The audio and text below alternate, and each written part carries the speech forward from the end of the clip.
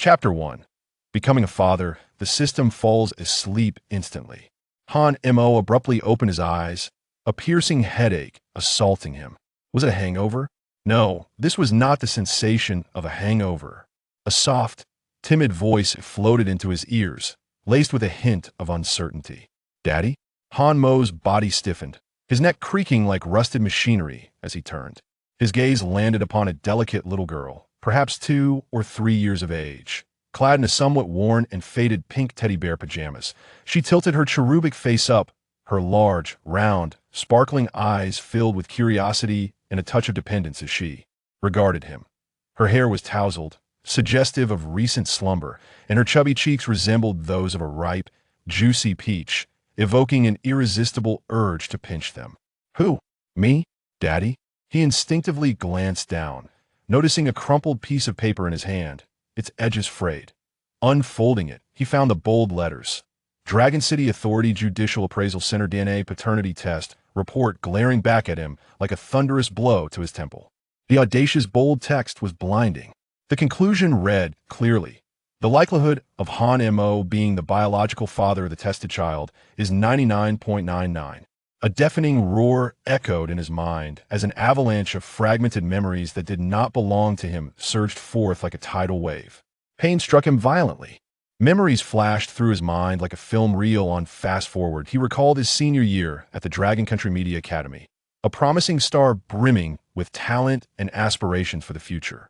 To secure a contract with the prestigious Starshine Media upon graduation, he humbled himself, accompanying a greasy department head to a high-end club frequented by entertainment industry elites, seeking the favor of the woman who held the power over internship contracts.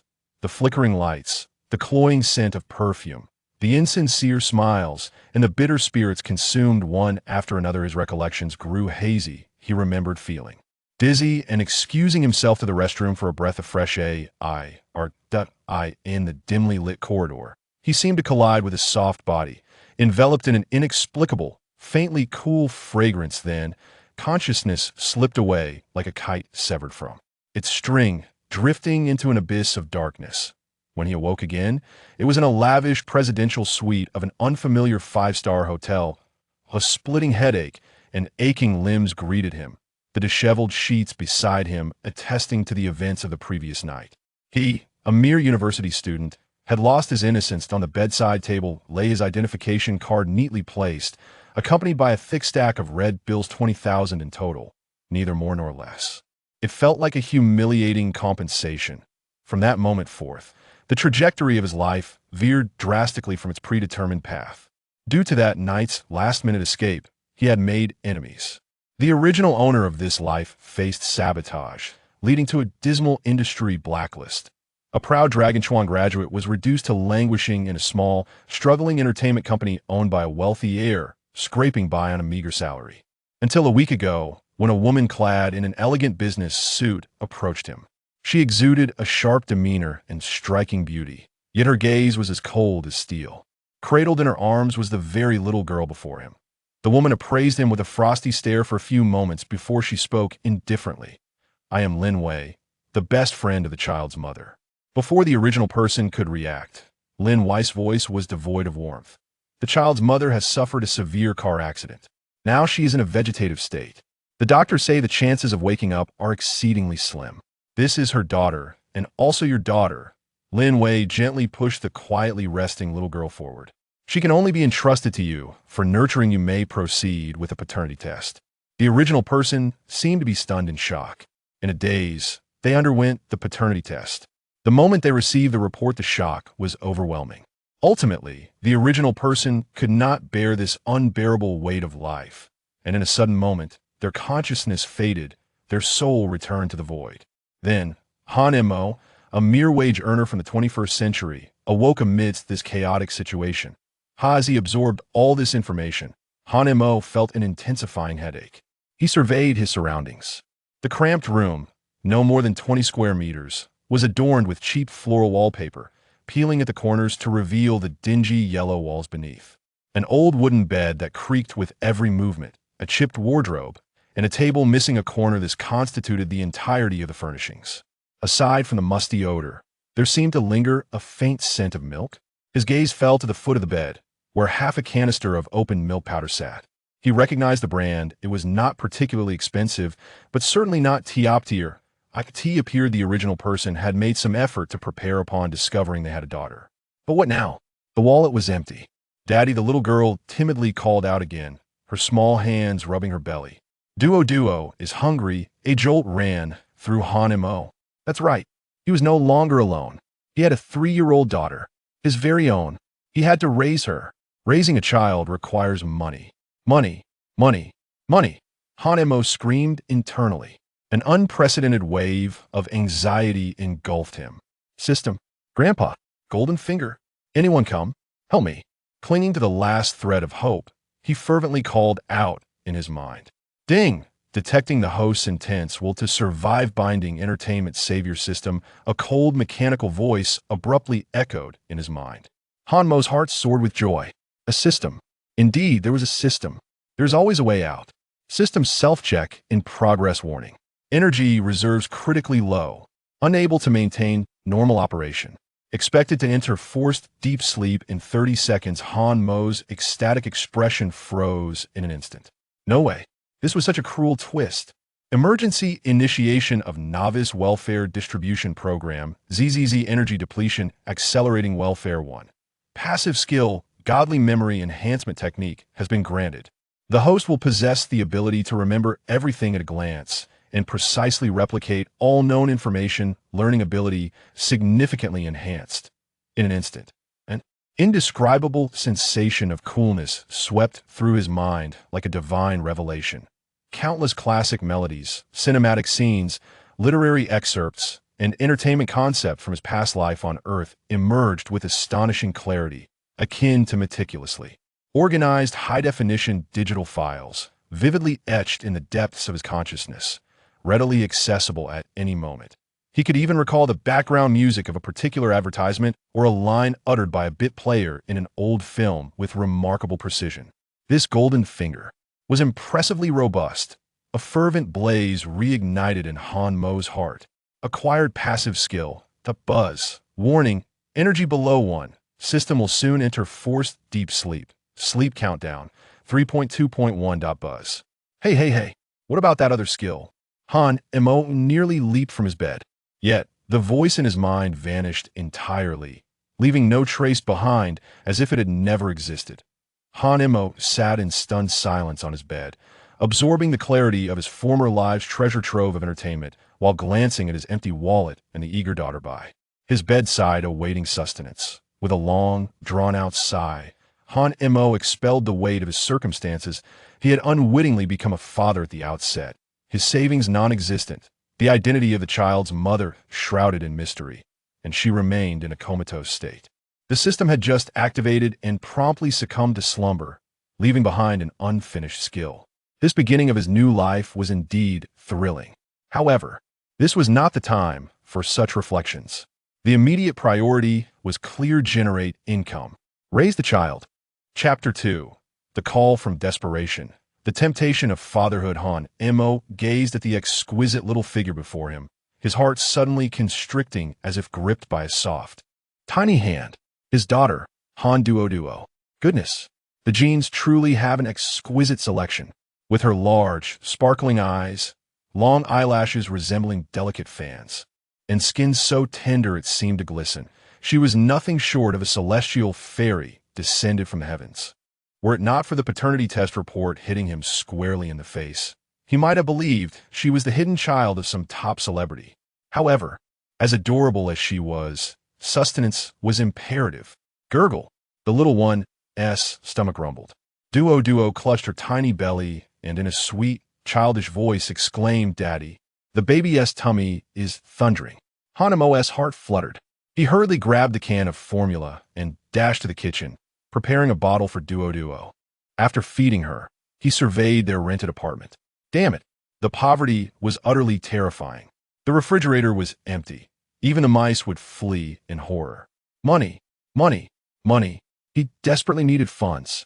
Fragments of memories flashed through his mind. Currently, he was employed at a rather dubious company called Flipping Salted Fish Entertainment. The name itself was indicative of a makeshift operation.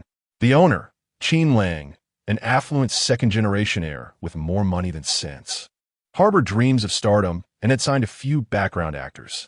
Han Mo, a distinguished graduate of the Longwa Media Academy, should not have found himself in such a predicament.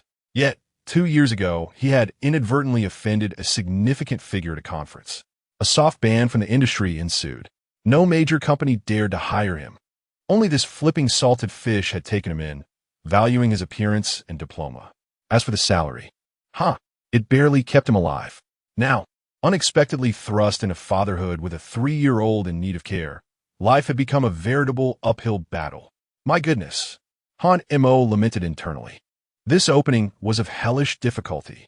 The vast repository of entertainment classics from Earth now felt like a locked vault in his mind. In this world of Longwa, the entertainment industry had taken a wrong turn. All the blockbuster songs, films, and novels from his past life were non-existent. The gold mine was right before him. But how to monetize it? Write songs? To whom would he sell? He was a mere invisible figure, blacklisted. Write scripts? The film industry was even murkier. He couldn't even find the door. Was he truly to resort to busking on the streets? With his looks, he might be mistaken for a new kind of con artist and sent straight to the police station. Daddy? Duo tugged at his shirt, gazing up at him with her innocent face. In an instant, Han mus volis dissipated. He bent down and enveloped the soft little creature in his arms. The delightful scent of milk and her small dependence miraculously soothed his anxiety. However, he couldn't possibly let such a precious child endure hardship alongside him. Surviving on thin air.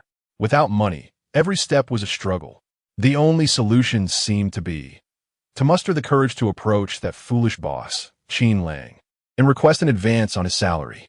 Though it would be humiliating, but for the sake of the child, dignity be damned. Just as he made up his mind, buzz. The old, nearly shattered second-hand phone on the table shrieked sharply. Caller ID. Zhang Li, HR of the company. Han Mo furrowed his brow. Zhang Li. Why was she calling at this hour? Was she pushing him, perhaps even hounding him? In this dismal company, where even the boss is slacking off, there still exists the notion of KPIs. He answered the call. Hello, Han Mo? A brisk female voice came through, laced with urgency. Sister Zhang, it's me. Han Mo felt a sense of foreboding.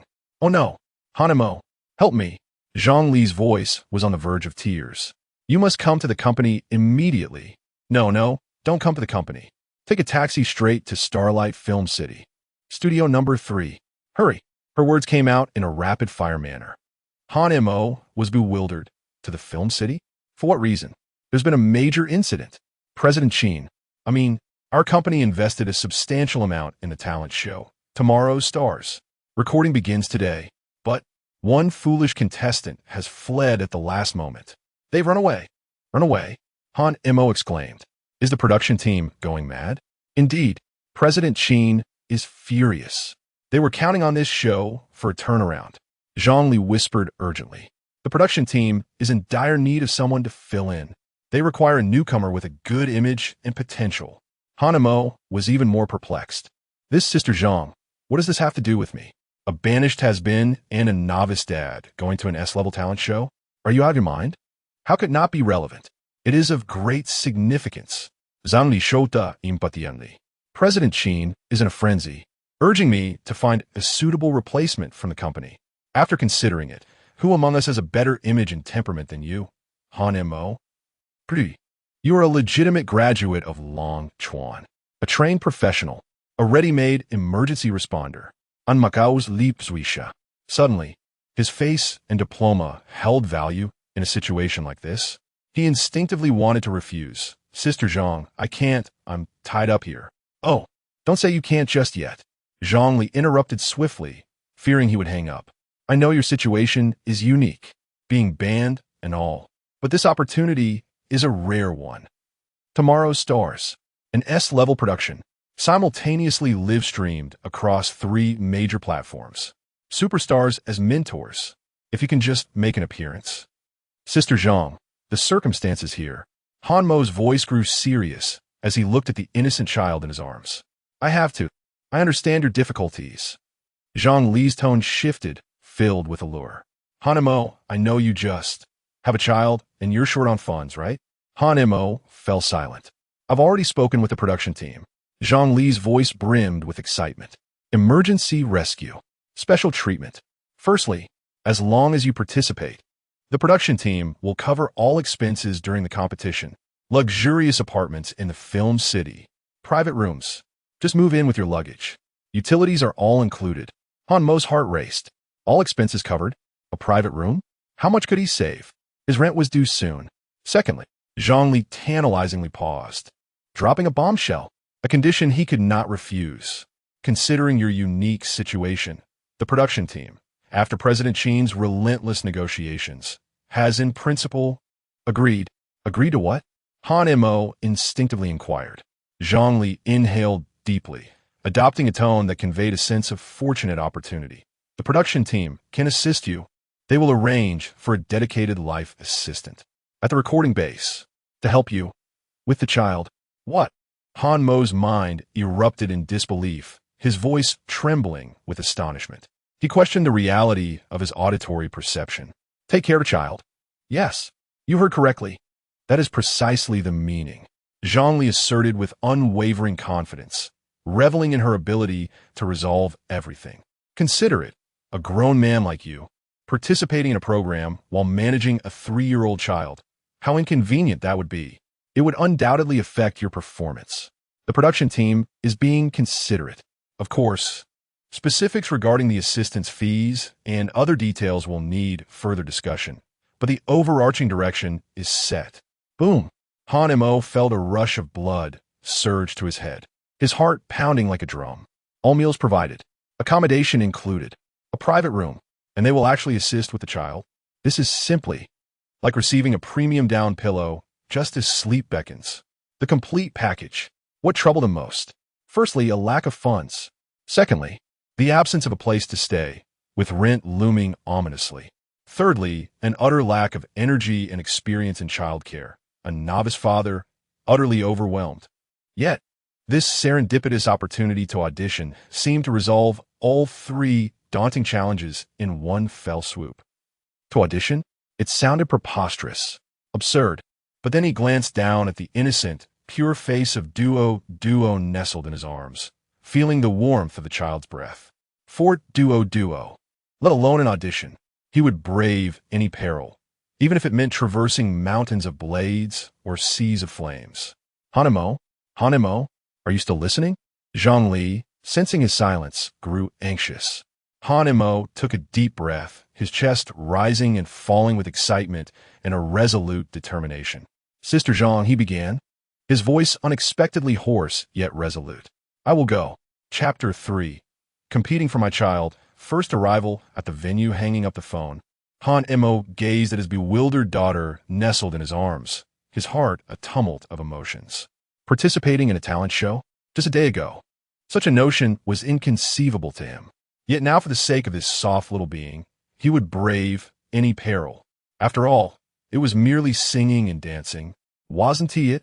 He had graduated from Long Chuan, possessing a degree of professionalism, coupled with his mind, which was akin to an entertainment treasure trove. Enhanced by remarkable memory techniques, what was there to fear in lacking a skill to rely upon? With this thought, Han Mo felt a slight sense of reassurance. Dodo, shall we go to a fun place? He endeavored to infuse his voice with a light-hearted cheer. Dodo blinked her large eyes, inquiring with curiosity, what fun place? Is there a slide? Perhaps not a slide, Han Mo stammered, momentarily caught off guard. Clumsily, he began to gather their belongings. But there will be plenty of sparkling lights, and perhaps someone will bring you delicious treats. There was little to prepare. A tattered backpack contained a few changes of clothes for himself, along with Dodo's small water bottle, a handful of biscuits, and her beloved, albeit chipped, little rabbit toy. All set, truly impoverished to the core. Just as he was about to step out, a series of sharp knocks echoed on the door. Han Mo, are you home? This month's rent is due. The landlord's somewhat impatient voice rang out from outside. Han Mo's heart sank. He hurriedly cradled Dodo and approached the door. Brother Wang. Han Mo forced a smile. I'm sorry, I've been a bit tight on funds lately. Could you grant me a 2-day extension? The landlord scanned him from head to toe, then glanced at Dodo in his arms, his brow furrowing deeper. Han Mo, it's not that I don't want to help you, but sigh, another child next month's rent, don't worry, Brother Wong. I'll definitely have it. Han Mo assured, thumping his chest with conviction, though anxiety gnawed at him. After all, he was just about to venture out to earn some money. Once the landlord departed, Han Mo closed the door and let out a long sigh. The pressure was immense. He retrieved his phone, the two-digit balance glaring at him like a needle in his eye. To hell with hesitation. To hell with reserve. For the sake of the milk money. Let us go. Half an hour later, Han Mo stood at the entrance of Studio 3 in the Starlight Film City, holding Dodo in his arms. The grand architecture, the flickering neon signs, and the influx of handsome young men and beautiful women all exuded an air of opulence. In stark contrast, Han Montag, clad in a faded t-shirt and jeans, with an old backpack slung over his shoulder and a baby in his embrace, appeared as though he had stumbled into the set as an unintentional extra. The surrounding aspiring young artists, each donned in fashionable attire and meticulously applied makeup, sparkled with ambition and yearning for the future. As their gazes swept over Han, Mo, and Dodo, most bore expressions of unabashed astonishment, with a hint of barely perceptible disdain. A voice exclaimed, "Wow, who is that? So handsome." A girl whispered in admiration, "What is the use of being handsome? Look, he is holding a child. Is he here for the talent show?" Her companion scoffed, "No way. Can the production team allow family members? Especially one so young. Who knows? Perhaps he is a staff member." Various murmurs filled the air, just loud enough to drift into Han Mo's ears. Han Mo remained expressionless, only tightening his embrace around Duo. In his past life as a corporate drone, he had weathered countless disdainful glances. Bending over backward for mere sustenance had become the norm. Now, for the sake of his daughter, he dismissed the peculiar stares as inconsequential. "Daddy, they're all looking at us." Duo expressed her fear, burying her small head into Han Mo's neck. "It's all right. They're admiring how adorable Duo is," Han Mo gently reassured her, albeit silently noting those who cast unfriendly glances. "Just you wait until I succeed." "Is that Han Mo?" "It must be him." Zhongli approached, her high heels clicking on the floor as she hurried over, her face adorned with a professional smile. "Sister Zhang." Han Mo nodded in acknowledgement. "Finally, we've been waiting for you. Come with me." Zhongli beckoned him to follow. "The director is eager to meet you." She glanced at the well-behaved Duo, a flicker of surprise crossing her features before she quickly masked it. "What a lovely child. Don't worry. The life assistant has been arranged. An experienced aunt is waiting in the lounge nearby."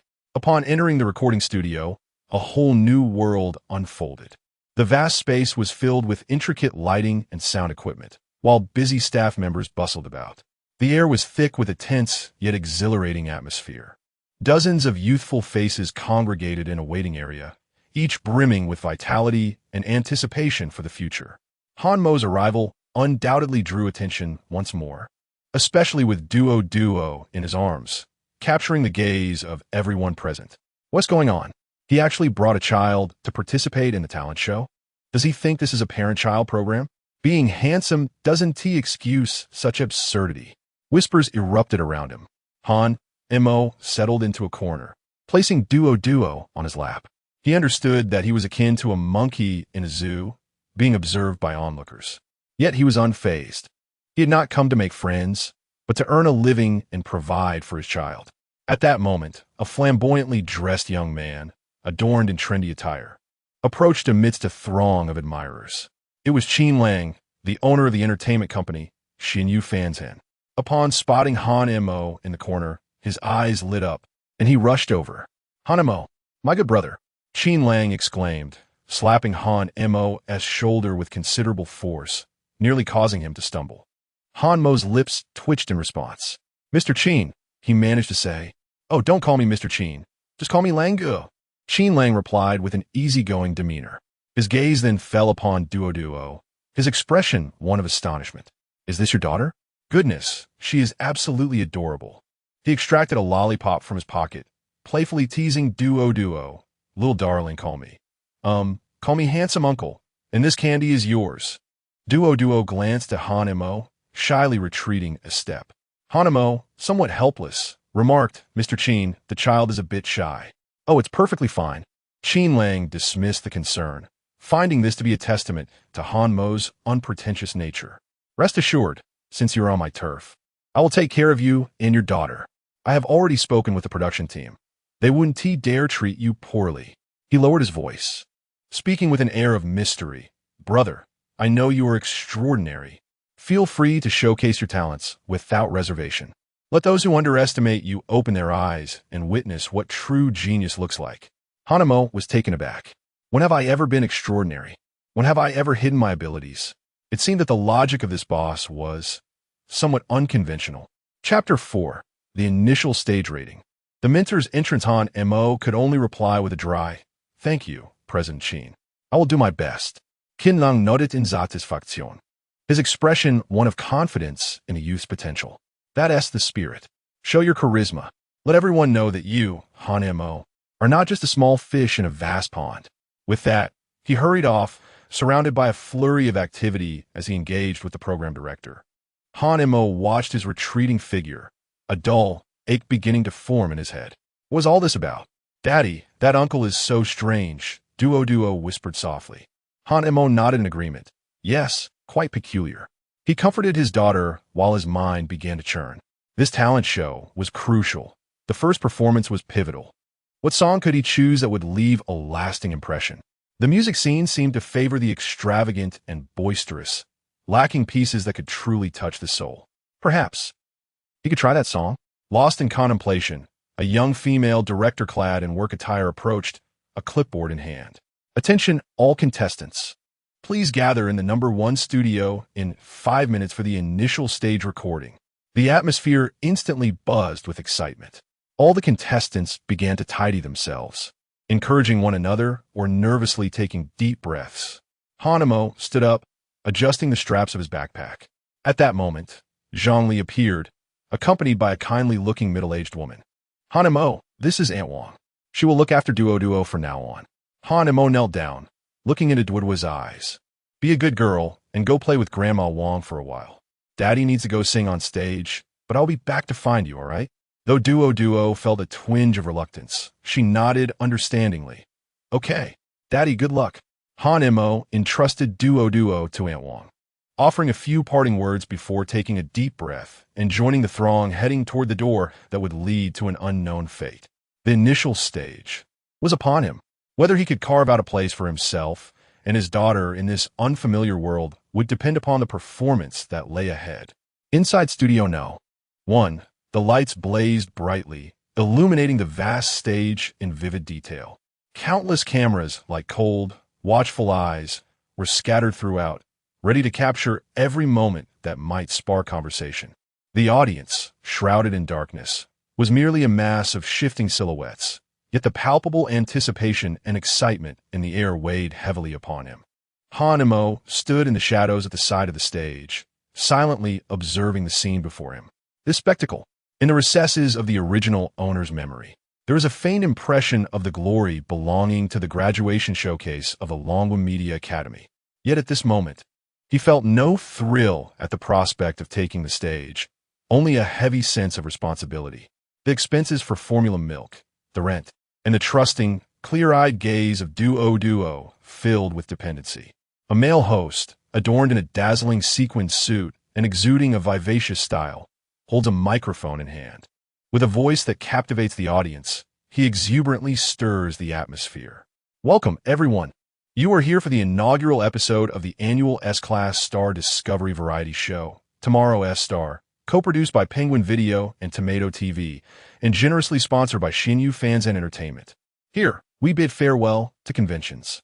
We inquire not about origins. We seek only those with exceptional talents who can lead the trends of the future, the stars of tomorrow. The fate of our contestants rests in the hands of the 3 esteemed judges seated in the star-pushing seats." With a wave of his hand, the spotlight instantly illuminates the 3 distinctively styled seats. First up, she is undeniably the reigning queen of the entertainment industry in the Dragon Nation, a living fashion textbook, and a discerning gold star producer. She is Meili, Sisterly, under the spotlight, Mealy dons a haute couture gown, her makeup flawless down to the very strands of hair. She languidly leans against her chair, flashing her signature sweet smile at the camera. Yet, her fox-like eyes glimmer with the sharpness of an eagle, as if she can instantly perceive hearts and assess commercial value. The audience erupts in a frenzy. Thunderous applause and fan screams nearly lift the roof off. Next, he is a unique creative genius in the Mandarin music scene, a soulful singer who tells stories through notes. Each of his songs strikes precisely at the softest corners of your heart. He is Xue Qian, Brother Qian, dressed in a relatively casual streetwear style. Xue Qian sports impeccably styled hair, his face adorned with just the right touch of melancholy, yet ready to unleash a playful charm at any moment. He waves to the audience, a smirk of irreverence gracing his lips. The cries of fans surge once more, creating a tsunami of excitement. And finally, the host's voice crescendos to a near break. He is the vanguard of the new generation of music, an undisputed king on stage. His experimental and artistic music continuously reshapes public perception. He is our musical prodigy, Ling Feng, God of Foam. Due to considerable controversy, he has undergone a name change. In stark contrast to the fervor of the previous two, Ling Feng presents an air of aloofness. Clad in a uniquely designed black performance outfit, his expression remains inscrutable, merely nodding in acknowledgement. His eyes radiate an unwavering focus on music, as if nothing around him could disrupt his obsessive pursuit of sound. However, as the camera sweeps across the contestant waiting area, it captures Han Mo Sure, clutching a guitar in a corner. Ling Feng's gaze momentarily halts, a flicker of faint surprise crossing his otherwise tranquil eyes, quickly replaced by a deeper, more complex emotion, so swift it could be mistaken for a mere illusion. Is it him? Han Mo? How could he be here, and in such a disheveled state? Ling Feng's fingertips gently tapped against the armrest. No one knew the tempestuous turmoil that roiled within the heart of this much-admired musical prodigy. The floodgates of memory swung open instantaneously, transporting him back to several years prior at the Longwa Media Academy. As a senior in his first year, he was the most esteemed student in his department, destined to shine as the brightest star of his cohort. Until Han Mu'in Lid. This underclassman, a mere year his junior, outshone him in every aspect: academic performance, instrumental prowess, and the occasional display of creative talent, radiating brilliance that was nearly blinding. It even seemed to eclipse his own prominence. The sensation of being compared by teachers and whispered about by peers instilled in the typically proud Ling Feng a taste of jealousy for the very first time. Little did he anticipate that years later, the prodigious junior who once overshadowed him would reappear in such a manner. A faint, ambiguous smile graced Ling Feng's lips before his demeanor swiftly returned to its habitual aloofness. On stage, the host continued to fervently introduce the ruthless competition format. Chapter 5. The announcement of the competition format and the debut we, the Tomorrow Stars, will implement an innovative starlight value system for our initial stage ratings. Each of the three esteemed mentors possesses 100 points of starlight value. Following the contestants' performances, the mentors will determine whether to illuminate their lights based on the contestants' overall presentations. If a contestant receives unanimous approval from all three mentors, that is, all lights lit, they will garner 300 points of starlight value and advance directly. What a powerful opening! Securing 2 lights will yield 200 points, placing them in the pending zone, thus allowing for a chance at a comeback. However, should a contestant only receive a single light, or worse, none at all, the host's tone turns somber. In that case, I regret to inform you that your journey as a Tomorrow Star will come to an early conclusion. Congratulations, you've saved on airfare to return home for the new year. Such brutal rules instantly plunged the atmosphere backstage into a chilling silence. Han Mo remained an outsider, quietly observing the myriad of human emotions around him. Was he anxious? Absolutely not. Was he excited? Not particularly. He was merely lost in contemplation, pondering his secret weapon, the memory enhancement technique. In his mind, it resembled a supercharged cheat, or rather, a vast digital library filled with an ocean of cultural works from previous lives. He could choose freely, but an abundance of choices can sometimes be a delightful burden. He needed a song, one that could ignite the entire audience with just a guitar. A song that, in this restless era, which often craves extravagant effects, could penetrate the heart with the precision of a scalpel and the sharpness of a chisel. A song that would secure him enough starlight value to at least remain in the pending zone, preserving this opportunity of a life where he was provided with food, lodging, and childcare. Next, contestant number 78, Zhao Yu, the rather flamboyant youth who had previously provoked Han Mo backstage. Striding forward with an air of defiance, he soon graced the stage, where an energetic electronic dance track filled the air, accompanied by a somewhat lackluster vocal performance. The outcome was utterly predictable. One light, click, eliminated. Zhao Yu returned with a scowl, huffing heavily as he passed by Han Mo, his eyes radiating malice. Han Mo paid him no mind. Such a trivial character was not worth his emotional investment. The next contestant, the staff member scanning the list caught sight of the last name. Filling in at the last moment, Han Mo, is it? Finally, it was his turn. Han Mo nodded, preparing to rise. Wait, the staff member suddenly called out to him. The director asked me to inquire, is your chosen piece an original? Han Mo replied affirmatively. And the accompaniment? The band? The staff member furrowed their brow. Han Mo gestured towards the old guitar, cradled in his arms. Just this. The staff member scrutinized him from head to toe. Doubt was etched in his gaze. Just a worn-out guitar? Or was it an original piece? What a farce. The remaining contestants, yet to leave, cast glances as if watching a circus. How pitiful. It was akin to a public execution on this stage. Han Mo could not be bothered to engage with their trivialities. The staff member scoffed, relaying a few words into the walkie-talkie to the stage director. Then, with evident impatience, he said, "All right, follow me. You have 5 minutes. Go to that small practice room over there and make one last effort." He gestured towards a tiny room marked with a temporary preparation sign. Han Mo silently expressed his gratitude. Perfect. He required absolute tranquility to conduct his final song selection. He followed the staff member to the door of the small room, which was dismally sparse. Only a single mirror and a solitary chair. The soundproofing was adequate. "I'll come to get you in 5 minutes," the staff member stated before making his exit, clearly unimpressed with this last-minute endeavor. Han Mo stepped into the practice room and closed the door behind him, shutting out the cacophony outside. He leaned his guitar against the wall and sat down in the chair. Closing his eyes, he mentally chanted memory enhancement technique. Activate. Thunderous echoes of countless melodies surged forth, an avalanche of lyrics, emotions, and images. Classic, niche, pop, rock, folk. Each song resonated with clarity, as if he had just heard them yesterday. Yet he possessed only a single guitar. Those requiring grand arrangements and intricate instrumentation were all dismissed.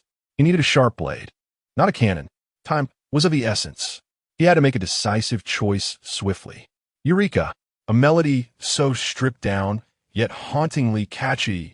The lyrics were painfully authentic, akin to a flash of lightning in the dark, striking his mind with a jolt. This was it. The song was tailor-made for his current state of mind. Moreover, it was sufficiently unique and brimming with attitude. In this universally aspirational, fervent, and grandiose talent show, to sing such a kitsch song, it would undoubtedly leave an indelible impression. A faint smile finally graced the corners of Han Mo's lips. He abruptly opened his eyes, his expression now bright and resolute. He approached the guitar, picked up the pick, and strummed a few chords. The familiar melody began to unfurl in the quiet practice room. Just then, a series of knocks echoed at the door. "Han Mo, are you ready? You're up next." The staff member's voice rang from outside. Han Mo took a deep breath. "Here it comes. Whether it's a mule or a horse, let us take it for a spin." Han Mo pushed open the somewhat weighty soundproof door. The staff outside, their eyelids unflinching, cast a cursory glance in his direction before routinely gesturing toward the entrance of the stage. "It's your turn. Make haste," they indicated. The glaring stage lights cascaded down like a waterfall, accompanied by the faint murmurs of the audience and the lingering notes of the background music. Hamu inhaled deeply. Sensing a palpable aroma in the air, reminiscent of a restless essence known as ambition. Yet, what he truly detected was the scent of milk powder. The baby is paramount. He adjusted his suspenders. The worn wooden guitar rested quietly against his body, akin to a silent comrade. Step by step, he ventured into the very center of the spotlight that countless dreamers longed to occupy.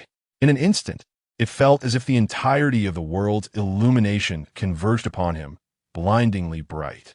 Below, the audience appeared as a dark mass, a sea of heads, their faces obscured. He could only feel countless gazes piercing through him like X-rays. The stage was vast, the lights excessively brilliant, and the background LED screen was a riot of colors, dazzling and flamboyant.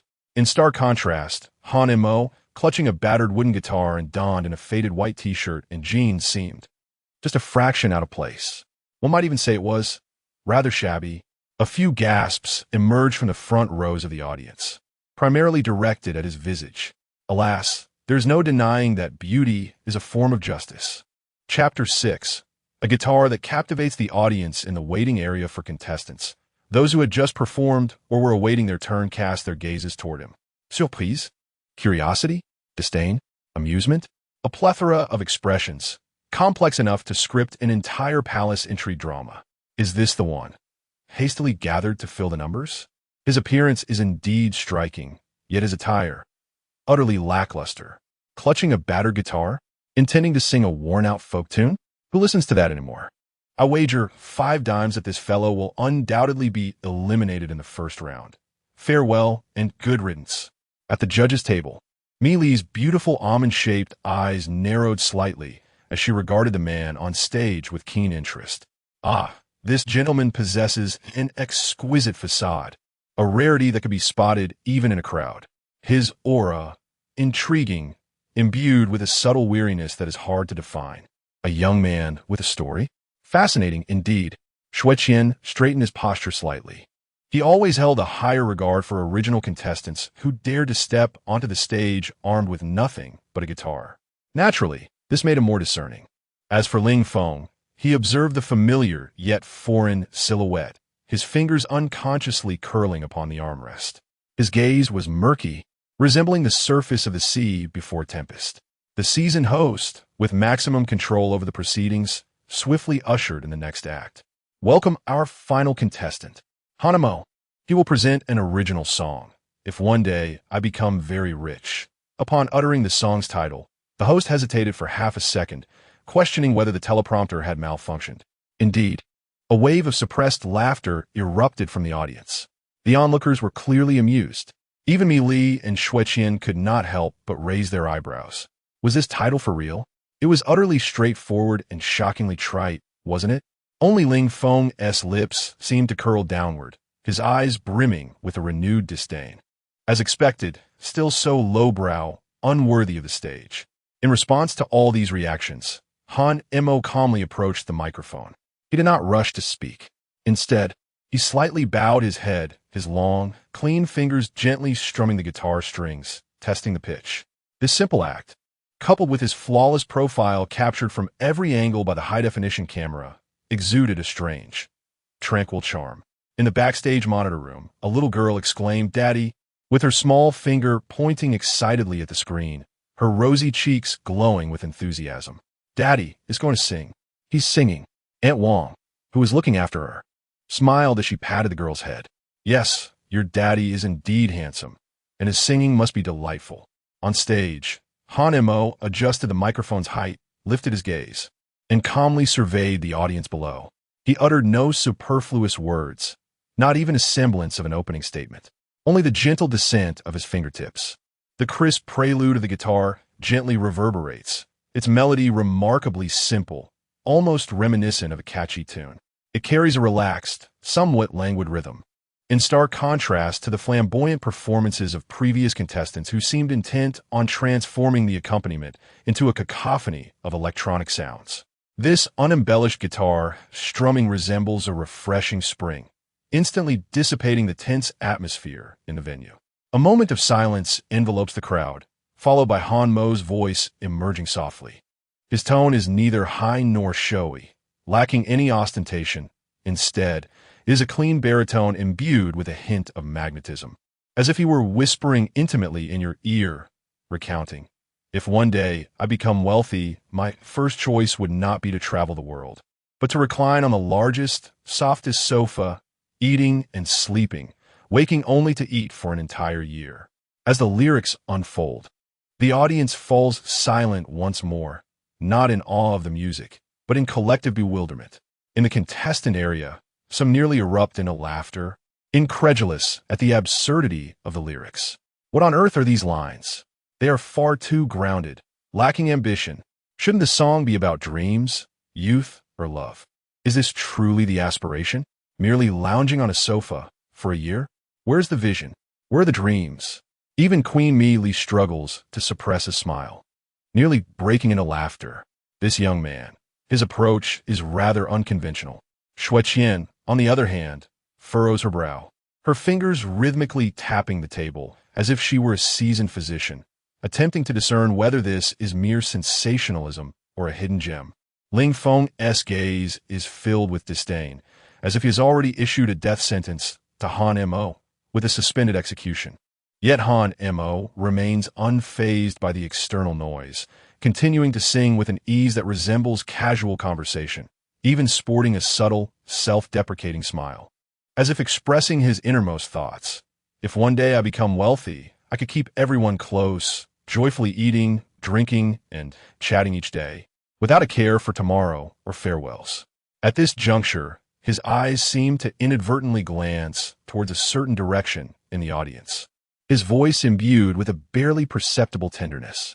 Backstage, Duo listens, somewhat puzzled, yet she recognizes her father's voice, so beautiful, so gentle. Clapping her hands in delight, she exclaims, "Daddy, Daddy, more, more." Gradually, the tittering from the audience fades away, and the murmurs from the contestant area mysteriously subside. For some inexplicable reason, this seemingly trivial and lackluster song begins to resonate, the easy melody and straightforward lyrics striking a chord with many ordinary people. The small, humble wish nestled within one's heart, unvoiced and timid. Indeed, who does not yearn for wealth? Who does not dream of lounging for an entire year without the burdens of work? Who does not desire to keep their beloved close, free from the incessant struggles of livelihood that force separation? It resonates so profoundly, so strikingly real that it evokes both laughter and tears. To become wealthy, I wish to become wealthy, casting aside all worries, to awaken naturally each day, unfettered by the demands of a job. The chorus captivates with its catchy melody, exuding a raw and unrefined joy. Han Mo's performance is infused with deeper passion. His voice seems imbued with a certain enchantment, vividly illustrating the longing for a splendid life that wealth can bring, tinged with a hint of self-deprecating, whimsical humor. Queen Mealy leans forward slightly, her gaze fixated as if beholding a rare treasure. She begins to perceive that this contestant may not be as simple as she initially assumed. Shui Qian's previously furrowed brow softens, a smile of appreciation gracing his lips as he nods gently to the rhythm. Indeed, it is a remarkable piece, unquestionably a treasure. This song possesses an infectious allure. Yet, Ling Feng remains inscrutable, his demeanor aloof and detached. However, no one notices the subtle pallor of his knuckles resting on the armrest. He cannot comprehend why this seemingly trivial tune stirs a sense of unease within him. Is it Han Mo's performance that unsettles him? As the final note lingers in the air, Han Mo's fingers rest upon the strings of his guitar. The entire auditorium descends into an eerie silence, devoid of immediate applause or cheers. Everyone seems ensnared in that simple, authentic daydream, momentarily at a loss. Under the stage lights, that man cradling the guitar stands quietly, resembling a painting. He has succeeded. With a worn guitar and a strangely titled anthem of sudden wealth, he has rendered the bustling stage into a serene stillness. Chapter 7. Two lamps awaiting decision. The gentle blade of a senior, the eerie silence in the auditorium lingered for approximately 3 seconds, as if someone had pressed the pause button. Everyone remained ensnared in the spell of that simple yet captivating song about wealth, unable to regain their composure.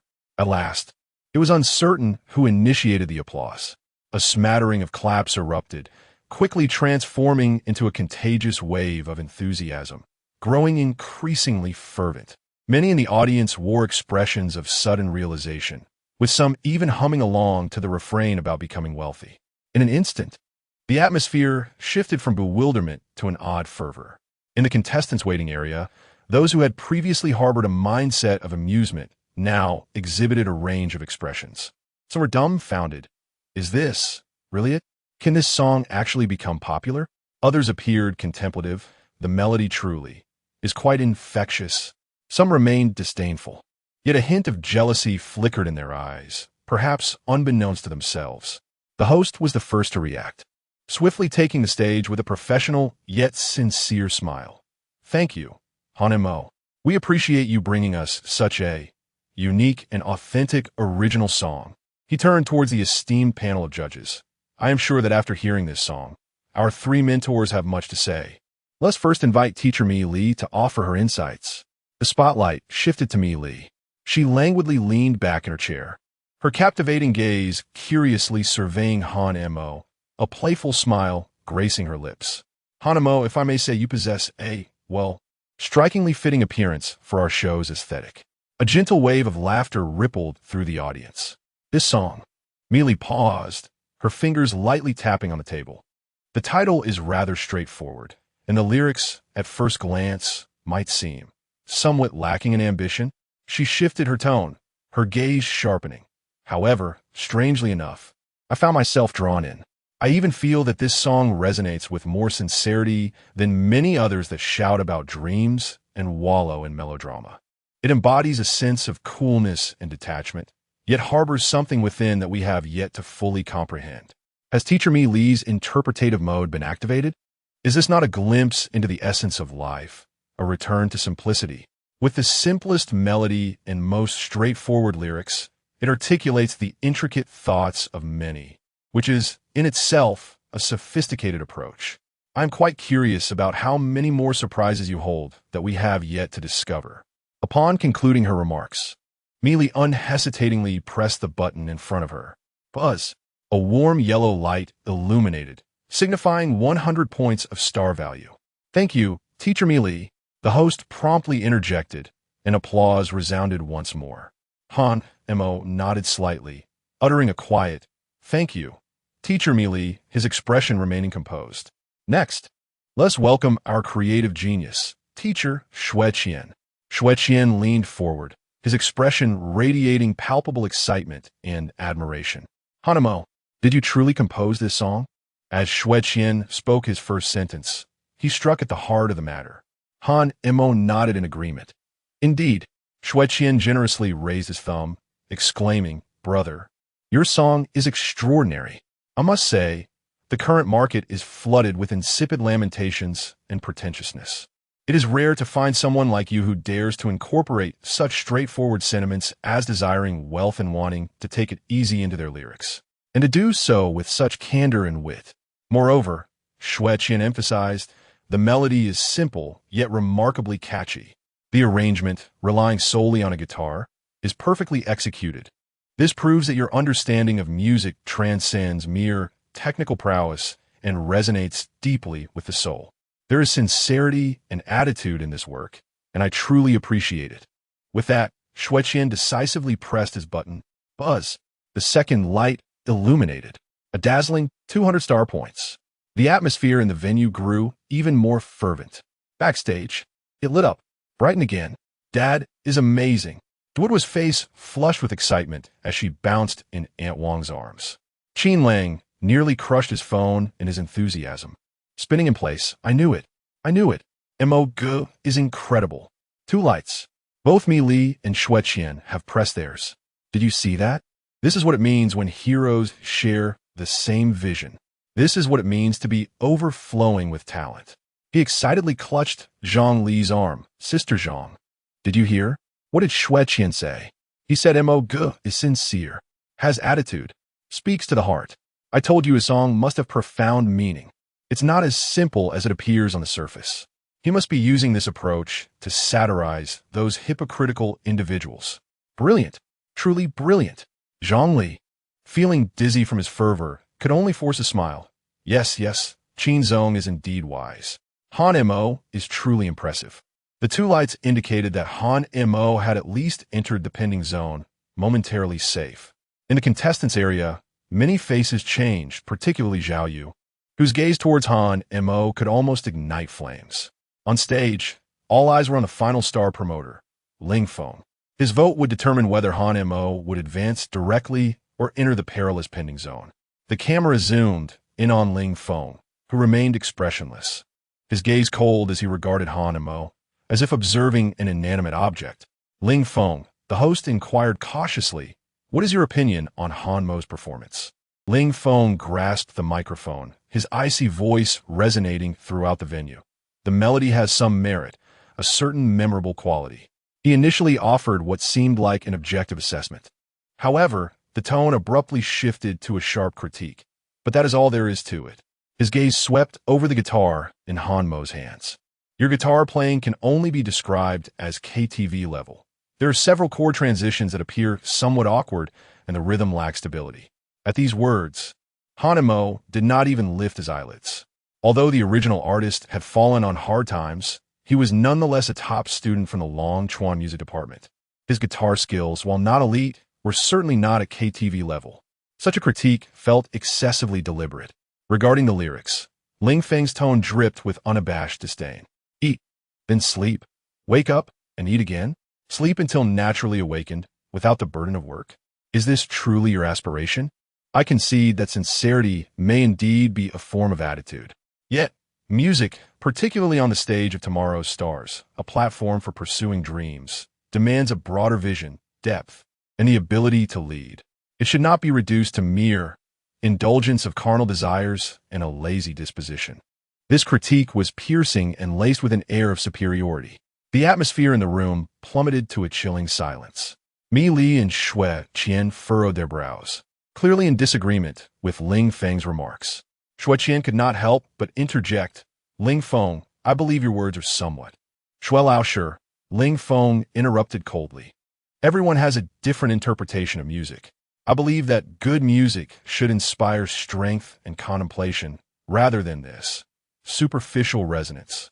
He set down a microphone and, without hesitation, extinguished the light before him. The light representing Ling Feng never illuminated. The final outcome, 2 lights, pending. An uproar resonated throughout the venue. Although 2 lights pending is a decent result, Ling Feng's harsh critique and resolute extinguishing of the light took many by surprise and left them dissatisfied. Was this somewhat targeted? Han Mo maintained an impassive expression, merely bowing slightly towards the 3 mentors. "Thank you for your feedback, teachers." His voice was calm, devoid of any discernible emotion. Yet, this tranquility in the eyes of others was interpreted differently. Mi Li's gaze sparkled with intrigue. How could he remain so composed in the face of such sharp criticism? This psychological resilience is truly remarkable. Xue Qian shook his head in regret. What a pity for such a promising talent. Ling Feng sighed. Qin Lang was backstage, seething with rage, extinguishing the light. How dare he? Ling Feng, that pretentious fool. What does he know about music? I see nothing but blatant jealousy towards our MOG's talent and looks. Han Mo, clutching his guitar, turned and walked towards the pending area at the side of the stage. Several other contestants, similarly uncertain of their fates, were already seated there. As he approached, the glances from those contestants became increasingly complex, some filled with sympathy, others with schadenfreude, but most were tinged with curiosity about the focal figure. The spotlight shifted away from him as the host began the next segment. Yet, the audience was already abuzz with the earlier scene. What did Ling Feng mean? Quibbling over trifles. That song was undeniably beautiful. So genuine. I believe Ling Feng's perspective is narrow-minded. Nonsense. Must music always be steeped in sorrow and depth? Is joy not permissible? Did anyone else notice how composed Han Mo remained throughout? Absolutely stunning. Oh, my heart aches for our dear Mo. I wish to take him away. Han Mo remained oblivious to the tempest of opinions swirling outside. He merely sought an unoccupied seat in the waiting area, silently contemplating his situation. Pending. suggested that another round of competition or supplementary assessment was imminent. It appeared that securing a stable arrangement for meals, lodging, and childcare would not be an effortless endeavor. Moreover, the individual known as Ling Feng, the star advisor, Han Mo furrowed her brow slightly. Within the recesses of the original owner's memories, there seemed to be a somewhat vague impression of this person. It appeared he was also affiliated with the Dragon Chuan music department, perhaps even a senior. No wonder his gaze toward her was so peculiar. Alas, it seemed that the days ahead would not be devoid of complications. Chapter 8. Turmoil in the background. The senior's care, the waiting area, as its name suggests, is a place of anticipation. Behind the stage, the lighting is dim, and the atmosphere is stifling. A handful of contestants have arrived, some looking dejected, akin to wilted eggplants, while others wear forced smiles that are more sorrowful than laughter. A few are huddled together, recounting the recent calamity. Han Mo enters, clutching his guitar. Instantly, the air feels charged with tension. The previously murmuring group falls silent, their gazes fixed on him, eyes filled with a complex mix of admiration and envy, as if they were observing a rare creature. After all, he is the brightest star in the waiting area. With 2 spots still undecided, the mentors ready to critique, and the audience eagerly anticipating the drama, his status is unparalleled. Han Mo pays no heed to the stares and strides directly to a corner, activating his introverted mode. He gingerly places his guitar down, as if handling a cherished relic. His mind is consumed with a singular thought: free meals and accommodation, along with childcare. This benefit must be secured. Why? If at ISNT our popular contestant Han Mo, a snide voice, dripping with sarcasm, cuts through the air. Han Mo looks up to find the bitter Zhao Yu, a defeated rival who refuses to leave, lingering like a ghost. Zhao Yu, with exaggerated gestures, escalates his taunts. Some people have skin thicker than the walls of a fortress, singing a trivial tune and thinking oneself a superstar. Perhaps a glance in the mirror would reveal the truth of one's character. A bystander attempts to intervene. All right, maybe tone it down a bit. Zhao Yu brushes off the plea, growing bolder. Am I wrong? Playing the victim for sympathy, pandering with a child. How low can one go? Disgusting. Truly disgusting. The contestants in the waiting area collectively observe the spectacle, remaining silent. Han Mo raises an eyebrow, a spark of anger igniting within him. He had no desire to stoop to the level of such a clown, but Zhao Yu had crossed a line by involving duo. While one uncle might endure, another cannot. Just as Han Mo prepares to unleash his fury, a thunderous shout interrupts. Who the hell is gossiping behind my back? Qin Lang bursts onto the scene, adorned in his signature floral shirt, exuding an air of fervor. Behind him, the staff member Zhang Li follows, appearing exasperated, reminiscent of a kindergarten teacher wrangling children. Qin Lang's penetrating gaze sweeps the room, ultimately landing on the pallid Zhao Yu. Is it you, punk? He exclaims, nearly poking Zhao Yu in the nose with a finger. You were the one spewing nonsense just now, weren't you? Zhao Yu trembles, his composure faltering. Yet he stubbornly retorts, I didn't say anything wrong, just wrong. You uncle's relative. Qin Lang exclaims, spitting words in fervor. Our Mo possesses true talent. Do you comprehend? Talent. A gift that even the likes of you could never hope to attain. And what do you mean by trivial tunes? The songs you consider trivial are masterpieces in their own right. And regarding the so-called exploitation of children, no, that is a father's love, steadfast as a mountain. Chasing dreams with his daughter? That is nothing short of heroic. I owe you my gratitude, boss. Your absurd flattery almost had me convinced. But let us be real. What pays the bills? Can dreams be served as sustenance? As Qin Lang spoke with increasing fervor, he unleashed the glorious image he had conjured in his mind of Han Mo. Do you really think Ling Feng extinguished the lights out of mere chance? No. It is born from jealousy. He is envious. He fears that Han Mo will overshadow him. Do you comprehend? Someone like Han Mo, who is indifferent to fame and fortune and embraces simplicity, would never regard a mere lamp with any significance. His earlier calmness was a manifestation of his profound character, a state of being unperturbed by honor or disgrace. You lot, take heed and learn. The entire waiting area fell into a deep silence. All the contestants, including Han Mo himself, were utterly astounded by Qin Lang's impassioned rhetoric, which was nothing short of breathtaking. Han Mo's mouth twitched. He felt an overwhelming desire to vanish. He seriously questioned whether answering this call had been a mistake. With a boss possessing such a peculiar way of thinking, his future seemed bleak. Zhao Yu, having been thoroughly berated, departed in a dejected manner. Satisfied, Qin Lang let out a hum, turning to affectionately embrace Han Mo's shoulders, patting them thrice with vigor.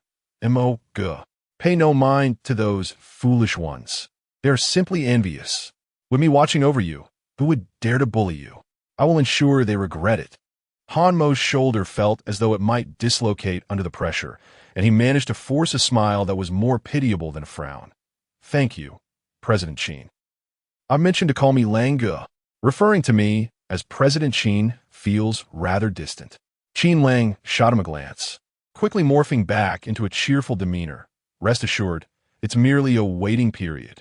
A talent like yours will surely shine in due time. I have faith in you. You shall debut in the next round. With that said, he dashed off like a whirlwind, leaving Zhongli exchanging a wry smile with Han Mo, a look that seemed to wish him good luck. Han Mo rubbed his nearly aching shoulder on the verge of tears. Well, despite his eccentricities, the sincerity of his boss was, in its own way, rather touching. Perhaps. Meanwhile, in the star-studded judges area, Meili was engaged in hushed conversation with Xue Qian, her eyes occasionally darting towards the side of the stage. Old Xue, what did you think of Ling Feng's comments just now? Meili lifted her thermos, sipping on goji berry tea. Xue Qian frowned, nearly pulling out a few strands of his beard in frustration. That was a bit excessive. Though the song was simple and down-to-earth, it certainly wasn't tea devoid of merit.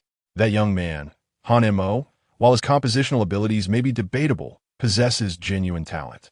I concur. Meili set her cup down, her gaze sparkling with intrigue. But don't you find Ling Feng's gaze toward Han Mo rather intriguing? Xue Qian paused. Intriguing? What do you mean? Meili smiled knowingly. It seems less like a mere insistence on high standards and more akin to a personal grudge. Xue Qian stroked his chin, reflecting carefully, and indeed, it appeared to be the case. The camera then focused on Ling Feng, who sat alone, his gaze cold as he stared at his tablet. The screen was pitch black, reflecting his expressionless face. Yet his thoughts drifted back to several years prior, to the campus of Longhua Media University. At that time, he was the music department's prodigy, basking in glory, hailed as the little god of melody. Until Han Mo made his entrance. Both had studied under a renowned music professor, but Han Mo's prodigious talent in composition, arrangement, and instrumental performance was nothing short of despair-inducing. The pace of progress resembled that of a rocket, effortlessly casting aside his senior with ease.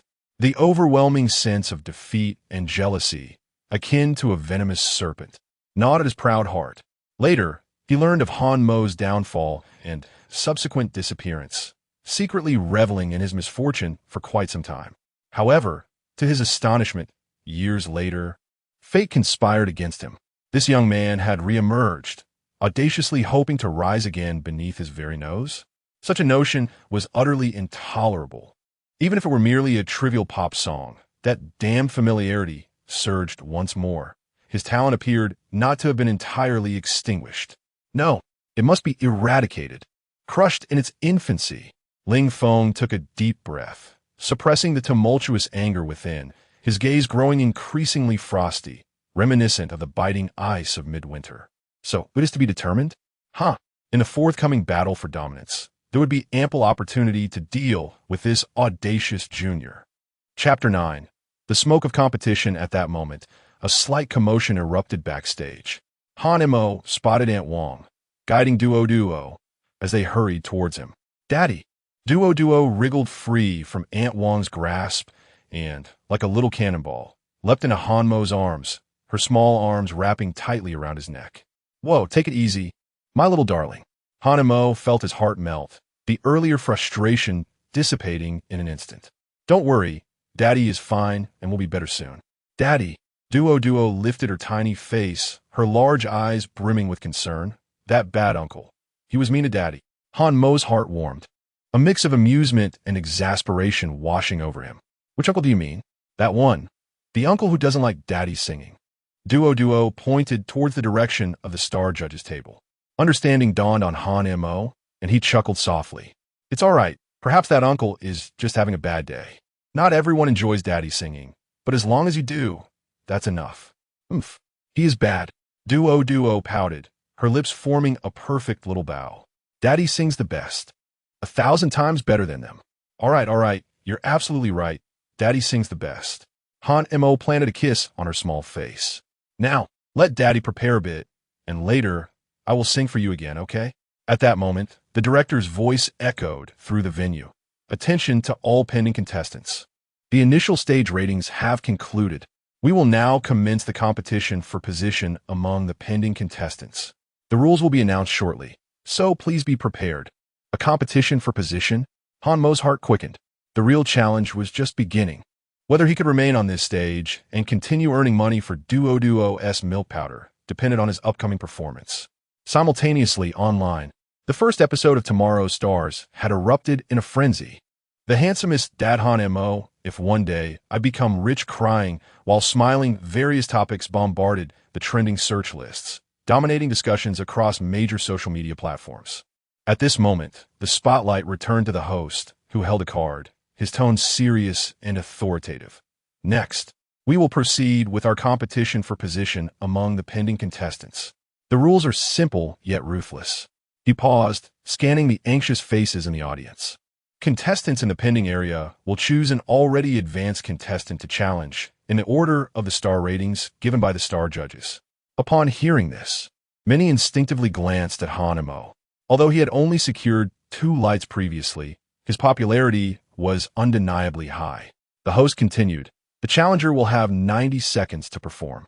It could be a new song rendition or a special talent you have kept under wraps. After the performance, the 3-star judges will cast their votes anew. If the challenger receives 2 or more votes in support, they will successfully replace the contestant they challenged. However, if they fail to secure 2 votes, the host's voice deepened. The challenge will be deemed unsuccessful, and you shall be immediately eliminated. A wave of gasps rippled through the crowd. The announcement of the rules had barely concluded when the waiting area erupted with excitement. 90 seconds to determine one's fate? How exhilarating. Only one could be chosen, and one must triumph over 2 mentors? Such difficulty. It's over. I fear I am doomed. Not only were the contestants in the waiting area filled with trepidation, but even those who had just secured their spots in the advancement zone felt immense pressure. No one wished to become the target of elimination. Meanwhile, Han Mo remained composed, patiently awaiting his turn to be called. In the audience, Qin Lang anxiously fidgeted, his hands tugging at his hair, repeatedly murmuring, Mo, go, stay steady. We could just sing a couple of lines from the wealth song.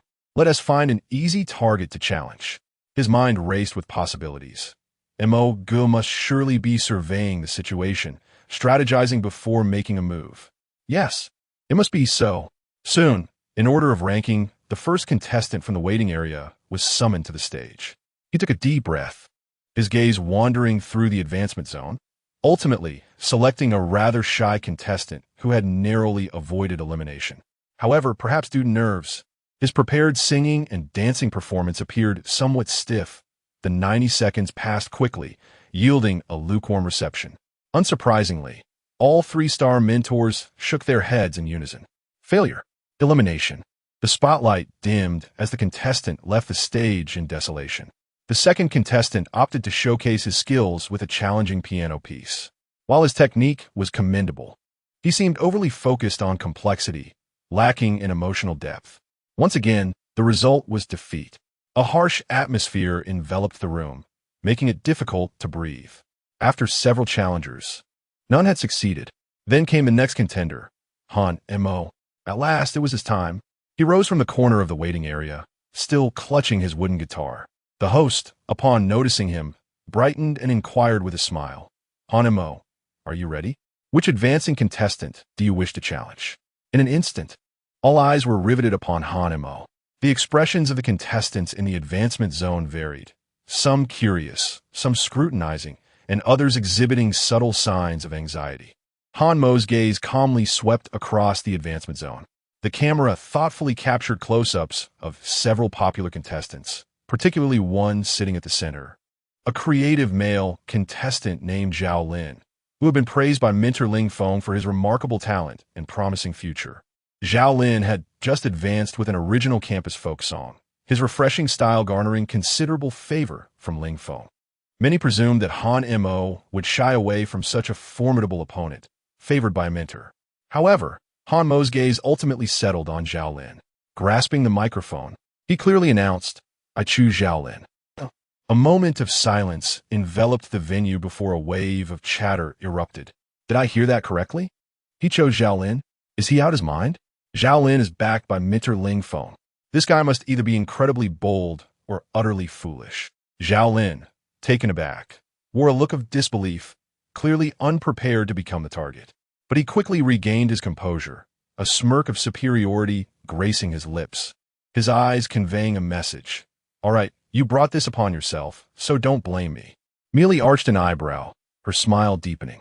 Xue Qian leaned forward with palpable excitement, rubbing his hands together. How intriguing, how fascinating.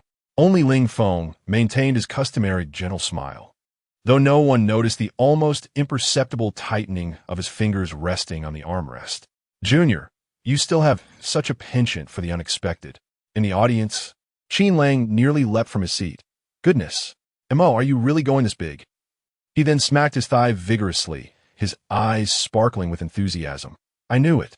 Mo is certainly not the type to take the easy route.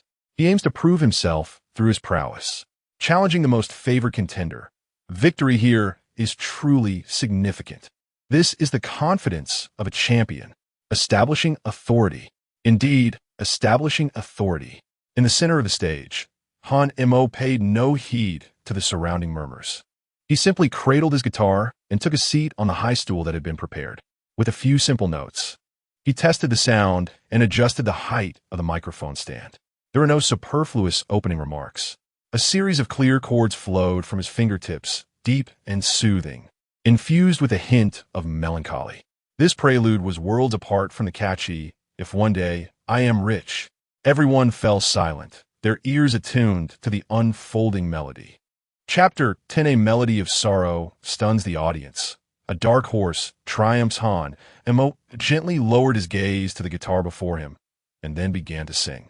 As you step into this joyous gathering, carrying all your dreams and aspirations, adorned faces in a myriad of hues, no one remembers your visage.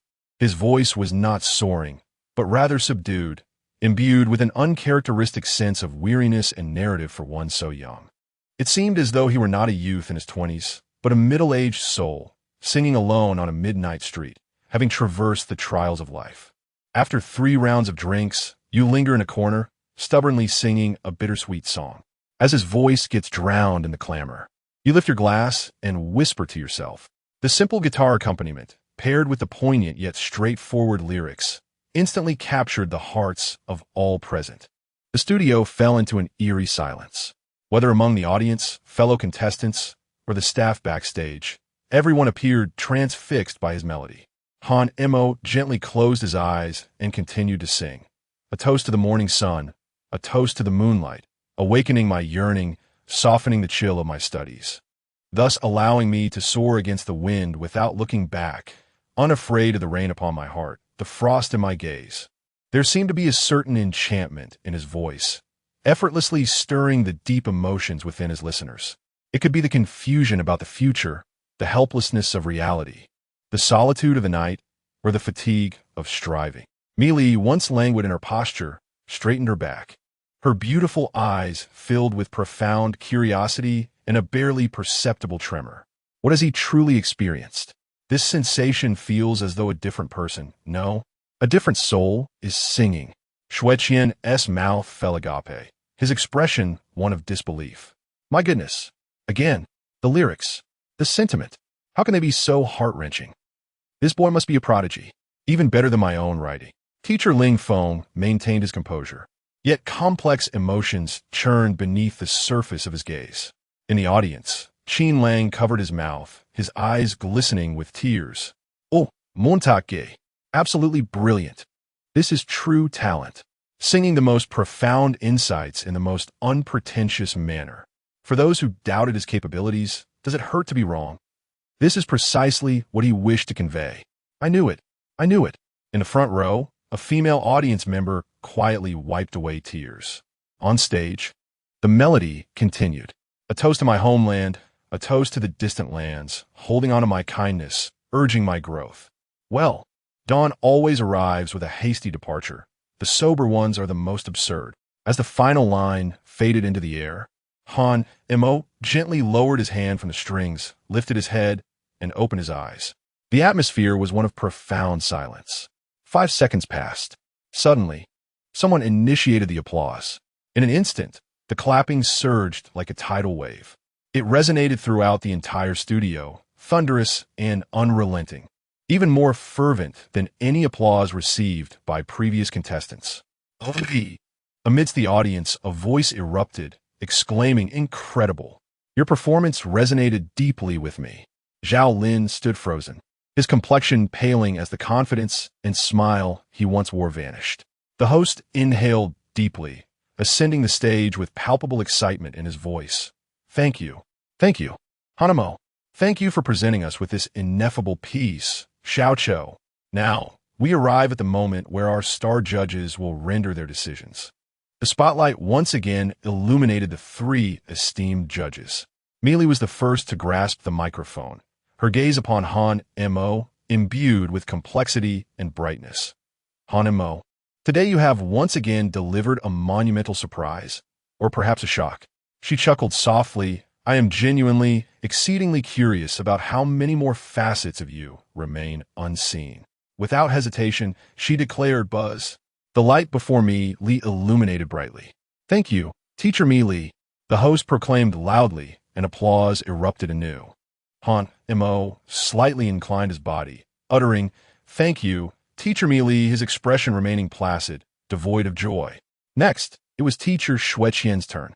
He nearly snatched the microphone, his face flushed with excitement. Brother, Hanamo, this song, need I say more? He gave Han Mo an emphatic thumbs up. For this rendition of Xiao Cho, I must see you in the next round. It was brilliantly composed and beautifully sung. You must advance. Buzz. Xueqian's light also illuminated. 2 votes. Success was already within grasp. The audience's cheers threatened to raise the roof. All eyes turned to the last judge, Ling Feng. The camera zoomed in on him, a flawless smile adorning his face as he took the microphone and began to speak slowly. Well, Xiao Cho, he articulated the song title, the melody, lyrics, an artistic conception. Indeed, there are merits to be found. He chose his words with care as the audience fell silent, awaiting his final verdict.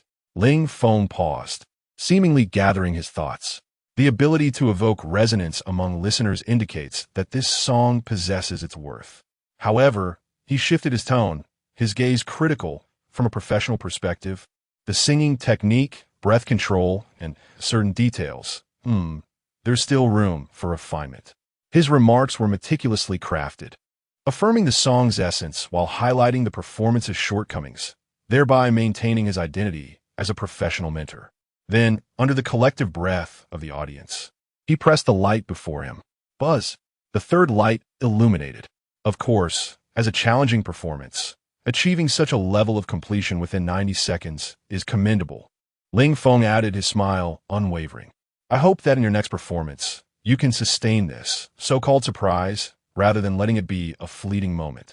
Though he had cast a vote in favor, the undertones of admonition and pressure were unmistakable to any discerning listener. 3 votes secured. The host promptly announced the final result with fervor. Congratulations, Han Mo. You have successfully claimed your position. Cheers erupted once more. Han Mo rose to his feet, bowing deeply to the 3 mentors and the audience. Thank you, esteemed teachers, and thank you all. Then, cradling his well-worn guitar, he calmly ascended to the advancement zone, taking the place that rightfully belonged to Zhao Lin. The eliminated Zhao Lin gazed despondently at Han Mo's retreating figure, ultimately turning away in resignation. As Han Mo settled into position, he could distinctly sense the shift in the gazes of the other advancing contestants around him. The previous disdain and curiosity had now morphed into profound respect, intrigue, and a subtle trace of hostility and wariness. A catchy, brainwashing tune titled The Rich Song, a soul-piercing ballad named Dissipating Sorrow. This man, Han Mo, resembled an enigma, eluding comprehension. He introduced an array of uncertainties into a competition that had previously seemed predetermined. Han Mo stood there silently, absorbing the intricate gazes surrounding him, his heart undisturbed. His singular aim was clear: to amass wealth and provide for his family. As for the rest, it was merely a part of the journey. Yet, for the others, the true contest may have just begun. Chapter 11. The aftermath unfolds. Hidden currents surge, the spotlight dims, and the clamor fades into the distance as Han Mo descends from the stage. The air in the corridor seems to have taken on a different flavor. The contestants who had previously reveled in the spectacle now await his misfortune with eager anticipation. Yet, their expressions have transformed entirely. Shock, disbelief, and a dawning realization wash over them. Beneath it all lies an undeniable reverence, curiosity, and a hint of jealousy and trepidation. The catchy tune of Wealthy Song continues to echo in their minds, soon followed by the profound impact of Sorrow Relief. One piece is grounded and utterly relatable, while the other soars with elegance and sophistication. The contrast is explosive, yet both are distinctly Han Mo's creations. This man is akin to a colossal stone cast into a tranquil pond, sending ripples and waves crashing forth. Han Mo remains blissfully unaware, his steps steady and his demeanor composed. His singular focus is on one objective: to amass wealth. The gazes of others?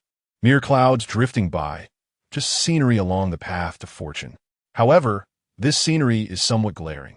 Whispers arise from the judges' table as the live broadcast signal abruptly cuts off. Instantly, the atmosphere among the judges becomes animated. Mealy stretches lazily, a smile gracing her lips as she addresses Xue Qian with an air of intrigue. This Han Mo is quite something. We've struck gold. Xue Qian nods vigorously, his face alight with excitement. Not just something. Sorrow Relief is brilliant. The lyrics and the depth are phenomenal. I can't wait to see what else he conjures up. Only Ling Feng's expression darkens, his face shifting through hues of blue and white, a kaleidoscope of emotions. His fingers tap rhythmically on the table, the pressure intensifying with each beat. Jealousy wraps around his heart like a relentless vine, tightening its grip and leaving him breathless. That familiar sensation resurfaces. Back in university, Han Mo had haunted him, effortlessly stealing the spotlight and making Ling Feng's efforts pale in comparison. Now, he dares to return, to seek recognition right beneath Ling Feng's nose. Ha! Oomph! Ling Feng exhales through his nostrils, letting out a cold snort. He forces a smile, albeit a stiff one, as he turns to the camera to deliver his critique in a rigid tone. Diversity in style is commendable, yet excessive deviation leads to ambiguity. I hope the contestant can pinpoint their direction and not stray off course. His voice, though not loud, carries a chilling undertone, akin to a winter breeze. In the bustling backstage corridor, currents of excitement swirl. Contestants who had previously dismissed Han Mo now approach him with fervent enthusiasm, their faces plastered with feigned smiles, calling out, "Brother Han! Brother Han! Sorrow Relief is incredible. How did you come up with it? Teach me. Indeed, a stroke of genius. We worship you. Let us exchange ideas sometime." Han Mo continues walking, his gaze unwavering. He casually responds, just a spark of inspiration, his dismissal clear and unapologetic. The group of hopefuls is left with nothing but disappointment. Retreating awkwardly, "Brother Mo, you're phenomenal. Absolutely dazzling." A resounding call echoed from afar, drawing near. Qin Lang, like a whirlwind, swept in. Bang! A heavy slap landed on Han Mo's shoulder. The audience had just erupted into madness. The shrieks nearly threatened to lift the roof. You should have seen Sister Mi Li and teacher Xue Qian. Their gazes were akin to those who had discovered a new continent. Qin Lang, exuberantly gesticulating, had his cheeks flushed with excitement. Let us go, let us go. We must celebrate. Tonight, I'll treat you. Michelin 3 stars. Anything goes." Observing the genuine smile on Qin Lang's face, Han Mo's lips subtly curved upwards. All right, the bond of brotherhood was simple, unrefined, and direct. At the corner of the passage, a figure obstructed their path. Ling Feng, with hands tucked in his pockets, he maintained his haughty demeanor. A formulaic smile graced his lips, yet his eyes were cold, devoid of warmth. An Macau, congratulations on advancing. Ling Feng commenced, his tone laced with a hint of seniority. Thank you, senior. Han Mo replied calmly, neither servile nor arrogant. Ling Feng scrutinized Han Mo from head to toe, his tone carrying an undertone of admonition. Your performance was quite commendable. Somewhat unexpected. However, the competition is still long. Do not rejoice too soon. He leaned in slightly, lowering his voice with a sardonic tone. As a newcomer, you ought to learn from your seniors and understand the rules. His words were veiled with insinuations, a thinly veiled thread, utterly transparent. Han Mo raised his gaze, meeting Ling Feng's eyes with unwavering calmness. His expression was tranquil, like a placid lake. There was no fear, no retreat, only an abyss of serenity. Thank you for the reminder, senior. His balanced demeanor ignited a flicker of anger within Ling Feng. Years ago, this same boy had worn that air of nonchalance, seizing the glory that rightfully belonged to him. Ling Feng forced a smile that did not reach his eyes. The next round of the competition, quite intriguing, he deliberately paused, savoring the moment as he regarded Han Mo. I hope you could still adapt. With a mocking laugh, he turned and departed, leaving behind an aura of frost. A determination simmered beneath the surface. Returning to the lounge, he shut the door, sealing off the external clamor. Han Mo retrieved his phone. An unfamiliar number, noted under the surname Lin, sent a text message. Han Mo's eyes flickered. His fingertips hesitated momentarily. He did not reply, locking the screen. Lin Wei, the best friend of his child's mother.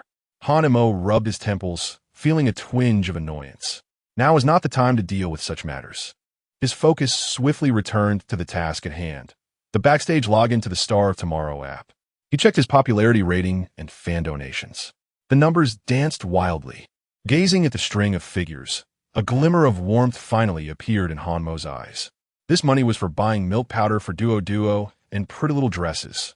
He had to act quickly. He had to gather more. A new challenge awaited. Knock, knock, knock. The sound of knocking echoed. A staff member peeked in. Teacher Han Mo.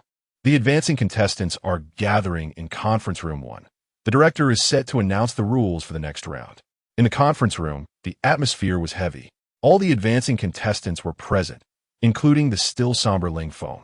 The director approached with a serious expression, holding a cue card. Congratulations to all for advancing. The upcoming competition will be even more brutal.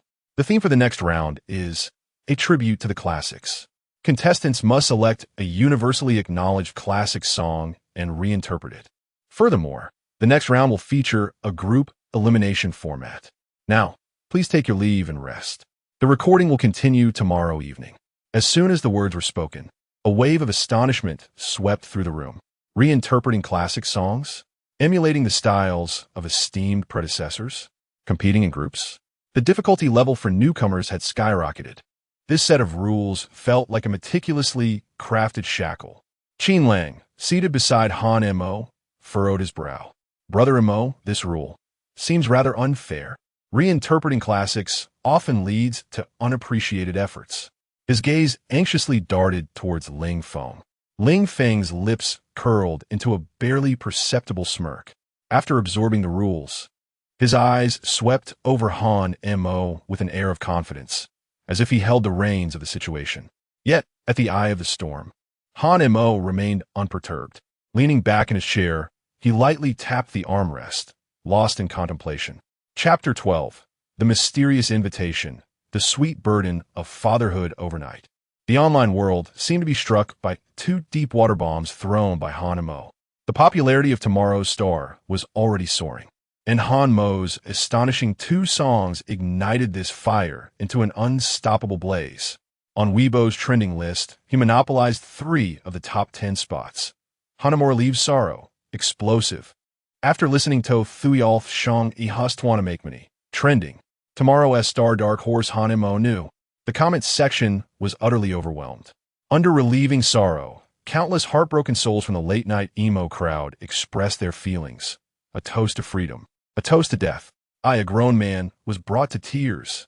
The lyrics pierced my heart with every word.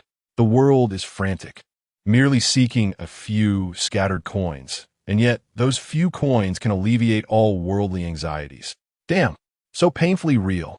I suggest renaming it to Borrowing Sorrow. To relieve sorrow only brings more sorrow, as I've looped it all night and feel as though my soul has been hollowed out. Meanwhile, the comment section for If One Day I Am Rich presented an entirely different atmosphere. Haha, so addictive. I declare this my song of the year. It's a catchy earworm. Now my mind is filled with I will become wealthy. I've already shared it in my family group chat. After listening, I quietly opened my stock trading app. Well, the song is great, but it's a bit costly. Major short video platforms were inundated with these two songs. Countless internet celebrities and music bloggers vied to cover Relieving Sorrow, attempting to showcase their heartfelt vocal prowess. More people engaged in playful parodies of Wealth Song, pairing it with various ostentatious or feigned ostentatious videos, and as the background music played, the comment section erupted with laughter. Some marveled at the stark contrast in Han Mo's style, while others sought to analyze the background of his compositions. Yet, many were simply captivated by the sheer charm of the songs themselves. The name Han Mo, along with his cool, handsome visage and the two distinctly different songs, burst into the public eye in an almost wild manner. Beyond the clamor of the internet, the hotel suite arranged for Han Mo by the production team radiated warmth and tranquility. The morning sunlight streamed through the cracks in the curtains, as Han Mo donned an apron and busied himself in the small kitchen. With a sizzle, the eggs were frying to a golden perfection on the skillet. Beside it, a small saucepan warmed milk for his daughter, Duo. Daddy, the bedroom door swung open, revealing a small figure with two little pigtails, clad in pink bunny pajamas. Rubbing her eyes as she scampered out. It was Han Duo. Are you awake? Go wash your face and brush your teeth. Breakfast will be ready soon. Han Mo turned, his voice unconsciously softening. Duo dashed to the kitchen door, tilting her little face up, her big eyes sparkling as she looked at Han Mo. Daddy, why did so many uncles and aunts cry when they heard you sing on TV yesterday? Her little mind clearly still relished the moments of the previous night. Han Mo carefully placed the fried eggs onto a small plate and contemplated, explaining in simple terms that a child could understand. In my father-esque song. They're hidden stories. When they comprehend them, they feel a twinge of sorrow, much like how Duo sometimes wants to cry when she stumbles. Duo, with a mix of understanding and confusion, nodded thoughtfully before curiously inquiring. So, if Daddy sings that song about becoming wealthy, will he really become rich? She counted on her fingers, her face alight with anticipation. Can we buy Duo that? Strawberry castle cake? It has to be 3 tiers. Han Mo chuckled at his daughter's innocent demeanor. He squatted down, gently pinching her chubby little cheek. Soon, Daddy is working hard to become wealthy. Gazing into his daughter's clear, innocent eyes, he earnestly promised, once I earn a great deal of money, I will buy Duo the largest strawberry castle cake, 5 tiers high. Wow, 5 tiers. Duo's eyes sparkled with excitement as she clapped her little hands, exclaiming, Daddy is the best. A warm surge enveloped Han Mo's heart. This was the very essence of his struggle. Taking out his phone, he noticed a message from a contact labeled Lynn, inviting him to meet at a CAF that afternoon. This time, Han Mo did not hesitate. After a moment of thought, considering that the next recording session was scheduled for the evening, he replied with a simple okay. Some matters, after all, must be faced. The CAF encounter at 2 o'clock in the afternoon, in a secluded CAF in the western part of the city. The ambience was elegant and patrons were few. Han Mo arrived 10 minutes early, choosing a seat by the window. Shortly after, a woman dressed in a tailored black suit, her hair meticulously styled into a bun, entered the CAF. It was Lin Wei. She exuded a composed and assertive aura, her sharp gaze instantly locating Han Mo's position as she approached him directly. This marked their second formal meeting. During their first encounter, Lin Wei had handed him a sleeping Duo along with a slip of paper bearing her phone number before hastily departing. "Mr. Han, you are punctual," Lin Wei remarked as she seated herself across from him, nodding slightly, her expression devoid of unnecessary embellishments. "Miss Lin," Han Mo acknowledged with a nod in return. A server approached, and Lin Wei ordered an Americano, while Han Mo requested merely a glass of water. "Mr. Han, your performance on Amaro Stars last night was quite remarkable," Lin Wei began, her tone calm, yet imbued with an undercurrent of scrutiny. She seemed to engage in casual conversation. "That song, Melancholy, indeed possesses great depth. It appears Mr. Han has a musical talent that exceeds our expectations." Han Mo lifted his glass and took a sip, responding nonchalantly, "It was merely luck." Uncertain of Lin Wei's intentions, he refrained from revealing too much. Lin Wei seemed unfazed by his dismissive attitude and continued, "The Song Money song is also quite intriguing, with substantial reach. Duo. She must really enjoy that song, doesn't she?" The conversation inadvertently shifted to the subject of children. "She is still young and enjoys lively melodies," Han Mo replied, his gaze shifting slightly as he engaged with her words. "Children are delightful and remarkably clever." Lin Wei's gaze settled on Han Mo's face, as if she sought to glean some insight from it, reminiscent of her mother. At last, the moment had arrived. Han Mo set down his cup of water and met Lin Wei's piercing stare, no longer circling around the issue. "Miss Lin, may we discuss Duoduo's mother?" His tone was calm, yet his demeanor resolute. "Who exactly is she? What is her current situation?" Lin Wei lifted her coffee cup, gently tracing the rim with her fingers, and fell into silence for a few moments. A flicker of complexity passed through her eyes before she finally shook her head. "Mr. Han, I regret to inform you that I cannot disclose her specific identity at this time." Noting Han Mo's furrowed brows, she continued to elaborate. "It is not a matter of distrust. Rather, her circumstances are quite unique. Should her identity be revealed, it could lead to significant troubles, not only for her, but for you and even for Duo. It is in everyone's best interest to maintain discretion." Although she deliberately refrained from stating that her notoriety was considerable, the implication was unmistakable. Han Mo's heart sank. Unique? Troubling? It seemed that the background of the child's mother was far from ordinary. "I only wish to know how she is faring now." Han Mo's voice grew somber. Chapter 13. The group begins for a fleeting moment. Lin Wei's gaze dimmed, almost too swift to be perceived. She averted her eyes from Han Mo, turning towards the window. She needed time to recuperate. Currently, the finest medical team was attending to her. This statement was ambiguous, neither affirming nor denying. "Mr. Han," Lin Wei reclaimed her focus, directing her serious demeanor back to Han Mo, "I invited you here today to discuss. Duoduo's mother's condition is far more intricate than you might imagine."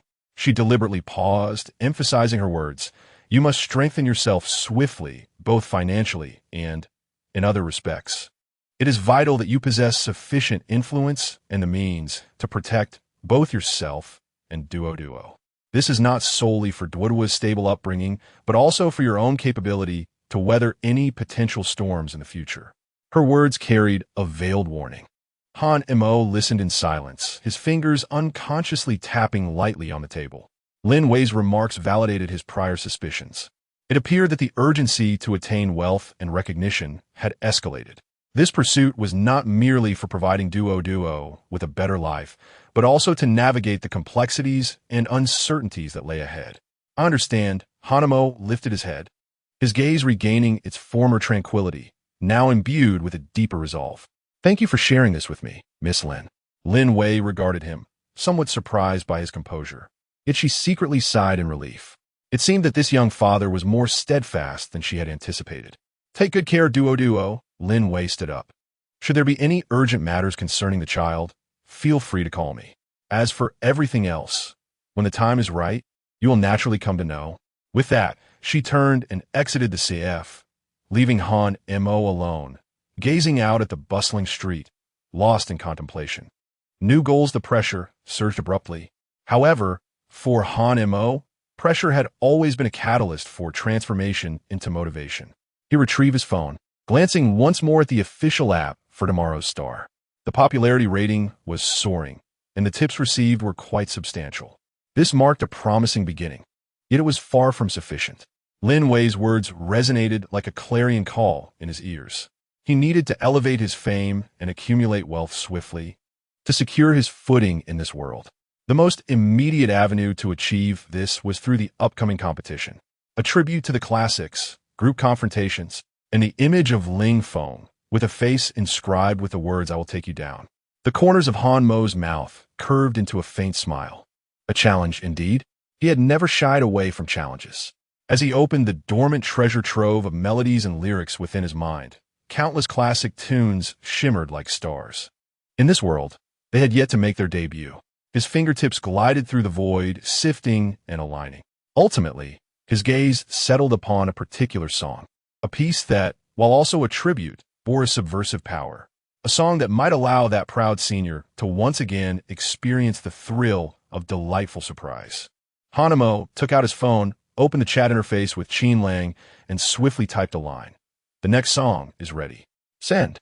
He then added, "This time, let us do something different." Setting his phone aside, he gazed out the window, his expression contemplative, a mysterious smile gracing his lips, growing ever clearer. In the office of the president at Salted Fish Reversal Entertainment Company, Qin Lang stared at the two sentences Han Mo had sent, his eyes wide as saucers. "The next song is ready. This time, let us do something different." Something different? Qin Lang abruptly sprang from his executive chair, pacing excitedly around the office, his fingers tapping against his temple as his mind raced. What on earth does this mean?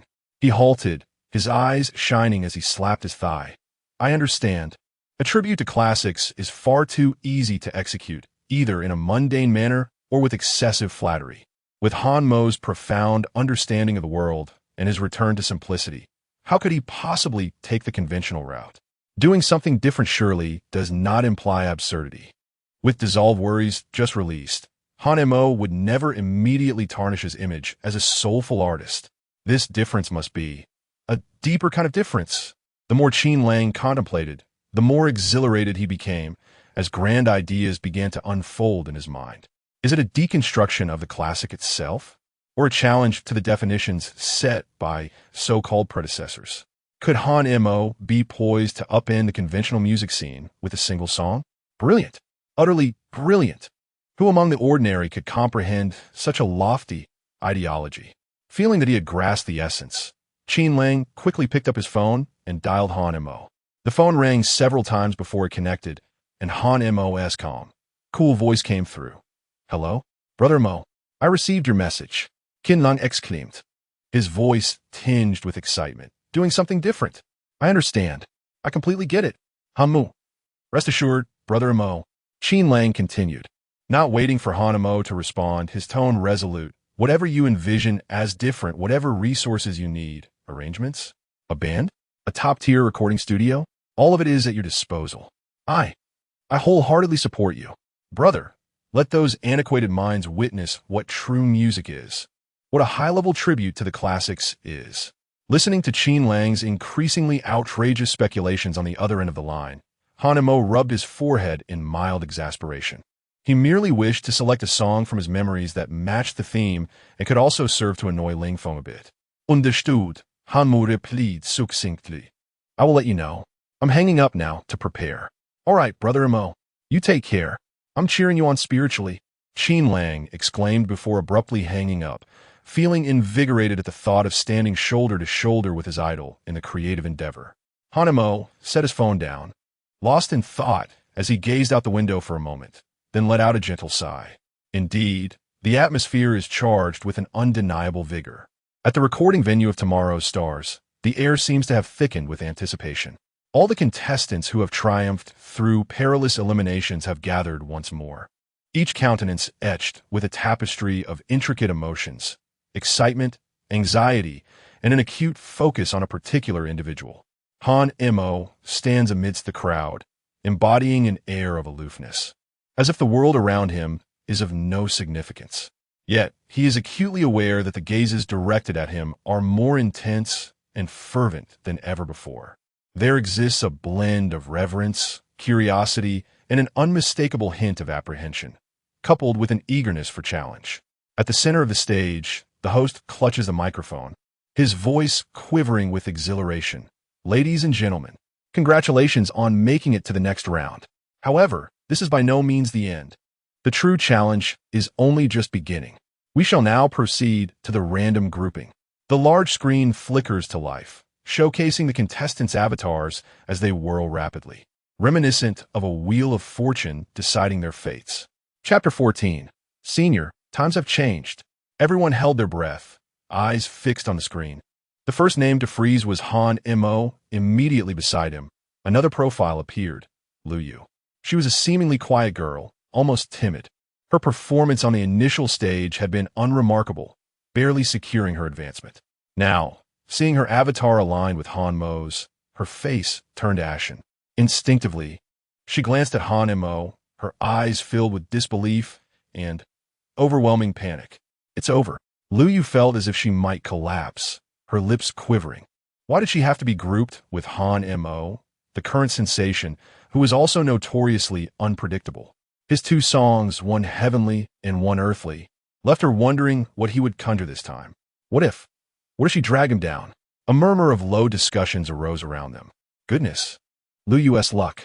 Is it a blessing or a curse? She could cling to a strong ally, yet the pressure might crush her. Han Mo must be feeling the strain, carrying a novice into a master-S arena. On the mentor's bench, Ling Feng observed the grouping results, a flicker of barely perceptible satisfaction crossing his eyes. Han Mu, mentoring a newcomer? Especially in a segment demanding individual prowess and creative adaptation? This was intriguing. He was eager to witness how this junior, who had once overshadowed him, would navigate this tempest. Or perhaps, he awaited a spectacle of failure. The groupings were swiftly accomplished, and the contestants were escorted to their respective resting areas for brief song selection and discussions. Lu Yu followed closely behind Han Mo, her palms clammy with sweat, her nerves rendering her speech faltering. Han, teacher, she summoned her courage, her voice barely a whisper. What song should we choose? She quickly added, how about we select something more reliable? Perhaps the story of time? It's easier to adapt. And Han Mo halted, turning to face her. His expression was inscrutable, his gaze calm, yet unyielding, causing Lu Yu's subsequent words to choke in her throat. No need, Han Mo replied coolly, announcing a song title, one that was almost universally recognized in Longhua, a classic love ballad so sweet it could induce a toothache. Tiami Mi, Sweet Honey. Huh? Lu Yu doubted her hearing, her eyes widening in disbelief. Sweet Honey? How could they pay homage? How could they confront it? Were they to perform on stage, singing sweetly to one another? This imagery was utterly bizarre. Moreover, this was in stark contrast to the styles of his previous two songs. Just as she was about to voice her concerns, Han Mo seemed to read her thoughts and added, we won T sing the original version. Lu Yu was taken aback. Then, a slight smirk graced Han Mo's lips as he uttered two words, rock version. Lu Yu was left utterly petrified, her mind echoing with a thunder of realization. A rock version of Sweet Honey? This was not merely a homage. It was an audacious transformation. This is nothing short of a desecration of the classics. No, it's akin to overturning the table entirely. It seemed she could foresee the expressions of the audience and mentors during their performance, reminiscent of elderly subway passengers engrossed in their phones. Such audacity, such madness. A nearby contestant, having overheard the last two words, stumbled slightly, barely managing to maintain their balance. Ahem, a rock version of Sweet Honey? Surely, I must have misheard. The contestant wore an expression of sheer disbelief as they hurried away, likely to share this astounding revelation with their teammates. Inside the rehearsal room, the powerful drum beats struck the heart like a warhammer. The heavily distorted electric guitar emitted a wild roar, tearing apart and reshaping that deeply familiar melody of Sweet Honey, transforming it into a ferocious rock beast. Lu Yu stood by, holding the lyrics, utterly bewildered. Is this truly that song, Sweet Honey? It's simply explosive.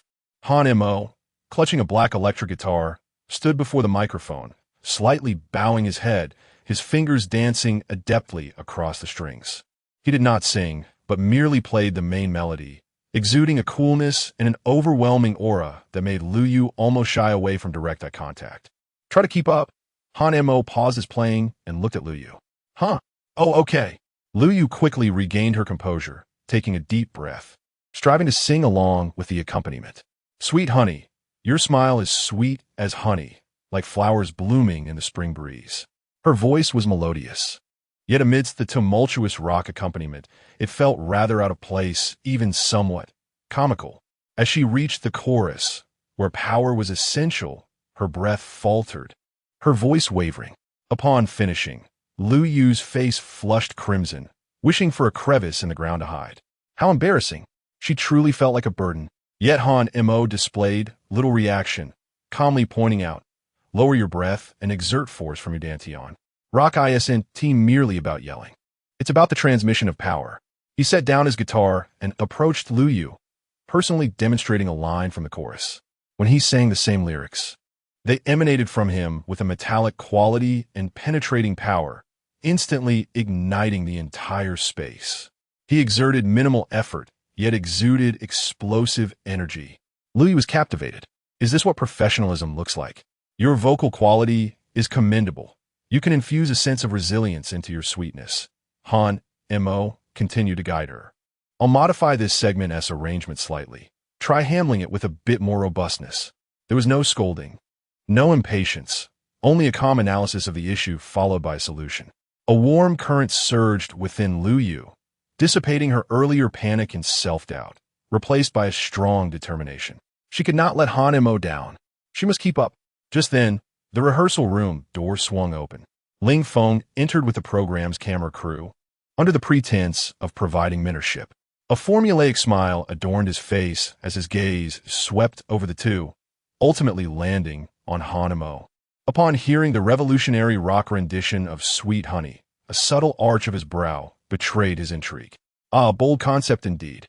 Ling Feng spoke, his voice devoid of discernible emotion, commending the audacity to transcend the classics. However, his tone shifted abruptly as he cast a concerned glance at Lu Yu, adding, but, Lu Yu, this adaptation imposes significant demands on the performer. I noticed you seemed somewhat strained earlier. Is the leap into rock style too daunting for you? Do not let the pursuit of novelty expose your vulnerabilities, thereby compromising the ensemble's overall performance. While his words masqueraded as concern for Lu Yu, they in fact inflicted considerable psychological pressure upon her, subtly insinuating that Han Mo's choice of song was ill-suited, failing to account for his teammate's capabilities. A cruel blow. Lu Yu's complexion paled further. The flicker of confidence she had just mustered was swiftly extinguished, her fingers nervously clutching the hem of her clothing. Han Mo lifted his gaze, casting a calm yet penetrating glance at Ling Feng, as if observing a mere jester. He could scarcely muster the energy for further dialogue. Simply turning to Lu Yu and stating, "Focus, let us repeat what I taught you." Such utter disregard. For a fleeting moment, the smile on Ling Feng's face faltered, a shadow of discontent flitting across his eyes. "Oh, Hanmu, ever so audacious. We shall see how long you can maintain that bravado." He scoffed softly, choosing not to further humiliate himself, and proceeded to inspect the next rehearsal room. As the performance drew near, the backstage buzzed with activity. Each group was engaged in final preparations. The news of Han Mo and Lu Yu's intention to perform a rock version of Sweet Honey had already spread throughout the backstage. Is it true? Such audacity. This is not homage. It is an attempt to desecrate a classic. Anticipation brewed. Either they would achieve legendary status or face utter disaster, with no middle ground in sight. The majority seemed to lean towards the latter, for classics are not easily overturned. In a quiet corner, Han Mo's phone vibrated. It was a WeChat message from Chin Lang. "Mo go. Rock sweet song. Wow, I knew you were up to something. You're going to do something different. Blow their minds. I'm counting on you. Go for it." The barrage of exclamation marks conveyed his excitement through the screen. Han Mo smirked, shaking his head in exasperation. This fellow's imagination was as vibrant as ever. He stowed away his phone and performed a final check on his guitar strings, his demeanor calm and focused.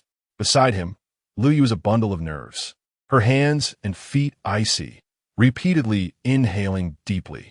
She gazed at Han Mo's composed profile, a wave of inexplicable reassurance washing over her once more. Regardless of the outcome, she was determined to give it her all. Next up, we welcome the challengers, Han Mo, Lu Yu. They will present to us the classic song Sweet Honey. The host's announcement echoed through the venue. The two inhaled deeply and stepped onto the brilliantly illuminated stage side by side. The entire audience held their breath in anticipation. Ling Feng leaned slightly forward, his gaze sharp, imbued with scrutiny and a subtle, barely perceptible expectation. An expectation for a clumsy farce to unfold. Everyone believed that the familiar, saccharine melody was about to resonate in their ears. However, clang, a searing, ear-splitting guitar riff suddenly erupted, tearing through the air. Following this was a barrage of thunderous drum beats. Heavy as a hammer, wild, explosive, brimming with an overwhelming sense of power. The familiar main theme roared forth from the electric guitar in an audacious, hardcore manner. It was a revelation. The entire studio plunged into an eerie silence. All eyes widened in disbelief, jaws nearly grazing the ground. The other three mentors looked on in astonishment, exchanging bewildered glances.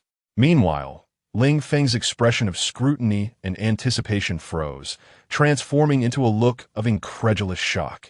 At the center of the stage, the spotlight shone brightly. Han Mo cradled the black electric guitar, his head slightly bowed, tousled hair obscuring his brow and eyes, yet the corners of his mouth curled into a faint, sharp arc. Senior, the times have changed. Sweet songs? Today, let me introduce you to something harder. Chapter 15, Hardcore Sweetness. Exploding the venue, the thunderous rock prelude crashed through the air like a colossal stone hurled into a tranquil lake, stirring tumultuous waves within the Star of Tomorrow studio.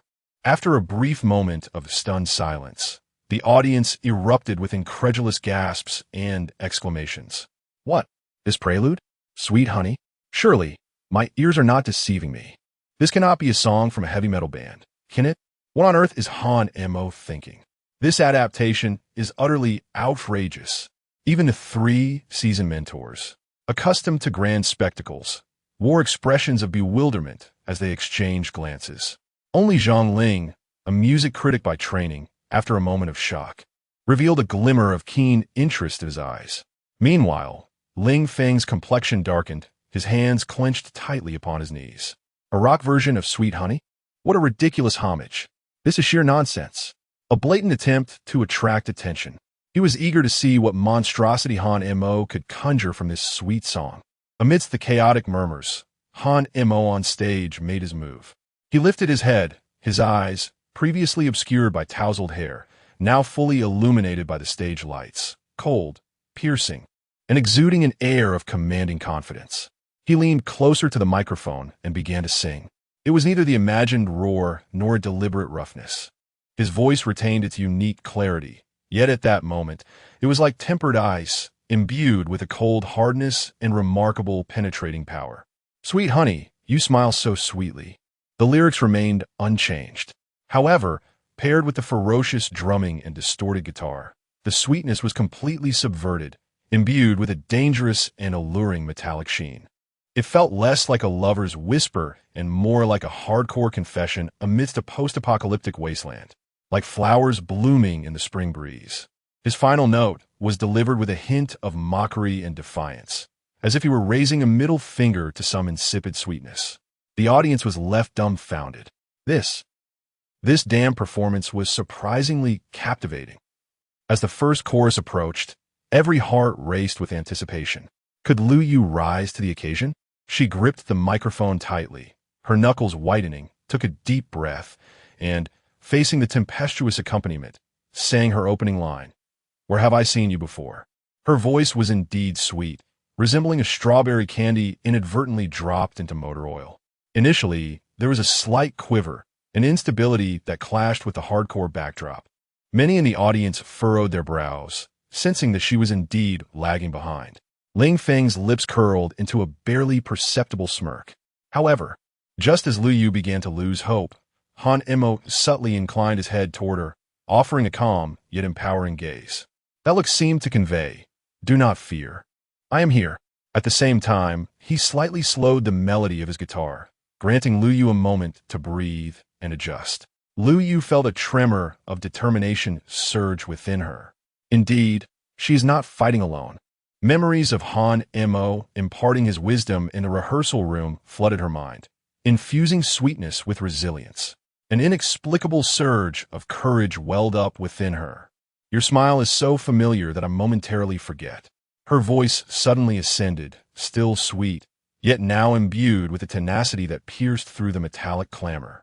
No longer a soft, fluffy marshmallow, she transformed into a hard candy encased in a sugary shell. Astonishingly, it melded beautifully, like a vivid hue intermingling with ferocious metal music. It did not feel out of place. Instead, it cultivated a bizarre, yet harmonious aesthetic.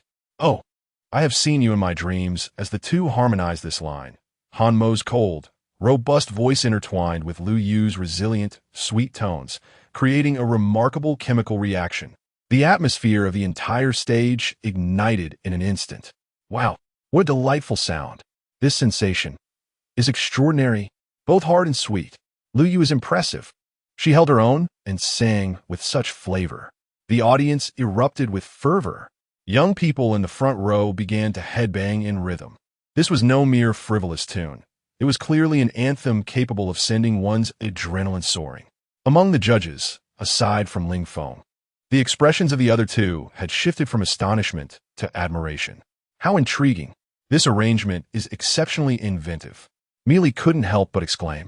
Xueqian nodded, her eyes shimmering with brilliance. The arrangement is bold and complete. The key lies in how it captures the melody's memorable points and presents them in a wholly different manner, which is truly commendable. Only Ling Feng's expression grew increasingly grim. He could discern that the level of this arrangement was extraordinarily high, far from haphazard. Han Mo's singing and guitar technique were impeccable. Even the seemingly inconspicuous Lu Yu was forcefully elevated to a realm beyond her own. The flames of jealousy blazed once more in his heart. Why? Why could this junior, who had always overshadowed him, return after several years and so effortlessly stir the winds of change? On stage, the interlude began. All lights converged on Han Mo. He stepped forward, fingers gliding across the guitar fretboard like lightning.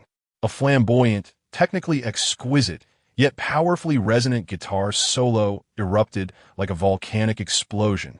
Each note struck precisely at the audience's hearts. The melody still bore the shadow of sweet honey, yet was endowed with a wilder, more untamed spirit. As he played, his body swayed slightly to the rhythm, his gaze focused and sharp, exuding a lethal allure. Ah, Han Mo, absolutely stunning. This guitar solo. Mom asked why I was kneeling to listen to music. The atmosphere in the venue reached its zenith. The screams nearly threatened to lift the roof off the studio. Even the other contestants backstage, momentarily forgetting their competitive spirit, stood in awe, staring at Han Mo on the monitor as if witnessing a phenomenon. Lu Yu stood a short distance behind Han Mo, her gaze filled with admiration and gratitude as she beheld his radiant silhouette. She understood that without Han Mo, she would never have found herself in this moment, nor would she have been able to produce the enchanting sound she had just sung. As they reached the final chorus, Han Mo and Lu Yu harmonized once more. This time, her voice resonated with newfound confidence and unwavering determination, blending seamlessly with his. Sweetly, sweetly, your smile is sweet, their melody wove through the wild accompaniment, as if proclaiming a fearless, unconventional spirit. Where have I seen you? Your smile feels so familiar, yet I cannot recall. Ah, in dreams as the last note lingered in the air, Han Mo abruptly halted his strumming, his arm frozen mid-motion. The frenetic music ceased instantly. The stage was enveloped in a profound silence, leaving only the soft sounds of their labored breaths. The audience, momentarily stunned, seemed to have their souls extracted by the hard-hitting sweetness of the performance, their minds blank. A few seconds later, thunderous applause erupted, a cacophony of cheers cascading over the auditorium like a tsunami. Incredible, absolutely explosive. Han Mo, Han Mo, Han Mo. The audience rose in excitement, fervently clapping and cheering. expressing their astonishment and adoration. The host, exhilarated, rushed onto the stage, his cheeks flushed and voice quivering. My goodness. Hamu. Luyu.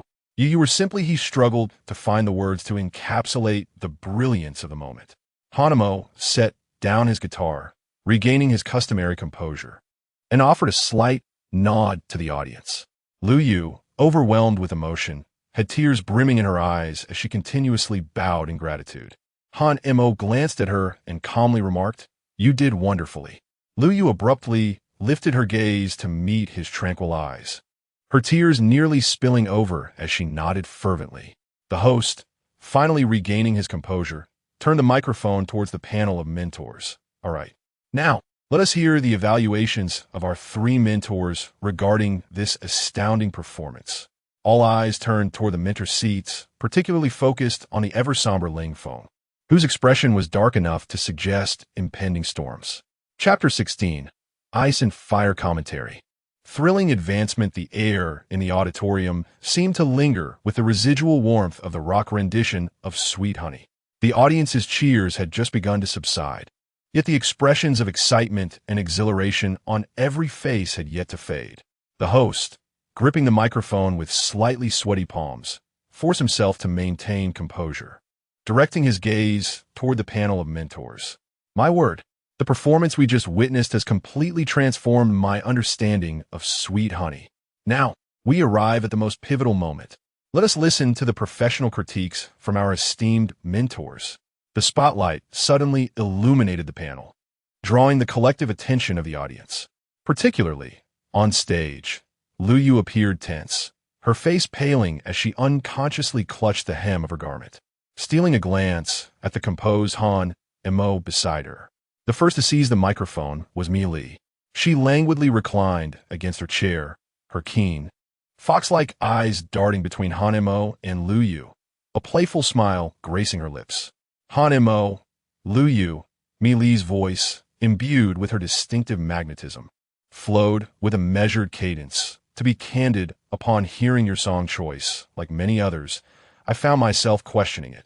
She paused, leaning slightly forward. But your performance just now, how should I put it? Earth-shattering? Astonishingly unconventional? A soft chuckle escaped her lips, tinged with appreciation. I would rather deem it a delightful surprise, a colossal surprise, brimming with commercial potential.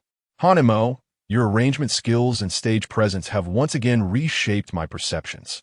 You possess a remarkable ability to capture attention and create impactful moments. Her gaze then shifted towards Luyu, her tone softening. Luyu, your progress is significant. It is evident that you have worked diligently. In the shadow of Han Mo's formidable brilliance, you have found your place and projected your voice, an admirable feat. I have no reservations. With that, the light before Mi Li flickered to life decisively. Thank you, Teacher Mi Li, the host exclaimed excitedly. Applause erupted. Luyu's eyes glistened with emotion as she bowed gratefully. Thank you, Teacher Mi Li. Han Mo remained composed, offering a slight nod. Thank you, Teacher Mi Li. Next, the microphone was passed to Xueqian. He appeared to be in a state of heightened excitement, almost seizing the microphone, standing animatedly. Wow. No way. Hamu, brother. He spoke with fervor, his words tumbling out in a flurry. You, my friend. You are destined for greatness. A rock version of Sweet Honey? Who could have anticipated such a twist? Who would dare to attempt this? Yet, darn it, it sounds incredible. It's explosive. He pointed emphatically at Han Mo, then gestured towards Luyu. The arrangement is brilliant. The guitar work is phenomenal. And your singing is superb. Luyu, those notes you hit just now, there's a flavor to them. Sweet yet fierce. I tell you, this is the right feeling. He slammed the table with enthusiasm. This is the pinnacle of paying homage to the classics. Not imitation, but transcendence. It is through your own interpretation that the classics can be revitalized in the present. I, Xueqian, declare this unequivocally today. Should your group face elimination, I shall be the first to voice my dissent. Buzz. The light before Xueqian illuminated without hesitation.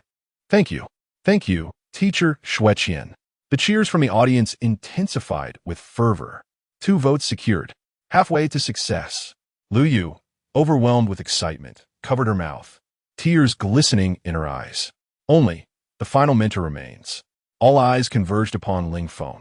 An eerie silence enveloped the venue. The camera zoomed in on Ling Feng's expressionless visage, which bore an even colder demeanor than before. Yet, within his eyes, fixated on the music, a tumult of complex emotions surged forth. The host cautiously ventured, "Teacher Ling Feng, what do you think?" Ling Feng grasped the microphone, his movements deliberate, as if bearing an immense burden. The atmosphere was so tense that one could hear a pin drop. He began softly, his voice deep and frigid, akin to a judgment, resonating with a rock-infused rendition of Sweet Honey. He paused, his gaze sweeping over Hanamo, then resting on Lu Yu, ultimately appearing to gaze into the void. The thought is quite audacious. He employed similar phrasing to that of Mi Li and Xue Qian, yet his tone conveyed no hint of admiration. Yet, indeed, a twist was imminent. Ling Feng's voice sharpened considerably. To pay homage to the classics, one must first respect them, transforming a deeply resonant sweet song into something so chaotic and unrecognizable. He shook his head slightly, his tone unmistakably disapproving. "With all due respect, I perceive little in the way of reverence for the classics here.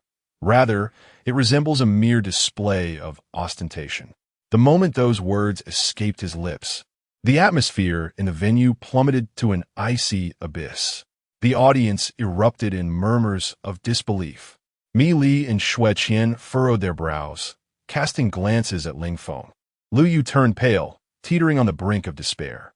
Hanamo finally lifted his eyelids, directing a calm yet reflective gaze toward Ling Feng, mirroring the turmoil within. Ling Feng averted his eyes and continued in a cold tone.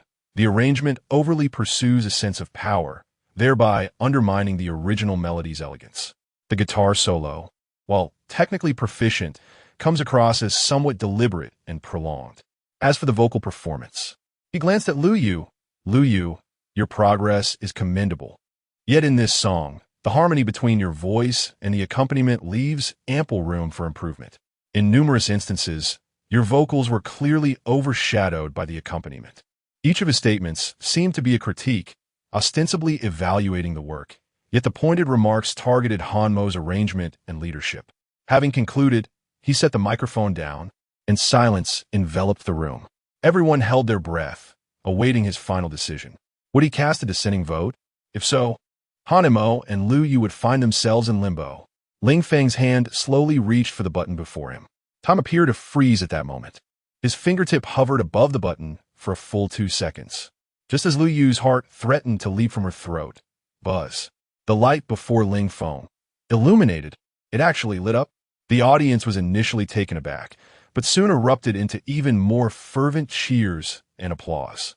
3 votes. It passed. Ling Feng maintained an expressionless demeanor, merely adding with a hint of nonchalance. "Although I do not endorse this adaptation style, considering the integrity of the stage and the contestants' efforts, I shall begrudgingly approve." He spoke lightly, as if granting this vote was a monumental favor. However, internally he was far from calm. He genuinely wanted to cast a dissenting vote. Yet, with Mi Li and Xue Qian voting in favor, and the atmosphere brimming with enthusiasm, his opposition would only reveal his narrow-mindedness and personal vendetta. Weighing the pros and cons, he reluctantly cast a supportive vote, but outwardly, he would not let Hanemo off easily. 3 votes approved. The host, visibly relieved, promptly announced, "Congratulations to Hanemo. Congratulations to Lu Yu. You have successfully advanced to the next round." Lu Yu could no longer contain herself. Tears streamed down her face as she abruptly turned to Hanemo, bowing deeply. "Teacher Han, thank you. Thank you."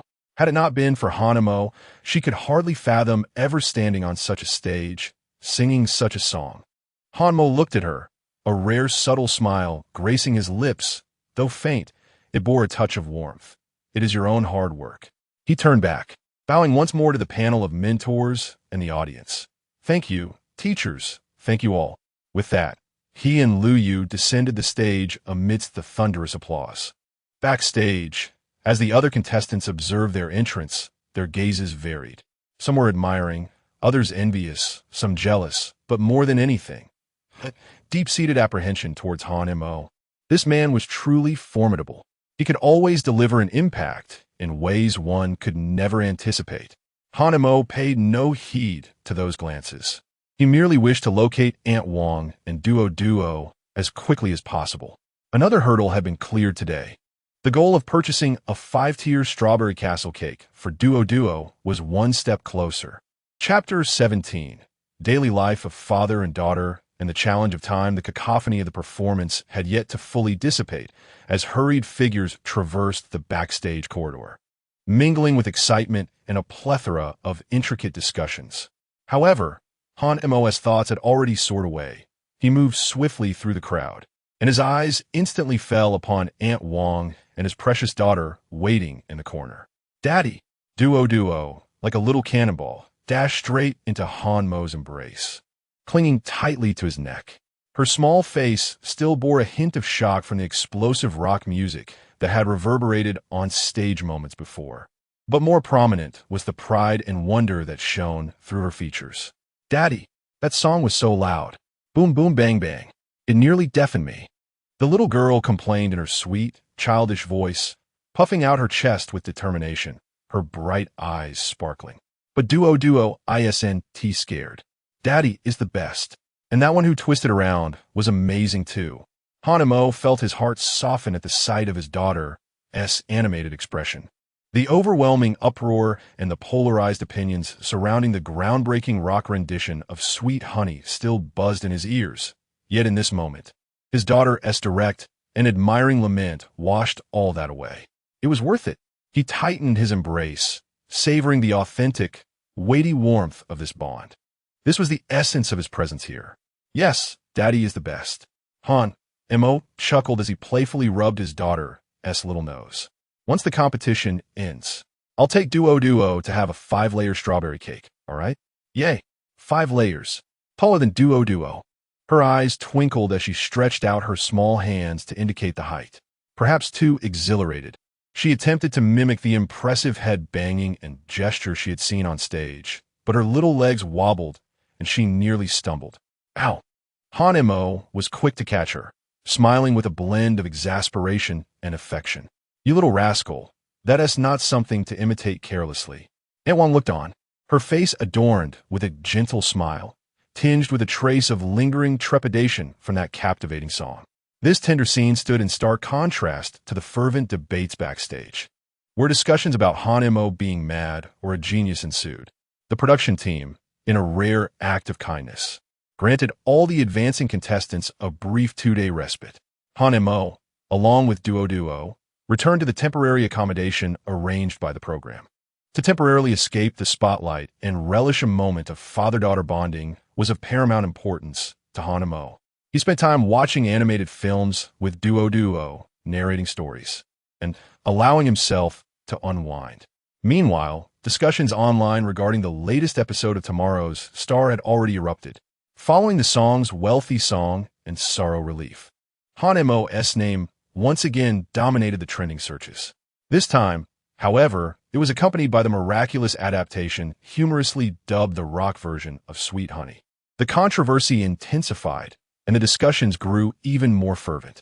Some marvel at Han Mo's extraordinary talent, seamlessly transitioning between 2 distinct styles. Others criticize his abrupt stylistic shifts, likening him to a figure suffering from musical schizophrenia. Furthermore, some have begun to delve into Han Mo's past, seeking to uncover the reasons behind his prolonged silence. His popularity has soared to astonishing heights, akin to a rocket ascending at an incredible pace. Qin Lang was almost the first to call, his voice brimming with excitement, as if he had just won the lottery. Mo, you're trending again. It's gone viral. Do you know what they're saying about you online? They're calling you a musical genius and a treasure contestant. The data for Xiao Cho has completely dominated the charts. And your rock rendition of Tian Me, while it has drawn criticism, is generating an immense amount of discussion. Qin Lang animatedly recounted the news, his enthusiasm palpable. Don't worry, Mo, I will ensure you receive the best promotional resources. We'll follow this contrast charm route, and it will definitely attract fans. This guy is getting carried away again. Han Mo helplessly rubbed his temples, exchanged a few words, and hung up the phone. He walked to the window, gazing at the flowers below where Duo frolicked, his expression softening. Fame, resources, he needed them all. To provide a better life for Duo, he had to succeed. After a brief respite, the contestants were once again summoned to the familiar recording venue. However, this time, the air was thick with a weightier and more oppressive atmosphere rather than the lightness of reunion. Everyone understood that the upcoming competition would be even more brutal. In the center of the stage, the host wore a serious expression, holding a card. Dream Chasers, welcome back. First, congratulations on your advancement. However, the true challenge is only just beginning. In the next round, we will introduce a brand new competition format.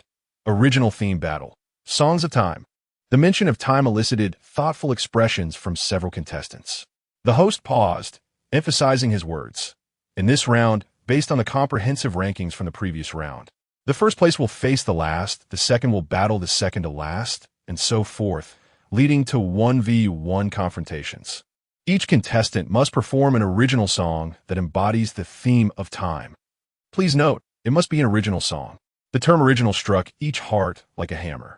In the 1v1 duel, the victor will directly advance to the next round, while the loser, the host, scan the audience, articulating each word, will be eliminated. Depart from this stage. A hush fell over the crowd, followed by an almost palpable gasp.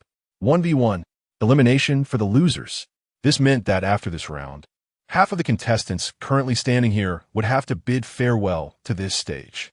It was unbearably cruel. The camera panned across faces marked by tension, gravity, and even a hint of fear. Each individual felt an unprecedented weight of pressure. Original, time, 1v1 elimination. 3 keywords loomed like towering mountains over the hearts of all participants. In an instant, the air in every lounge and rehearsal space was thick with anxiety. Some individuals tugged at their hair in desperation, racking their brains in an attempt to compose a song that adhered to the theme within a limited time frame. Others discreetly reached out to their teams, leveraging resources to find suitable original songwriters. A few began to covertly gather intelligence on their competitors, calculating their chances of success. Yet, Han Mo remained somewhat out of place.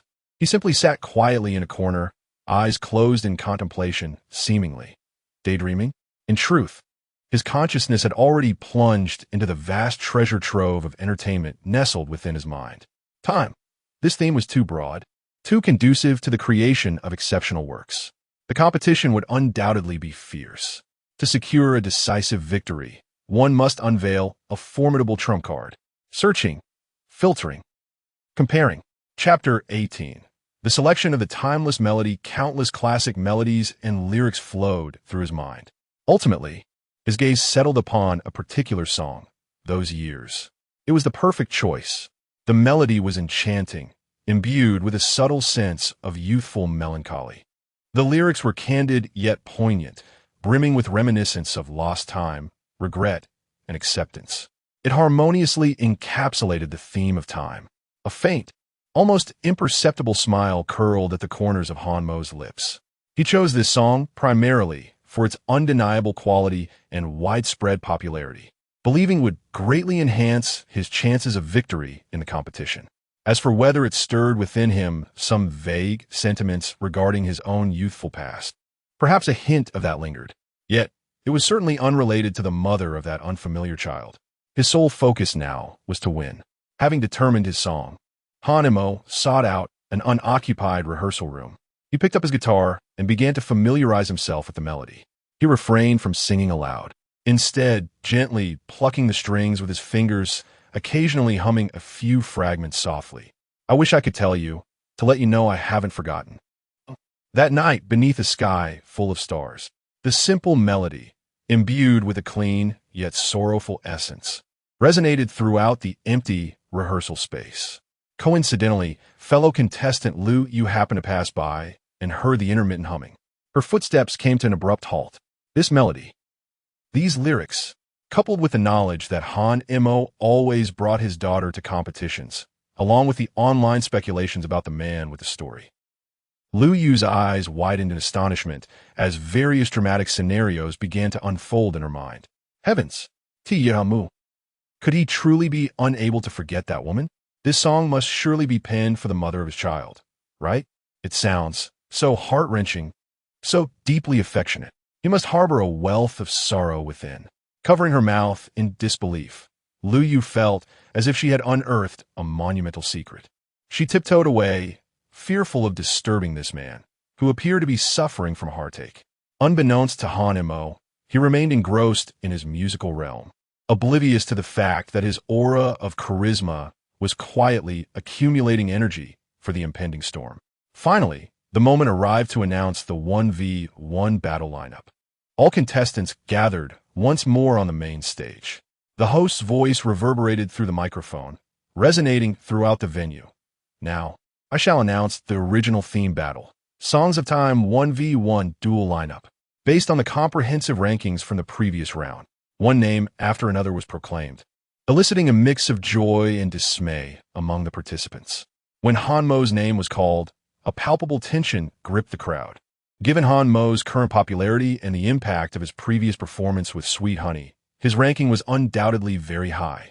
Thus, his opponent would be rank number 1, Han Mo. He will compete against. The host deliberately elongated the announcement, heightening the suspense. Rank 12th, Lin Feng. Lin Feng? The mention of this name left many momentarily stunned before they quickly recognized it. He was the promising new talent endorsed by the esteemed teacher Ling Feng, handsome in appearance, with commendable vocal skills, yet lacking any memorable traits.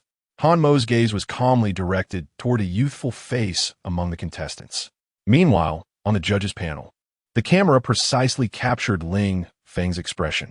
The corners of his mouth curled slightly, revealing a cryptic, cold smile. The prey had finally entered the meticulously arranged hunting ground. Within the exclusive lounge of Tomorrow's Star, the atmosphere was somewhat oppressive. Ling Feng leaned against a plush sofa, a yet-to-be-lit cigar held delicately between his fingers. His eyes shrouded in ambiguity. The phone screen glowed, indicating a call that had just concluded. On the other end was the voice of his agency's boss, Mr. Wang, exuding an undeniable authority. Ling Feng, you know precisely what to do for this 1v1. Lin Feng is the key newcomer our company is currently promoting. Tomorrow's Star serves as his best launching pad, and he must advance. That Han Mo, with his current buzz, is perfect for you to step over and rise to prominence. Mr. Wang's voice carried a chill even through the telephone line. You're the mentor. You have the advantages. You don't need me to instruct you on how to operate. Ensure Lin Feng's victory. Ling Feng listened in silence, a cold smile gradually forming on his lips. The pressure from his boss? It merely provided him with a more justifiable reason. Hanamo, that name like a thorn, had lodged itself deep within his heart for many years. From the inescapable shadows of university to this young man, oblivious to danger, resurfacing and even humiliating him with that damned rock reinterpretation. The accumulation of old grievances and new animosities had long ignited his desire to utterly crush Han Mo. Rest assured, Mr. Wang, Ling Feng's voice was steady, devoid of any discernible emotion. I understand. Everything is for the benefit of the company. After ending the call, he cast his phone aside, his gaze darkening, like ice poisoned with malice. Han Mo, your streak of luck has come to an end. Simultaneously, in the brightly lit rehearsal room, Lin Feng was diligently practicing the song he was to battle Han Mo with under the guidance of his manager. He was young, in his early 20s, with a face that conformed to contemporary aesthetic standards. His vocal skills were rooted in formal training, exhibiting refined technique and stable breath control. However, perhaps due to an overemphasis on technique, his singing bore a certain mechanical quality, lacking that elusive emotional resonance that truly captivates. He was a carefully crafted Sunny Idol. Everything about him appeared so standard, so devoid of surprises. Lin Feng, remember to showcase your best self. His manager encouraged him from the side, his tone commanding and resolute. Your opponent is Han Mo. I know the pressure is immense, but the company and teacher Ling Feng have paved the way for you. You merely need to perform steadily. Think of your future. Stepping over Han Mo will elevate you. Lin Feng nodded vigorously, sweat trickling down his cheek. His feelings towards a man named Han Mo were complex. There was a sense of awe, for indeed, a few of his songs were breathtaking. Yet, there was also a flicker of defiance. What gives him the right to seize all the attention with just a few songs? Both the company and teacher Ling Feng have stated that he merely needs to perform his own songs well. Indeed, performing well is sufficient. He took a deep breath, and a spark of exhilaration ignited in his eyes. An hour before the official recording commenced, Ling Feng adjusted his tie and rose from the lounge. Instead of heading to the mentor's seat, he made a beeline for the office of the show's chief director. Knock, knock, knock. Come in. The director looked up, and upon seeing Ling Feng, a courteous smile graced his face. Teacher Ling Feng, is there something you need? With a smile that conveyed a sense of collective responsibility, Ling Feng seated himself in the chair opposite the director. Director Zhang, I have a small idea I would like to discuss with you. Chapter 19, Conspiracy Brewing. Storm on the horizon, he leaned slightly forward, his tone earnest. I understand that Han Mo is currently very popular, and his abilities are evident to all. Although Lin Feng from our company has a solid foundation, he is still a newcomer. I am quite concerned about a direct confrontation with Han Mo. He furrowed his brow just enough to convey his apprehension. If the defeat is too humiliating, it would not only undermine the young man's confidence, but it could also adversely affect the suspense and enjoyment of the program. Wouldn't you agree? Director Zhang, upon hearing this, lightly tapped his fingers on the table, pausing before responding. He clearly understood Ling Feng's intentions. Ling Feng's company, Xinghua Entertainment, is a major player in the industry, and it would be unwise to offend them. Furthermore, there was a grain of truth in Ling Feng's words. A balanced competition is certainly more engaging than a one-sided route. So, what does teacher Ling Feng suggest? Director Zhang inquired, maintaining a composed facade. Ling Feng smiled, his tone growing even more sincere. Director Zhang, how about this? When it comes time for the mentor voting, could you perhaps give a gentle nudge to teacher Xueqian? Just a single vote for Lin Feng would suffice, serving as encouragement for the newcomer and adding a touch of balance to the competition. It would enhance the suspense, don't you think? He spread his hands, wearing an expression that suggested he was purely motivated by the show's betterment. As for me, he paused, casting a glance at the director. I shall remain impartial and factual, voting for the one who truly performs better. The implication in his words was unmistakable. He intended to vote for Han Mo, the false one, while Xueqian would likely cast her vote for Lin Feng, given that Meili would probably be swayed by Han Mo's prowess. The final outcome could potentially be a 2-1 victory for Han Mo, while Lin Feng would still receive a vote, preserving his dignity and creating suspense. What a perfect arrangement. Director Zhang remained silent for a few seconds, weighing the pros and cons, avoiding conflict with Xinghua Entertainment while ensuring more favorable program metrics. Very well, I will communicate this. He finally nodded, tacitly granting his approval. Ling Feng's smile deepened as he rose to take his leave. Once the office door closed, it sealed off the clamor of the outside world. The seeds of conspiracy had been quietly sown. As night fell, the studio was aglow with brilliant lights. Yet, a palpable tension loomed in the backstage area, reminiscent of a storm gathering on the horizon. Staff members hurried about, their voices crackling through the intercom. The contestants, on the verge of their performances, varied in their preparations. Some meditated in silence, others engaged in hushed conversations, but most displayed a visible anxiety. The camera panned to Han Mo in a corner. He maintained his calm demeanor, seated with focused intent as he adjusted the guitar in his lap. It seemed as though the tumult of the outside world and the impending storm held no relevance to him. Only when he occasionally glanced towards the rest area did his gaze soften slightly. Aunt Wong and Duo awaited him there.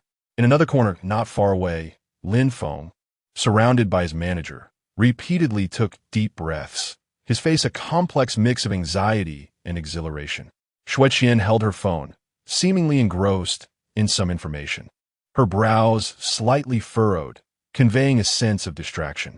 On the other hand, Meili maintained her characteristic professional smile, her sharp gaze scanning the stage with keen intensity. Ling Feng leaned leisurely against his chair, his eyes sweeping across the audience, exuding an air of confidence and indifference, as if he had everything under control. The atmosphere felt almost suspended in time. Dear audience, welcome back to the live broadcast of tomorrow's Star Original Theme Battle, Songs in Time. The host's voice resonated through the speakers, instantly igniting the ambience. Next, we will proceed with our first Group S 1v1 showdown. First and foremost, let us extend a warm round of applause to our first challenger, Lin Feng. The spotlight shifted to one side of the stage. Clad in a pristine white performance outfit, Lin Feng inhaled deeply amid the deafening cheers of his fans and stepped onto the stage. The accompaniment began, a lively and vibrant pop song, reportedly an original piece tailored specifically for him, celebrating the exuberance of youth and the promise of the future. Lin Feng's performance was fervent, his stage presence was steady, and his vocal prowess was indeed commendable. The spectacular stage effects, combined with his quintessential idol smile and movements, elicited waves of applause from his fans below. Upon concluding his song, Lin Feng panted lightly and bowed to the audience. The applause erupted, fairly enthusiastic. Standing at the center of the stage, he feigned calm, yet his tightly clenched fists betrayed his anxiety. He understood that this was merely the beginning. The true determinant of fate lay in the man who was to take the stage next. The host's voice rang out once more. Thank you, Lin Feng, for that splendid performance. Now, the opponent he is about to face is, let us welcome with the warmest applause, Han Mo. Instantly, all eyes in the venue, including those of millions of viewers in the live stream, converged on the entrance of the stage. There, a figure dressed simply in a white t-shirt and jeans, cradling a wooden guitar, emerged slowly. The lights followed, illuminating him. The storm had arrived. Han Mo took a seat on a high stool at the center of the stage, guitar in hand, with no excessive lighting effects. Only a single clean spotlight shone upon him. The audience fell into a hushed silence, all eyes fixated on him. A few clear chords from the guitar resonated, akin to pebbles thrown into a tranquil lake, creating ripples in a vast studio. Simple and pure, yet imbued with an indescribable magic, it captured the attention of everyone present. Then he began to sing, back to the very beginning, your youthful face in my memories. His voice was neither the melancholic depth of Xiao Cho nor the wild roar of Rock's Tian Mimi. Instead, it was a clear, youthful tone, imbued with countless untold stories. Like a gentle breeze caressing a grassy field, it carried the essence of sunshine and dew, softly yet precisely striking the hearts of all who listened. The torrential rains and lost loves of those years. The lyrics serve as a key, unexpectedly unlocking the doors to each individual's long-buried memories. The poignant, regretful, and beautiful scenes of youth, which can never be revisited, surge forth like a tidal wave in the heart. Gradually, the atmosphere fills with suppressed sobs. Many young audience members find their eyes glistening, while some older attendees discreetly turn their heads to wipe away tears. The barrage of comments in a live stream explodes in an instant. Oh my, this song has moved me to tears. I am reminded of my classmate, my youth. Surely this was written for Duo's mother? No wonder he has always raised the child alone. It appears he harbors such a deeply etched past. My heart is shattered. This tender-hearted man must have endured countless untold sorrows. Teacher Hanemo, do not weep. We stand by you. Am I the only one who discerns his helplessness towards reality and his nostalgia for the past? This song is simply extraordinary. The waves of emotion from Dihua engulfed both online and offline audiences. Countless souls were captivated by the song's inherent charm and the heartfelt stories of Han Mo they conjured in their minds, completely falling under its spell. On the mentor's bench, Mili's eyes glistened with unshed tears as she turned her face slightly, clearly moved. Xueqian appeared enraptured, leaning forward slightly, wholly immersed in the song's ambience. Her fingers unconsciously keeping time with the rhythm, entirely oblivious to the previous reminders in her headphones. Only Ling Feng remained unchanged in demeanor, yet a subtle shadow of gloom and jealousy flickered in his gaze. What does it matter how beautifully one sings? Today, you must be eliminated. I long to tell you that I have not forgotten. As the last note lingered in the air, Han Mo sat quietly with his guitar, as if the one who had just poured out the regrets of youth was not him at all. The audience fell silent for a few seconds, before erupting into thunderous applause. It continued unabated. Chapter 20. The wheat-tossing turmoil, the audience's verdict. Grateful to Han, thanking him for delivering a soul-stirring performance of those years. The host's eyes glistened with unshed tears, his voice tinged with a slight quaver. Taking a deep breath to steady his emotions, he declared, "Now, the exhilarating moment has arrived. Let us invite the three mentors to cast their invaluable votes for the performances of our two contestants." The spotlight shifted to the panel of mentors. The first to cast his vote was Xueqian. Still moved by the song's emotional resonance, he instinctively reached out to press the voting button before Han Mo. However, just as his finger was about to make contact with the button, a cold and urgent voice crackled through his earpiece. "Teacher Xue, stick to the plan." Lin Feng. Xueqian's movements abruptly halted.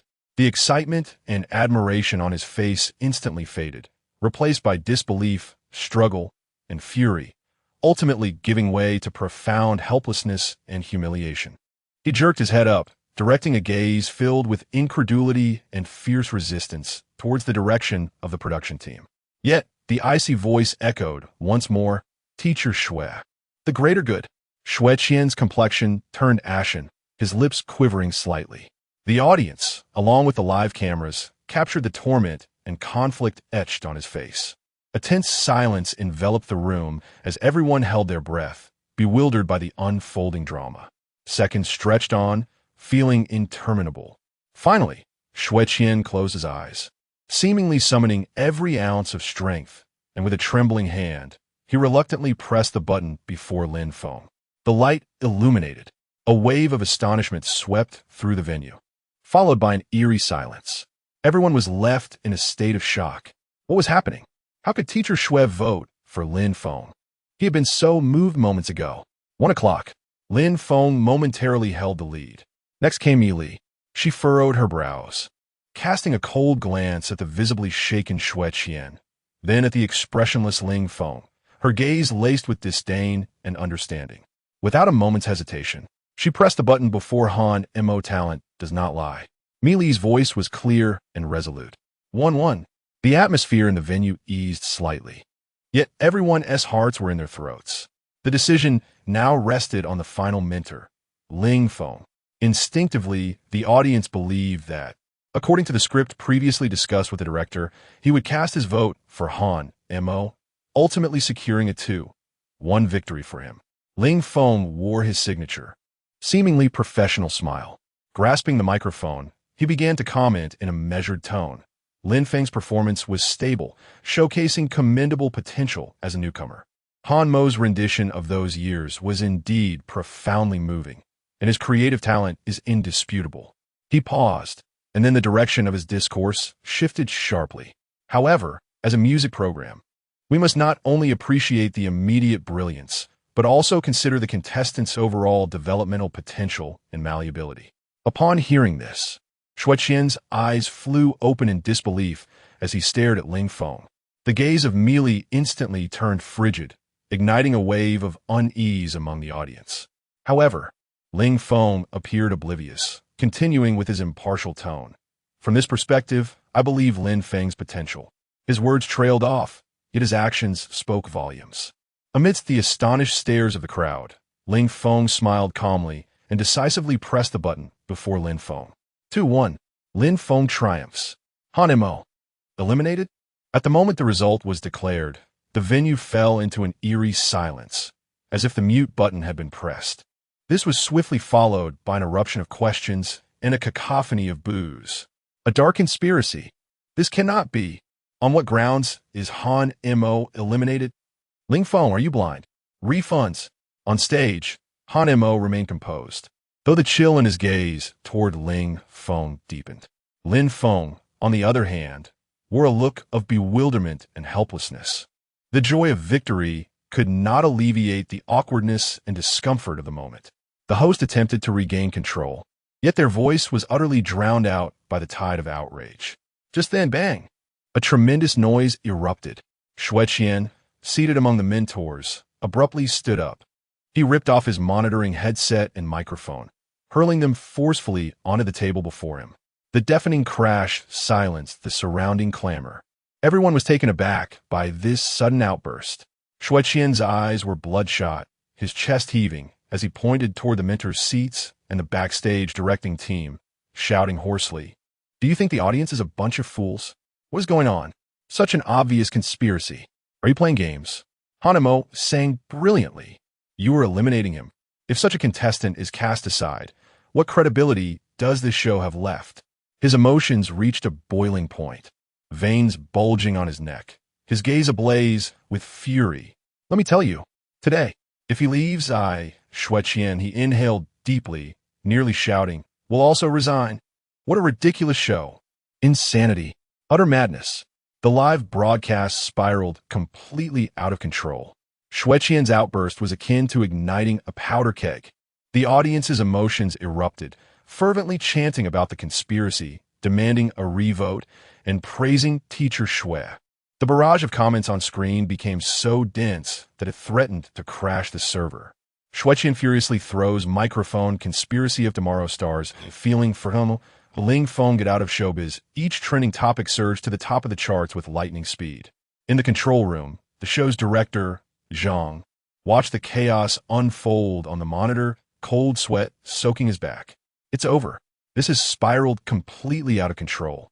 Shueqian's eruption, combined with the audience's overwhelming outrage, plunged the program into an unprecedented crisis, potentially leading to its outright cancellation. What to do? Preserve the show. We must quell the public's fury at once. In the blink of an eye, Director Zhang made a profoundly audacious yet singularly viable decision to salvage the situation. He seized the intercom and, with a trembling voice, commanded, "Emergency protocol. Immediately, activate the live audience voting channel." He called upon all attendees, both present and online, to determine the fate of Han Mo and Lin Feng. The directive was swiftly disseminated. Soon, a real-time voting interface emerged on both the grand screen and the live broadcast. Han Mo versus Lin Feng. The audience would decide who advances. At the very moment the voting channel opened, the tally representing Han Mo surged like a rocket. With an overwhelming and terrifying momentum, it skyrocketed, obliterating all competition. In the blink of an eye, it left the blue tally representing Lin Feng far behind. 100,000. 500,000, 1 million, 5 million, 10 million. The numbers continued to escalate at a visibly frenetic pace. The gap widened exponentially by dozens, even hundreds of times. This was no longer a contest. It was a one-sided massacre. Public opinion. This was the most authentic and uncontrollable manifestation of the people's will. Ultimately, under the watchful gaze of thousands, the voting channel was closed. The results were sealed. Chapter 21. Aftermath and Reckoning. Hanmo's votes secured a stunning and overwhelming victory. Dear viewers, the host's voice trembled with excitement as the results were revealed. The victor of this round's 1v1 duel, advancing to the next stage, is, he shouted with all his might, Han Mo. The arena erupted in a deafening chorus of cheers. Applause and screams merged into a joyous sea of celebration. Countless individuals embraced and leaped with exhilaration. On camera, Han Mo calmly bowed deeply to the audience. In the mentors section, Shueqian let out a long sigh of relief, a smile of both gratification and profound fatigue gracing his face. Midi no dit approvingly, head is reflecting unmasked admiration. In stark contrast, Ling Feng's face turned ashen. His fist clenched tightly on the armrest, knuckles pale, his gaze seething with resentment, as if ready to devour someone whole. On the opposite side of the stage, Lin Feng appeared to have completely relaxed, sporting a complex smile as he gently nodded in Hanmo's direction. At that moment, the audience rendered their final verdict. Advertisement break. Han Duo. Dear brothers and sisters, please click on the free gifts to support my father. The moment the live broadcast signal was cut, chaos erupted backstage. Unlike the thunderous applause and cheers from the front, this area felt as if a deep water bomb had been dropped, sending chaotic splashes everywhere. Shueqian's expression darkened, his chest heaving violently. Contrary to what one might expect, he did not explode in rage. Instead, he remained eerily calm, the chill in his gaze capable of freezing one in place.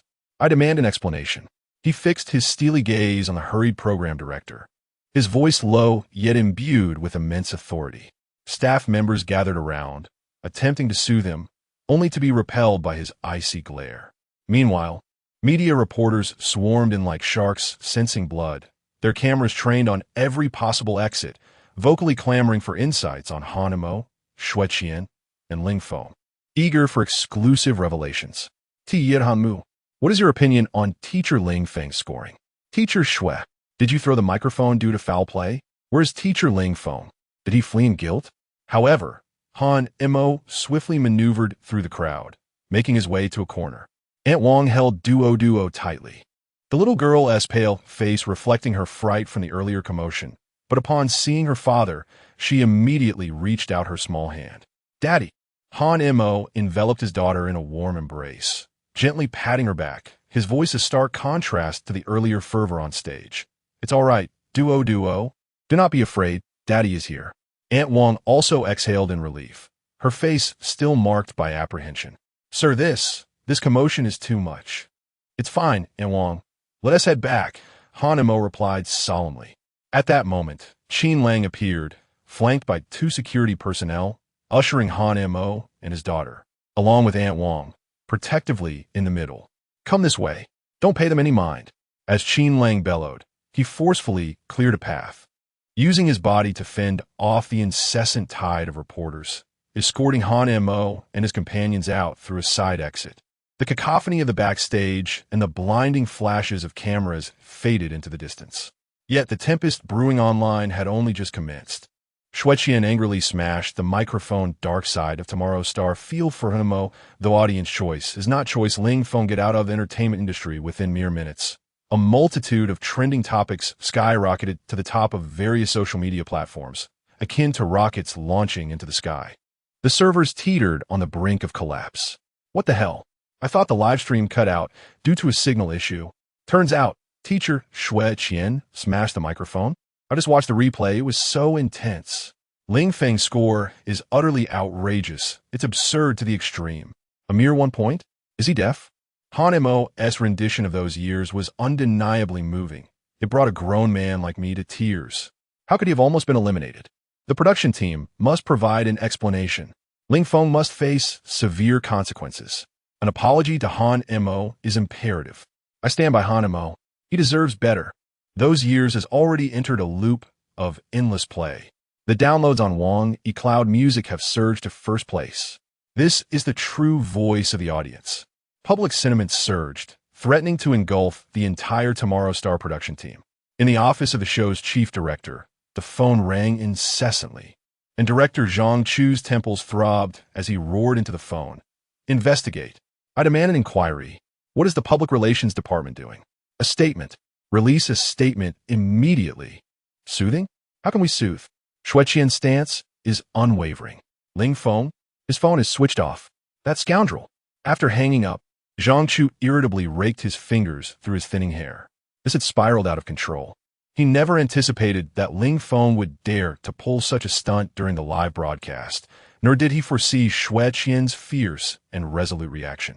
Soon, the official account of the production team released a cautiously worded statement. The statement began by expressing gratitude to the audience for their supervision and enthusiasm, followed by an apology for the unforeseen circumstances that arose during the program.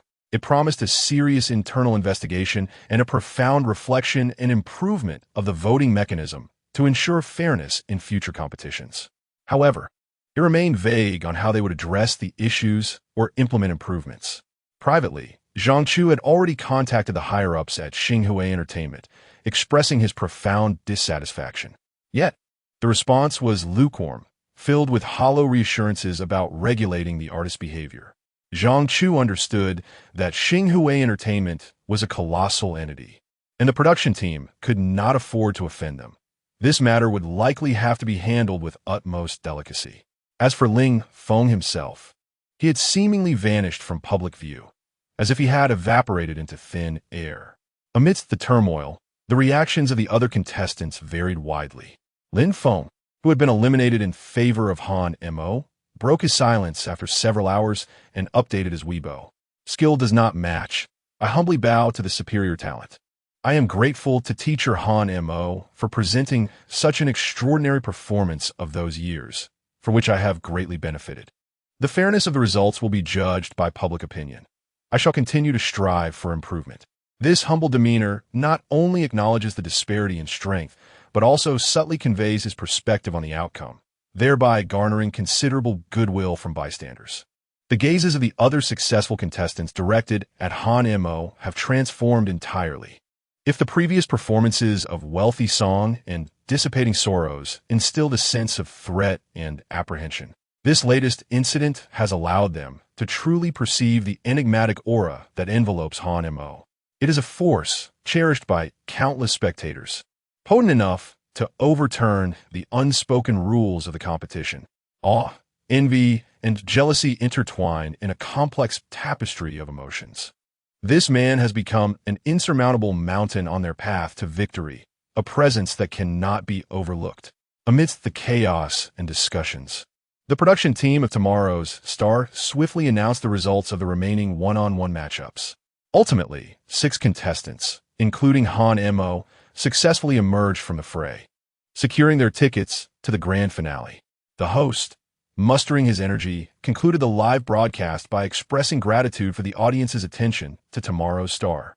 Our national finals will take place in 2 days. At that time, we will implement a brand new format that better reflects the audience's preferences, ensuring absolute fairness. Stay tuned. The camera finally panned over the faces of each advancing contestant. Some appeared exhilarated, others anxious, while a few brimmed with ambition. Meanwhile, in the temporary lodging arranged by the production team, Han Mo gazed at the flood of discussions and various messages tagging him on his phone. He then turned a glance at Duo, who lay peacefully asleep beside him, her lips curved in a sweet smile. His eyes, calm as still water, concealed an undeniable resolve. The finals, you say? He is ready. 4 was 5-layer strawberry cake, and 4, so much more. Chapter 22, The Night Before the Finals. A whirlwind of change. The repercussions of the wheat incident had yet to subside when the production team of Tomorrow's Star convened an urgent meeting.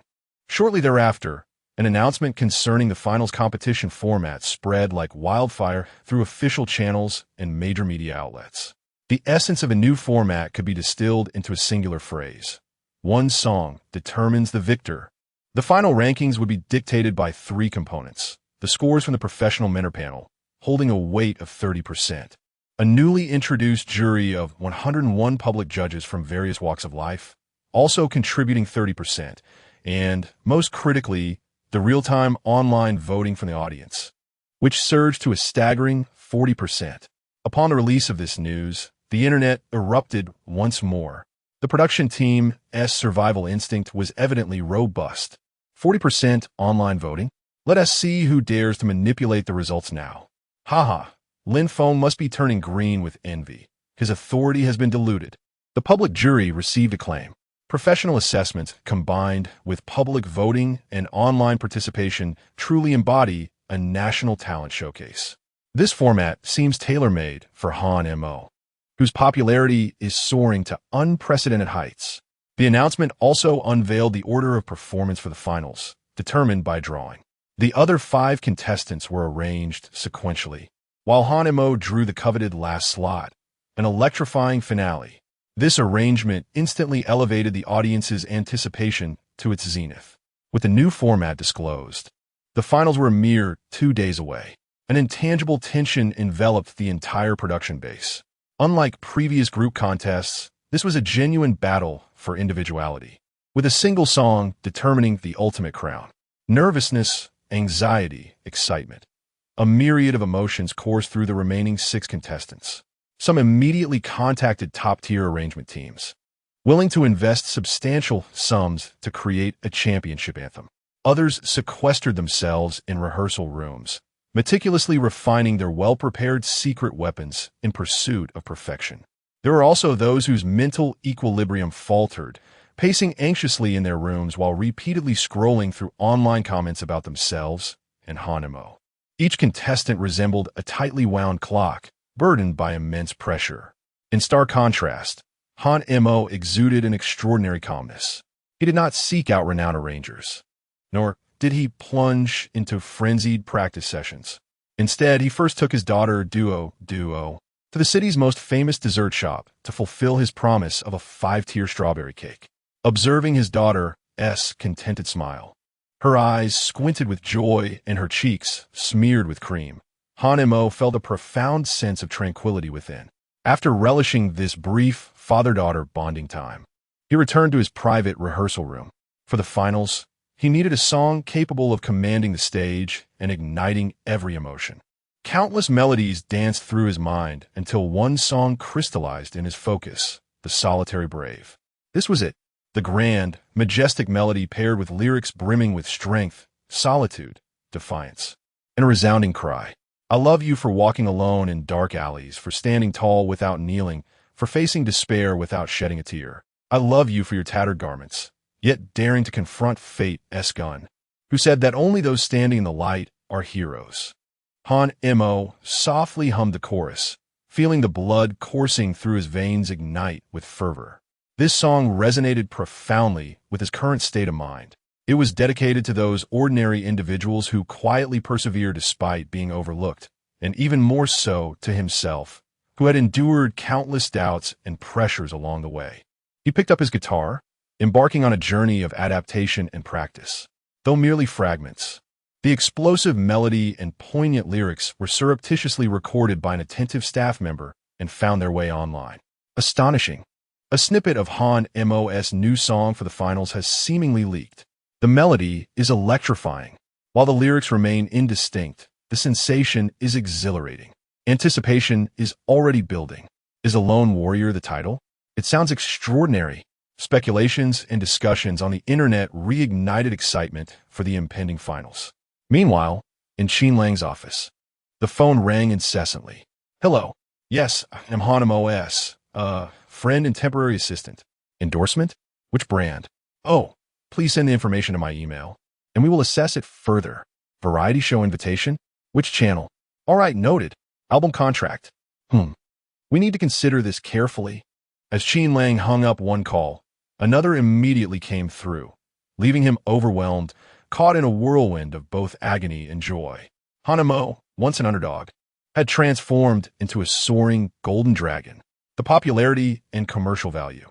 Qin Lang gazed at the sign of his struggling entertainment company, for the first time realizing that this small establishment may indeed be unable to retain such a revered talent. No, he must swiftly find Hanimo a top-tier manager worthy of his stature. Otherwise, merely coordinating these business dealings could leave his aging body in tatters. Qin Lang promptly activated all his financial resources and connections, seeking information on elite managers within the industry. After screening through numerous names, one stood out to him: Lin Wei. Lin Wei. This name is nearly synonymous with legend among industry veterans. She single-handedly transformed the once unknown Su Qingqian into a music queen renowned across Asia. It is said that her discerning eye, strong will, and extensive connections make her a true gold standard manager. However, regrettably, since Su Qingqian's withdrawal from the limelight due to illness several years ago, Lin Wei had become reclusive, seldom appearing publicly, let alone mentoring newcomers. Indeed, the name suggests a beauty, and as for when she might make her appearance, that depends on the esteemed audience's desires. This is a challenging endeavor, Qin Lang muttered, yet his gaze remained resolute. The more difficult the task, the more it underscored her worth. After considerable effort, he finally acquired Lin Wei's private contact information through an old acquaintance. Taking a deep breath, he dialed the number. The phone rang a few times before being answered by a cool, composed female voice. Hello, this is Lin Wei. Hello, Ms. Lin Wei. It's a pleasure to speak with you. I am Qin Lang, striving to transform my fortunes in the entertainment industry. Qin Lang endeavors to ensure his voice resonates with sincerity and professionalism. Is there something you need? Lin Wei's tone betrays no emotion. It is like this, Sister Wei. I have an artist under my wing, brimming with potential, and I wish to I apologize, Mr. Chin, Lin Wei interjected, cutting him off. I am no longer taking on newcomers and have no plans for a comeback. No, Sister Wei. Please allow me to explain. He truly is. I presently need time to care for a patient, and my energy is limited. I sincerely apologize. Lin Wei's tone remained courteous, yet the intent to decline was unmistakable. Having said that, she politely hung up the phone. Beep, beep, beep. Listening to the busy signal, Qin Lang stood frozen, momentarily lost in thought. Just like that, rejected, he felt a surge of determination for Han Mo's future to prevent this uncut gem from gathering dust. He must persuade Lin Wei to return, by any means necessary. Qin Lang clenched his fists, his gaze transforming into one of unwavering resolve. Meanwhile, in a brightly lit rehearsal room, Han Mo cradled his guitar, eyes closed, strumming and singing over and over. Sweat soaked his forehead, yet he paid it no mind. As he reached the climax of the chorus, he suddenly opened his eyes, his voice piercing through the walls with unmatched strength and resolve. Shall we fight? Indeed, for the most humble of dreams. To those wails and roars in the darkness. Who says only those standing in the light are heroes? His song reverberated, as if heralding an impending storm. Chapter 23, Night of Glory. The Battle of Kings. The night enveloped the city like an immense velvet curtain, while the newly constructed Starlight Arena in the city center shone as brightly as day, becoming the most resplendent gem beneath this nocturnal canopy. The grand finale of Tomorrow's Stars was held here. Outside the venue, a nearly 100-meter-long red carpet was laid out, flanked by throngs of fans brandishing lightboards and media reporters wielding cameras. Various cheers erupted in succession, as the flash of cameras nearly blinded the onlookers. When Han Mo, clad in a simple yet elegant casual suit, appeared at the entrance of the red carpet, holding the small hand of Duo, with Aunt Wong closely following. The atmosphere surged with excitement. Han Mo, look this way, Mo Shun. The reporters, like cats drawn to the scent of prey, surged forward, bombarding him with questions. Teacher Han Mo, how prepared are you for the finals? I've heard you have an explosive song ready. Do you have confidence in winning the championship? Han Mo merely nodded slightly, protecting Duo as they swiftly traversed the red carpet, lingering for no more than necessary. Nonetheless, this brief appearance was sufficient for the hashtag Hanamo Red Carpet to quietly ascend the trending topics. Upon entering the arena, he was awestruck by the sight before him. The venue, packed with tens of thousands of spectators, resembled a vibrant sea of colors, illuminated by glowing sticks. The stage design was extravagantly stylish, encircled by massive LED screens, with lighting that transformed the space into a futuristic spectacle. Most striking was the specially arranged seating for 101 public judges directly opposite the stage. They hailed from diverse backgrounds: students, white-collar workers, retired laborers, and music enthusiasts, each wearing clearly visible identification badges. Their votes would significantly influence the final outcome. On the judges' panel, Xue Qian and Mi Li were engaged in quiet conversation, their faces adorned with relaxed smiles. In contrast, Ling Feng's expression was far less amiable. Although the production team had ultimately refrained from replacing him under pressure from Xinghua Entertainment, it was evident to the discerning that his position was somewhat awkward. This was particularly true after learning that his scoring weight had been severely diluted, casting a frosty demeanor over his typically aloof countenance. He cast a cold glance across the venue, his gaze tinged with a barely perceptible malevolence. At precisely 8 o'clock, the live broadcast of the finals commenced. Following a dazzling light show, Ho Si Ling and her partner Nana, a special guest host, took center stage, instantly igniting the atmosphere. Good evening to all the audience present, as well as to those watching from home and online. Welcome to the national finals of Tomorrow's Stars, the Night of Glory. After a succinct introduction, Ling emphasized the innovative competition format for the evening. To ensure absolute fairness, justice, and transparency, tonight's finale would employ a new 3-party voting system. The professional mentor panel scores would account for 30%. The votes from the 101 public judges would also constitute 30%, and the real-time online votes from viewers, comprising 40%, would complete the tally. The final scores of each contestant will be displayed in real time on the big screen, truly allowing public opinion to determine the champion. This announcement ignited fervent cheers from both the live audience and those watching online. Without further ado, let us welcome the first performer of the evening, Zhao Lei. With warm applause, under the spotlight, a young man clad in a leather jacket stepped onto the stage. He presented a rhythmically intense rock song, showcasing solid vocal skills and a steady stage presence. Upon finishing his performance, the audience responded positively. During the feedback session, the mentor Li smiled encouragingly, pointing out a few minor flaws in detail. Shui Qian adopted a more stringent approach, highlighting some issues in the arrangement. Yet overall, he offered praise. When it was Ling Feng's turn, he expressionlessly picked up the microphone and remarked, "Well, it's acceptable, but the emotional expression is somewhat excessive. Technique overshadowed emotion." His critique was brief, delivered in a flat tone that carried an almost imperceptible undertone of suppression.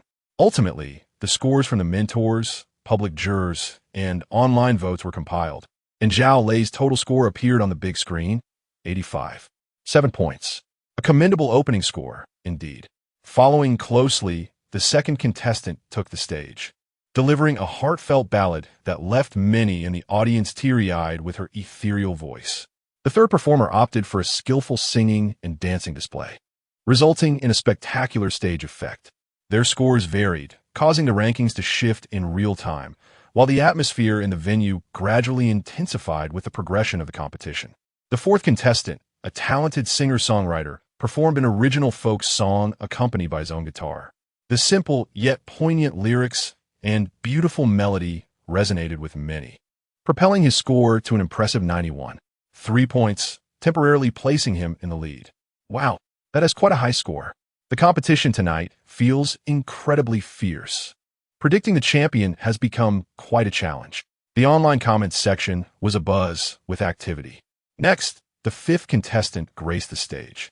With a professional background and rich stage experience, she chose to reinterpret a highly challenging classic song. Her resplendent high notes, steady breath control, and near-perfect technique elicited thunderous applause from the audience. The mentors offered high praise, and even the usually critical Ling Feng merely nodded in approval without voicing any negative remarks. The final score was an astounding 94. 5 points. A new high score had emerged, leaving the fourth contestant trailing behind. My goodness, 94, 5 points. That is practically a champion score. Isn't it? Remarkable. This puts considerable pressure on Han Mo. I'm starting to feel anxious. What if Han Mo can't surpass this score? The discussions among the audience and online reached a fever pitch, and predictions regarding the champion's outcome began to polarize. With the performances of the first 5 contestants concluded, the stage lights dimmed slightly. The host, He Ling, spoke with a hint of excitement and emotion, declaring, "The remarkable performances of these 5 contestants have allowed us to feel the true allure of music. Yet tonight, there exists a name that everyone eagerly anticipates. He is the most unexpected dark horse of this season as Tomorrow's Stars, the most contentious figure of discussion. With a song titled after becoming wealthy, he brings us laughter. With sorrow relieved, he evokes our tears, and with those years, he allows us to reminisce about our youth. He is none other than Han Mo."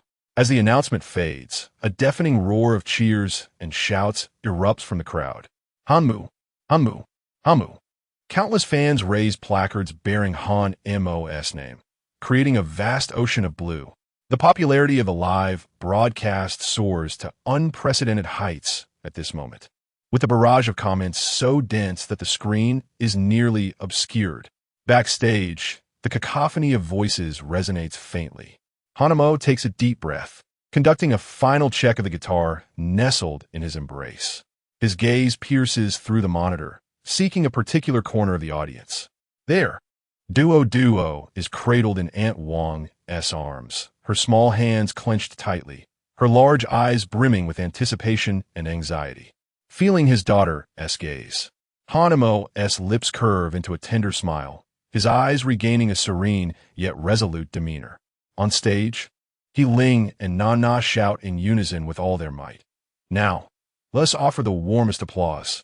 Please welcome tonight's final challenger, Han M.O. With a swish, all the spotlight beams converge. In that dazzling brilliance, Han M.O., guitar in hand, strides steadily toward the center of the stage, all eyes upon him. Chapter 24. The Solitary Hero, the Battle of Divine Revelation.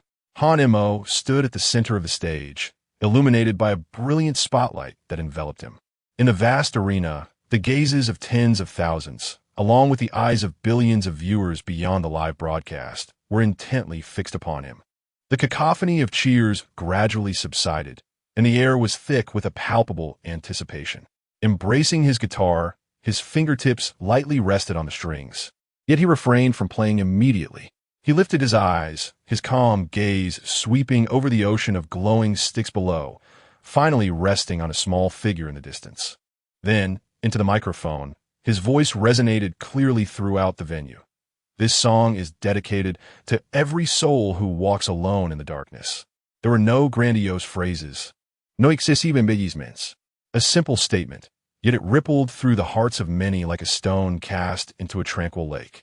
As his words faded, a deep and majestic guitar prelude began to play.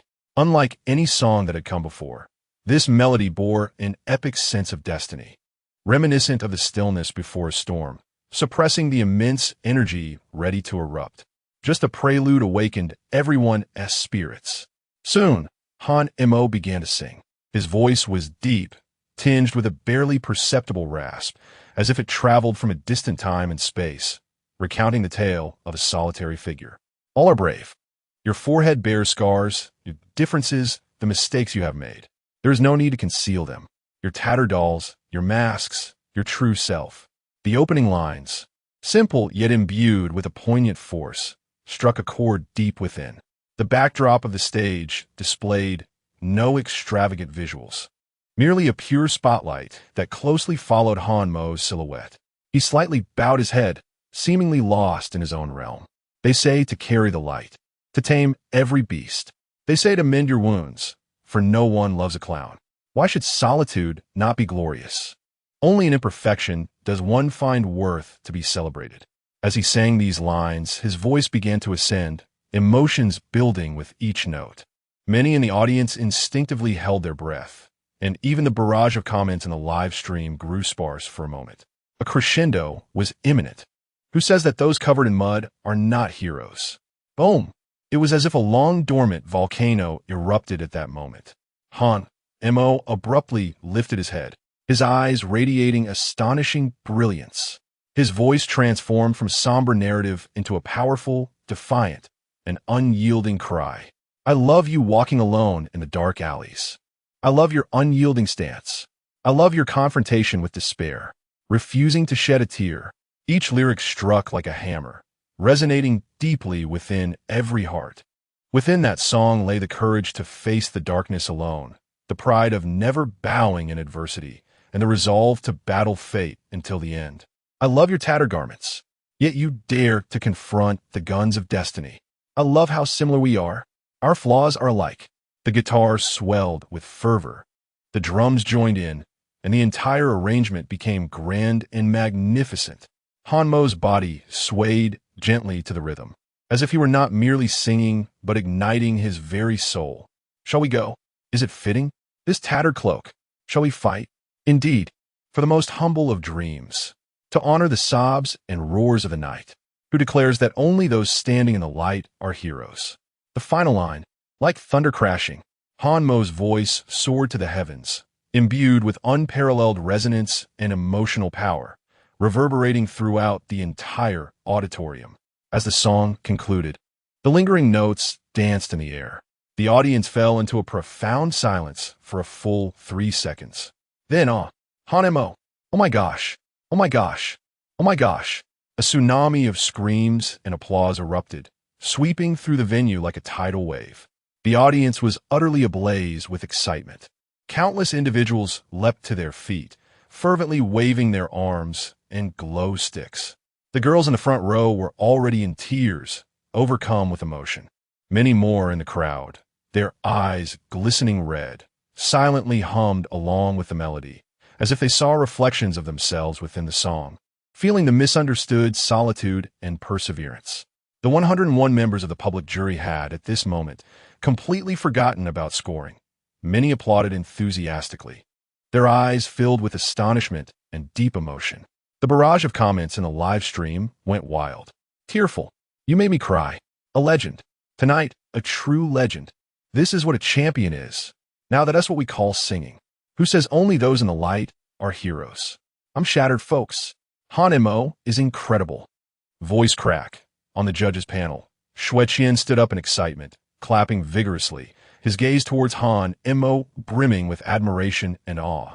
Mili's eyes were also glistening with tears, her hands clasped together as she nodded emphatically, clearly moved. Only Ling Feng appeared extremely displeased, his face a deep shade of pallor, his expression dark enough to drown in. He fixed his gaze on the radiant figure on stage, his hands clenched tightly on his knees, knuckles turning white from the pressure. Jealousy, bitterness, rage, a whirlwind of emotions churned within him. Yet what could he say?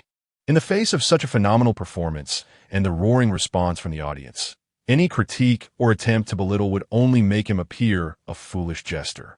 Hosts Ling and Nana ascended the stage, their eyes still shimmering with excitement. It was truly breathtaking. Ling took a deep breath, saying, Han Mo, thank you. Thank you for delivering such a soul-stirring performance. The voting segment commenced. Judge votes. Without hesitation, Shueqian awarded a perfect score, 30 points. Mili similarly bestowed a perfect score, 30 points. When it came to Ling Feng, he paused for a few seconds in silence, ultimately picking up the microphone and stating in a stiff tone, the melody is grand and the singing technique is on point. However, the lyrics are excessively bleak, lacking positive energy. 25 points. Symbolically, a deduction of 5 points was made. However, in the face of overwhelming public sentiment, this minor penalty proved inconsequential and instead elicited a chorus of boos from the audience. Following this, the voting by the public jury commenced. On the grand screen, the votes for Han Mo began to soar dramatically. 95 votes, 98 votes, 100 votes. Ultimately, it reached a staggering total of 101 votes, an absolute sweep. The arena erupted once more in exuberance. Then, the crucial online voting portal was activated. In a mere second, Han Mo's vote count ascended like a rocket, skyrocketing into the stratosphere. With a dominating and unparalleled lead, he outpaced the runner-up by an impressive margin. The numbers continued to surge wildly, and when they finally settled, they revealed an astronomical figure that left all subsequent contestants in the dust. As the final scores were tabulated, the grand screen slowly unveiled the results. Han Mo, total score, 98. 8 points. Average score for Mentor's public jury score, online voting adjustment. The champion is Han Mo. Ling, with all her might, excitedly announced this foregone conclusion. Boom, boom, boom. A cascade of colorful streamers rained down from above, golden confetti falling like raindrops. Under the spotlight, Han Mo stood there calmly, devoid of ecstatic joy, only a serene expression of relief gracing his face. The staff presented him with the champion's trophy. Han Mo accepted the weighty crystal award, and the camera captured a close-up of him. He took a deep breath and began his acceptance speech. I extend my gratitude to the production team, to teacher He and Sister Na. Thank you to teacher Shueqian and teacher Mili. He paused, his gaze shifting toward the audience. Thank you to all the viewers who supported me. Finally, his eyes landed on a small figure in the crowd, and a genuine smile, the first of the night, illuminated his face, warm enough to melt the chill of winter. Most of all, I want to thank my daughter, Duo. Daddy promises you a 5-layer strawberry cake. This simple and heartfelt statement instantly ignited laughter and applause throughout the venue, moving countless spectators once again with this display of tender masculinity. Han Mo raised the champion's trophy high above his head. In the audience, Duo was lifted high by Aunt Wong, eagerly waving her small hand and cheerfully calling out, Daddy, Daddy, you're amazing. With dazzling lights and thunderous applause, a new era seemed to quietly unfold at that very moment. Chapter 25. The dual gains of fame and fortune on the night the grand finale of Tomorrow's Star concluded. Han Mo's name detonated across the internet like an atomic bomb dropped into a serene lake. Hanamo champion, lonely warrior becomes legend, feeling for Ling Feng, Hanamo daughter cake, request Hanamo concert. The trending topics were virtually monopolized by him alone. Within less than an hour of the release of Lonely Warrior, its downloads and comments shattered historical records on the platform, achieving an unprecedented lead. Major music and short video platforms were inundated by this song's overwhelming success. Consequently, a tide of opportunities surged towards the small entertainment agency, Xinyu Fanshun. At the celebratory banquet hosted by the production team, Han Mo became the unequivocal center of attention. Executives from prominent record companies, renowned music producers, film directors, and representatives of top brands, all elegantly attired and beaming, gathered around him, presenting business cards with earnest words. Mr. Han, we are from XX Records and are keen to discuss an album contract with you. Mo Shun, I have an S-grade grand production historical drama. The theme song is tailor-made for you.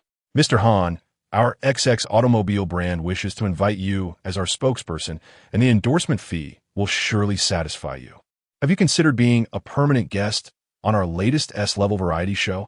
Various invitations and collaboration proposals piled up like a mountain. Fame and fortune seemed to be within arm's reach in a single night.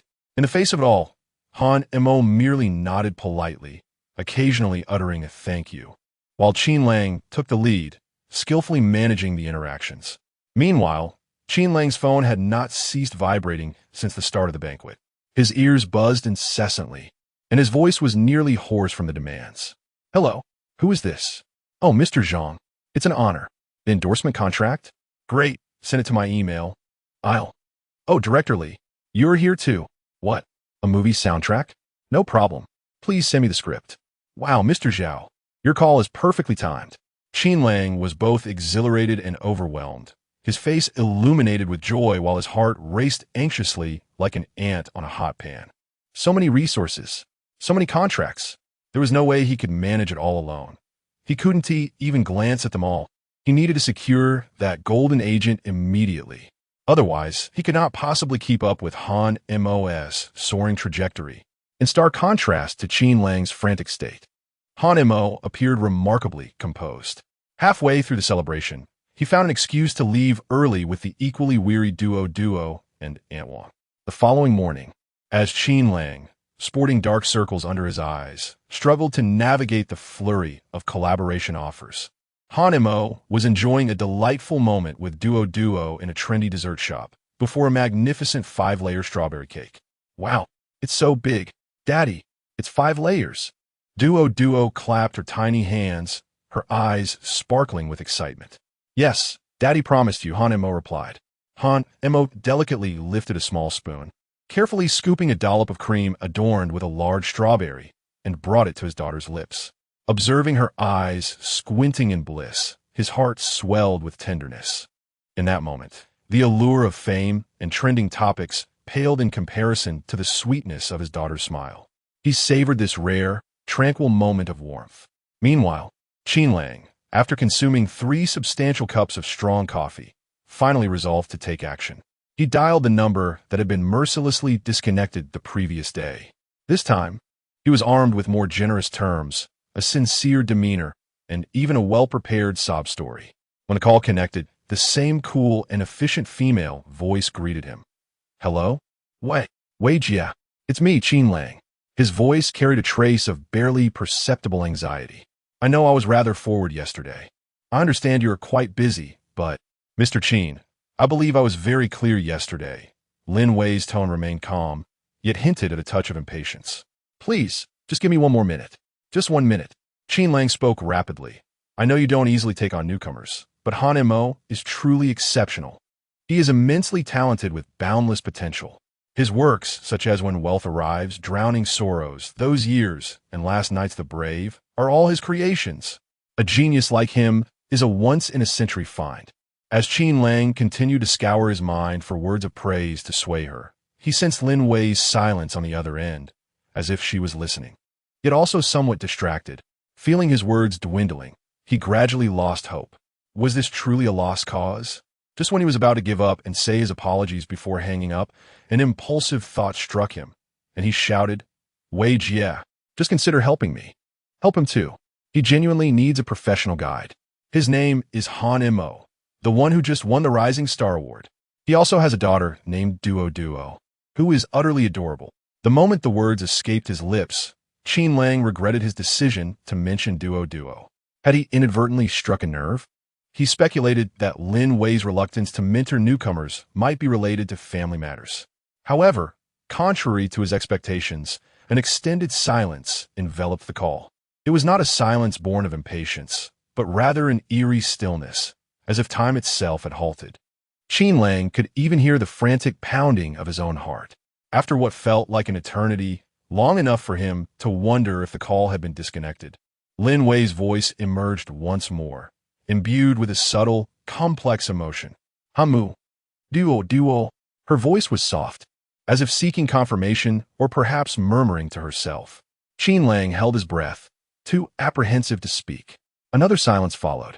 Ultimately, Lin Wei broke the stillness, her voice regaining a semblance of composure, though a barely perceptible tremor lingered beneath. "Have him bring the child to meet me." With that, she hung up before Qin Lang could respond. Qin Lang stood frozen in place, taking a full half-minute to come to a sudden realization. She agreed? The overwhelming joy engulfed him in an instant. He was so exhilarated that he nearly leapt from his chair, gesticulating like a lunatic who just won a 5 million lottery. It's settled. I'm indeed a genius." He immediately seized his phone, his heart racing as he dialed Han Mo's number. Meanwhile, Han Mo was gently wiping cream from Duo's mouth with a tissue. When the phone rang, he glanced at the caller ID and saw it was Qin Lang. "Hello, Han Mo. I have fantastic news. Monumental news." The excitement in Qin Lang's voice was almost unrecognizable. "I've secured a meeting with Lin Wei, the illustrious agent. She has agreed to meet with you." Han Mo paused, the action of wiping cream stalling momentarily. Lin Wei? He had no distinct recollection of her. Who? She is the legendary agent who launched the career of the diva Su Qingxian. Isn't that incredible? Qin Lang explained, brimming with enthusiasm. "She has agreed to meet with you." However, Qin Lang hesitated, his tone turning cautious. "She mentioned that you should bring Duo along." "Bring Duo?" Hanamo's brows furrowed slightly. Why would he need to bring a child to meet an agent? Though perplexed, he understood that he indeed required a professional agent to manage the forthcoming affairs. The fact that Qin Lang had managed to secure a person of such caliber undoubtedly took considerable effort. All right, he contemplated for a moment before agreeing. "Send me the time and place. For the sake of future opportunities and to provide a better life for Duo, meeting her is certainly worthwhile." After hanging up, Han Mo looked at his daughter, who was drooling over a strawberry cake, and his gaze deepened. Lin Wei. That name seemed familiar. Unable to recall where he had heard it, he decided to set aside this curiosity for the time being. Chapter 26. Encounter in Truth. It was you on a Saturday afternoon. The sun shone brilliantly. Han Mo held the small hand of Duo, standing before a CAF that exuded a refined atmosphere. Today, Duo was dressed like a little princess, adorned in a pink tulle dress.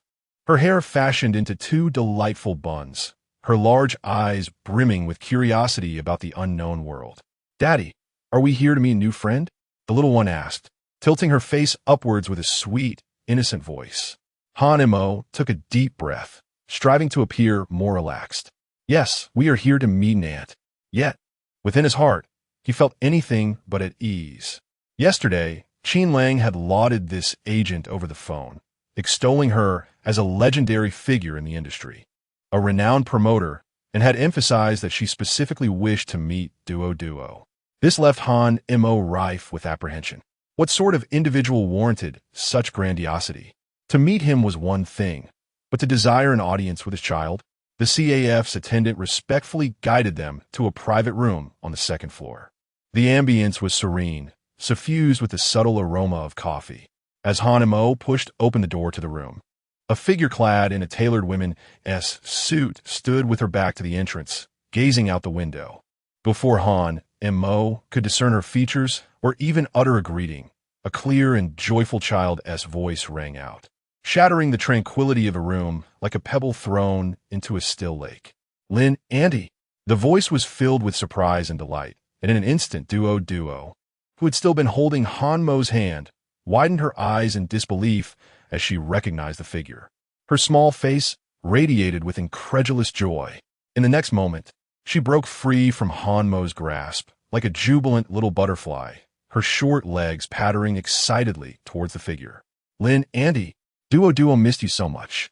The little one exclaimed, wrapping her arms around the woman's leg, her head tilted back in utter dependence and joy. Han Mo stood there, utterly stunned, as though struck by a bolt of lightning. His mind went blank, overwhelmed by a flurry of thoughts, as if countless lines of code were racing before his eyes, ultimately converging into a singular message: 404 not found. Lin, Andy. Duo called her. Lin, Andy. In a flash, numerous threads of connection, like a broken string of pearls, were seamlessly woven together by an invisible hand. The renowned Agent Qin Lang spoke of the legendary figure who had only worked with the diva Su Qingxian, the one who specifically requested Duo's presence. Linwei, the name that existed solely in tales, one that Qin Lang had pursued tirelessly, now aligned with the woman being affectionately embraced by Duo, who called her Lin, Auntie. If she is Linwei, if she is the only one who has ever worked with Su Qingxian, if Duo refers to her as Lin, Auntie, then a revelation powerful enough to shatter his entire world surged through Han Mo's mind like a tsunami. Duo's mother is Su Qingyan, the ethereal, extraordinarily talented diva who graced the covers of financial magazines or entertainment news, but rarely appeared in public. The renowned Su Qingxian. He suddenly recalled that chaotic, nebulous, yet indelibly etched night, a night that left a monumental enigma in his life. Could it be that the immense truth surged forth like a torrential flood, overwhelming Han Mo's perception, rendering him nearly breathless as he stood there, transfixed, gazing at the astonishing scene before him? The woman embraced by Duo was none other than Linwei.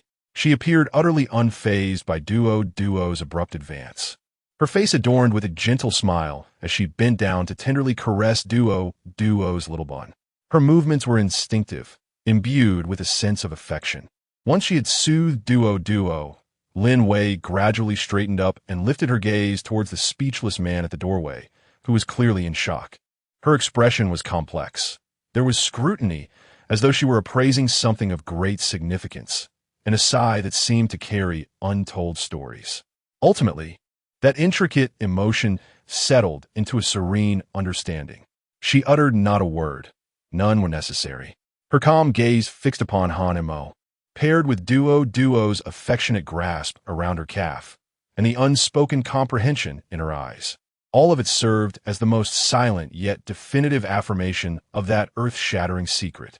Han Mo felt as though his throat were constricted, unable to utter a single word. The world seemed to have been muted, leaving only the thunderous rhythm of his heartbeat. Seconds stretched into what felt like an eternity. At last, Linwei broke the silence. She gently addressed Duo, saying, Duo, dear, there's some delightful little cakes over there. Why don't you go and play for a while? She gestured towards a small table in the corner of the private room adorned with exquisite pastries. Duo obediently nodded, releasing Linwei and scampering towards the tempting treats. Only then did Linwei turn her attention back to Han Mo, slightly lifting her chin to indicate the empty seat across from her. Her voice was calm, yet imbued with an undeniable authority. Please, take a seat, Mr. Han. We have much to discuss regarding Qing Shan, Duo, and yourself. Han Mo sat stiffly on the sofa opposite Linwei, feeling like a marionette on strings. The room now contained only him, Linwei, and Duo, who was diligently engaged with the little cakes not far away. The air felt thick and heavy, pressing down upon him, making it hard to breathe. His mind continued to buzz. Su Qingxian, Duo's mother. This realization was too staggering for him to process at once. Linwei lifted the coffee before her, taking a delicate sip, her gaze drifting towards the window as if she were organizing her thoughts. Where to begin? She murmured softly, before her eyes returned to Han Mo's face, tinged with reminiscence. You may only know Su Qingxian under the spotlight, the resplendent diva. But what you do not understand is that she is, in fact, quite naive and innocent. Lin Wei's voice was tranquil, as though recounting a tale detached from her own existence. Qing Shan hailed from a family that, to outsiders, appeared remarkably prestigious. In her relentless pursuit of musical aspirations, she nearly severed ties with her family, plunging alone into the vibrant yet tumultuous world of entertainment. Han Mo listened intently, his heart racing uncontrollably. This realm was an uncharted territory for him. She possessed both talent and fortune, rising to prominence with astonishing swiftness. Yet, it was precisely this rapid ascent that left her unscathed by adversity, rendering her oblivious to the treacherous nature of human hearts, as she naively perceived this industry as uncomplicated. A subtle hint of regret tinged Lin Wei's tone. She believed that if she sang beautifully, respect would surely follow. Alas, this sphere has never been a pristine one. Han Mo swallowed hard, sensing the impending revelations. Lin Wei set her coffee cup down, her hands gracefully intertwined upon the table, leaning slightly forward. For years prior, one fateful evening, her voice deepened and her gaze sharpened. At that time, the company executives had secured a job that specifically called for Qin Qian. It was said to be an engagement at an exclusive venue where she was to serenade a prominent figure. A cold smirk graced Lin Wei's lips. Singing for amusement? It was merely a sordid ploy to curry favor with a wealthy patron by parading the star attraction. Chapter 27. The Forgotten Past. Part 1. That night, in the departure, Qing Shan was, of course, reluctant to attend. Such occasions were ones she typically avoided at all costs. However, at that moment, the company was leveraging the future of the entire team, coupled with a wretched contract, to pressure her. To make matters worse, I had to fly back to my hometown due to a family emergency, leaving her to face this ordeal alone. A flicker of regret and self-blame crossed Lin Wei's eyes. If only I had been there. She paused, shaking her head. There were no ifs. Ultimately, she went not only for the team, but also for that inequitable contract. Han Mo felt a sharp pang in his heart. He could almost envision that cool, distant woman, feeling utterly helpless and aggrieved in such a dire circumstance. Lin Wei continued, her voice tinged with frost. The so-called exclusive club was lavishly decorated, yet concealed a sordid underbelly. Qing Shan was ushered into a smoke-filled private room, occupied by a host of greasy, middle-aged men. She endured the discomfort and sang a few songs as requested. Then, someone handed her a glass of wine. Instinctively, she sensed something amiss, yet they insisted it was a gift from the big shot, claiming that refusing to drink would be disrespectful. With no other choice, she steeled herself and took a small sip. Soon, she felt dizzy, her body ablaze. Lin Wei's voice trembled slightly, clearly recalling the harrowing scene. Still haunted by it, she immediately realized she had been drugged. Qing Shan feigned calmness, inventing an excuse to visit the restroom. Once she exited the private room, she fled desperately, intent on escaping that hellish place. However, the effects of the drug took hold rapidly. Her head felt heavy, her vision blurred, and she could barely discern her surroundings. Just as she was about to succumb, she collided with someone at the dimly lit corridor's corner. Lin Wei's gaze fixed intently on Han Mo. She had bumped into a similarly hurried young man, who appeared somewhat inebriated or perhaps was merely an unwitting bystander. Han Mo's breath caught in his throat. Fragments of that night flashed through his mind like shattered film reels. Dark corridors, dim lights, the pungent scent of alcohol, and a soft, feverish body crashing into his embrace. So it was, Lin Wei observed as astonished, pallid face, and continued. You're likely more aware of what transpired afterward than I am. Han Mo opened his mouth, but could produce no sound. The memories of that night were too chaotic. He only recalled having consumed a fair amount of alcohol, and then he woke up the next morning to the disarray in the hotel room and the empty space beside him. Lin Wei sighed. After that night, Qing Shan was utterly drained, both physically and emotionally. Even more despairing was the fact that the company, due to her disobedience and offending that big shot, had effectively sidelined her. Resources were withdrawn, engagements were halted, and even previously negotiated endorsements fell through. For her, who yearned solely to sing, this was a devastating blow. Disillusioned with the industry, And with her own earnings alongside some familial support, ensuring her a life free from financial worries, she resolved to make a decisive choice. She would leave behind this nauseating place, journey to a beautiful country, and rekindle her passion for music by pursuing further studies there. By the time I returned after settling matters at home and learned of all this, the die had already been cast. Anger surged within me as I confronted the company, even contemplating exposing the true nature of those involved. Yet, my voice was feeble, and the opposing forces were too formidable for me to effect any change. Lin Wei's tone was heavy with despair. The only thing I could do was accompany her on this venture into a foreign land. We believed that in a new environment, everything could start anew. However, fate seemed to delight in playing tricks. Lin Wei paused, her gaze once again becoming intricate. 3 months after arriving in the beautiful country, Qing Qian discovered she was pregnant. Han Mo's heart felt as though gripped tightly by an invisible hand. Pregnant, she was utterly bewildered, overwhelmed by shock, panic, and confusion, all emotions intertwining. She repeatedly recalled that chaotic night. Then, she remembered your identification card. Lin Wei looked at Han Mo, articulating each word with care. Thus, she had learned your name and your information. Observing the kaleidoscope of complex emotions on Han Mo's face, Lin Wei sighed softly. Her first thought was to terminate the pregnancy. After all, the child's arrival was entirely unexpected, even tinged with a sense of humiliation. Yet, ultimately, she hesitated as she gazed at the small, indistinct image of life on the ultrasound. Lin Wei's eyes seemed to transcend time and space. Returning to that moment of difficult choice, holding the ultrasound, she asked me, Sister Wei, what would you do if you were in my position? Lin Wei's question was like a key, unlocking the chaos within Han Mo's mind. What would he do? He had no idea. At that time, he was merely a recent graduate, a poor student with an uncertain future. He was even unaware of the child's existence. Observing his bewildered and pained expression, Lin Wei gently shook her head, responding to the question on behalf of Su Qingqian and herself. In the end, she resolved to bring the child into the world. Part of this decision stemmed from maternal instinct, a reverence for that innocent little life.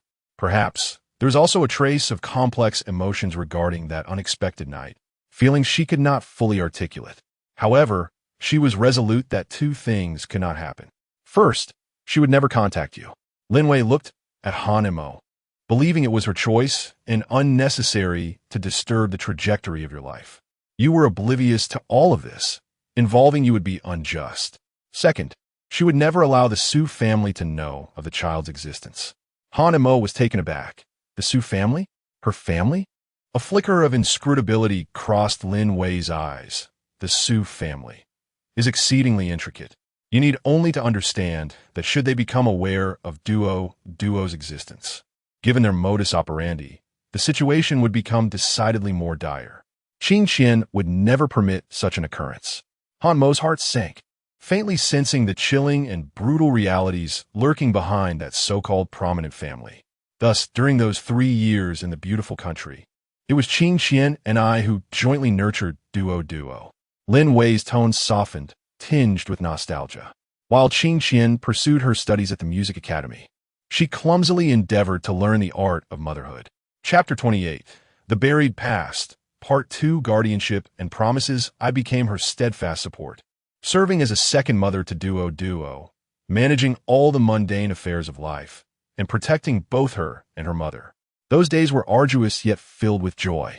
Duo was well-behaved and perceptive, as if she understood the challenges her mother faced, always healing us with her sweet smile.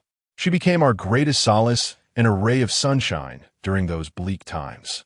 As Han Mo gazed at Duo in the distance, licking cream from her fingers, an inexplicable pang of bitterness and gratitude surged within him. Unbeknownst to him, this little life had been a pillar of support for her mother throughout the years. However, the cruelty of fate often delivers a fatal blow when one believes the storm has passed. The warmth in Lin Wei's expression gradually faded, replaced by profound sorrow. 3 years ago, on an ordinary afternoon, Qingqian finished her classes at the music academy and was driving home, just a block away from her residence. A catastrophic car accident occurred. Lin Wei's voice grew hoarse, laden with an inescapable shadow. An out-of-control truck ran a red light and collided directly with her vehicle. By the time I received the news and rushed to the hospital with Duo in my arms, Qing Qian had already fallen into a deep coma. A chill surged from my feet to the crown of my head, leaving me utterly cold. The words car accident and deep coma echoed ominously. The doctors informed us that her brain had suffered severe damage. Although her vital signs were temporarily stable, the hope for her awakening was exceedingly slim. The diagnosis revealed a state of vegetative existence. The best doctors in the area were at a loss. They suggested that perhaps we could seek assistance from the Mayo Clinic in Dazhou, renowned for having the world's leading neurology experts. My heart felt as though it had been struck with a heavy hammer, the pain nearly suffocating. The luminary who once shone brightly on stage was now. Lin Wei took a deep breath, forcing herself to remain composed. Gaining access to the Mayo Clinic's premier medical resources required not only wealth, but also extensive connections and influence. To save Qing Qian, I had no choice but to reach out to the Su family. This was my first and only proactive contact with them.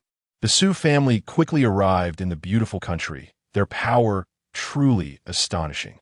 They wielded immense influence, almost immediately facilitating all arrangements for her transfer to the Mayo Clinic. However, at that moment, trouble loomed. Lin Wei furrowed her brow. A member of the Su family spotted Duo outside the hospital room, perhaps by blood instinct. An elder from the Su family scrutinized Duo for a considerable time before casually inquiring, "This child looks somewhat familiar. Whose is she?" At that moment, I was paralyzed with fear. If Duo's lineage were to be revealed, given the chaotic circumstances surrounding the Su family and their discontent regarding Qing Qian's unacknowledged daughter, they would undoubtedly take her away. In a state of desperation, I resorted to deception. I said, Duo is the child of a distant relative of mine, whose parents tragically passed away. Moved by her plight, I decided to adopt her. Although the Su family harbored some doubts at that time, everyone's focus was on Qing Qian's illness, and given my status, they ultimately refrained from probing further. Han Mo finally comprehended why Lin Wei had sent Duo to him in such a manner. Everything was a measure of protection. Qing Qian was successfully transferred to the Mayo Clinic in Dazhou, where the Su family arranged for a top-tier medical team and round-the-clock care. I must acknowledge the substantial financial resources the Su family expended. However, correspondingly, they nearly severed my visitation rights to Qing Qian. I had to navigate through layers of applications to occasionally see her. Meanwhile, I had to manage the affairs left by Qing Qian, regularly fly to the beautiful country for follow-ups, and care for the increasingly mature Duo. Most importantly, Duo began to understand more. She started to chase after me asking, "Aunt Lin, where are my mom and dad?" Each time, I was at a loss for words. Lin Wei's eyes were filled with weariness and helplessness. I could not reveal the truth to her. That would be too cruel. Yet, I could not continue to deceive her either. Seeing her yearning for parental love pierced my heart. Ultimately, I made a decision. I would take Duo back to our homeland and find you, Han Mo. To place the child in the care of her father, Lin Wei gazed directly into Han Mo's eyes, candidly stating, "I confess. Initially, sending Duo to you as a test. I wanted to discern what kind of person you truly are, whether you are worthy of Qing Qian and Duo's trust. Fortunately, you did not let me down." Han Mo remained silent, his heart a tumult of emotions. It turned out that the whimsical arrival of the adorable child he could not fathom concealed such a heavy story and heartfelt intentions. Lin Wei regarded him, her tone becoming unexpectedly solemn. "Han Mo, the current situation is Qing Qian's treatment at the Mayo Clinic demands an incessant influx of exorbitant funds. While the Su family is bearing the cost, they are not a monolith. How long this support will last remains uncertain. We cannot place all our hopes upon them. Duo requires a stable environment to grow, a formidable father to safeguard her future. And you, Han Mo, need to step into the limelight swiftly. You require resources, influence, and to amass considerable wealth. You need my assistance to ascend. Likewise, I need you. I need you to become powerful enough to confront any potential difficulties posed by the Su family, to shield them from a storm." Even a determined glimmer flashed in Lin Wei's eyes, powerful enough to go to the Mayo Clinic personally and bring Qingxian back. She slowly extended her hand, her gaze fixed intensely upon Han Mo. I, Lin Wei, the agent of Su Qingxian, am now willing to become your agent. Let us collaborate, he proposed. Han Mo gazed at Lin Wei's outstretched hand, then turned his attention to the innocent and carefree duo, who was eagerly savoring a small cake not far away. An overwhelming sense of responsibility and an unprecedented motivation surged within him. For the woman he had yet to meet, but with whom he shared a blood bond. For the little angel before him, who needed his protection. Without a moment's hesitation, he solemnly nodded, extending his hand to firmly grasp Lin Wei's. Very well, we shall collaborate. At that moment, it seemed that duo sensed the shift in atmosphere and hurried over with her little footsteps. Observing her father and Aunt Lin shaking hands, she curiously extended her tiny hand, placing it atop their larger hands. Handshake. Daddy, Aunt Lin, duo wants to join too. The little one giggled, her bright laughter resonating in the quiet room, alleviating some of the heaviness in the air.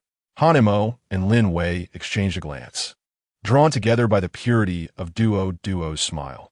Their expressions held a multitude of complex emotions, burdens of the past, determination for the future, and a flicker of hope ignited by their shared objective. In his heart, Han Mo silently vowed to earn wealth, to grow stronger, to go to Mayo, and to bring her home. Chapter 29. A new home. Lin Wei stood at the entrance of the narrow rental apartment, her beautiful brows tightly knitted. The room was cramped, shrouded in dim light, and the air was permeated with the characteristic dampness of an old building. Han Mo, cradling duo in his arms, stood awkwardly to the side. Han Mo, this place is unacceptable, Lin Wei declared with an undeniable firmness in her tone. Her gaze swept around the surroundings, revealing a lack of space, with a few pieces of simple furniture appearing quite antiquated. The environment is deplorable and unsafe. Her eyes softened as they landed on duo's delicate little face. Her voice gentler now. It is also detrimental to duo's growth. After a brief pause, she added, moreover, it does not align with the public image you are about to cultivate. Han Mo opened his mouth, wanting to express that he had grown accustomed to it, or that he could continue searching for a better place. After all, he felt uneasy about accepting favors without merit. For duo, and for your own future development.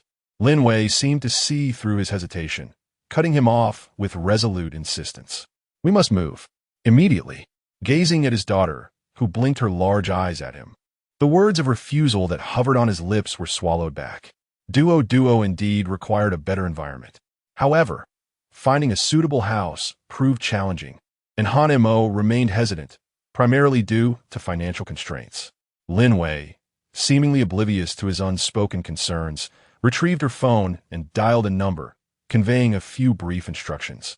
In less than half an hour, a comfortable-looking business vehicle pulled up outside. Lin Wei moved with brisk efficiency, requiring no assistance from Han Mo, as if merely notifying him while executing her plans with resolute precision. Aside from Han Mo's backpack and a few toys and clothes for duo, little else was taken. Aunt Lin was right.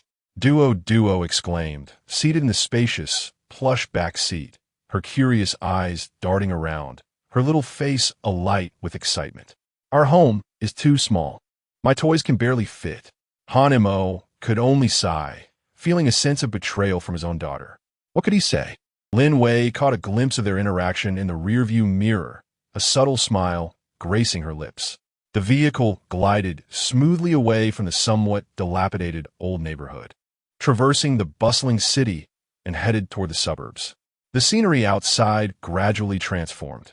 Towering buildings gave way to tree-lined streets, with the houses along the way becoming increasingly exquisite and beautiful. Duo nearly pressed her little head against the car window. Wow, Dad, look, that house is enormous, like a castle. And this one is lovely too. It has a little garden. The girl's enthusiastic exclamations seemed endless.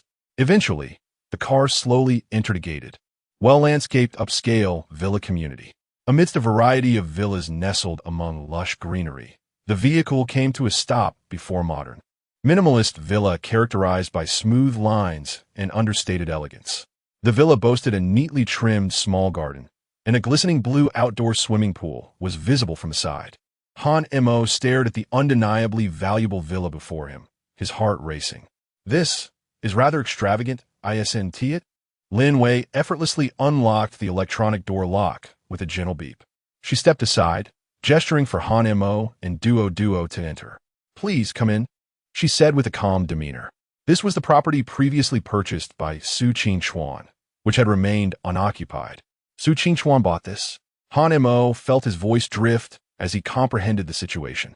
He was aware that Su Qingchuan likely came from a well-off family, yet he had not anticipated such affluence. This villa must surely start in the 8-digit range, he thought, momentarily hesitating at the entrance. As they ventured further into the villa, Han Mo was once again taken aback. The decor exuded understated luxury, featuring only high-quality materials that were not ostentatious, yet conveyed a sense of warmth through meticulous design. The tasteful arrangement of furniture and soft furnishings felt inviting, entirely unlike the cold, lifeless showrooms. The living room boasted floor-to-ceiling windows that overlooked the garden and swimming pool, offering splendid views. What astonished Han Mo the most was a south-facing room on the second floor. Upon opening the door, he was greeted by a children's room adorned like a fairy tale. The primary colors were soft pink and cream, complemented by a plush, thick carpet and walls embellished with charming cartoon artwork. A bookshelf against the wall brimmed with beautifully bound picture books and storybooks suitable for young girls. On the opposite side, an assortment of brand-new, exquisite toys lay scattered, ranging from plush dolls to educational building blocks. This was evidently a space that had been meticulously prepared in advance. "Wow!" Duo exclaimed with delight, breaking free from Han Mo's embrace and fluttering towards the toys like a joyful little butterfly. "Daddy, look, it's Peppa Pig. And Elsa." The little girl excitedly picked up one toy, set it down, then reached for another, her cheeks flushed with exhilaration. "Are these for Duo? They're so beautiful." She looked up at Han Mo and Lin Wei with sparkling eyes. "Of course, they are for you," Lin Wei replied with a gentle smile. Han Mo mused that these gifts might have been arranged either before Su Qingchuan's coma or during the time Lin Wei had been quietly preparing. Regardless of who was responsible, the sentiment behind it was profoundly meaningful. Watching his daughter revel in her new surroundings, Han Mo's initial discomfort began to fade. For Duo's sake, residing here seemed increasingly acceptable. As he reflected on this, he heard Lin Wei's voice behind him. She had walked to the floor-to-ceiling window in the master bedroom, which faced the yard of the neighboring villa. She pointed towards a similarly styled villa, albeit with slightly different details. "I live next door," she stated in a matter-of-fact tone, as if discussing a trivial matter. "Huh?" Han Mo was taken aback, instinctively following her gesture. The distance between the two villas was not great, separated only by a landscaped area and a low fence. "Really?" Duo's little head peeked out from the doorway of the children's room, having overheard the conversation, her eyes widening with excitement. "Aunt Lin's house is right next door?" Lin Wei smiled and nodded. "Indeed, it's right next door." "How wonderful." "Yay." Duo joyfully leaped up, for she could now visit Aunt Lin every day. Lin Wei approached, crouched down, and gently caressed Duo's head. "Of course, you are welcome anytime." Han Mo observed his daughter, who was excitedly exploring their new home and quickly bonding with her new toys. He then glanced at the nearby house of Lin Wei through the floor-to-ceiling window, feeling a complex mix of emotions. Gratitude was certainly present. Lin Wei had indeed considered both him and Duo with great thoughtfulness. Chapter 30. Culinary mastery and new invitations, yet simultaneously, he felt an overwhelming pressure. Residing here meant that every action of his might be scrutinized under the watchful gaze of his guardian. More importantly, this unexpected boon intensified his yearning to mature swiftly, to acquire the capabilities and wealth he deemed necessary. He aspired to firmly establish himself, deserving of all this, and, crucially, to wield his strength to protect Duo wholeheartedly and without reservation. Lin Wei seemed to perceive the complexity of his emotions, gently patting his shoulder with a tone laced with encouragement. "Settle in comfortably, Han Mo. Treat this place as your own home." She paused, her gaze softening as it landed on Duo, who was beaming and clutching a plush rabbit. Your foremost responsibility now is to care for Duo and ensure her happiness. At the same time, you must also find your own equilibrium. Lin Wei raised her wrist to check her watch, her demeanor reverting to its usual decisiveness. I will give you a few days to acclimatize. In a few days, we shall discuss the upcoming work arrangements. On the first day in his new home, Han Mo stood in the kitchen, which rivaled that of a professional culinary space, somewhat dazed. The island countertop gleamed like a mirror, and the kitchen was equipped with an oven, a steamer, and a dishwasher, while the double-door refrigerator was brimming with fresh ingredients. "Daddy, I'm hungry," Duo exclaimed, clutching a brand-new plush bear and pouting adorably. "All right, Daddy will cook for you," Hanamo replied, regaining his composure and rolling up his sleeves. He wished to prepare a splendid meal for his daughter to celebrate their housewarming. However, gazing at the intricate kitchenware and the exquisite recipes recommended on the adjacent tablet, he felt overwhelmed. At that moment, a familiar wave of coolness swept through his mind. Passive skill, enhanced culinary memory, activated quietly. In an instant, a torrent of culinary tutorials from food bloggers, professional chefs' techniques, methods for handling various ingredients, precise control of cooking times, and the golden ratios of seasoning flooded his consciousness. The once complicated steps became astonishingly clear, as if he had practiced them countless times. A glimmer of astonishment flickered in Han Mo's eyes, swiftly followed by understanding. The system was indeed impressive. He took a deep breath and began to act. On his first attempt at creating a cartoon-shaped bento, his technique for forming rice balls felt somewhat awkward, and the seaweed was cut slightly askew. Yet on his second attempt, a vividly animated rabbit rice ball emerged on the plate. By the third try, he was even able to extrapolate and create various shapes, such as a bear and a kitten. Next came baking. Initially, Han Mo hesitated at the sight of the complex steps in the tutorial video. However, bolstered by his enhanced memory, whisking egg whites, mixing batter, and controlling the oven temperature all became second nature. Within a mere few days, Han Mo's culinary skills skyrocketed at a pace visible to the naked eye. Duoduo's dining table transformed into a veritable showcase of culinary delights. Today featured carrot carvings and heart-shaped broccoli trees in her bento. Tomorrow, she would enjoy fragrant, tender cranberry cupcakes. The day after tomorrow will feature 3 meals that are nutritionally balanced and vibrantly colorful, with a harmonious blend of meat and vegetables. Duo has completely become Han Mo's #1 little fan, showering him with praise every day. "Wow, Daddy's bear-shaped cookies are the tastiest in the whole world." The little girl, with her cheeks stuffed, doesn't forget to give a thumbs up. "Daddy's steamed egg custard is as soft as the clouds in the sky.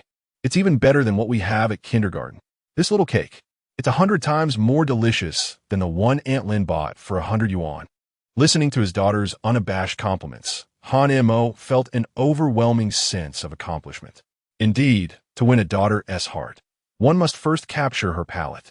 That afternoon, Lin Wei came to visit just as Han Mo was serving a freshly baked platter of exquisite Madeleine cakes.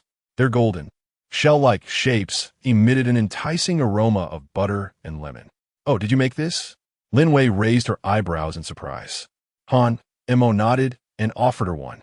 "Would you like to try?" Lin Wei picked one up and took a small bite. The outer layer was crisp while the inside was soft, with a moderate sweetness and a hint of lemon fragrance. The texture was utterly, no, it was perfect. Her gaze toward Han Mo instantly transformed into one of astonishment. "Han Mo, when did you secretly learn to bake? This skill, to be honest, it rivals that of pastry chefs in 5-star hotels." Lin Wei exclaimed in admiration. Han Mo rubbed his nose, only able to respond vaguely, "Ahem. I'm just at home taking care of the child, so I must learn some new tricks." Lin Wei regarded him thoughtfully for a moment, but did not delve deeper. After exchanging a few more compliments, she quickly got to the point. She took out a document from her bag and handed it to Han Mo. "I have an invitation that I believe is perfect for you and Duo." Han Mo accepted the document, which bore the words "invitation to the program Country Kitchen." "This is a lifestyle experience variety show," Lin Wei explained. "The regular guests include He Ling, Huang Lei, and 2 young artists, Peng Yu Chang and his sister. They have a high national profile, and the atmosphere of the show is always relaxed and healing. This season will be filmed in Yuhang Forest Farm in Hangzhou Province, where you'll experience rural life for a few days, cook, do some farming, and have conversations. Lin Wei looked at Han and Mo. The production team watched your previous competition footage and felt that your interaction with your daughter is very loving, and your image is quite positive. I think this show is a great fit, helping you build a rapport with the audience and showcasing your warmth as a parent, which will benefit your future development. She added, moreover, it would allow Duo to go out and play, changing her environment. Han and Mo quickly skimmed through the invitation and felt that this proposal was indeed appealing. He had heard of Country Kitchen, and it had a good reputation, with a slow pace and no unnecessary hype. Taking Duo to experience rural life seemed to be an excellent idea. He glanced at Duo, who was intently dressing her teddy bear. Duo, how about Daddy takes you to the countryside? There's a small river, fields, and you can even be on television. Upon hearing this, Duo's eyes sparkled with excitement. The countryside? Are there little chicks and ducklings? Can we feed them? Will I be on television? Just like when Dad sang last time? After receiving an affirmative response from Han and Mo, the little girl clapped her hands and exclaimed joyfully, Yes. Duo wants to go. I want to go with Dad. Observing his daughter's eager anticipation, Han and Mo felt no further hesitation and nodded to Lin Wei. All right, Sister Lin. We accept. Indeed, Lin Wei replied, a satisfied smile gracing her face. This will be a live broadcast with a recorded segment, so please be mindful of your words and actions. She glanced at the half-eaten plate of madeleines on the table, smiling knowingly. However, your hidden culinary skills may prove quite useful for the show. Prepare well. We depart the day after tomorrow. Chapter 31. Arrival and unexpected circumstances the night before their departure to Pastoral Kitchen. Han and Mo meticulously examined the contents of his suitcase. It was predominantly filled with little Duo's clothing, snacks, art supplies, and storybooks. His own belongings were rather sparse, consisting merely of a few changes of clothes. The following morning dawned bright and sunny. Duo, adorned with a pink rabbit backpack, radiated excitement and anticipation on her cherubic face. Daddy, are we really going to the mushroom house today? The book says mushrooms grow in the woods. Are we going mushroom picking? The little girl tilted her face upwards, incessantly inquiring with curiosity. Han and Mo chuckled and playfully ruffled her nose. The show is called Pastoral Kitchen, but everyone affectionately refers to it as the mushroom house. As for whether we will be picking mushrooms, we shall discover that once we arrive. The vehicle glided smoothly along the road towards the Yuhang Forest Farm in Hangzhou Province. Duo leaned against the window, her tiny face nearly pressed against the glass, her big, sparkling eyes eagerly surveying the rapidly passing scenery. Daddy, are we truly going to the mushroom house? The book mentions red mushrooms and spotted ones. Could they be poisonous? Will we find enormous mushrooms? The inquisitive child bombarded him with questions, her voice brimming with excitement for the unknown journey ahead. Han and Mo affectionately stroked her head. The program we are attending is called Pastoral Kitchen, and the accommodation is commonly referred to as the mushroom house. As for mushroom picking, we will see if the opportunity arises. He briefly explained the essence of the show, which centered around experiencing rural life and cooking alongside uncles, aunts, brothers, and sisters. Meanwhile, the official live broadcast of Pastoral Kitchen had commenced ahead of schedule. The camera focused on the vehicle occupied by Han, Mo, and Duo, with the program's logo and the real-time viewer count displayed in a corner, surpassing 5 million and continuing to soar. Comments, they are here. Finally. We have been waiting for Han Mo and his daughter. Comments, Duo look this way. Smile for the camera. Comments, Han Mo is so handsome. He looks amazing even without makeup. Comments, expectations are through the roof. I wonder what Han Mo will be like on a reality show. Comments, a man who can take care of a child must be quite remarkable, right? The car meandered off the smooth highway and ventured into a shaded country lane. The air became invigorating, infused with the sense of earth and fresh grass. Duo pointed excitedly outside. Daddy, look, butterflies. So many butterflies. Wildflowers of unknown varieties bloomed vibrantly by the roadside, while colorful butterflies danced gracefully among the blossoms. Han Mo, too, slowed his breath, savoring the rare tranquility. Comments, this environment is truly delightful. It looks so comforting. Comments, suddenly, I wish to retire in the countryside, even though I'm only 20. Comments, duo is so adorable, brimming with curiosity about everything.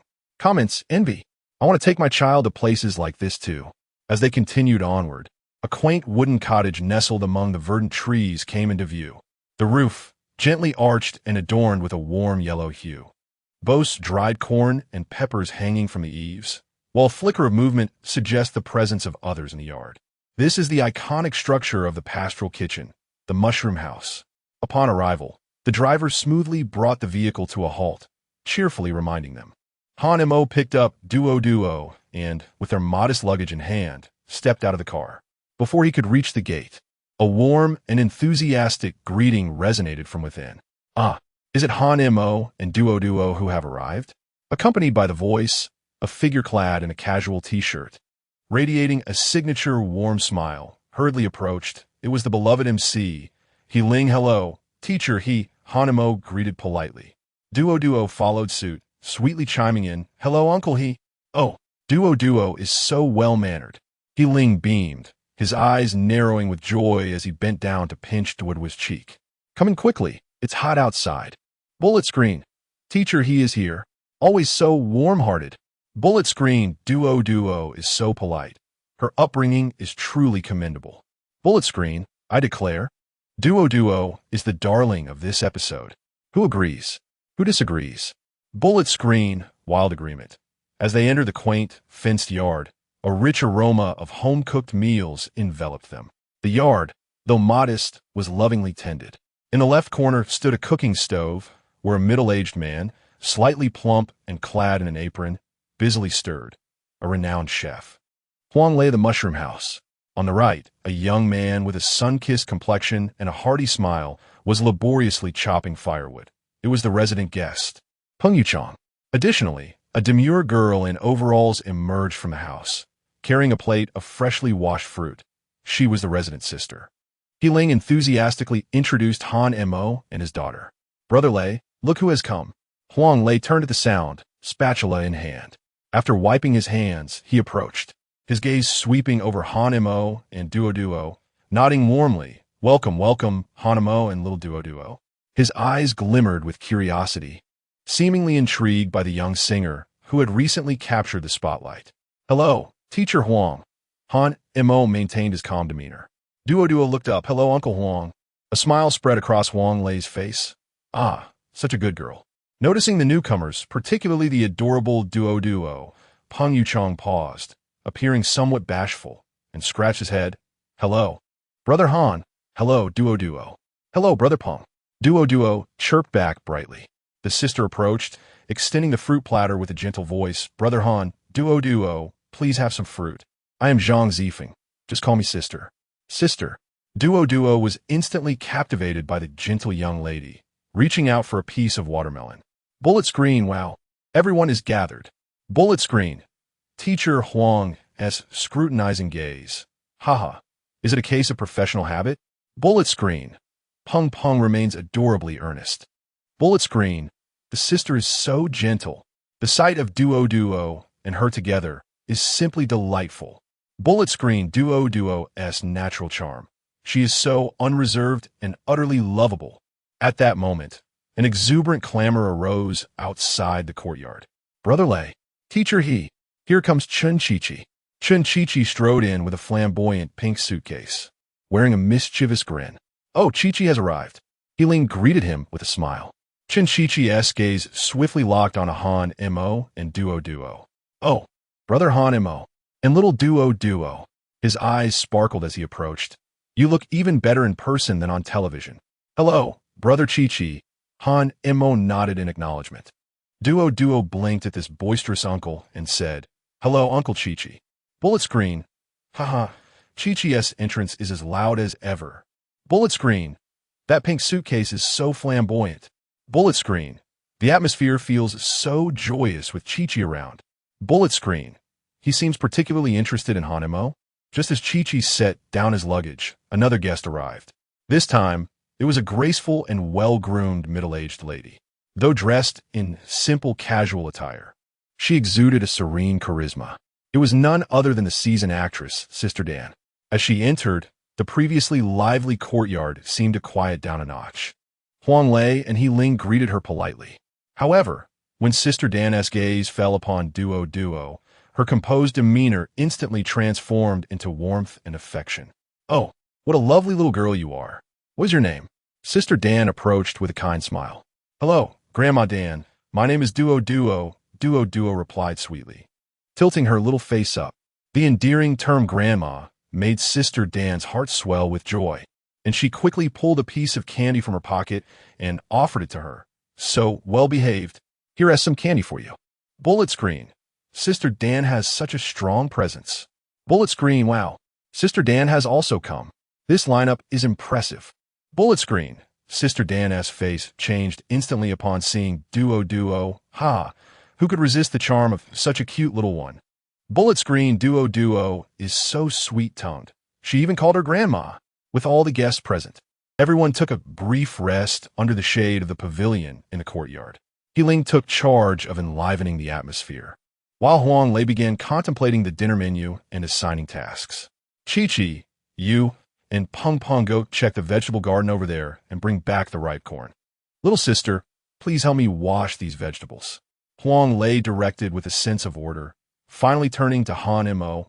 Han Mo, since it's your first time here, why don't you take Duo to familiarize herself with the surroundings? The courtyard isn't large. Feel free to explore. All right, Teacher Huang. Han Mo nodded in agreement, taking Duo's small hand. He was in no rush to showcase anything. His experience with children told him that allowing the little one to acclimate to her surroundings was of utmost importance.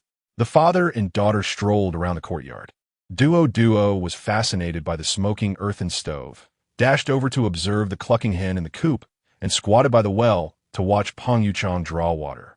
Han Mo followed closely behind her, ensuring her safety, his gaze always warm and gentle. Bullet screen. Han Mo is so patient, always accompanying Duo. Bullet screen. This feeling of quiet companionship is truly delightful. Unlike certain male guests who eagerly seize the opportunity to showcase their abilities upon arrival, it seems that this one has grown accustomed to the responsibilities of childcare, displaying a commendable calmness. The interaction between the father and daughter is so heartwarming. As the sun sets and twilight approaches, Huang Lei glances at the sky and claps his hands, declaring, "All right, time to prepare dinner. With so many guests today, I must showcase my culinary skills. You shall taste my craftsmanship." The others eagerly respond, ready to assist in the kitchen. The camera shifts to the food preparation area, where Huang Lei picks up a bundle of vibrant green beans, pinching them lightly, his brow knitting slightly in concern. "Ah," he muses, weighing the beans in his hand, his tone laced with disdain. "These beans are rather old." He casually bends one in his hand, seemingly assessing its freshness. Is Chef Huang about to begin? Anticipation is in the air. Green beans?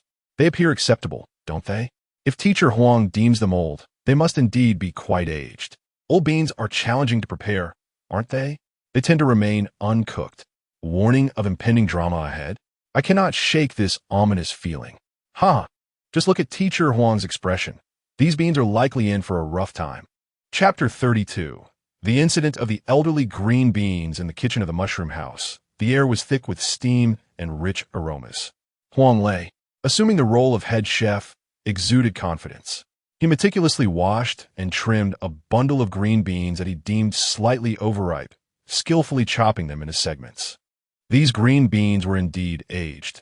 As he worked, he conversed with Chi and Peng Yuchang, who were assisting him, explaining that the fibers were likely coarse and required prolonged stewing, or they would be difficult to chew. Peng Yuchang, with his endearing naivety, nodded in agreement, affirming Huang's words. Chi craned his neck to peer into the pot, eagerly suggesting, "Brother Lei, why not add a bit more meat? Green beans stewed with meat are delightful." Huang Lei shot him a glare, chiding, "All you think about is eating. Quickly, crush the garlic for me." The live broadcast comments were lively. Comments, "Chef Huang is online. Look at that professional tossing technique." Comments, "Haha, He started to critique the ingredients again. Comments, Chi-Chi can't stop talking about food. Comments, Peng Peng is so well-behaved. Quietly working away. Comments, so, are the beans really old? Eagerly awaiting the final dish. Before long, the green beans were added to the pot, bubbling alongside the pork belly. After simmering for a while, Huang Lei sensed that the flavors had melded sufficiently and decided to taste the dish. He fished out a green bean with his chopsticks, blew on it gently, and placed it in his mouth. After a couple of chews, his brow furrowed even deeper. Indeed a bit old. Somewhat tough to chew, he remarked. Beside him, Dan Jie, filled with curiosity, leaned in and asked, "May I have a taste?" Huang Lei handed her a bean, and after savoring it, she too shook her head in dismay, exclaiming, "Oh dear, it really is old. The texture is rather fibrous and unappetizing." They exchanged glances, concluding that the quality of this batch of green beans was subpar. Comments, so they really are old? Both Chef Huang and Dan Jie said so. Comments, what a shame. Green beans stewed with meat are a culinary treasure. Comments, can the production team be a bit more discerning in their ingredient selection? Comments, my heart goes out to Chef Huang. Even a skilled cook struggles without quality ingredients. He Ling, observing from the side, chuckled and suggested, Brother Lei, since you find them old, why not stew them a bit longer? If they become softer, the texture might improve. Huang Lei pondered her suggestion, nodding in agreement. All right, that makes sense. Let us simmer them for another half hour. With that, he added more firewood to the stove. Half an hour later, dinner officially commenced. In addition to the now darker and softer green beans stewed with meat, the table was adorned with several of Huang Lei's signature dishes. Among them was a braised pork knuckle in yellow wine, its vibrant hue and enticing aroma captivating all. After a long day of work, everyone was famished. He Ling was the first to take a bite of the nearly disintegrated green beans, and his eyes widened in surprise. Wait, who said these beans were old? They are absolutely fantastic. Defending Chef Huang's reputation, he wore an expression that seemed to question the taste perception of others. Turning to Huang Lei, Brother Lei, you must try this. It's delicious now that it's properly stewed. Both Huang Lei and Dan Jie were momentarily taken aback.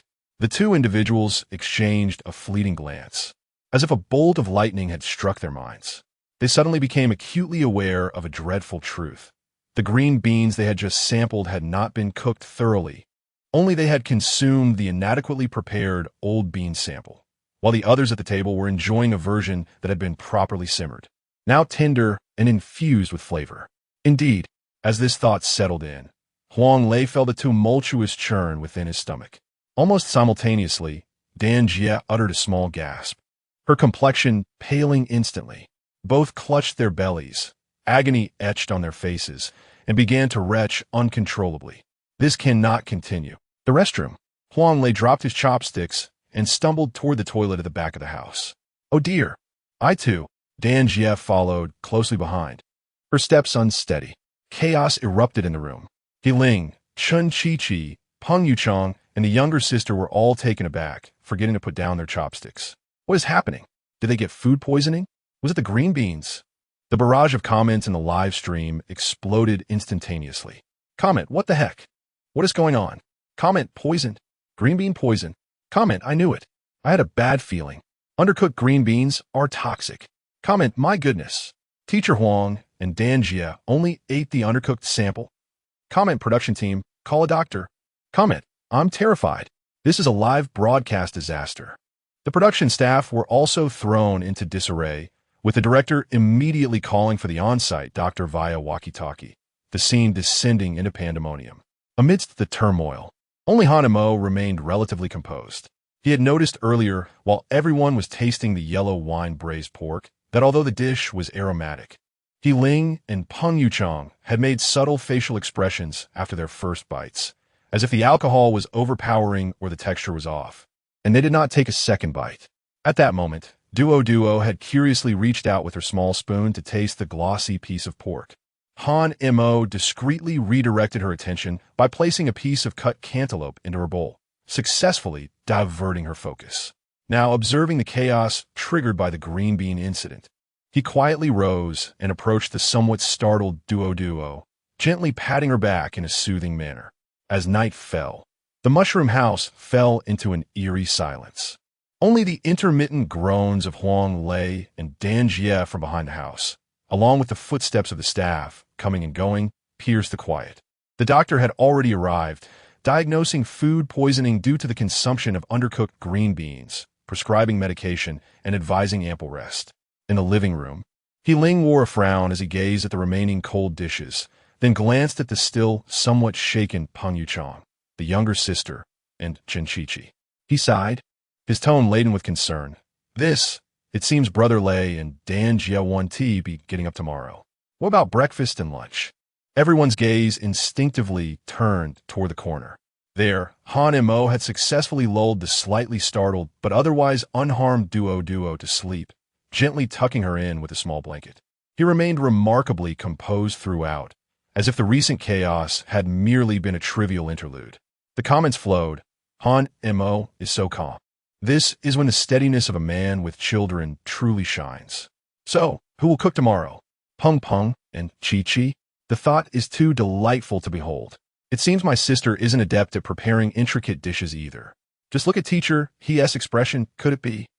Why is everyone fixated on Han Mo? Can he even cook? Chapter 33. The culinary master, Chef Han Mo, and the feasty atmosphere in the mushroom house was somewhat somber on the following morning. After a night of turmoil, Huang Lei and Sister Dan, though slightly improved, still appeared pale and devoid of energy, ordered to rest in bed. Without their guiding presence, the kitchen instantly fell into a state of paralysis.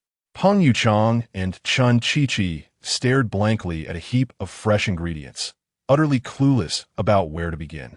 How do we even kill this fish? Peng Yuchang exclaimed, holding a lively fish in his hands, his expression one of utter confusion. Chen Qiqi was even more despondent. Kill a fish? Spare me. I can't even manage to fry an egg. He Ling observed the two kitchen novices, glanced at the ailing figures lying within, and sighed deeply. It seemed breakfast would consist solely of bread and milk. At that moment, a calm voice broke through the tension. Teacher how about? I give breakfast a try? It was none other than Han Mo. He had already settled the just-awoken duo, allowing her to play in the yard. All eyes instantly turned to him, filled with astonishment and skepticism. You? A popular singer? Cooking? The live stream's chat barrage erupted immediately. Han Mo is going to cook. Am I hearing this correctly? Chat. Is he capable? Let us hope he doesn't create some culinary disaster. Chat. Stop jinxing it upstairs. Perhaps he has hidden talents. Chat. I'm a bit excited. What is going on? I want to see a handsome guy cook. Chat. I find this dubious. Taking care of a child and cooking are entirely different matters. Undeterred by the gazes of those around him, Han Mo maintained his composure, nodded, and walked directly into the kitchen. As he entered, the sight of the myriad of kitchen utensils and ingredients sparked a multitude of breakfast ideas in his mind. His extraordinary memory enhancement kicked in, and various exquisite breakfast video tutorials, recipe steps, cooking times, and seasoning proportions vividly flashed before him. He tied on an apron, and his movements became methodical and deliberate. Cracking eggs, separating yolks from whites, beating the egg whites, kneading dough, rolling, and allowing it to rest. Chopping fruits, arranging plates, washing rice, boiling it, controlling the heat. He moved like an experienced chef, each step flowing seamlessly, devoid of hesitation. Beside him, Peng Yuchang and Chen Qiqi stood in stunned silence, forgetting to offer any assistance. His sister, Zhang Zifeng, curiously peered in from the doorway, her face a canvas of surprise. Before long, enticing aromas began to waft from the kitchen, igniting cravings in everyone present. When Han Mo presented his carefully prepared breakfast at the table, all were left in awe. The table was adorned with several plates of golden, fluffy, souffle pancakes, garnished with fresh strawberries and blueberries, drizzled with maple syrup. A large pot of fragrant, thick, century egg and lean pork congee, alongside a few colorful, refreshing cold dishes that looked appetizing. Both the presentation and aroma were beyond reproach. Chat, Han Mo made this. I can't believe it. Chat, my goodness.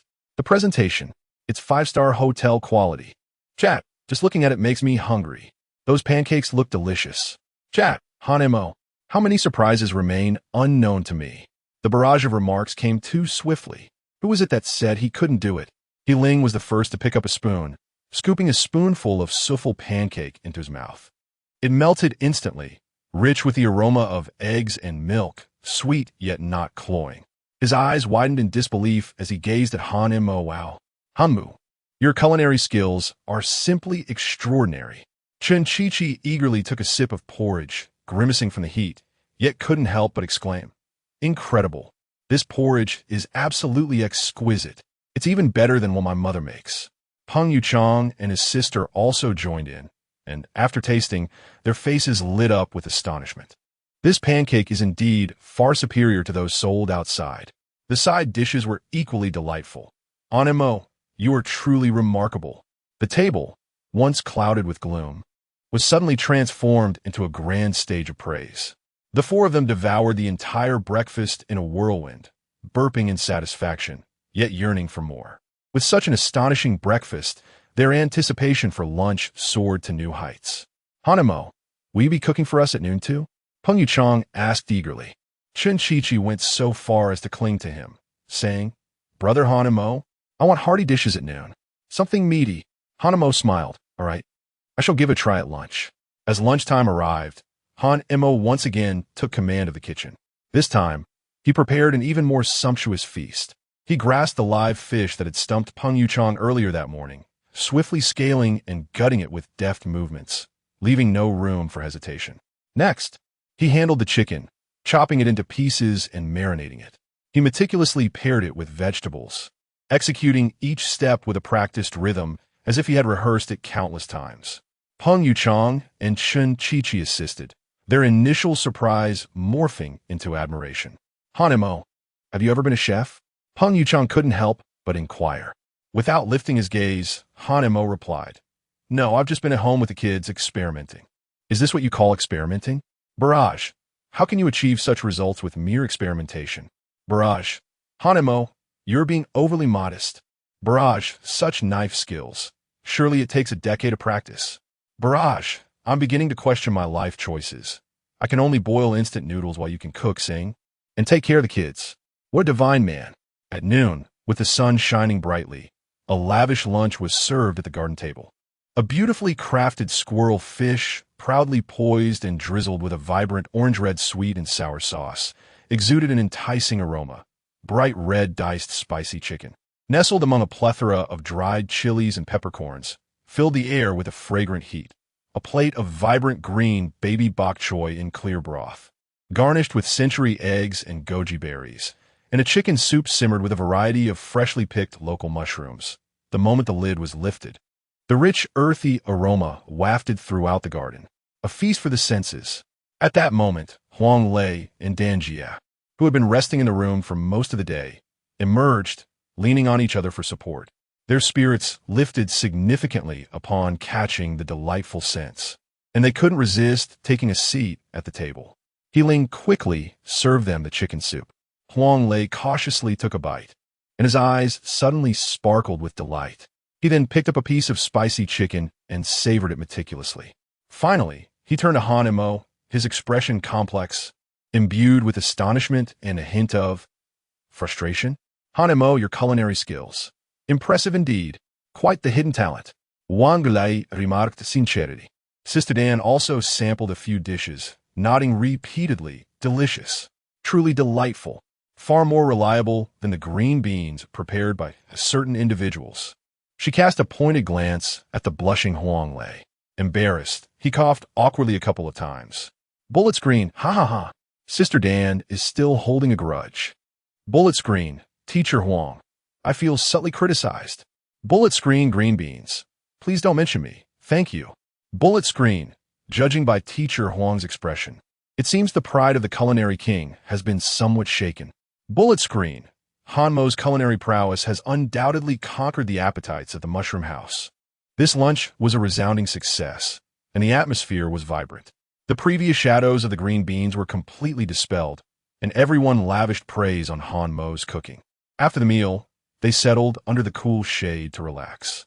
The sun cast a warm glow upon them, and a gentle breeze carried the scent of the fields. Chen Chi patted his round belly, gazing at Han Mo who was attentively wiping the corners of Duo's mouth, a thoughtful look crossing his face. He leaned closer to Han Mo, nudging him with his elbow. Brother Han Mo, I'm being serious. Your culinary talent is truly wasted if you don't consider opening a restaurant. By the way, he shifted his tone to a slightly more earnest demeanor. Could I have your contact information? Perhaps in the future. He paused, seemingly weighing his words. Bullet screen, oh? What is Chi-Chi up to? Bullet screen recruiting? Introducing resources? Bullet screen, it feels like there's more to come. Bullet screen, Han Mo's visit to the Mushroom House turned out to be quite fortuitous. Not only did he showcase his culinary skills, but he might also expand his network. Chapter 34 Farewell, and recording the afternoon sun filtered through the gaps in the awning, casting dappled shadows upon the ground. The air was infused with a delicate aroma of tea and the languor that follows a meal. Everyone gathered together, engaging in casual conversation. The atmosphere light and joyful. Naturally, the topic gravitated toward Han Mo's extraordinary culinary skills that had left everyone in awe. Han Mo, you're being quite modest. Hiding your talents so well. He Ling teased with a smile. Next time we meet, I must sample your cooking again. Indeed, Chen Chi-Chi chimed in, patting his belly with a look of satisfaction. That squirrel mandarin fish was exquisite. It was even more authentic than what I've had at restaurants.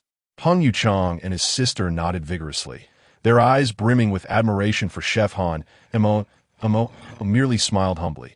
It's just home cooking, a bit haphazard really. The quality of the ingredients is what matters. His words elicited disbelief from all present. Even Huang Lei, who had previously been wounded by the beans, regarded Han Mo with newfound appreciation, his lips curling slightly in acknowledgement despite his silence. Sister Dan held Dao's hand, sharing amusing anecdotes from her youth in the film industry, while the two chatted animatedly. Bullet screen. The atmosphere is simply delightful. Love it. Bullet screen. Han Mo has completely integrated into the Mushroom House with just one meal. Bullet screen. Teacher Huang. While your culinary skills are impressive, I haven't forgotten the beans. Smiling face. Bullet screen. Sister Dan adores Dao, holding her hand throughout.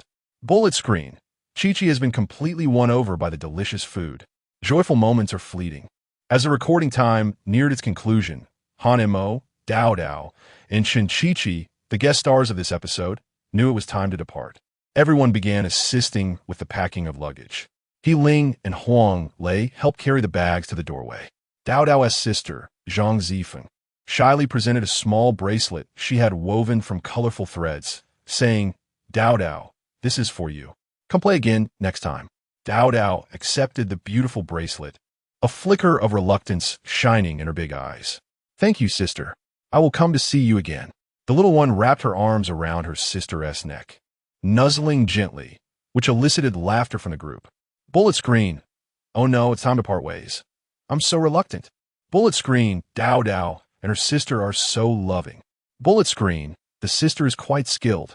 Bullet screen. Time has flown by. I haven't had my fill yet. Arriving at the gate, the moment for formal farewells had come. He Ling, representing the Mushroom House, smiled warmly. Han Mo, Dao, Chi-Chi. Thank you for your companionship these past few days. The Mushroom House welcomes you back anytime. Do come and visit often. Huang Lei stepped forward, patting Han Mo on the shoulder, his tone considerably more sincere. Han Mo, your culinary skills are indeed commendable. Let us exchange cooking tips when we have a chance. And remember, the beans must be thoroughly cooked. His final remark elicited a burst of laughter from the group. Bullet screen, Teacher Huang. In the end, he couldn't resist reminding about the beans. Bullet screen. This is recognition from a senior. Han Mo's recent endeavors have not been in vain. He has gained the friendship of Huang Xiaochu and possibly the opportunity for culinary exchanges. Peng Yuchang, with his endearing demeanor, waved his hand and bid farewell. Brother Han Mo. Duo, Brother Chi-Chi goodbye. Sister Dan, holding Duo's small hand, looked at her with affection. Little darling, you are truly adorable. From now on, let your father bring you to visit Grandma Dan often. Grandma will make you delicious food. Thank you, Grandma Dan. Duo nodded obediently. Chen Chi-Chi, interjecting playfully, quipped, Sister Dan, Please don't make beans. Sister Dan shot him a disapproving glare. The scene of everyone bidding farewell was heartwarming. Sister Dan's affection for Duo was genuine. Chi-Chi's mischievousness was ever-present. Just as Hanamo was about to lift Duo into the car, Chun Chi-Chi hurriedly approached and stopped him. This time, the smile on his face faded slightly, and his expression turned unusually serious. "Brother Hanamo, I'm being sincere," he said, lowering his voice a bit. "With your image, your talents, your remarkable singing, exceptional cooking skills, and that endearing contrast of being a dad, you possess tremendous potential." He paused, seemingly organizing his thoughts. "Recently, a few friends and I have been preparing a new outdoor reality show, one with a more free-form style that involves traveling. I believe there's a role, or rather a character, that would suit you perfectly. What do you think? Are you interested?" Chun Chi-Chi observed Han Mo intently. "If it's convenient for you, I can have my assistant contact your manager later, and we can discuss the details." Han Mo felt a stir of interest. Chun Chi-Chi has extensive connections and valuable resources within the industry, making his invitation significant. However, he refrained from giving an immediate response, opting instead for a polite smile. "Thank you for considering me, Brother Chi-Chi. Let us have my manager coordinate with you on the specifics." He took out his phone, exchanging contact information with Chun Chi-Chi, indicating that Lin Wei would reach out to him. This approach was neither submissive nor arrogant, leaving room for negotiation. Chun Chi-Chi, unfazed, nodded in agreement. "All right, it's settled then. I look forward to good news." Having bid farewell to the residents of the Mushroom House, the car slowly started, departing from the serene countryside. Duo, perhaps exhausted from play, nestled in a Hanmo's embrace and soon fell into a sweet slumber. As Han Mo gazed at his daughter's peaceful sleeping face and then turned his gaze to the swiftly retreating scenery outside, a multitude of thoughts flooded his mind. This recent trip to the Mushroom House, though initially fraught with challenges, ultimately proved to be quite successful. Not only did it provide Duo with a unique experience, but it also unexpectedly showcased his culinary skills, helping to improve his rapport with the public, and he garnered goodwill from several seniors and peers in the industry. Especially the olive branch extended by Chun Chi-Chi may open a new window for his future development. Everything is progressing in a positive direction. He took out his phone, intending to send Lin Wei a message to update her on the situation, only to discover that she had already sent him several messages. The first contained a few screenshots. Upon opening them, he found real-time feedback from the online audience during the live broadcast of Countryside Kitchen, showcasing the segment of him cooking. The screenshots revealed an overwhelming wave of praise in the comments and bullet screen. "Divine culinary skills. I want to marry him. What a treasure of a dad. I've become a fan." It seemed that the impact of this culinary showcase exceeded his expectations. A faint smile crept on Hanmo's lips. Then, he opened the second message. Lin Wei wrote, "Regarding the song you performed on Amaro's Star, I've contacted top recording studios and producers. Tomorrow morning, we will create the studio versions of these songs and arrange for their release across the internet. Let's seize the moment and further enhance your influence." Recording singles? A release? Hanmo's gaze sharpened instantaneously. This, indeed, was the most crucial matter at hand. Ultimately, a singer must let their work speak for themselves. Chapter 35. The enigma in the recording studio. Lin Wei expertly maneuvered her understated yet opulent business vehicle, deftly parking it in front of an unassuming building in the heart of the city. T-Online Music Studio, she had arrived. Lin Wei gestured towards one of the ceilings of the Longwar recording studio. Han Mo followed her gaze, observing the building's ordinary facade. Save for the exquisite brass plaque at the entrance and the unmistakable professionalism radiating from the individuals entering and exiting, hinting at the extraordinary nature of this place. Upon entering the building, one was greeted by a spacious interior. Soft, warm lighting enveloped the space, with walls adorned in expensive, soundproofing materials, and the very air seemed infused with a blend of wealth and artistry. Behind the glass wall of the control room, the array of cutting-edge equipment flickered with lights, akin to a slumbering steel behemoth poised for action. "Lin, you finally made it." A middle-aged man with salt and pepper hair, dressed casually yet exuding vitality, approached with a swift stride. his face displaying just the right amount of enthusiasm. "Teacher Zhao, I must trouble you once more," Lin Wei said as she shook his hand and motioned to introduce Han Mo. This esteemed teacher Zhao was none other than the renowned gold standard producer in the industry, Zhao Xingbang, affectionately known as Old Zhao. Under his guidance, countless platinum records had come to fruition, and the superstars he had collaborated with could form an elite ensemble. He was famed for his rigorous standards and keen eye for talent within the industry. Old Zhao's gaze fell upon Han Mo, scanning him with a discerning sharpness. "Young man, you appear quite polished, but your eyes, they're unervingly calm, almost too tranquil. It seems as though this premier recording studio's environment does not faze you in the slightest. You must be Han Mo, right? I have long heard of your reputation.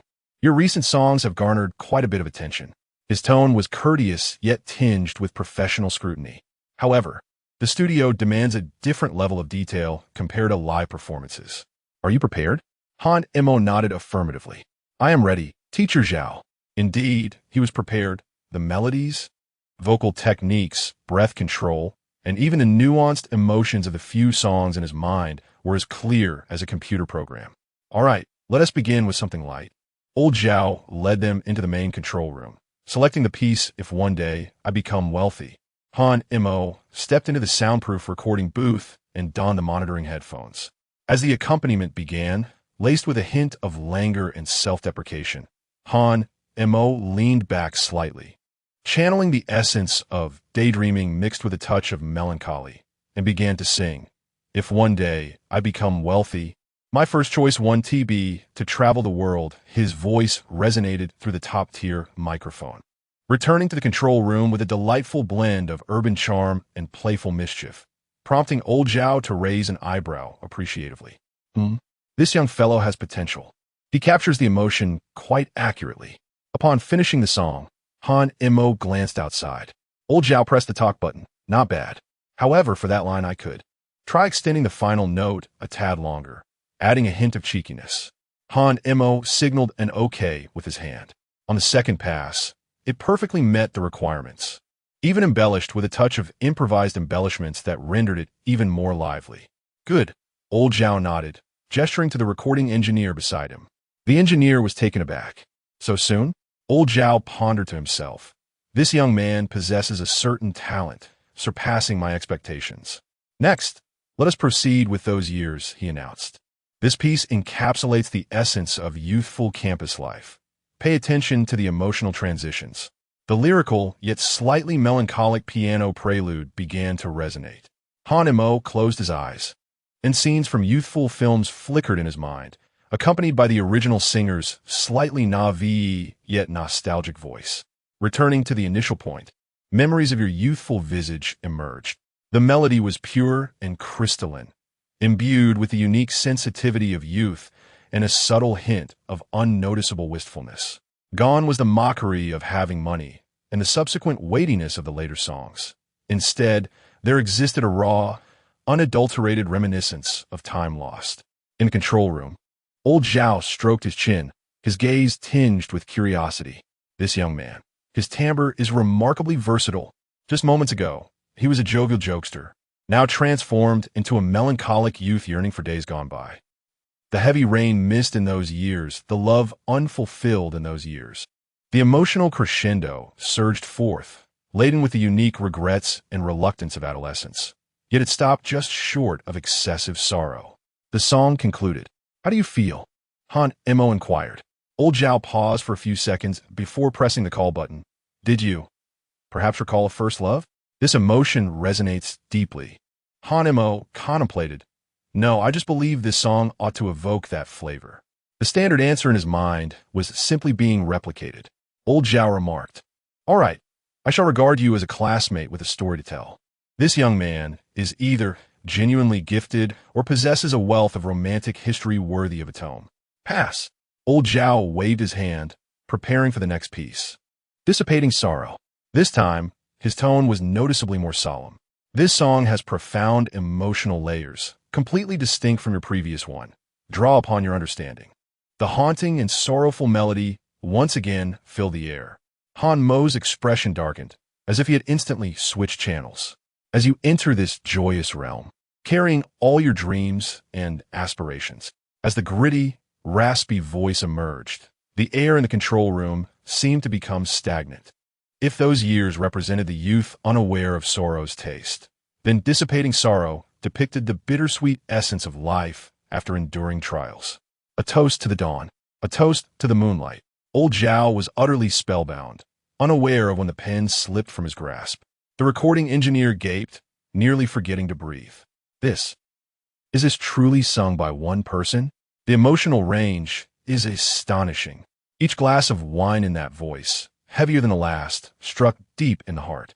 Upon finishing, silence enveloped the recording studio. Old Zhao's throat felt parched as he gazed at Han Mo, as if observing an ancient being cloaked in youthful skin. How old are you, really? This sense of weathered experience cannot be feigned. There must be a story behind it. Han Mo remained composed. 22. Teacher Zhao, is there a problem? Old Zhao inhaled deeply, suppressing the tumult within. No problem. Excellent. Pass. He felt as though his understanding had been profoundly shaken. This young man undoubtedly harbored a significant secret. Lin Wei stood nearby, her eyes sparkling with deeper amusement. Han Mo's performance perpetually surpassed her expectations. The final song, Lao Zhao exclaimed, his voice tinged with excitement. The Lonely Warrior. Get all you've got. He sensed the impending grandeur that was about to unfold.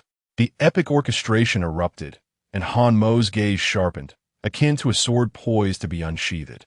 All are brave. The opening line resonated with immense power. I love you, walking alone through dark alleys. I love your defiance. I love how you face despair without shedding a tear.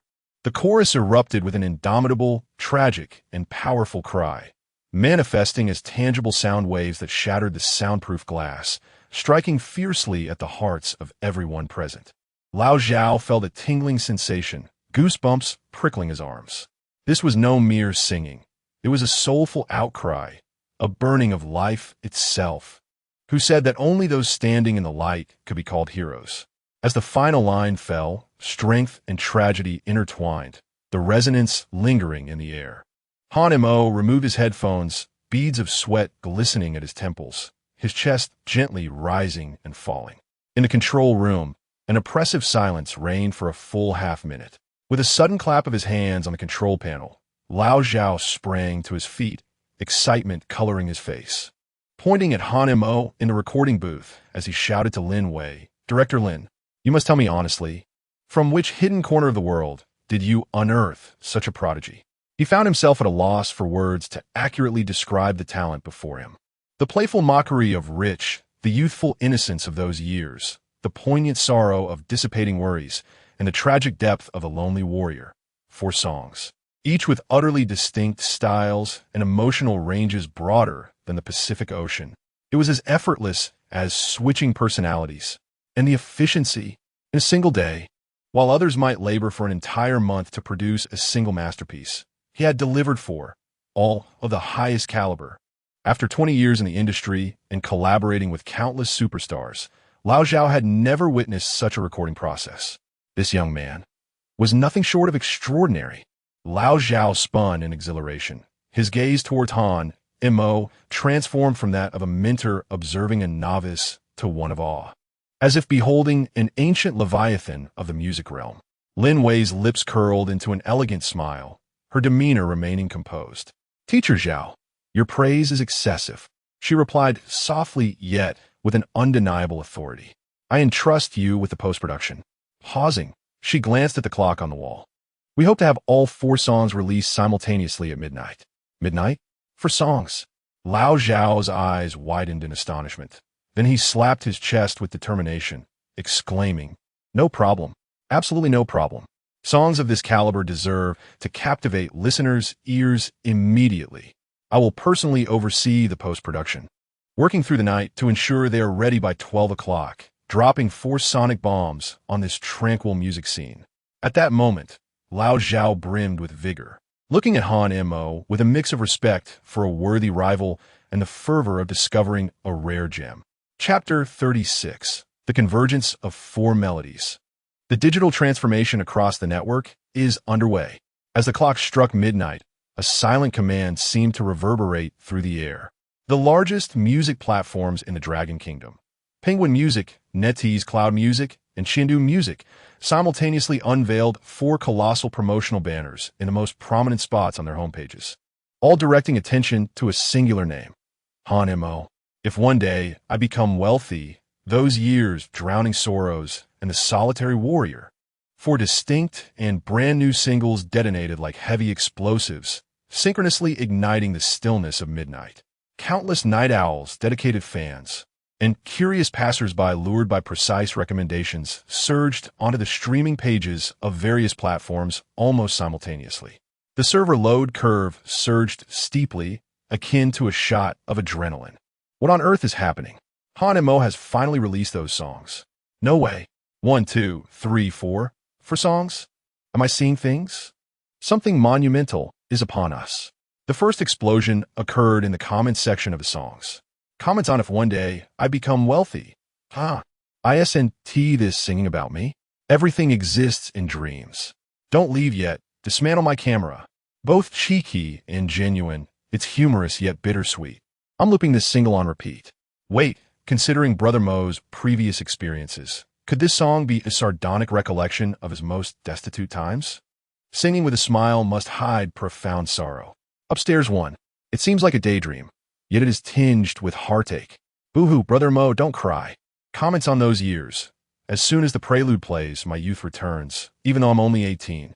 So beautiful, clean yet sorrowful, like the summer breeze. Miss Love, Brother Mo. Did you also miss someone? Is it Duo's mother? The case is solved. This is undoubtedly written for the mother of his child. He must love her dearly to sing this regret so poignantly. No wonder he always appeared slightly melancholic during the competition. It seems his heartache remains unresolved. My heart ached for Mo. Comments on drowning sorrows. I, as a grown man, was brought to tears, inexplicably crying. 8 cups of liquor, each more potent than the last, each cutting deeper. I'm downing it, Brother Mo, at your leisure. Here, S to freedom. Here, S to death. These lyrics are incredible. What has Brother Mo experienced? This song could not convey such depth without decades of hardship. He is only 22. What darkness must he have endured to craft and perform such a song? This is not merely singing. It feels like a trial of the soul. I understand now. His calm demeanor stems from having already seen through the vicissitudes of life. A great talent hidden in plain sight. The NetEase Cloud Music Division has officially been established. No one is leaving with a smile today. Comments on the solitary warrior. It's igniting. Every hair on my body stands on end. I love you as you walk through the dark alleys alone. I love your unyielding spirit. This must be about him, who says that only those standing in the light can be deemed heroes. Alas, Emoga is my hero, in light of his suppressed experiences in Tomorrow's Star. This song serves as his battle anthem. He is declaring war against the forces of darkness. It is dedicated to all those who carry burdens forward and to Emoga, who never bows his head in adversity. This song is infused with power, as if it is imparting the message that, regardless of the dire circumstances one may face, one must never surrender. While netizens immerse themselves in the emotions of the single, someone suddenly awakened to a startling realization. Wait a moment. Don't you think that these 4 songs, when connected, evoke a chilling sense of profundity? Oh my, now that you mention it. Rich reflects past aspirations and self-mockery. Those years captures the regrets of youth. Drowning sorrows embodies the weight of life's tribulations, and the lone brave represents a present cry of defiance and resilience. My heavens! This is simply Mo Han narrating the 4 stages of his life through these 4 songs. From a dreamer in his youth, enduring the pains of adolescence, to tasting the bitterness of life, ultimately choosing to fight on like a solitary warrior. The depth of this message is overwhelming. No wonder he can convey such varied emotions. He is singing of himself. I'm utterly moved, completely shaken. Mo Han, you man who writes an autobiography through music. The performance has begun. Countless netizens have morphed into detectives, fervently interpreting the profound meanings behind these 4 songs, leading to an outpouring of imaginative essays that shape Mo Han into a legendary figure. Someone who has endured hardships, possesses a strong inner self, is emotionally rich, bears immense secrets and pain, yet chooses to face the world with gentleness. All of this is directly reflected in the real-time updates on various music platforms. 5 minutes past midnight, all 4 songs land in the top 50. 30 minutes past midnight, all 4 surge into the top 20. The momentum is fierce. At 1 o'clock in the morning, hashtags like Emohan 4 new songs, Drowning Sorrows made me cry. The Lone Brave is so inspiring, and Emohan Life Quadrilogy is sent to the top 10 of Weibo's trending searches. At 2 o'clock in the morning, The Lone Brave swiftly enters the top 5 of the new song chart. Drowning Sorrows and Those Years follow closely behind. If One Day I Become Very Wealthy also breaks into the top 10, the entire chart is nearly flooded with Emohan's name. The speed and ferocity of this surge leave everyone monitoring the rankings in utter astonishment. The technical teams across major platforms had already been on high alert, yet they were still taken aback by this terrifying flood of data, fearing that the servers might collapse at any moment. The Night Owl Entertainment editors and music critics promptly downloaded the 4 songs. After listening, many forgot to light the cigarettes hanging from their lips, their faces painted with shock. A true phenomenon, a genuine marvel, 4 distinct styles. For supreme interpretations, is Emohan's talent an inexhaustible abyss? This transcends mere song releases. It is a dimensional strike against the entire music industry. A Rookie of the Year? No, this is quite frankly an atomic bomb in the realm of music. Previous doubts regarding Emohan's creative abilities have been utterly submerged beneath the tsunami of data and acclaim, leaving not even a ripple in their wake. At this very moment, the protagonist behind this online sensation, Han Emo, was engaged in a tender act. He had just lulled his daughter, Duo, to sleep after a night spent in excitement over her father's new song, tucking her in snugly beneath her small blanket. As he gazed upon her serene, sleeping face, a gentle smile graced Han Mo's features. Suddenly, his phone vibrated, revealing a real-time data screenshot sent by Lin Wei, accompanied by a simple message. It's exploded. Han Mo glanced at the astonishingly high numbers, maintaining a calm demeanor as he replied with just 2 words, "Understood." He then turned off his phone screen and quietly exited the room. For him, while the data was indeed significant, it paled in comparison to the joy of his daughter's smile and the impending increase in his account balance. As for the netizens' fanciful conjectures, he remained blissfully unaware, and even if he were to find out, he would simply think, as long as you're happy. As dawn gradually broke, countless netizens, still bleary-eyed, unlocked their phones, instinctively opening their music apps to check for any surprises on the new song charts. To their astonishment, they were greeted by a sight that would instantly awaken them. On the new song charts of major music platforms, the top 4 positions were unmistakably dominated by the same name, with 4 distinct songs firmly securing their places. A true phenomenon, an unprecedented sweep. Chapter 37, A Tremor in the Music Industry, Lamentation and Artist Ratings. The following morning, as the first rays of sunlight streamed through the cracks in the curtains, the entire internet of Longwa, particularly the music realm, had succumbed to absolute frenzy. Chart annihilation. A phenomenon unprecedented in history. The top 4 slots of the new song chart were all dominated by a singular individual. Han Mo. Once again, it is Han Mo. Is this man defying the heavens? After a sleepless night, the technical teams of various music platforms gazed at the back end, where the playback volume curves surged like an electrocardiogram before stabilizing at an elevated level, collectively breaking into a cold sweat of joy. The trending topic Hanamo chart annihilation soared to the top of Weibo's hot search, accompanied by a vivid red explosion emoji. Upon clicking in, one is met with a scene of widespread lament. Penguin Music New Song Chart. 1. Han Mo, Solitary Warrior 2. Han Mu, Sword of Relief 3. Han Mo, Those Years 4. Han Mo, If One Day I Become Rich 5. Triple X, XX Boy Band, with plays only a fraction of the 4th entry. Chengdu Music New Song Chart. The same. All charts reflected the same horror, with Han Mo monopolizing the top 4 positions, creating a terrifying data chasm. The artists and songs ranked 5th and below appeared as though an invisible hand had gripped their throats, leaving them with no room to struggle. This singular dominance, akin to one man leading an entire army, rendered all fellow artists planning to release songs this month in sheer despair. In the lounge of a popular idol boy band, the manager stared at the tablet, displaying his group languishing in 5th place, far from the top 3, his complexion pale with dread. It's over. This month is doomed. He anxiously tugged at his hair, lamenting the countless promotional resources invested and the numerous advertising slots purchased. What was the result? All of it became mere embellishments for Han Mo. The most popular member of the group, his face grim, crunched a plastic water bottle in his grasp. Damn it. How can he possibly write so many songs? And every single one is a hit. Another member whispered, online, they say those 4 songs are reflections of his life. They're about himself. How could they not be successful? The manager shot him a fierce glare. Silence. What reflections of life? I see him as nothing but a monster. In the private recording studio of a seasoned artist, this veteran, who had navigated the music industry for 2 decades, had hoped to make a mark with a meticulously crafted new album, only to find his lead single failing to even break into the top 10. He sipped from his thermos, staring at his phone screen, displaying Han Mo's name, rendered speechless. Beside him, the manager sighed heavily. Zhao Guthis.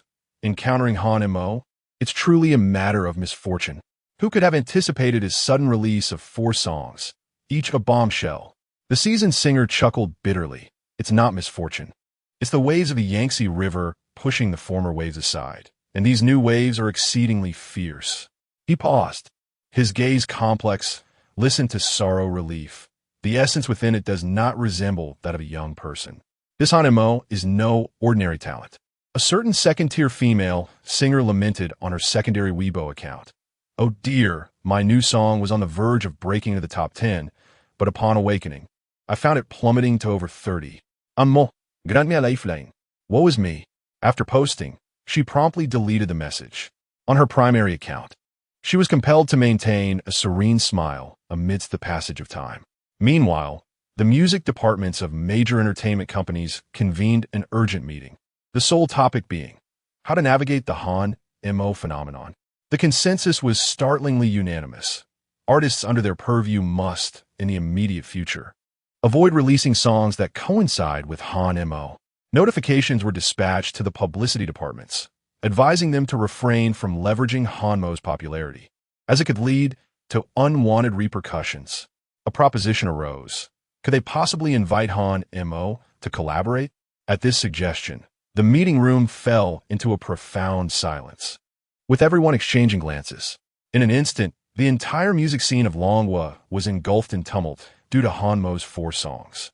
The media, exhilarated, employed various sensational headlines. Han Mo single-handedly freezes this month's music scene. For tracks unleashed, has Han Mo declared himself the new king? This month's music market is a desolate wasteland, all because of that man. The most competitive month in history, when Han Mo decides to release music. In Lin Wei's office, however, the atmosphere remained tranquil. Observing the tempestuous developments online, she lifted her coffee cup and took a delicate sip. How does it feel? Overnight, becoming the public enemy of the music industry. Lin Wei glanced at Han Mo, who sat across from her, her tone laced with playful mockery. Han Mo was engrossed in reviewing materials for Duodua's kindergarten. Looking up innocently at her words, I haven't done anything. Lin Wei chuckled softly, setting her coffee cup down, her demeanor growing more serious.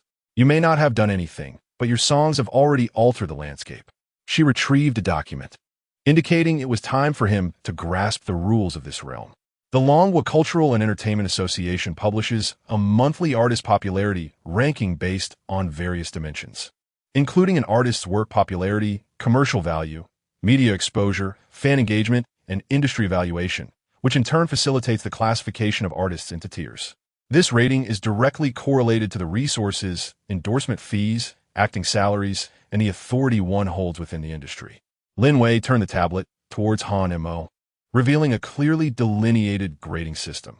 6th-tier artist, newcomer, background role, with negligible recognition. 5th-tier artist, slightly noticeable within a limited scope or specific domain. able to land minor roles or local performances. Fourth-tier artist, emerging talent, possessing a certain fan base, capable of playing significant supporting roles in web dramas or second-tier television series. Singers can host small fan meetings. Third-tier artist, the backbone of the industry with a foundational national recognition, popular supporting or lead roles in television dramas, and songs with considerable resonance, beginning to exhibit commercial value.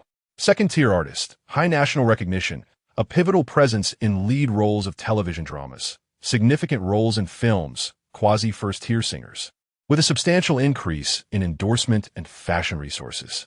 First-tier artists, they are top-tier celebrities, starring in major productions, renowned singers whose concerts are always sold out, possessing formidable fan appeal and commercial value.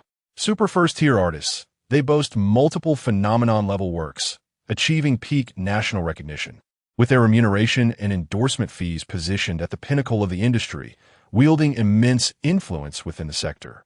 Beyond the super first tier, there exists a select few recognized as the apex of the industry, referred to as kings queens. Lin Wei added that this symbolizes a different echelon altogether. Han Mo listened intently, as this information was novel to him. Lin Wei pointed to the data analysis chart on the screen. Prior to your participation in Tomorrow's Star, you were an obscure entity deemed unnoticed. During the show's airing, your popularity surged. Following the typical trajectory, after the program concludes, you would likely reach the threshold of fifth tier or even fourth tier. However, Lin Wei emphasized, her eyes sparkling with fervor, the impact of your 4 songs has been astonishing. The data models across various platforms are nearing their limits, according to the latest internal forecasts and evaluations. In next month's chart update, you are very likely to leap over the 5th tier, firmly establishing yourself in the 4th tier, and there is even a slight chance of directly challenging the 3rd tier. From obscurity to vying for the 3rd tier, all within a month's time. Such a meteoric rise has not been witnessed in nearly a decade. Lin Wei gazed at Han Mo. This young man consistently surprises, or rather shocks, her. Han Mo, however, had little concept of these tiers. He was solely concerned with the most pragmatic question. So, how much can a 3rd-tier artist earn? Lin Wei chuckled at his candid query, providing an approximate annual income range. The figure left Han Mo gasping in astonishment. So much. That would be enough to support 10 duo. Observing Han Mo's reaction, Lin Wei's smile deepened, though her gaze drifted slightly, imbued with a hint of serene mystery. And this is merely the 3rd tier. The potential for advancement is even greater. She paused, as if casually adding, moreover, do you know, above the kings queens, there actually exists another level. Chapter 38, The Hall of Fame, the legend of Su Qingxian. Beyond the realms of kings and queens exists a mythical echelon. Han Mo's curiosity was thoroughly piqued. To have Lin Wei describe it as a legend, what pinnacle must it represent? Lin Wei lifted her coffee cup, her gaze drifting to the window as if lost in reminiscence. Indeed, she nodded gently. It was an unofficial yet universally acknowledged honor within the industry, Hall of Fame. Alternatively, some refer to it as legendary level. This tier transcended mere popularity, traffic, and even commercial value. To be bestowed with such a title, one must possess epic-making artistic achievements, an irreplaceable standing within the industry, and an immense influence that spans generations. Coupled with a character and artistry that approach perfection, truly individuals worthy of being inscribed in the annals of the industry. There was a solemnity in Lin Wei's tone throughout the nearly century-long history of the entertainment circle in Long Country. No more than 5 individuals have been universally recognized as having reached the Hall of Fame. Each one stands as a monumental figure in their respective fields, revered by countless successors. Han Mo felt a profound shock resonate within him. No more than 5. What an exceedingly rare and esteemed status. He instinctively held his breath, awaiting Lin Wei's next words. Lin Wei turned her head, her gaze settling on Han Mo. This time her eyes radiated an indescribable pride, mingled with a tinge of deep regret and sorrow. And Su Qingxian. She softly uttered the name, as if it bore immense weight. At the tender age of 21, She, with her astonishingly brilliant third personal album Nirvana and the globally acclaimed Starlight Tour, which was heralded as defining an era. Let's not dwell excessively on age. I find that writing has faltered here.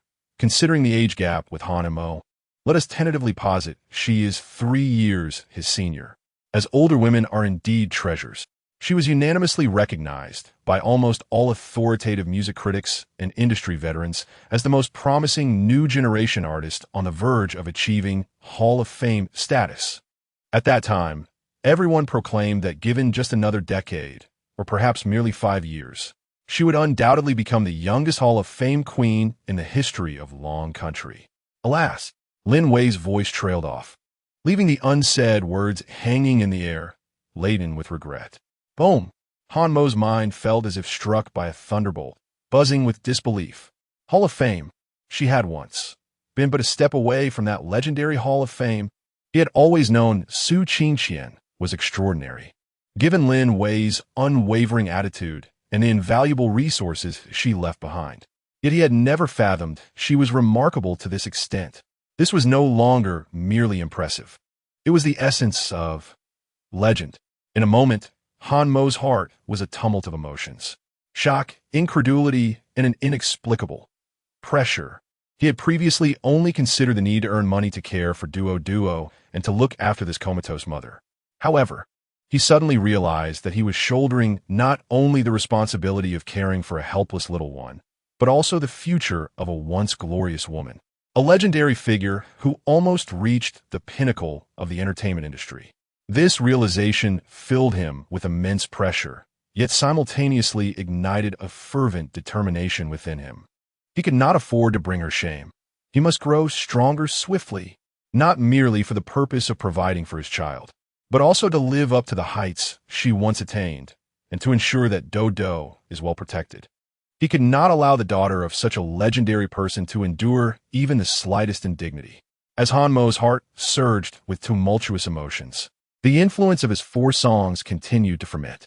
The fervor began to spread from online to offline, resonating through the bustling shops on the streets, the lively KTV rooms, and even the broadcasts of taxi drivers, where Han Mo's melodies frequently played. If One Day I Become Very Rich became the new internet anthem, featured in various humorous videos. Those years sparked a wave of nostalgia across numerous universities, inspiring countless covers. Drowning Sorrows emerged as a staple request in many late-night taverns. Meanwhile, The Lone Brave was quoted and shared by numerous official media accounts, praised for encapsulating the cries and resilience of ordinary people, radiating positive energy. Han Mo's popularity soared at an astonishing pace, and with it came a flurry of invitations. Lin Wei's phone was nearly overwhelmed with calls in recent days. The outdoor reality show Cha Cha Cha formally extended an invitation, offering a very enticing rate for a permanent guest role. 3 film scripts were presented, 2 for supporting roles and 1 for the male lead in a youth film. 7 invitations for music festivals arrived, all headlining opportunities. In terms of endorsements, there were 3 potential deals on the table, one with a national beverage brand, another with a sport apparel line, and the last with an automobile company. Lin Wei presented the carefully filtered offers to Han Mo for his selection. Gazing at the array of enticing opportunities, and then at Dodo, who was playing with a teddy bear and humming the off-key lyrics of Wealth, Han Mo's resolve solidified. He turned to Lin Wei and said, "Sister Wei, please negotiate for me regarding the show with Chen Chi-Chi. For the others, prioritize those that offer substantial compensation, flexibility in timing, and preferably allow me to bring Dodo along." Lin Wei nodded in understanding, her eyes reflecting admiration. One must take life bite by bite, and every journey begins with a single step. Your foremost task now is to continue accumulating high-quality works and solidify your popularity. This path is merely the beginning for you. Lin Wei was remarkably efficient. Within a couple of days, a flying guest contract from the prestigious reality show Cha Cha Cha was presented to Han Mo. The offer was indeed tempting, so much so that Han Mo could not help but raise an eyebrow at the string of zeros. This was the best price he could secure at present. Lin Wei adjusted her glasses, her tone calm. The popularity of the show was exceedingly high. Although the regular guests were rather problematic, the exposure and topicality were undeniably substantial. This would significantly aid in rapidly enhancing your public recognition, which in turn translates to greater financial opportunities. Han Mo understood that increased public recognition meant broader awareness and, consequently, more lucrative prospects. For the sake of Duo's milk powder and a better future, this opportunity was not to be missed. The contract confirmed his status as a flying guest, with a recording period of 1 week. Although he had heard of the demanding nature of the task, the time frame was manageable. All right, he signed. Han Mo picked up the pen and swiftly inscribed his name.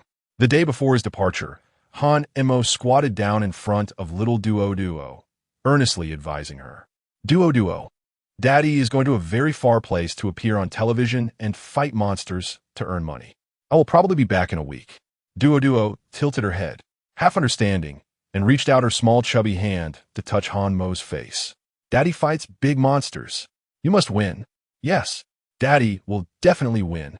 Han Mo smiled as he pinched his daughter's tiny nose. While I'm away, listen to Aunt Lin Wei, and when I return, I will bring you the biggest toy. All right. Duo nodded vigorously, waving her hand like a little adult. Goodbye, Daddy. At that moment, Lin Wei spoke up, her voice gentle yet resolute. Rest assured, Mr. Han, I will take good care of Duo. Observing Lin Wei's dependable demeanor, Han Mo felt his last flicker of concern dissipate. He had complete faith in her abilities and her promise.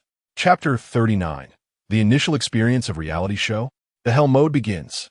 Early the next morning, a designated vehicle sent by the production team awaited promptly downstairs. The journey was silent, spanning several hours, until it finally halted at an unfamiliar coastal city's dock. The briny sea breeze greeted him, the sun shone brightly, and seagulls circled and called from afar. Han Mo inhaled deeply, stretched his limbs, and felt invigorated. It appeared that this reality show journey would be as delightful as the weather. As he alighted from the vehicle, a middle-aged man sporting a cap and a broad smile approached him, accompanied by several crew members carrying cameras. Mr. Han Mo, greetings. Welcome to our family of cha-cha-cha-cha-cha. The man extended his hand warmly. Han Mo politely shook his hand, replying, Hello, Director. The director clapped his hands with a beaming smile, reminiscent of a child about to unveil a surprise.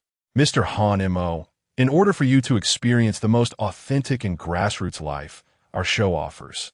He paused deliberately, his grin growing even wider. We will need to temporarily hold onto your phone, wallet, all cash, and bank cards. Amakaus relaxa, smila, instantly froja. What? He thought he had misheard. The director's smile was measured, as if drawn with a ruler. Indeed, Mr. Han Mo. This is a surprise experience specially prepared for our flying guest. Being penniless will unleash your utmost potential. Han Mo attempted to reason, No, Director, this rule. I just arrived, and I believe this ISNT stated in the contract. Oh, young man, do not concern yourself with such trivialities. The director waved his hand grandly, signaling the nearby staff to step forward politely. One took his phone, while the other collected his wallet. Their movements were swift and coordinated, clearly seasoned in the process. Han Mo stood in stunned silence as his communication device and all his belongings were placed into a transparent sealed bag. So, this is what it meant to be destitute. The director pressed a card into Han Mo's hand, still smiling warmly. Fear not, Mr. Han Mo, we shall not let you starve. This is your first task. Han Mo looked down at the card. It read, Task card.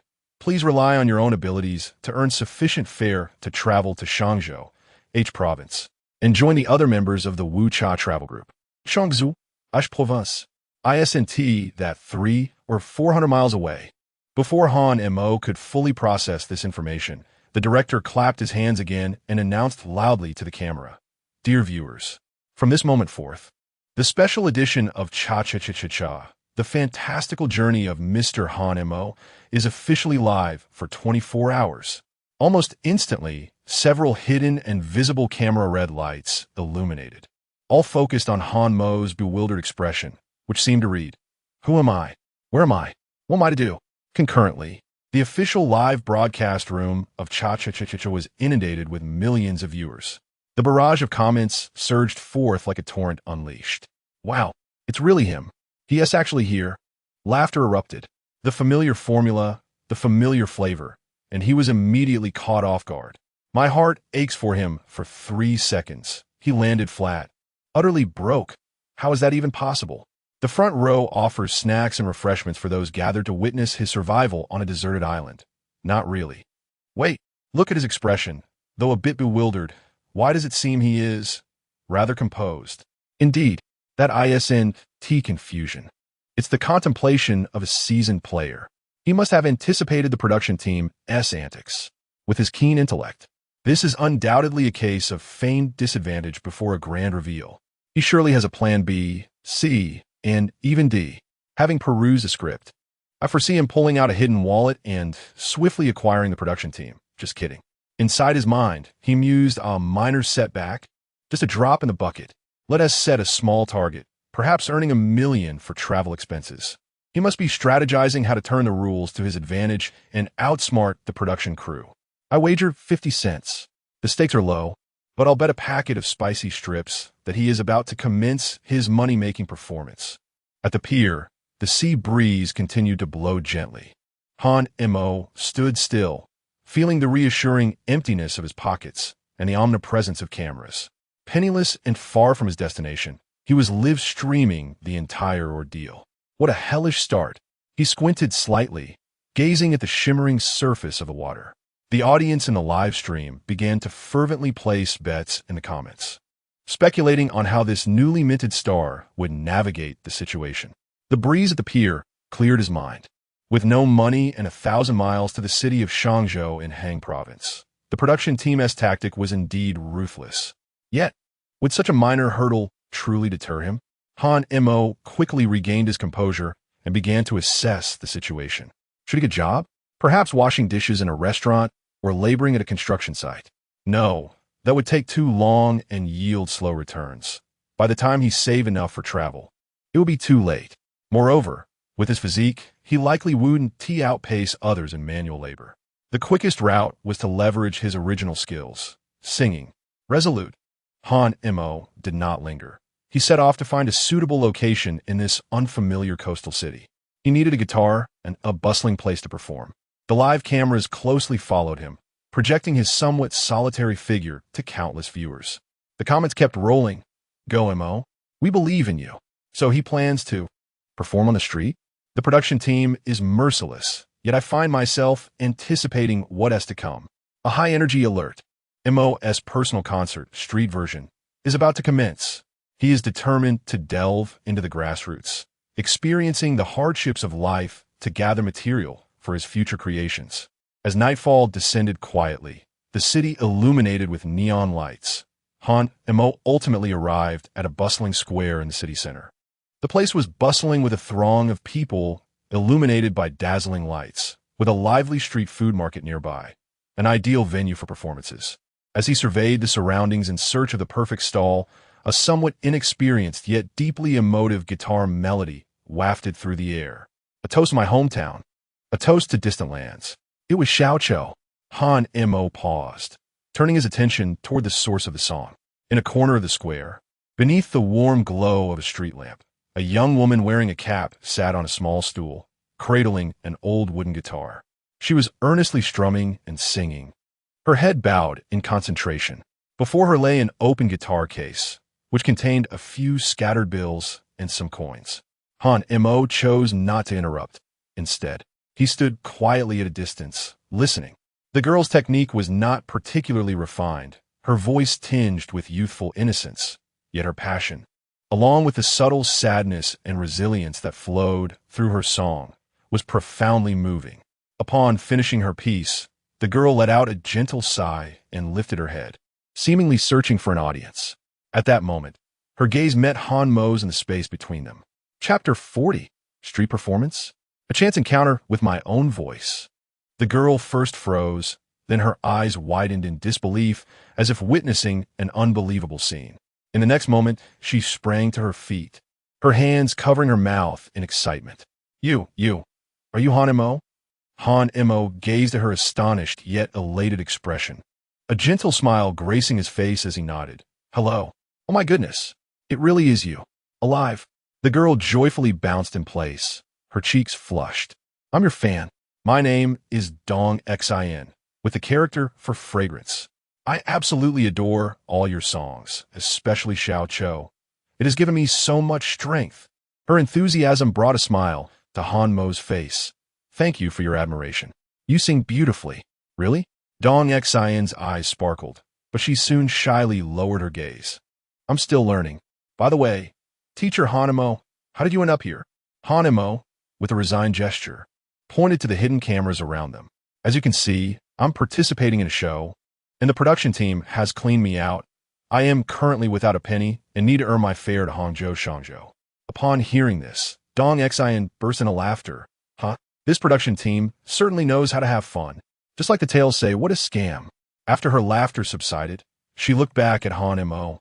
Her eyes filled with curiosity and a hint of shared sympathy. So, teacher Han Mo.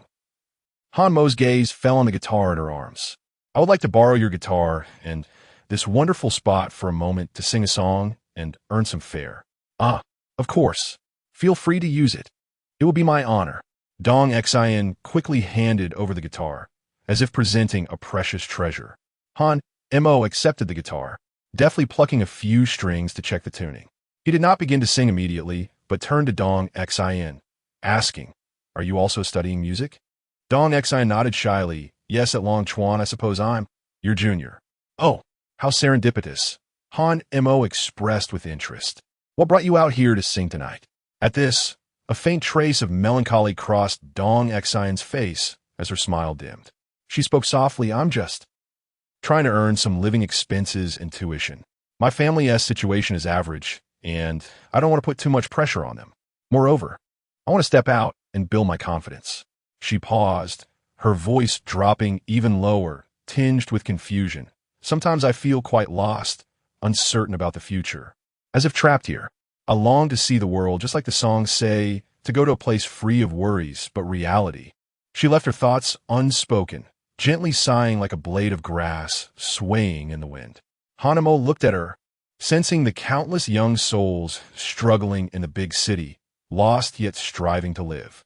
Her story was simple, yet profoundly genuine.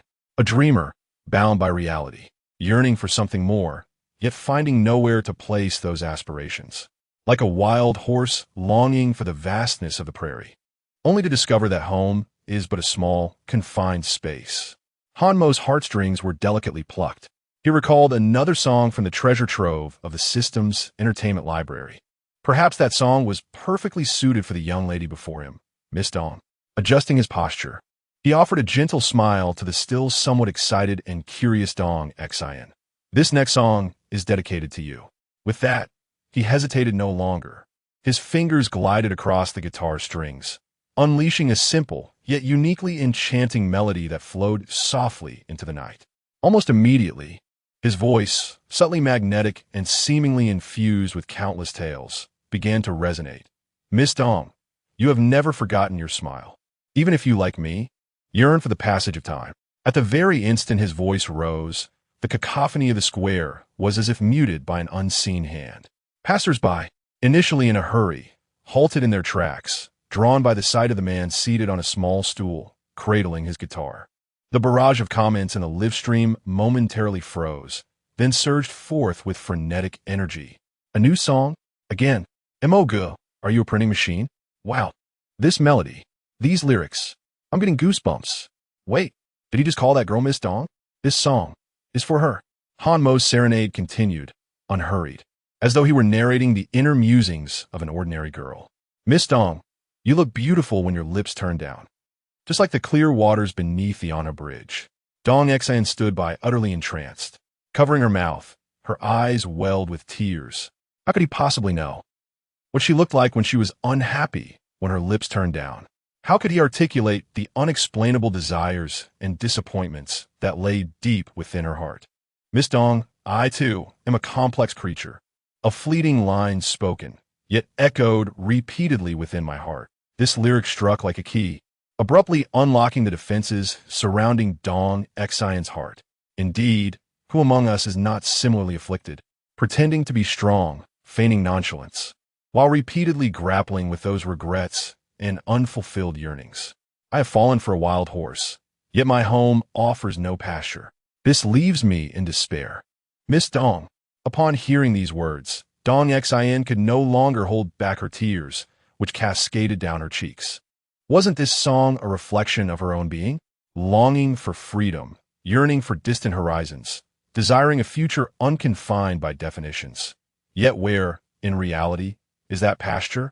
She was merely an ordinary girl, singing in a corner of the city for survival and the faint glimmer of dreams. How could he so astutely capture the essence of her voice? The audience gathered ever closer, encircling Han Mo and Dong Xin. Everyone listened in rapt silence, as if transported into a shared realm of emotions by this song. Some pulled out their phones to record, while others quietly placed money into the guitar case, with an increasing number scanning the payment code. The live stream had gone utterly wild. I am overwhelmed. These lyrics are incredible. They are truly written for that Miss Dong. Did Mo Gu hear her story and compose this song on the spot? My heavens, what divine talent is this? His ability to empathize is simply extraordinary. Falling in love with a wild horse, yet my home lacks a prairie, is destined to become one of the year's most poignant lyrics. It brings tears to my eyes. Who doesn't yearn to be the wild horse on the prairie? Mo Gu is not merely singing. He is delving into the depths of the heart. This is undoubtedly Moge's heartfelt expression, a tender consolation for the fleeting encounter with his junior. He is truly remarkable. As his song continues, Han Mo's gaze remains calm and gentle, as if he is merely recounting a friend's tale. Thus, those sentiments may not be entirely genuine, Miss Dong. You are not a classmate devoid of stories. Falling in love with a wild horse, yet my home lacks a prairie. This evokes a sense of despair within me, Miss Dong. As the final note fades into the night breeze, silence envelopes the venue, only to be shattered by thunderous applause and enthusiastic cheers. The guitar case is already brimming with an assortment of banknotes, the sound of the payment notification incessantly ringing. Dong Xin is utterly overwhelmed with emotion, her eyes filled with gratitude and disbelief as she gazes at Han Mo. This man, whom she has known for less than half an hour, has through a single song intricately portrayed her very soul. He truly understands her. Han Mo rises, returning the guitar to Dong Xin, and noticing her reddened eyes, he offers a gentle smile. Don't cry. You look more beautiful when you smile. He then gestures towards the overflowing guitar case. It seems the travel expenses are more than sufficient. He gathers the money, counting it roughly, and finds it far exceeds expectations. He pulls out a thick stack, perhaps half of it, and hands it back to Dong Xin. Thank you for your guitar and the venue. This is what you deserve. No.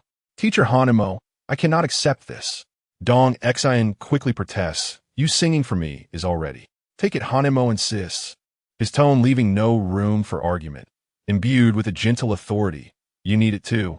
Keep pushing forward. Your prairie will be found. With that, he turns and weaves through the crowd, leaving behind a suave silhouette amid the complex gazes of the audience and the watchful lens of the live stream. Next stop, Hang Province, Shangzhou City. I wonder what surprises those lively brothers have prepared for him this time. A hint of anticipation curves Han Mo's lips. Chapter 41. A Convergence in Shangzhou. A crash course in acting of legendary proportions, with the substantial earnings garnered from his rendition of Miss Dong. Han Mo confidently purchased a hard-seat ticket for the train bound for Shangzhou in Hang Province. It was not out of frugality. Rather, the entire journey was being live-streamed, and he believed that indulging in first-class air travel after recently earning a modest sum through busking would tarnish his image as a diligent and frugal father. The hard-seat carriage was a mlang of instant noodles, perspiration, and various indescribable scents, enveloped in the essence of life. Han Mo secured a window seat, watching the scenery blur by outside. Before long, a tentative voice broke the monotony. Hey, young man, are you the singer Han Mo? The elderly woman seated beside him scrutinized him with curiosity. Han Mo politely turned his head and smiled gently. Hello, Annie, that's me. Oh my, it really is you. The volume of her voice rose dramatically. My daughter absolutely adores you. She plays your songs every day at home. With the first recognition came a second, Then a third soon. A small circle of enthusiastic passengers had formed around Han Mo, inundating him with requests for autographs and photographs. Han Mo maintained his patience and smile, graciously accommodating each request. The barrage of comments in the live stream flowed rapidly. Haha, Brother Mo is experiencing the true essence of humanity. The hard seat warrior is solidified.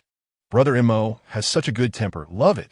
The national recognition is undeniable. Dihua interpreted. Choosing a hard seat reflects Brother Mo's commitment to his roots, experiencing life firsthand to draw inspiration for his art. After several hours of travel and warm interactions, the train finally arrived at Shangzhou in Han Province. Following clues provided by the production team, Han Mo meandered through the streets until he finally spotted some familiar figures outside a sprawling wholesale market. Han Mo, over here. Chen Chi waved her plump arm, her voice cutting through the bustling market's din beside her. Deng Chao and Lu Han were peering eagerly, and upon spotting Han Mo, they exaggeratedly rushed toward him. Well done, kid. Deng Chao clapped Han Mo on the shoulder, winking playfully. Did you survive the journey without starving? How much did you earn? Lu Han was more concerned with the practicalities, his eyes gleaming as they fixed on Han Mo's backpack. Han Mo felt slightly overwhelmed by the trio's exuberance. Not far away, Huang Bo and veteran actor Tian Qinian were seated on their portable stools. Upon seeing Han Mo, they both offered warm smiles. Xiao Han, you're here. Huang Bo waved at him, while Tian Qinian nodded in acknowledgement. The aura of these two seniors was decidedly more composed. Han Mo approached them, greeting the esteemed elders first. Chen Chi and the others soon gathered around, curiously inquiring. Come on, tell us how you made it here. Did the production team leave you without funds? Han Mo briefly recounted his experiences busking, then retrieved a bundle of cash secured with a rubber band from his backpack. Holy! Chen Chi, Deng Chao, and Lu Han gawked in astonishment, their eyes nearly bulging out. No way. Chen Chi reached out, eager to touch. How many songs have you sung? Impressive, Hanmu. Deng Chao, with a look of admiration, acknowledged his remarkable ability to earn money. Just then, members of the production team appeared with cheerful smiles, interrupting their fantasies of division, and took back the money, which would, of course, be returned to Han Mo after the show. Otherwise, he would certainly object, while announcing today's task. Teachers, welcome to the world's small commodity capital, Shangzhou. Your task today is to use the 500 yuan provided by the production team as startup capital to purchase goods in the trade city and successfully sell them to cover your dinner and accommodation expenses for the night. 500. Chen Chi immediately lamented, Director, what can you buy with 500? The production team, evidently accustomed to such reactions, smiled as they announced the group assignments. As per tradition, newcomers will be guided by our most experienced members. Little Han, you will team up with teacher Huang Bo today.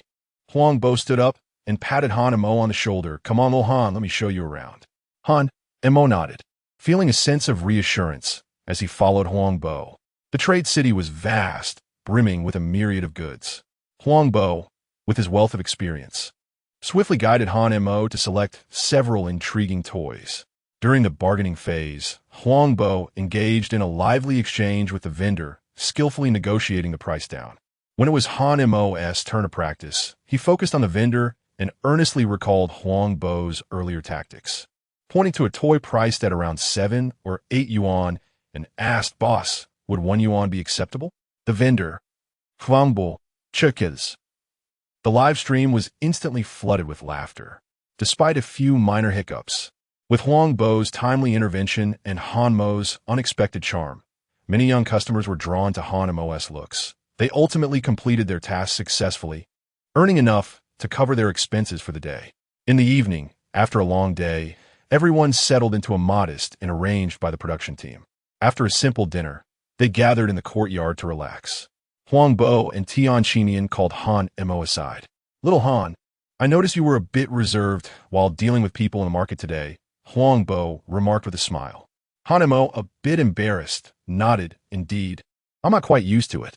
Actually, sometimes acting and life are interconnected, Tian Qinian interjected. Acting is not about putting on a facade. It's about finding that state and believing you are that person. Just like selling in a market, if you can embody the role of an enthusiastic and outgoing vendor, the outcome might be different. You sing with such emotional resonance, indicating a strong sensitivity, Huangbo observed. Are you interested in acting? Han Mo candidly replied, I'm a bit curious, but I've never had any exposure to it. What's there to fear about not having experience? Huangbo exclaimed with enthusiasm. Since we have some time now, why don't we old-timers share a few insights with you? Tianqinian nodded in agreement. Consider it a form of entertainment.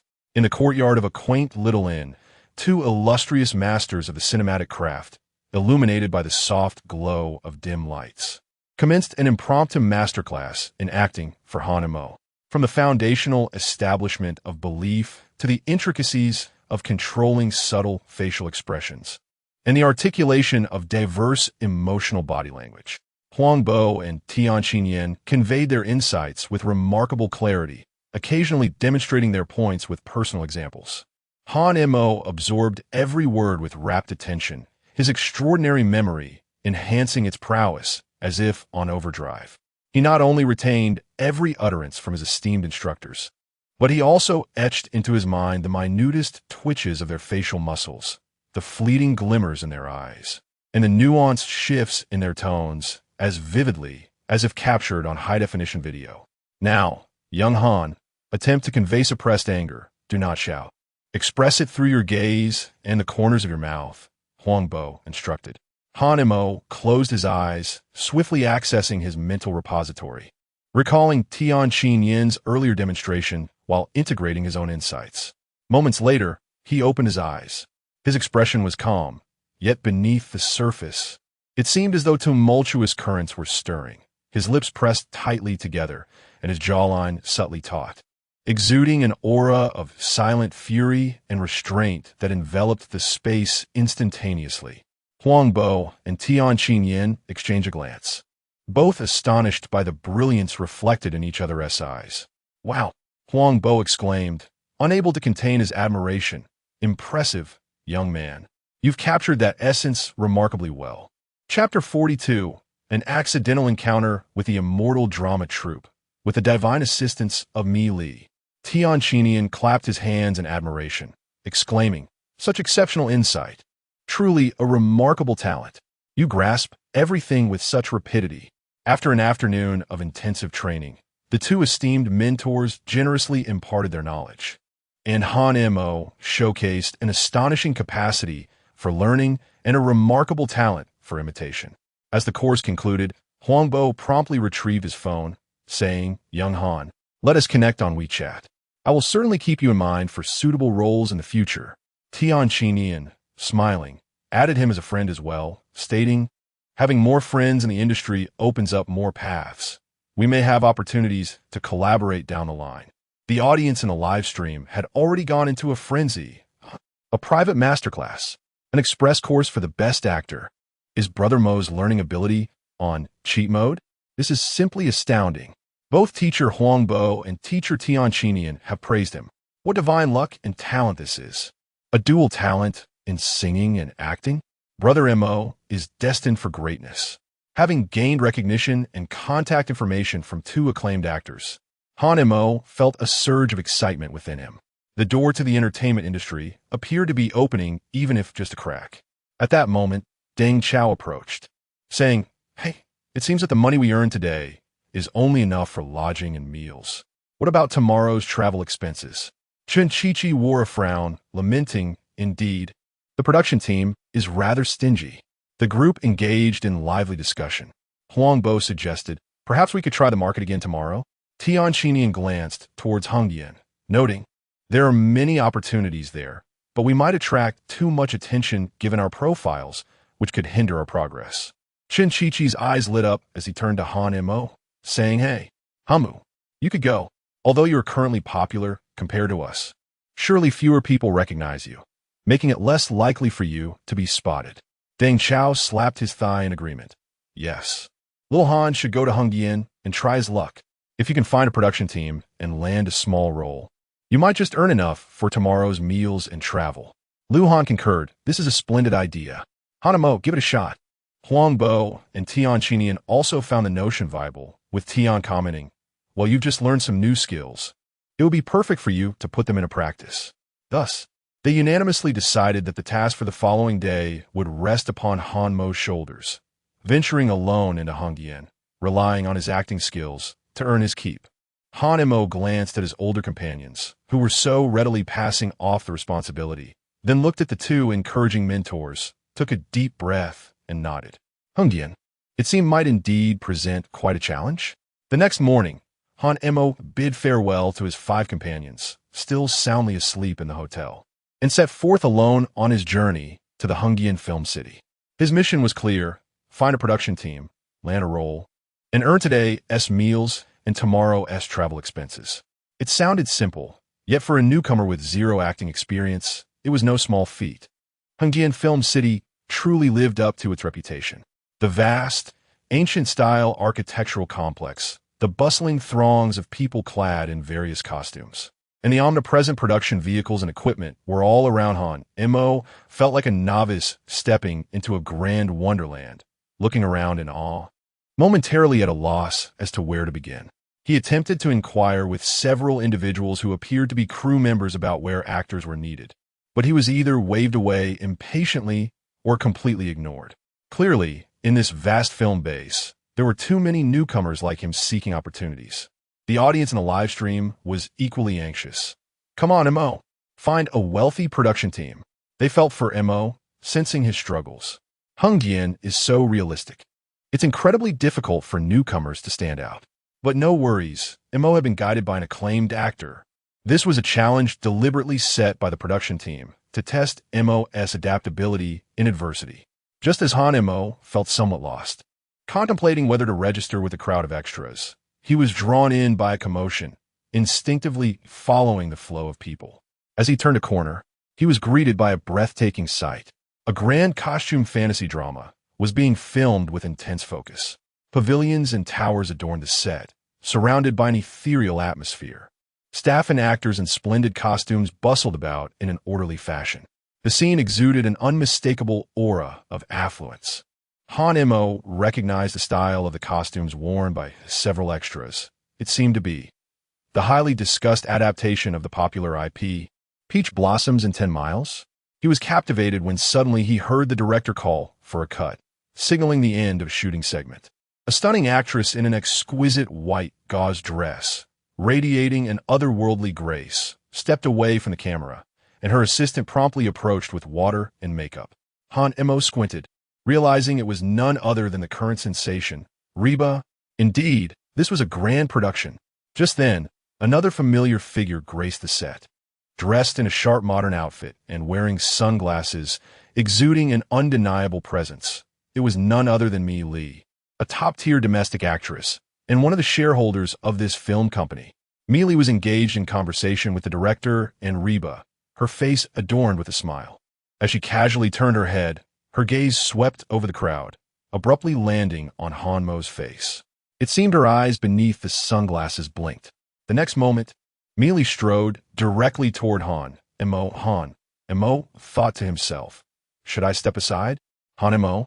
Mi Li approached him, removing her sunglasses to reveal a stunning face marked with surprise. What are you doing here? Her tone was imbued with evident delight and admiration. After all, during tomorrow's star, she had given Han Mo a perfect score, leaving a lasting impression of his talent. Sister Mi. Han Mo stammered, somewhat taken aback, and hurriedly greeted her. The live stream exploded with excitement. Wow, Mi Li, it's Sister Mi. The two major stars are in the same frame. Sister Mi knows Mo. She's greeting him. What a twist of fate.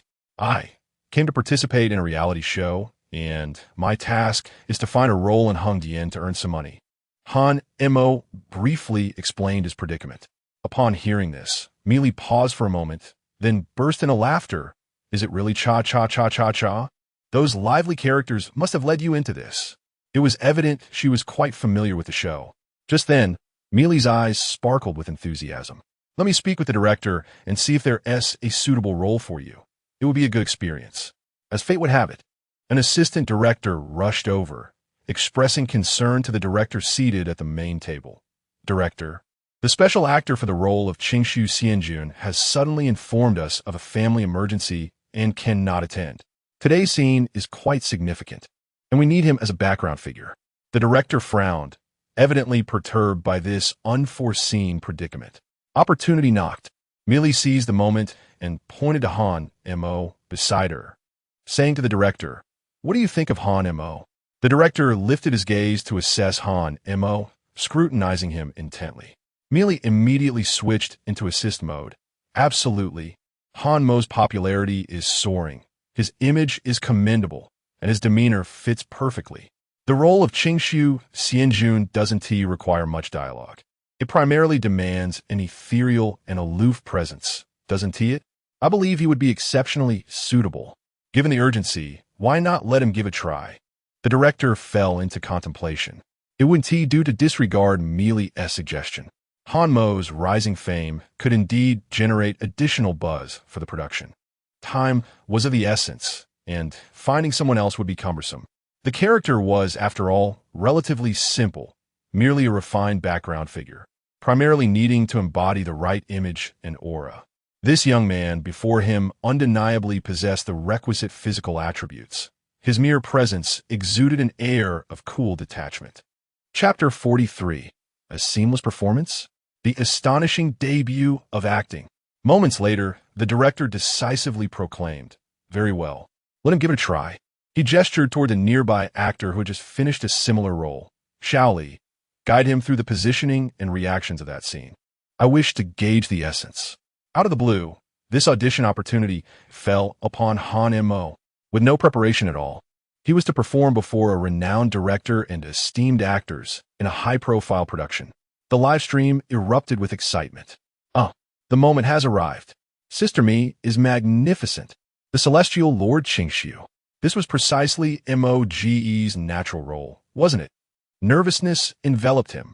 Could Mo Gu rise to the occasion? It was time to test the results of yesterday's crash course with the film Emperor. Go for it, Mo Gu. Seize this opportunity. Han Mo took a deep breath, striving to recall the teachings of Huang Bo and Tian Qinian from the day before. Sense of belief, micro-expressions, and emotional state. The assistant director swiftly pulled him aside. Time was of the essence, and the assistant director spoke with rapidity, outlining the scene. The character was a background celestial being named Qingshu, who had minimal dialogue, primarily existing in the backdrop of the protagonists, needing to convey an air of aloofness and ethereal detachment. You will walk from over there to this marked position. The assistant director indicated on the ground. While the lead speaks, you must deliver a cold glance, infused with an imperceptible pride. Do you understand? It should embody the sentiment of the mundane affairs of mortals are beneath me. It sounded not exceedingly difficult. Han Mo nodded, signaling his comprehension. Instantly, a costume designer rushed over, swiftly adorning him with a finely crafted white celestial robe, while a stylist made minor adjustments to his hairstyle. The absence of elaborate crowns and accessories only accentuated his striking features and unique aura. The live stream captured every moment faithfully, and the comment section surged with fervor. Is about to begin. Montag des inaugural audition. How thrilling. More nerve-wracking than my own interview. Will the last-minute preparations from the film Emperor bear fruit? Beauty is justice. Mo Gu triumphed simply by standing there. Look. He looks transformed in a new attire. Han Mo stood at the edge of the scene, inhaling deeply, blocking out the surrounding clamor and the weight of the cameras. In his mind, he replayed each detail imparted by Huang Bo and Tian Qinian yesterday. A sense of belief. You must believe that you are the celestial Lord Qingshu. Huang Bo's voice echoed. Control your micro-expressions. Your gaze is crucial. Tian Qinian's reminder resonated. Find that state. He closed his eyes, and upon reopening them, his entire presence seemed to shift. The director was prepared. All departments, attention, ready action. The clapperboard snapped shut. Following the assistant director's guidance, Han Mo stepped into the frame. His pace was neither hurried nor sluggish, imbued with an enchanting rhythm, as though he tread upon clouds. Arriving at the designated spot, he stood tall and poised, resembling a solitary snow pine, untouched by the world. According to the storyline, the protagonist, portrayed by Reba, is engaged in conversation ahead. As it becomes his turn to respond, Han, M.O., slightly raises his gaze, his expression serene and unperturbed, as if the intense dialogue around him were mere mundane noise. In his eyes, there is no deliberate coldness. Rather, a natural air of aloofness emanates, coupled with an innate indifference and pride reminiscent of a celestial being. Just the right amount, neither too much nor too little. Click. The director, fixated on the monitor, suddenly brightens with excitement and calls for a halt without hesitation. He slaps his thigh in delight, unable to conceal his joy. Perfect. Absolutely perfect. This is the feeling. Quickly, makeup and styling. Get ready for the next official shot. The efficiency is astonishing. Beside him, Meili, who has been attentively watching, smiles knowingly and whispers to Reba, "I told you, he possesses a certain aura."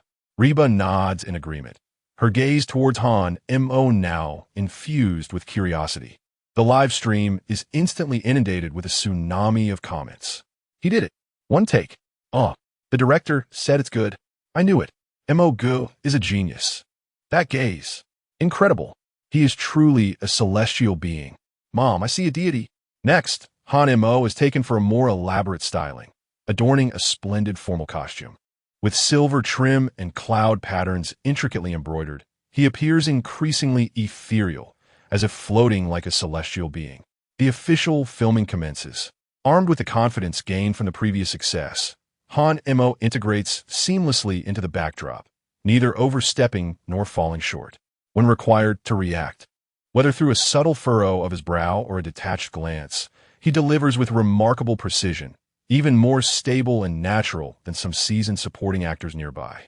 Particularly in one shot, where he and several other celestial beings are required to gaze in a specific direction, exhibiting subtle vigilance. Han M.O.'s eye movements are fluid and effortless, embodying both the restraint of a celestial and a barely perceptible sharpness, effectively amplifying the atmosphere of impending storm. The director nods repeatedly behind the monitor, wearing a satisfied expression as if he has struck gold. The shooting proceeds exceptionally smoothly, with almost no instances of errors attributed to Han M.O. When the director calls for a wrap, he even approaches Han M.O., patting him on the shoulder. "Young man, truly impressive. You possess great potential. I look forward to collaborating again in the future." Meili also approaches with a smile. "Han M.O., you performed excellently, exceeding my expectations." The surrounding staff and actors regard Han M.O. with awe and curiosity.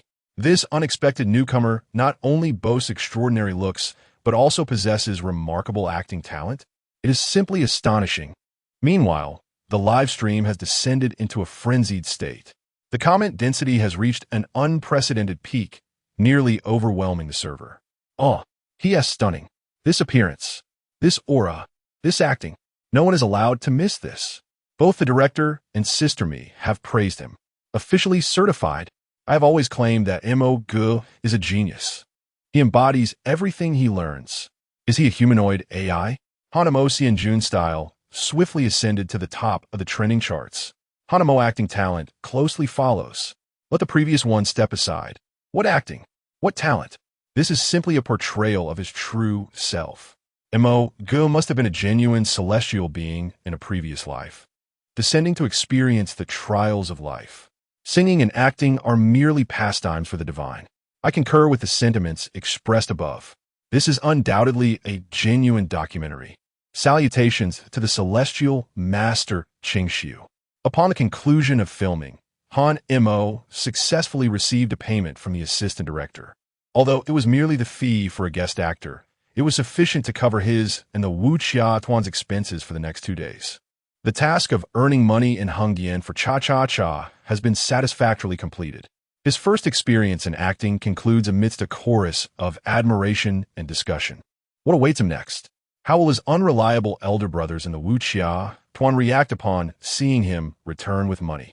How will he respond to the olive branches extended by Huang Bo and Mi Li? Will his journey in the performing arts truly embark on a new chapter from this point? Everything seems to be brimming with new possibilities. Chapter 44. Returning in Glory? The shock and schemes of the brothers Han M.O., weary from his travels, pushed open the creaking door of the seemingly dilapidated room. He closed the door behind him and tossed his backpack onto the bed, retrieving a thick, brown paper envelope from his pocket. With a resounding thud, he casually dropped the envelope onto the lone wooden table, which bore a missing corner. What lay within? Of course, money. Crisp, vibrant bills, imbued with the scent of fresh ink. Han Mo settled into a chair, leisurely crossing his legs while a faint, enigmatic smile played upon his lips. He chose not to knock on the adjacent door just yet. Let the surprise linger a moment longer. Barely 2 minutes passed before Chun Chi-Chi's boisterous voice echoed from next door. Hey, has Han Mo returned? What time is it? Following closely was Deng Chao's voice. He probably failed the mission and is too embarrassed to come back, right? Youngsters need to be tempered. Lu Han chimed in with a chuckle. Chao, don't jinx it. Clearing his throat, Han Mo rose at a leisurely pace and opened the door. Almost simultaneously, the door next door swung open with a force. 3 heads, Chun Chi-Chi, Deng Chao, and Lu Han, popped out, resembling prairie dogs peeking from their burrows. Ah, Brother Mo, you finally returned. Chun Chi-Chi exclaimed, eagerly stepping forward, his eyes instinctively darting toward Han Mo's room. Deng Chao followed suit, arms crossed, feigning profundity. So, little Han, did you hit a snag? No worries. Failure is the precursor to success. His words were abruptly halted as he caught sight of the plump envelope resting on the table. Lu Han, too, stepped inside, his gaze captivated by the same sight. The trio's expressions underwent a radical transformation. The previous teasing and nonchalance vanished, replaced by a shared sense of shock and a ravenous glint in their eyes. I can't believe it. Chun Chi-Chi rushed to the table, gingerly pinching the thickness of the envelope, inhaling sharply. Brother Mo, did you rob a bank? Deng Chao leaned in closer, his eyes wide with disbelief. No, wait, could the production team actually provide this much money? Did you pilfer the director's secret stash?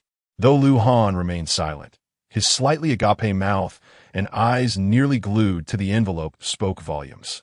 At that moment, Huangbo and Tian Qinian, having heard the commotion, strolled over in their jackets. What's going on here? Why all the noise? Huangbo inquired.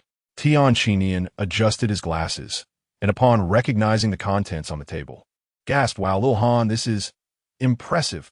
Han Mo surveyed the 5 faces before him, each displaying a different yet equally astonished expression, and finally succumbed to a soft chuckle.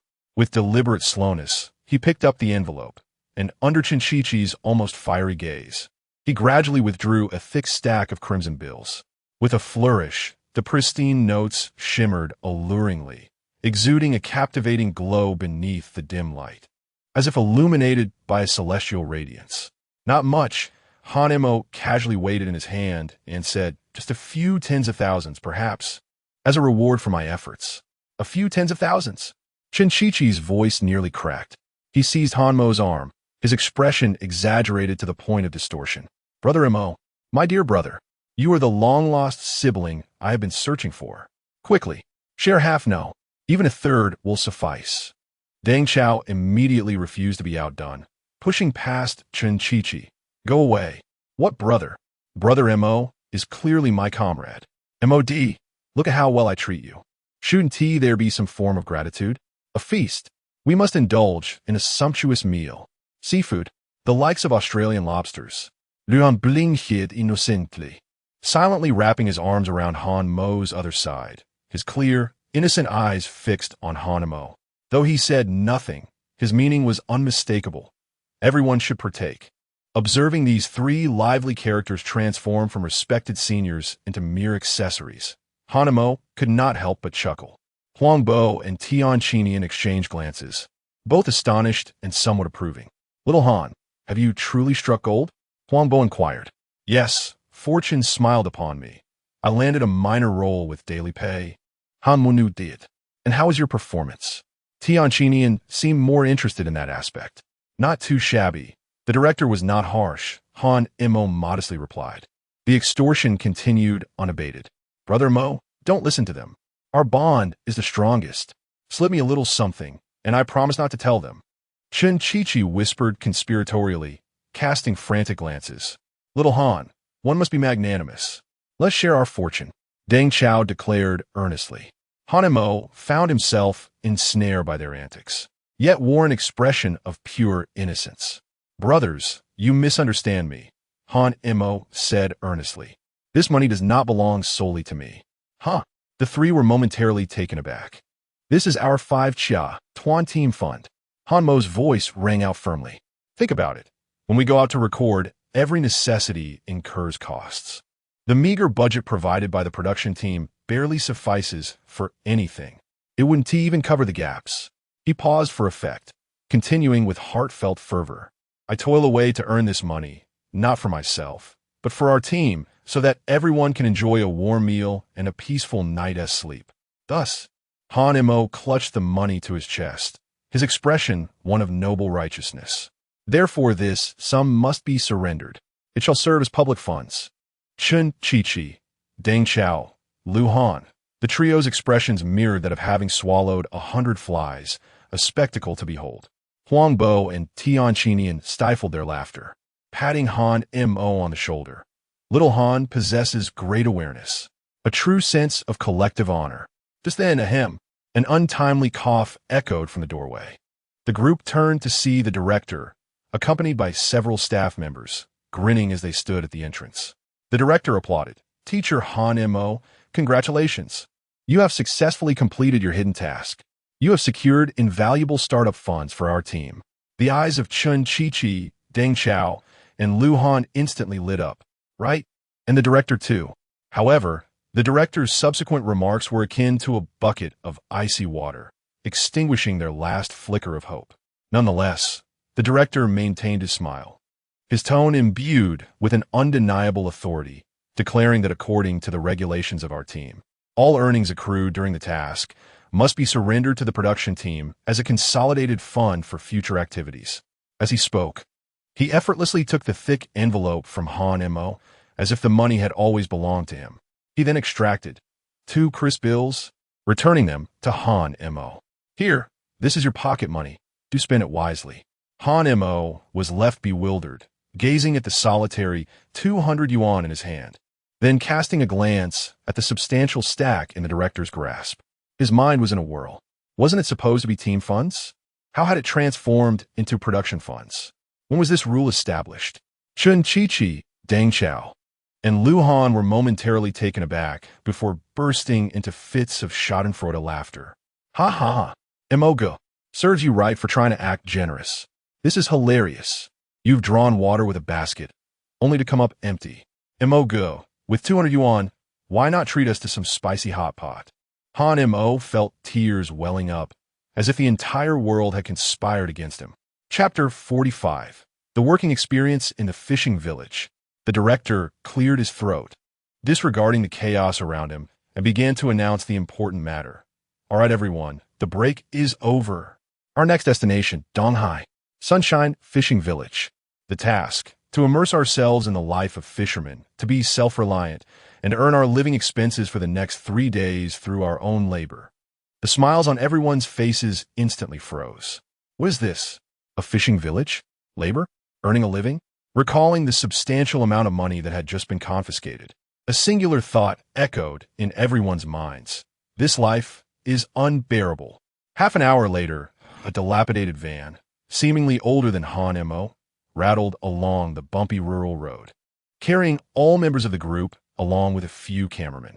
The vehicle was packed tightly, akin to a can of sardines. Chun Chi-Chi lamented, "My back. This is unbearable. Are we sure this van wasn't dragged out from a junkyard?" Deng Chao wore a look of tragic resignation. It's over. I have a premonition that we will be living on scraps from now on.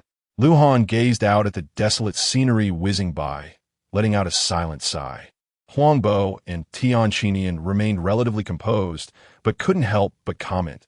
The director's team is certainly getting more playful. Only Han Mo was lost in the sorrow of having lost a fortune, staring blankly ahead, devoid of interest in life. Meanwhile, the live stream's comments erupted with excitement. Ha ha ha. Poor Emoga. You just got the money, and now it's gone. Let me mourn for Emoga for 3 seconds. Then I can't help but burst into laughter. That bewildered expression is just too adorable. Chi-Chi, Chao, and Lou are such jokers. The Plastic Brotherhood is confirmed. Don't move ahead. Mo must be doing this on purpose. He anticipated the confiscation, so he savored the joy of earning money and the envy of his brothers beforehand. He's in the stratosphere with this move. Exactly. He intentionally used the surrendering to the team excuse to test the director.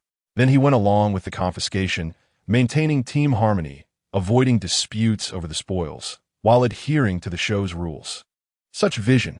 MOGE's perspective has broadened.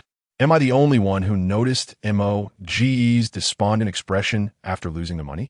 The contrast is adorable. The van came to a sudden halt, accompanied by the screeching sound of tires against the ground, finally bringing them to a stop. The door swung open, and a wave of humid air, rich with the scent of sea salt and fish, rushed in. Everyone, still reeling from the bumps, looked outside. Before them lay a quaint fishing village that appeared quite rustic, even somewhat dilapidated. The low houses, weathered walls, and narrow muddy paths led to the distant gray sea dotted with a few fishing boats. The unique scent of the ocean in the air seemed to herald the surprises that awaited them in this new chapter of their lives. Sunshine Fishing Village. While its name suggested brightness, the reality was a touch damp. The group was assigned to one of the reportedly best vacant tile-roofed houses in the village. The water-stained map on the wall is vividly visible, and the air is suffused with a briny scent that even the sea breeze cannot disperse, mingled with a barely detectable hint of fishiness that invigorates the spirit. Director, are you certain this place is livable?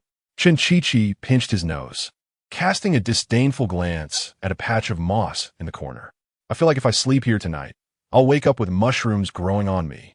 The director chuckled, adjusting his glasses. It's about experiencing life. A bit of hardship can truly awaken everyone's potential. Deng Chao poked the creaking wooden bed with his finger. Potential? More like igniting the will to survive, I'd say. This bed, I fear it may collapse the moment I turn. Lu Han, however, seemed to adapt well, already curiously inspecting the structure of the room. Huang Bo and Tian Chinian exchanged a look of resigned understanding and silently set down their luggage. Han, Mo, scanned the surroundings with an expressionless face, feeling no stir of emotion. He had endured worse environments. This was merely a trivial matter. The director clapped his hands to garner everyone's attention. All right, everyone, enough lamenting. Today's tasks are upon us. He produced a task board. According to the needs of our fishermen brethren, we have several tasks to accomplish today. First, assist the fishermen in transporting the freshly offloaded catch. Second, repair the damaged fishing nets. And third, organize the fishing gear in preparation for the next voyage. Let us begin with grouping. The director's gaze swept over the crowd. Transporting the catch requires some strength. Lu Han, Han Mo, you two will be a team. Upon hearing this, Chen Chi and Deng Chao exchanged relieved glances, grateful it wasn't them. Lu Han nodded, indicating his readiness. Han Mo hesitated, glancing at his own physique, then at the robust Lu Han, who clearly frequented the gym. Director, are you sure this isn't a joke? Chi Chao, you two will handle the net repairs. The director continued with his assignments, emphasizing the meticulous nature of the task, which would test their patience. Chun Chi and Deng Chao exchanged glances, pursed their lips. Although they were spared from lifting, mending nets sounded equally dull. Huang Laosher, Tian Laosher, I'll trouble you both with organizing the fishing gear. Huang Bo and Tian Chinian accepted with enthusiasm. With the groups established, the tasks commenced. At the fishing village dock, the briny sea wind wafted through the air as several fishing boats had just come ashore. Fishermen were busy transporting crates filled with lively sea fish, shrimp, and crabs to the tractor on the shore.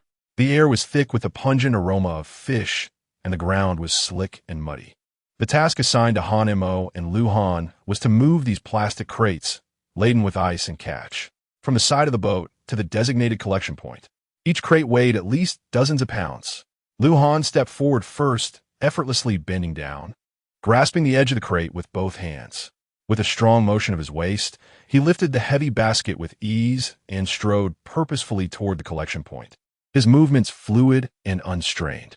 Nearby, a fisherman could not help but nod in admiration. Young lad, what strength? Then it was Han Mo's turn. He took a deep breath and approached a slightly smaller crate. Mimicking Lu Han's actions, he bent down and reached out. How heavy? Han Mo gritted his teeth, exerting every ounce of his strength, his face turning slightly crimson. The basket merely swayed under his effort, remaining utterly immobile. Beside him, the cameraman stifled his laughter, directing the lens towards him. The livestream audience was in hysterics. Ha ha ha, I knew it. Brother Mo is indeed a physical weakling. My heart aches for him, but it's truly hilarious. His expression resembles that of a tug-of-war competitor. The opponent in this contest? Perhaps the Earth itself? Lu Han, effortless. Han Mo, strenuous. The contrast is painfully stark. Defying fate, Han Mo summoned his strength once more. With a low shout, he poured every bit of energy into the effort. At last, the basket was begrudgingly lifted from the ground. Yet, Han Mo's form began to sway precariously, his steps unsteady, as if he might topple at any moment. He moved forward with trembling uncertainty, each step an arduous battle. Sweat trickled down his brow, yet he maintained a firm line of his lips, his gaze intently fixed on the path ahead. Chapter 46. The physically inept and the elegant failure Lu Han had just returned from transporting the second basket when he noticed Han Mo's predicament and felt compelled to assist. Mo, go, may I help? No. No need. Han Mo gritted his teeth, managing to utter a few words. I can. Before he could finish, he stumbled thud. Losing his balance, Han Mo fell toward the pile of fishing nets beside him. The basket slipped from his grasp, and with a clatter, fish and ice scattered across the ground. Several lively fish even landing on Han Mo himself. It was a disaster. Everyone braced for a scene of utter disarray. However, Han Mo's fall was rather unique. Instead of collapsing face first or sprawling awkwardly, he knelt on one knee, leaned sideways, instinctively bracing himself with an arm against the ground, and ultimately fell into a position reminiscent of a dance, half reclining on the fishing net, though his face and clothes were splattered with mud and fish scales. And a few fish continued to wriggle nearby. The chaos was palpable, yet the entire sequence of his fall was fluid, even imbued with an inexplicable grace. Particularly striking was the final pose he struck, his profile sharply defined in the sunlight, brows slightly furrowed, his gaze carrying a hint of bewilderment and a barely perceptible chill. It was as if he hadn't tumbled into a stinky heap of fishing nets, but rather had inadvertently descended from the heavens like an angel. A few seconds of silence enveloped the scene. Even a previously writhing fish seemed to quiet down. Lu Han was the first to react, rushing over to help Han Mo to his feet. Emogo, are you all right? As Han Mo was lifted, he quietly brushed off the mud, and with a stoic expression, he seized a fish still flopping on his clothes and deftly tossed it back into the basket. I'm fine, he replied coolly, though his breath was a bit hurried. Despite his lack of physical stamina, the failed task, and the fall, he exhibited no complaints or disheartenment. Remarkably, even his tumble was executed with a distinctive flair. The juxtaposition of his composed demeanor amidst such a chaotic environment created a striking contrast. The live-stream chat exploded after a brief moment of silence. What has happened? Am I seeing things? Was that a fall? A gymnastics performance? Incredible. Look at MOGE's fall. Screenshot. Screenshot. Elegant. Utterly elegant. It's as if he's not moving fish, but performing ballet. While others fall clumsily, MOGE's tumble is art. Ha ha ha. It's clearly a disaster. Yet why do I find it both amusing and somewhat admirable? Where are the photo editing wizards? Here, your material. Hanamo the elegant failure prince of ballet in the fishing village upstairs. I've already edited it. MOGE doesn't lack stamina. He did it on purpose.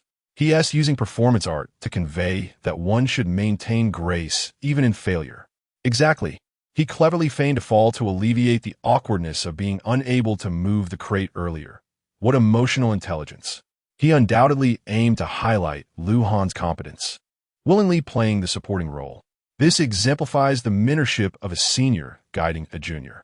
Meanwhile, on the other side, Chun Chi-Chi and Deng Chao, tasked with mending the fishing nets, found themselves in a similarly precarious situation.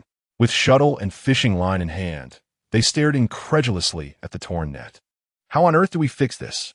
Chi poked at the net, finding it more challenging than calculus. Deng Chao attempted to thread the needle, but ended up either pricking his own fingers or tangling the line into a chaotic mess. Ouch! Deng Chao shook his hand, exclaiming that this task was truly unfit for humans. The two exchanged disdainful glances and shifted blame onto one another, occasionally sparking arguments over whose line ensnared the other. On the other hand, Huang Bo and Tian Qinian were steadily making progress, quietly organizing the fishing gear while offering occasional guidance to the clumsy duo of Chao and Chi. In the afternoon, the task shifted.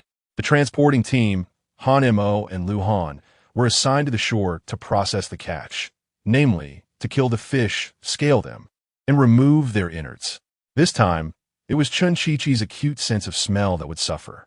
As he approached the processing area, the intensified, pungent odor of fish mixed with the unique scent of entrails made his complexion pale. Ugh! Chun Chi-Chi covered his mouth, nearly on the verge of vomiting. Director, I request a transfer. I am allergic to the smell of fish. Although Deng Chao did not react as dramatically. He furrowed his brow and instinctively took a couple of steps back. Lu Han, however, remained unfazed, picking up his tools and starting to work with swift efficiency. Han Mo glanced at the bloody, slippery fish and the bucket of entrails emitting a smell reminiscent of biochemical weaponry, his brows subtly knitting together. Silently, he picked up a small knife, mimicking the motions of a nearby fisherwoman, and began to scale a not overly large sea bass. His movements were slow and cautious, imbued with a surgical precision.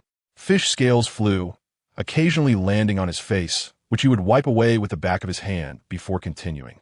His focused and earnest demeanor suggested he was not merely processing a fish, but rather sculpting a masterpiece. Only the raw materials for this artwork were rather unconventional. During this time, noticing that Han Mo's area remained relatively clean, merely scaling, Chun Chi attempted to approach.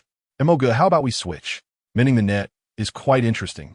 Truly, Han Mo lifted his eyelids, casting a faint glance in his direction. He said nothing, but his eyes conveyed a clear message. Do you think I would believe that? Chun Chi awkwardly retreated. Finally, the arduous, or rather, comically challenging, day came to a close. As the sun dipped below the horizon, the sea breeze carried a hint of chill. Everyone trudged back to their lodging, weary and reeking of fish odor. The production team settled accounts for the day, some crumpled small bills, barely enough to afford a decent seafood meal outside. Dinner consisted of a simple fisherman's fare provided by the crew, a bland fish soup, a few small salted fish, hard cornbread, and a plate of boiled greens. Chun Chi gazed at the meal, nearly brought to tears. I moved so many fish today, sweated so much, and this is what I get to eat.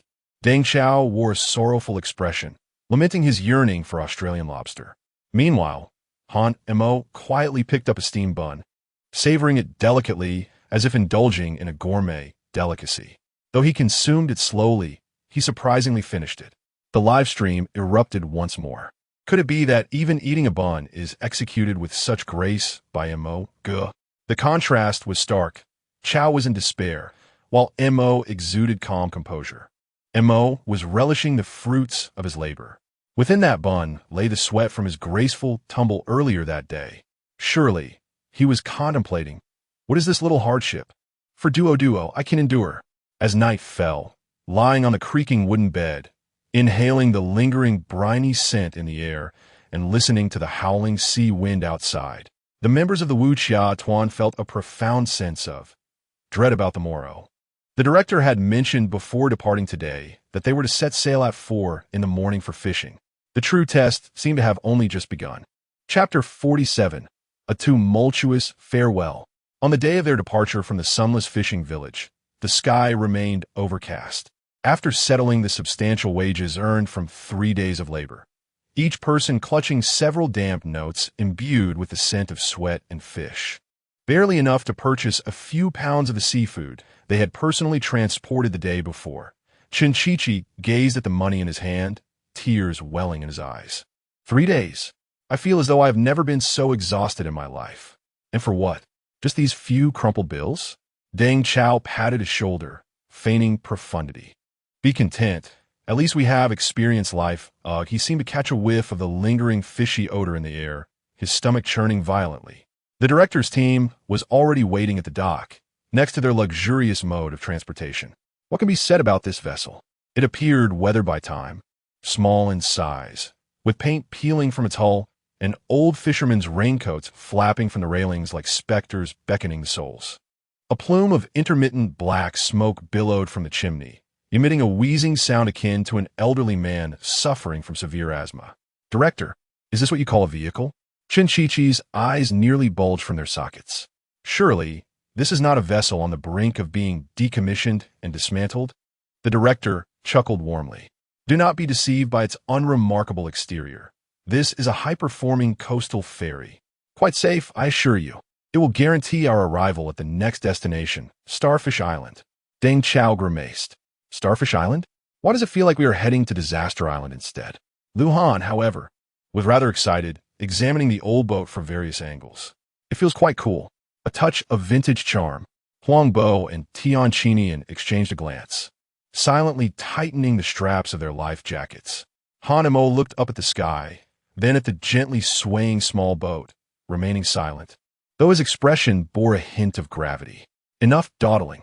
On board, the director urged. The group resigned themselves, or rather, embraced their fate, and boarded the luxurious ferry.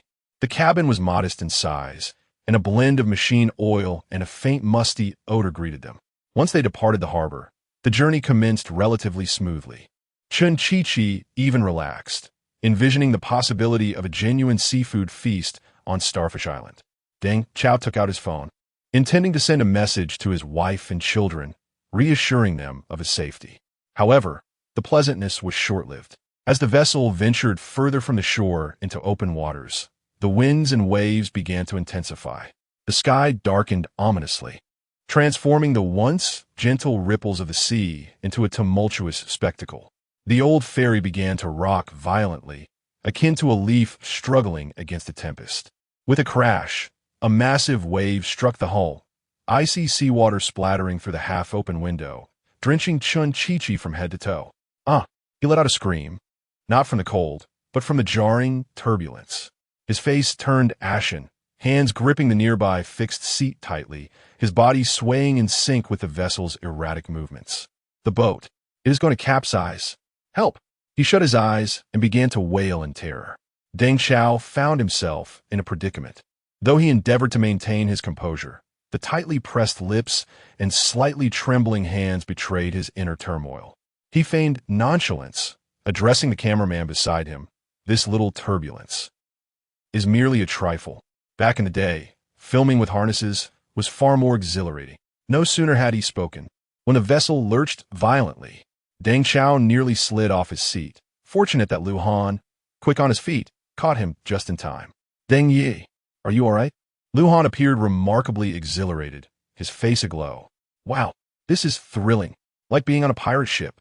Deng Chao replied, thank you. At this moment, I only wish to vomit. Huang Bo and Tian Chinian, seasoned veterans, though their expressions were grave, managed to remain composed, reminding one another to hold on tightly.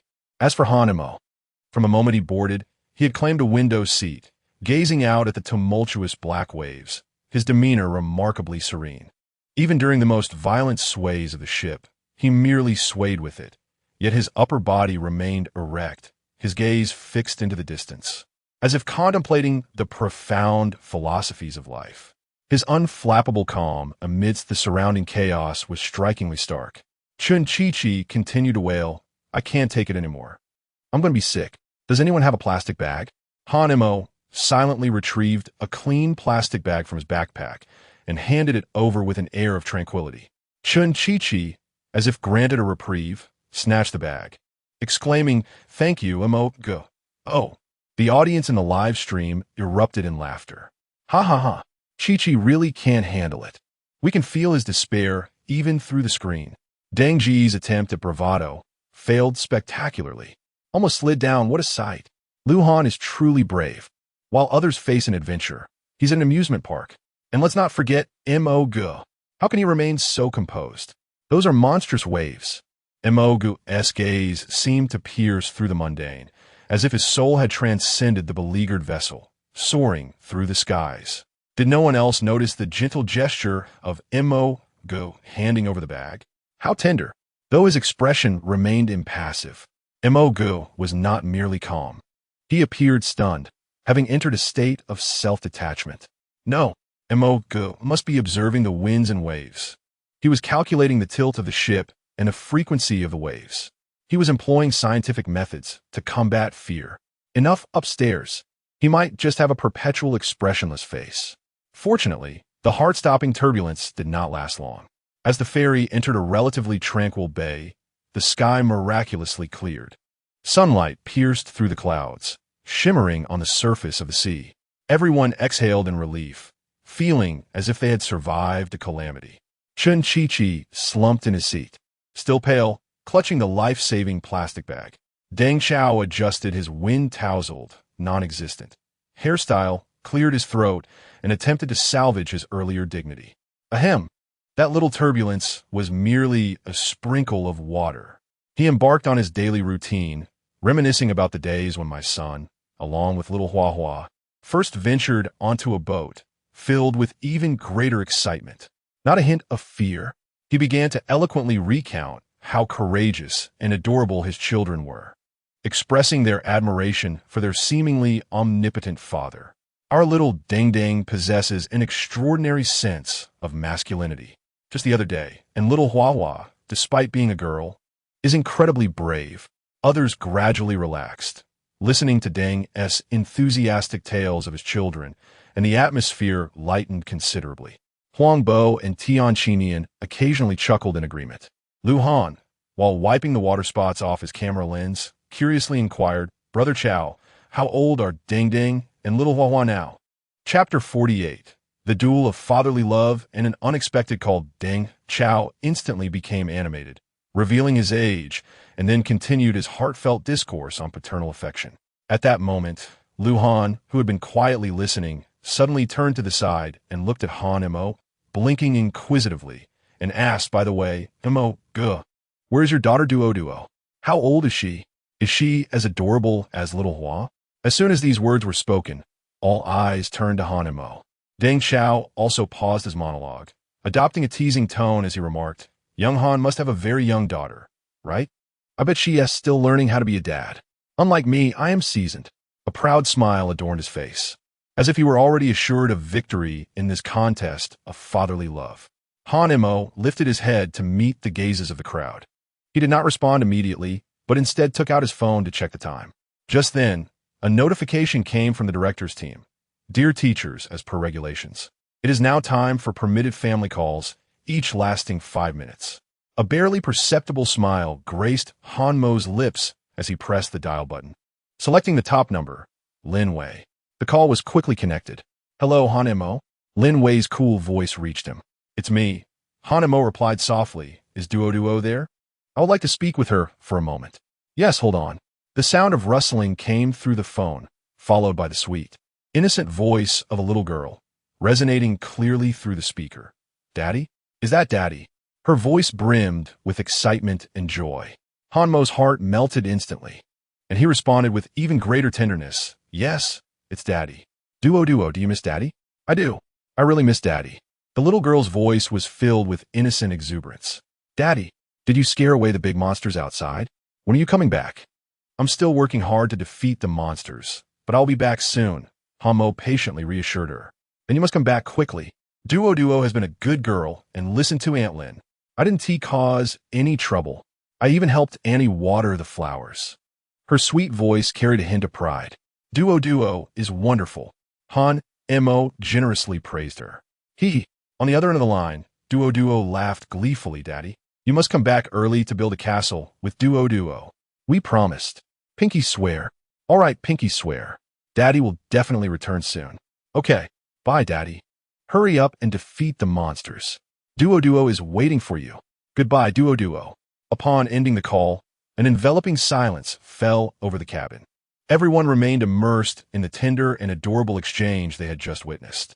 That innocent voice, those pure words, the unwavering affection and admiration for the father. It was nothing short of a heartwarming spectacle. Deng Chao, who had been so animated and self-satisfied just moments ago, now stood with his mouth agape, unable to utter a word. His boastful claims about children's bravery paled in comparison to Duoduo's sincere, playful remarks, rendering them utterly insignificant. A few seconds later, Deng Chao could no longer contain himself and burst into laughter. He waved his hand, a satisfied smile gracing his face. All right. Little Han, you've won. Utterly triumphed. He turned to the others, spreading his hands in exasperation. What can I say? This girl, she is simply too talented. Who can withstand this? Huang Bo and Tianqi Nian wore similarly benevolent smiles. Lu Han's eyes sparkled with excitement. Wow, Duo is simply adorable. Her voice is so delightful. Chen Chi, momentarily forgetting her seasickness, lamented. It's over. Who would dare to show off their child in front of Mo now? This is an absolute dimensional strike. Han Mo observed the amused expressions of those around him, merely smiling faintly as he tucked away his phone. Within that smile lingered a subtle warmth and pride. The live stream was now inundated with exclamations of excitement and hearts. Ah, Duo, my heart is melting. How can there be such an adorable baby? The baby voice is a killer. I'm done for. My heart is empty. Daddy, did you scare away the big monster? Oh my, that hit too close to home. Mo Gu and his daughter are simply the best. This is the true essence of paternal love. Ha. I wonder how much psychological shadow this casts on Brother Chao. Brother Chao. After all my boasting, I can't compare to just a few words from his daughter. Public execution. How tragic for Brother Chao. Mo Gu has achieved victory without a fight.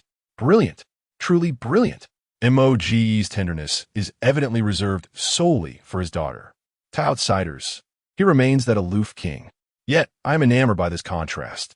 This is not merely a showdown of paternal love. It is evidently a showcase of Princess Duo's personal charm. Amid this warm and humorous atmosphere, the ferry gradually docked. A new, slightly more prosperous island harbor than the fishing village appeared before everyone. The contest of paternal love concluded with Han Mo, or rather, Duo, achieving overwhelming victory. However, glancing at their diminished wallets and recalling the director's tendency to extract every last cent, a sense of unease began to stir within them. What surprises and challenges awaited them on Starfish Island? The dock of Starfish Island stood in stark contrast to the desolate and dilapidated Sunshine Fishing Village. While it could not be deemed bustling, it was nonetheless clean and tidy, and the air was finally free from the singular stench of fish. However, the members of the Five Quirky group did not fully relax despite the improved environment. After all, the hardships of the previous days were still fresh in their minds. Who knew what mischief the director had in store for them? While they speculated whether their next task would involve harvesting oysters or drying seaweed, the director appeared, his smile wide and eyes gleaming. Behind him stood a luxurious bus. Dear participants, you've worked hard. The director beamed, his tone laced with a hint of newfound conscience. To reward everyone for their diligent efforts over the past few days, the production team has decided that our next journey. He paused dramatically, creating suspense, then gestured grandly toward a colossal vessel gliding towards them on the river. We shall embark on the Pearl of the East China Sea Luxury Cruise Ship. Let us revel in the breathtaking scenery of the East China Sea. Wow! Before the words had fully escaped his lips, the venue erupted with thunderous cheers. In particular, Chun Chi-Chi's eyes widened in astonishment, akin to brass bells, nearly drooling at the thought. A cruise, a luxurious cruise? Does it offer a buffet? The director chuckled and nodded. Indeed, not only is there a buffet, but also a gym, a cinema, and observation decks. Everything one could desire. For the next 3 days, let us all indulge and relish the experience. Long live the director.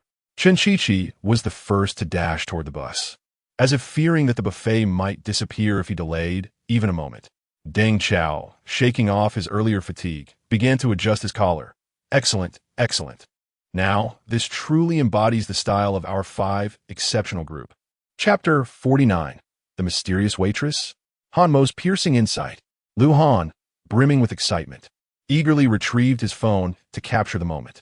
Huang Bo and Tian Qinian exchanged amused glances, reveling in their leisure.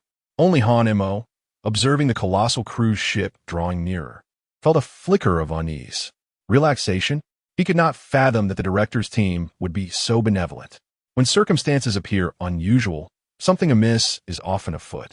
Meanwhile, in a concealed workspace aboard the opulent vessel, the director was clandestinely conferring with a petite figure, clad in a hat and mask, revealing only a pair of expressive, bright eyes.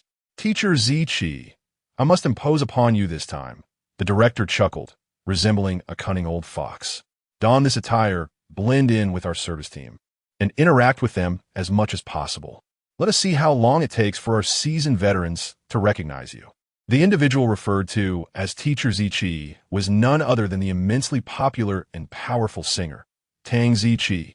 She blinked, finding the task both novel and intriguing, and nodded enthusiastically. "No problem, Director. I will ensure the mission is accomplished." Swiftly, she donned a standard cruise ship uniform, lowered her hat, and adjusted a pair of thick-framed glasses, transforming from a radiant diva into the slightly awkward and unremarkable waitress, Xiaotang. The members of the group smoothly boarded the Donghai Mingzhu. In stark contrast to their previous accommodations, this place was nothing short of paradise. Plush carpets, spacious rooms, and magnificent river views through the bright, floor-to-ceiling windows. Chen Qiqi wasted no time pulling Deng Chao and Lu Han toward the buffet area, their eyes gleaming at the sight of a cornucopia of delicacies. Huang Bo and Tian Qinian leisurely settled on the deck, brewing tea while enjoying the scenic vistas on either side. Han Mo, taking his time, surveyed the ship's environment before stowing away his luggage in the room. During lunch, the buffet restaurant buzzed with lively chatter. Chen Qiqi, balancing a plate in one hand and tongs in the other, darted between the various food stations, her plate rapidly ascending to mountainous proportions. This, and that. I want a little of everything." Deng Chao, clutching a glass of red wine, which he adamantly insisted was grape juice, attempted to cultivate an air of sophistication, though his gaze frequently wandered toward the steak section. Lu Han was engrossed in the dessert area, unable to resist the allure of the exquisite petit fours. At that moment, a diminutive figure in a waitress uniform, complete with a hat and glasses, pushed a cart toward them, silently collecting their mountain of empty plates. It was the disguised Tang Ziqi, now known as Xiaotang. Her movements were slightly awkward. As she gathered the dishes, she accidentally nudged a plate against the table's edge, producing a soft clatter. "I'm so sorry," she exclaimed, her voice barely above a whisper and tinged with nervousness. Chen Qiqi was preoccupied with wrestling a roasted chicken wing, barely looking up. It's fine. Deng Chao took a sip of his grape juice and casually remarked, "Be careful." Lu Han cast her a glance, but paid her little mind, returning to his examination of the cake. Only Han Mo, while sipping water, briefly locked eyes with the pair concealed behind little Tang's glasses. He noted that her eyes appeared rather too bright, unlike the weary gaze typical of most waitstaff. However, she quickly lowered her head, and Han Mo did not dwell on it further. In the afternoon, the group enjoyed a gentle breeze on the deck, engaging in light conversation. The director's team organized a small game requiring various props. Little Tang reappeared at just the right moment, carrying a bundle of game materials. As she set them down, her nervousness prompted her to hum a short, off-key melody in a low voice for solace. The tune was brief and somewhat odd, yet Han Mo, seated nearby, caught every note. He furrowed his brow slightly. The melody seemed vaguely familiar, stirring a sense of recognition he could not quite place. He watched little Tang's hurried departure, noting her somewhat stiff gait, as if she were unaccustomed to the uniform. Huang Bo and Tian Qinian were engrossed in a discussion about the river view, completely oblivious to the happenings nearby. Chen Qiqi and Deng Chao were embroiled in a heated debate over the game rules. Meanwhile, Lu Han was intently inspecting a telescope on the deck. As evening approached, little Tang was tasked with delivering welcome fruits to each room. She knocked on Han Mo's door. "Hello, I have brought fruit," she said, her voice still kept notably low. Han Mo opened the door to receive the platter. Just as little Tang turned to leave, the ship swayed slightly. "Ah," she exclaimed, losing her balance and nearly colliding with Han Mo. But fortunately, she managed to steady herself against the doorframe. "I'm so sorry," she stammered, growing more flustered, her head bowed even lower before she hurried away. Han Mo observed her almost panicked retreat, his expression deep in thought. The frequency of this waitress named Little Tang's appearances seemed rather excessive. Moreover, each encounter revealed a hint of awkwardness and nervousness. Her apologetic tone, though deliberately subdued, possessed a distinctive timbre and the peculiar yet familiar melody she hummed earlier. Han Mo instinctively began to reminisce. He noted that although Little Tang wore a waitress uniform, her sneakers were exceptionally clean, showing little wear, unlike those who would typically stand for long hours. The black-rimmed glasses she donned appeared unusually pristine, with lenses reflecting light in an atypical manner, suggesting they might be non-prescription. Moments like the one when she almost bumped into him, revealing a flicker of panic in her eyes, were starkly different from the usual calm or fatigue displayed by regular waitstaff. Han Mo approached Huang Bo, who was sipping tea. "Teacher Huang," he inquired nonchalantly, "do you think that bespectacled waitress who delivered our water and fruit today seems somewhat familiar?" Huang Bo set down his teacup, pondering for a moment before laughing heartily. "Familiar? I don't think so. Nowadays, young ladies all look quite alike. My old eyes can hardly keep track." It seemed that Teacher Huang had not taken much notice. Han Mo glanced over at Tian Chinian, who was resting with his eyes closed, and chose not to inquire further. At this moment, the live streaming room was in an uproar. The audience was more anxious than the members of the Wuxia Tuan themselves. "Oh my goodness, it's Ziki.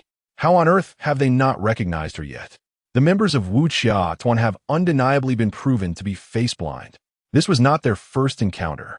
Brother Chi's eyes were solely focused on food. Brother Chao was putting on airs. Lu Han appeared lost in thought. Are Teacher Huang and Teacher Tian genuinely suffering from presbyopia? Quick, look at Mo Gu. His expression seems off. Has he discovered something? Of course. Mo Gu's observational skills are of an SSR level. Chapter 50. The chorus of the song, Queen Behold the Gaze of Mo Gu. He is deep in thought, analyzing the situation. Truly, he is an astute observer, a master of detail. While others may appear foolish, Mo Gu has undoubtedly discerned the truth long ago. He is merely acting in concert with the director, deliberately withholding revelations to spare Tang the Queen's feelings. Indeed, he is subtly vigilant, ensuring that our esteemed Tang is not intimidated by those boisterous simpletons. What a display of expertise! Observe Mo Gu's contemplative demeanor. Does it not resemble that of a grand strategist, orchestrating a complex game? Everything is within his control. Am I the only one who feels sympathy for Ziqi? How exhausting it must be to feign a guise as an ordinary server, only to be summoned hither and thither, chuckling all the while. Han Mo stood at the ship's railing, gazing at the surging waves below, his mind weaving together the occurrences of the day. The frequent appearances, the somewhat contrived subtlety, the nervous humming, the pristine shoes, the understated glasses, the distinctive timbre of her voice, and those eyes that radiate brilliance. These clues have become unmistakably clear. This so-called waiter, Xiao Tang, is most likely the program's special guest, the illustrious songstress, Tang Ziqi. How intriguing. Han Mo watched the petite figure pushing a cleaning cart as she passed by the deck, a playful smile curling at the corners of his mouth. Should he reveal her identity now and provide her with a delightful surprise? Or should he wait a bit longer to see just how oblivious the others might be? The latter option appears to hold more amusement. Thus begins a silent game of cat and mouse, seemingly just at its inception. On the top deck of the Donghai Mingzhu cruise ship, the revolving restaurant is a veritable paradise for food enthusiasts. Perhaps the production team felt they had subjected everyone to enough hardship in recent days and finally had a change of heart, declaring tonight's dinner task to be feast to their heart's content. Furthermore, they would engage in a playful ranking based on their culinary prowess. This task was undoubtedly tailor-made for Chun Chi. Like a wild stallion unleashed, he darted between the dining tables, his plate stacked higher than his own visage. Australian lobster, Alaskan king crab legs, French foie gras, Japanese sashimi. He remained resolute in his mission to outconsume the production team, his appetite off the charts. Deng Chao sought to maintain elegance, methodically slicing his steak, yet his gaze frequently darted towards Chun Chi-Chi's feast as he secretly swallowed his saliva. Lu Han, on the other hand, cradled a plate of ice cream and desserts, savoring each bite with sheer satisfaction. Huang Bo and Tian Qin Yin sampled delicately, relishing this rare moment of leisure. Han Mo remained the unique presence he always was, opting for minimal portions of light seafood and vegetable salads, dining at a leisurely pace. His demeanor graceful, starkly contrasting with the voracious Chun Chi-Chi beside him. Burp. Chun Chi-Chi slumped in his chair, patting his round belly, his face radiating joy. This is the essence of life. Undoubtedly, in this culinary showdown, Chun Chi-Chi emerged victorious with overwhelming superiority. After dinner, the cruise's multifunction hall hosted a gala celebration. The passengers and the crew members gathered joyously together, surrounded by dazzling lights and melodious music. As the evening progressed, the host cheerfully announced, "Next, let's extend a warm round of applause to welcome a mysterious special guest who will delight us with an extraordinary performance." Under the spotlight, a petite figure gracefully ascended the stage. She removed her server's hat and glasses, peeled off her mask, revealing a delicate and familiar visage. It was none other than the songstress with a powerful voice, Tang Ziki. The audience erupted into thunderous applause and ecstatic shrieks. "Oh my goodness, it's Tang Ziki, the diva. It's truly the diva." The members of the Wuxia Tuan were equally astonished. Chun Chi-Chi's mouth hung open, as if it could accommodate an egg. I thought that server looked somewhat familiar. It turned out to be her. Deng Chao wore an expression of regret. "Oh dear. I asked her for tissues just yesterday. I failed to recognize a titan." Lu Han, however, clapped with delight. Huang Bo and teacher Tian Qi exchanged knowing smiles, shaking their heads in realization. Only Han Mo remained seated in the corner, a knowing smile gracing his face.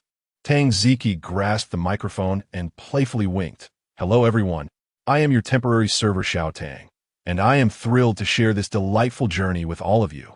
She commenced with a solo rendition of her signature song, her powerful vocals instantly igniting the atmosphere. As the final note resounded, the applause lingered. Yet, Tang Ziki did not exit the stage immediately. She held the microphone, her gaze sweeping across the audience until it settled on that quiet figure in the corner. Internally, she felt a mix of pride and complexity. After days of disguise, it seemed none of these brothers had recognized her, except for Han Mo. Huang Bo and teacher Tian were seasoned figures who perhaps had not been paying attention. Chun Chi-Chi and Deng Chao were preoccupied with merriment. Lu Han, well, he appeared to be somewhat oblivious. Yet there was Han Mo. Tang Ziki reflected on their interactions over the past few days. His gaze always held a hint of inquiry, yet remained discreet, especially on the deck when she nearly bumped into him. His immediate understanding followed by calmness left her wondering if he had seen through her disguise but chose not to expose her. He must have recognized me long ago. Perhaps out of respect for the director, he refrained from mentioning it. Indeed, with his keen perception, how could he possibly miss it? Even amidst yesterday's tumultuous waves, he maintained such composure, his gaze tranquil as he observed me, perhaps finding this little server amusing and secretly watching. What a peculiar yet somewhat dependable individual. Recalling yesterday's gentle phone call and his patience with his daughter, a strange feeling stirred within Tang Ziki. Suddenly, she made a decision. "I know that within our Wu Xia Tuan, there lies a hidden musical genius. Tong Siki Smil Dotonmu, Telshironmu. Would you be interested in collaborating on a song with me?" In an instant, all lights and gazes converged upon Han Mo. Chun Chi-Chi and others immediately erupted in cheers. Mo, go for it. Montak Ge. The opportunity has arrived. Han Mo was taken aback by Tang Ziki's unexpected invitation. Momentarily stunned, however, he quickly rose to his feet and gracefully made his way to the stage. "It is my honor to collaborate with Teacher Ziki," he stated, accepting the microphone handed to him by a staff member, his voice calm. "So what shall we sing?" Tang Ziki inquired. tilting her head with a hint of mischief dancing in her eyes. After a brief contemplation, a song flickered through Hanmo's mind. He turned to Tang Ziki and earnestly said, I happen to have a new song that might be perfect for us to sing together. Chapter 51, Bubbles Astonishing. The final chapter of the Journey of Five. A new song. The audience erupted in astonishment. Even Tang Ziki widened her eyes in surprise. A new song? Now, Han Mo nodded, briefly communicating the melody and arrangement with the live band. Fortunately, the band members possessed remarkable professionalism, and the chord progressions of this song were not overly complex. He typed the lyrics on his phone and showed them to Tang Ziki, confident that the diva would master this piece effortlessly. A simple piano accompaniment began, ethereal and tinged with melancholy.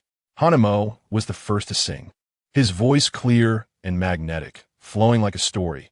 Bubbles under the sun are colorful just like me, deceived yet happy, questioning right and wrong. Your lies based on your lingering love for me, just a few lines instantly captivated everyone's ears. Tang Ziki's eyes sparkled with astonishment, and she soon immersed herself in the emotions, her penetrating and heartfelt voice responding. Beautiful bubbles, though fleeting like fireworks, all your promises. Though too fragile, yet love is like bubbles. If one can see through it, what is there to be sad about bubbles? Beautiful bubbles, fleeting like fireworks. Was this written about him? Bubbles under the sun, colorful, being deceived is also a kind of happiness. Is it because of a love so profound that even lies are sweet? This song, so sorrowful, yet imbued with a desperate beauty. Hearing him speak so tenderly to his daughter yesterday, he must have endured painful experiences to gain such insights, right? Being single with such an adorable daughter must be quite challenging. Tang Ziki's imagination ran wild. Their voices intertwined, one cool as moonlight, exuding a serene detachment from worldly affairs, the other fiery as a flame, brimming with reckless determination, seemingly contradictory, yet intricately woven together. They vividly portrayed the fragile beauty and profound sorrow encapsulated in the song. All are bubbles, merely fleeting fireworks. All your promises are far too fragile, and your silhouette. It is my failure to see through it that brings such sorrow in the chorus. Their high notes escalated in layers, emotions fully erupting. Especially Tang Ziki's signature dolphin tones harmonizing with Han Mo's clear and steady high notes, resonating with every listener's soul. How can one grasp love again, embracing loneliness? Is it not lonely love is but bubbles? It is my failure to see through it that brings such sorrow. It is my failure to see through it that brings such sorrow. Is he blaming himself? This song is masterfully crafted. The melody, lyrics, and sentiment are nothing short of perfect. What has he truly experienced? How can someone who appears so young, sometimes even a bit inept, thinking of the fish incident, create such profound music? Is he truly just a newcomer in a talent show? As the song concluded, its echoes lingered in the air. The entire hall fell silent for a good 10 seconds.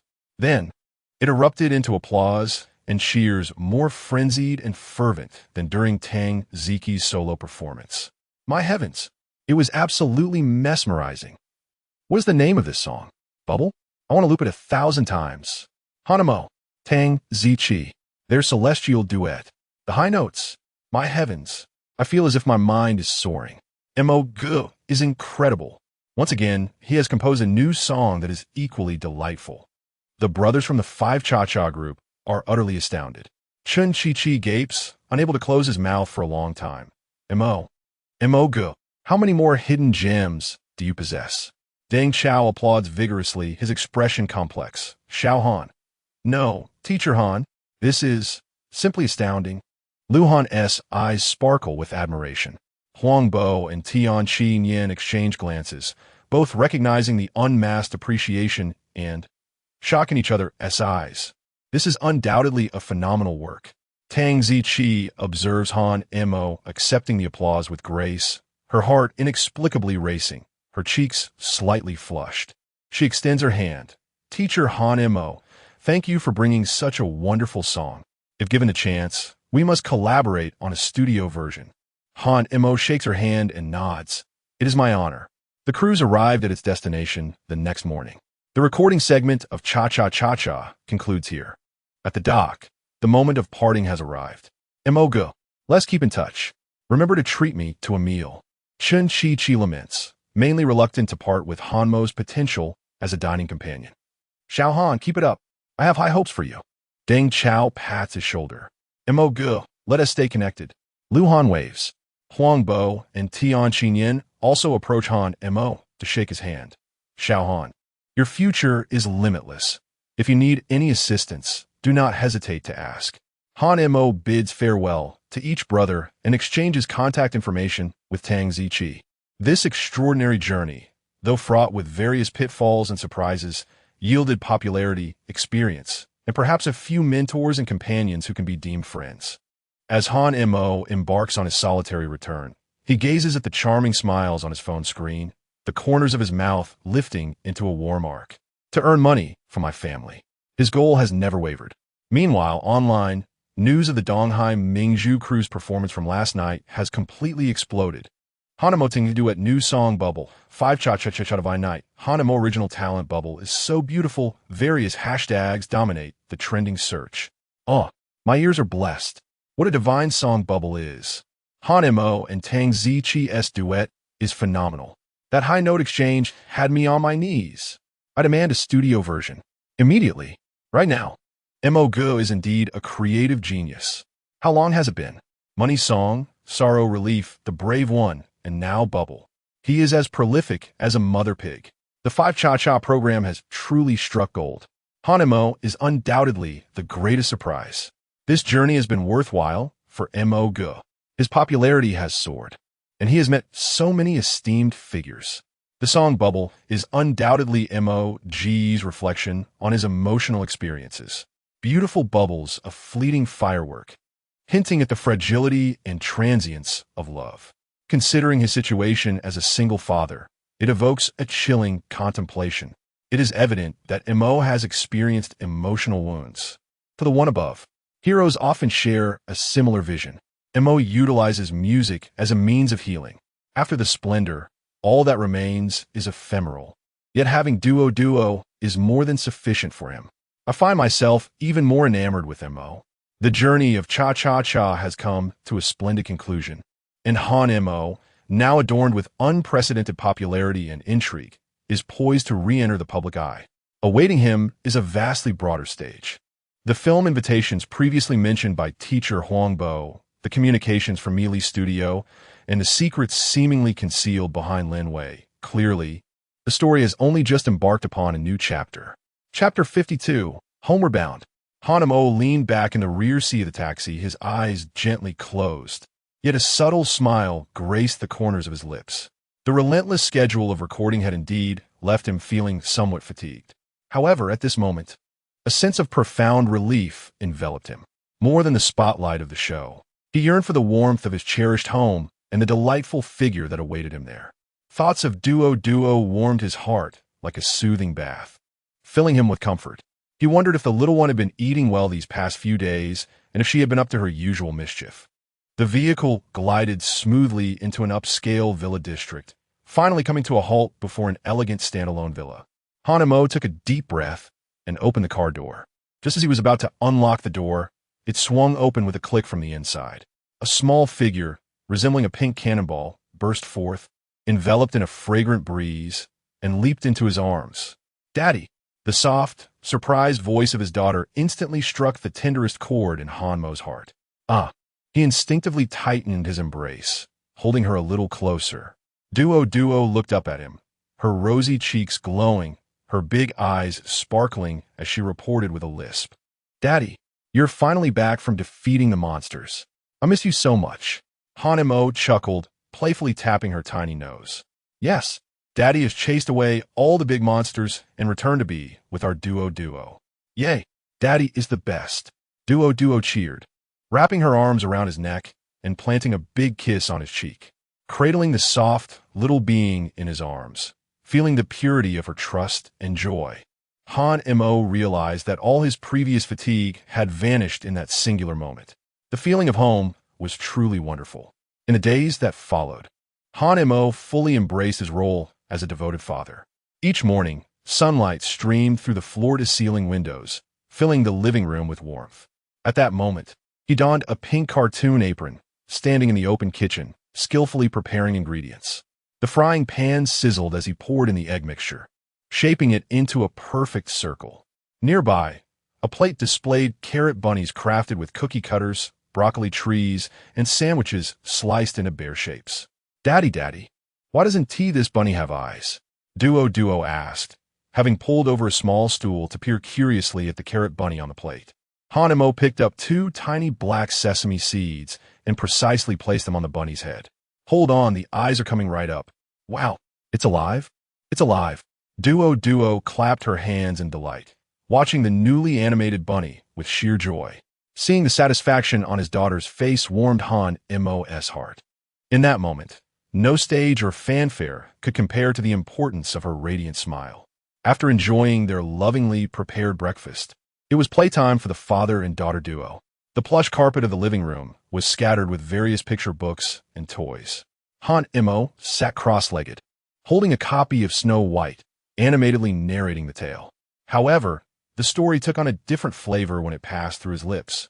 Then, the wicked queen took out her enchanted mirror, not to inquire who was the fairest of them all, but instead began scrolling through short videos, eager to discover if there were any beautiful streamers boasting more followers than she did. Duo listened, somewhat bewildered, yet found her father's narration exceedingly entertaining, giggling incessantly. And what happened next? Did Snow White eat the poison apple? No. Hanmo replied with feigned seriousness. The 7 dwarfs ordered her a meal, specifically requesting no sugar and no ice, and even received a cashback red envelope for their glowing review, thus ensuring that Snow White dined healthily. Duo. Although she didn't grasp the concepts of streamers or takeout, she felt it was rather impressive. In the afternoon, the father and daughter watched animated films together. Suddenly, while imitating a comical character from the television, Duo clutched her belly and let out an exaggerated burp. Burp just like Uncle Chinchichi. Hanmo sighed in exasperation. Somewhat helpless. Duo, can we learn something better? Perhaps how to sing like Amelie. Duo blinked her large eyes innocently. But I find burping so amusing. Observing his daughter's innocent and carefree demeanor, Hanmo's momentary frustration melted away, replaced by affection, and he could only chuckle and shake his head at her cleverness. As evening approached, the doorbell rang. Hanmo opened the door to find Lin Wei. She entered, carrying fresh fruits and several documents. Noticing your absence these past few days, I presumed you were at home with Duo. Lin Wei changed her shoes and scanned the cozy living room before her gaze settled on Hanmo. She provided a brief update. Your popularity continues to grow. The choral version of Bubble has received a particularly positive response online. Many are requesting a studio version. Additionally, several brands and production teams have expressed preliminary interest in collaborating. I've compiled everything for you to review when you have time. Hanmo nodded, accepting the documents. Thank you for your hard work. Lin Wei's gaze fell upon Duo, who was curiously clutching a plush toy, and then glanced at Hanmo. Dressed in loungewear, exuded a much softer aura. A fleeting complexity flickered in her eyes. This man has truly changed beyond recognition. Suqingyan, what would you think if you were to see this? Lin Wei reined in her thoughts, smiling. It's the least I can do. Please take good care of yourself and spend time with your child. There's no rush regarding these matters. After exchanging a few more words with Duo, she took her leave. Hanmo escorted Lin Wei out and picked up the documents to peruse casually. Indeed, he had risen to prominence. However, this newfound fame brought with it a few minor inconveniences. The day before yesterday afternoon, he had intended to take Duo to a nearby children's park that had garnered excellent reviews. Shortly after they settled onto the swings, he sensed several pairs of eyes drifting towards them. Then came the hushed murmurs. Look at that person. Doesn't he resemble Hanmo? It seems to be him. He is even more handsome in person than on television. Hanmo's heart skipped a beat. He quickly lowered his hat's brim, scooped up Duo, and hastily exited the park head down. It appears that in the future, disguise will become an essential aspect of venturing outdoors. Although it may present certain inconveniences, The thought of providing Duo with a better life renders such trivial annoyances inconsequential. That evening, after a bath, Duo donned an adorable set of pajamas and settled on the carpet to watch television. A vibrant advertisement for a grand amusement park filled the screen, showcasing merry-go-rounds, Ferris wheels, and individuals clad in whimsical costumes. The imagery was a kaleidoscope of colors, brimming with laughter and joy. Duo's eyes were instantly captivated, her small mouth slightly agape. She gazed in rapt attention. As the advertisement concluded, she promptly turned her head and dashed over to Han Mo, tugging at the hem of his clothing, her eyes sparkling like stars. "Daddy, Daddy," she exclaimed, pointing at the television screen, her face alight with longing. Duo wants to go to that place. I want to go to the amusement park." Upon witnessing the eager glimmer in his daughter's eyes, Han Mo's heart softened instantly. Without a moment's hesitation, he chuckled as he gently ruffled her hair, readily acquiescing. "All right, Daddy will take you." "Yay, that's wonderful.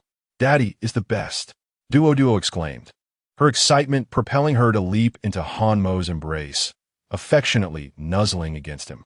Han Mo held his daughter close, sharing in her joy, and felt a surge of anticipation within himself. An amusement park, it seemed, was indeed a splendid idea. Chapter 53. The Amusement Park. Early the next morning, the sun shone brightly. With the promise of a visit to the amusement park, Dodo was as exhilarated as a fledgling bird, rising before dawn to scamper to Han Mo's bedside, gently tapping his face with her tiny hands. "Daddy, time to get up. The sun is shining." Awakened by his little cotton-padded jacket, Han Mo, with tousled hair, opened his eyes with a blend of exasperation and affection. "All right, my little princess. Let Daddy brush his teeth first." After a flurry of chaotic washing, breakfast, and changing clothes, the father and daughter duo were finally ready. Considering his status as a semi-public figure, Han Mo thoughtfully retrieved a baseball cap and a black mask from the wardrobe, adorning Dodo with an adorable sun hat as well. "Daddy, why are we wearing masks? Do we look like bad guys ready to rob a bank?" Dodo inquired curiously, gazing at her fully equipped father in the mirror. Clearing his throat, Han Mo replied, "This is a magical disguise to prevent being spotted by monsters, allowing us to play without worry." "Oh, I understand now. Just like Ultraman's human form." Dodo immediately embraced this notion, lowering her voice in a mock-serious manner. "Daddy, let us go. Let us defeat the little monsters." Suppressing a chuckle, Han Mo took his daughter's small hand and stepped out of the villa. The nanny car, arranged by Lin Wei, was already waiting at the entrance. Half an hour later, they arrived at the entrance of the city's largest and most beloved fantasy park. The grand castle-like entrance, lively background music, colorful balloons, and staff dressed in various cartoon costumes enveloped them in a vibrant atmosphere of joy. "Whoa!" Dodo's mouth formed an O shape, her wide eyes sparkling as she took in the sights, her excitement turning her cheeks a rosy hue as she bounced, clutching Han Mo's hand. "Daddy, look, it's Sheriff Bear. Daddy, that castle is so huge. Daddy, I want to ride that carousel." Han Mo, witnessing his daughter's exuberance, felt his heart melt. All right. Whatever you want to do today, Daddy will accompany you." With one hand holding Dodo's and the other grasping the freshly acquired park map, he initiated their day of fun. On the carousel, Dodo sat on a beautiful white horse, joyfully waving her little hands to the rhythm of the music, her laughter ringing like silver bells throughout the area. Standing beside her, Han Mo kept a protective watch while capturing the moments on his phone, a gentle smile perpetually gracing his lips. In the bumper car arena, Han Mo indulged in a rare moment of childlike playfulness, driving a red bumper car with Dodo, colliding with a gaggle of little ones. Dodo, strapped in the passenger seat, excitedly commanded, "Daddy, crash into that blue one. Hurry." As the little train leisurely wound its way around the park, Dodo leaned out the window, curiously observing the ever-changing scenery, her mouth occupied with the strawberry-flavored cotton candy Han Mo had just bought her, nibbling like a little kitten. As they passed by a balloon stand, Duo pointed to a pink rabbit balloon, and without a moment's hesitation, Han Mo purchased it, tying it gently around his daughter's small wrist. Beneath the sun, the usually aloof and distant Han Mo, often referred to by fans as an emotionless singing machine, transformed into the most ordinary and patient father. He tenderly wiped the sweat from Dwodwa's brow, knelt down to tie her shoelaces, and hoisted her onto his shoulders so that she could see further and higher. His gaze remained fixed on her petite figure, brimming with affection and tenderness. If his fans were to witness this, their jaws would surely drop in astonishment. After enjoying several rides, Duo began to feel weary.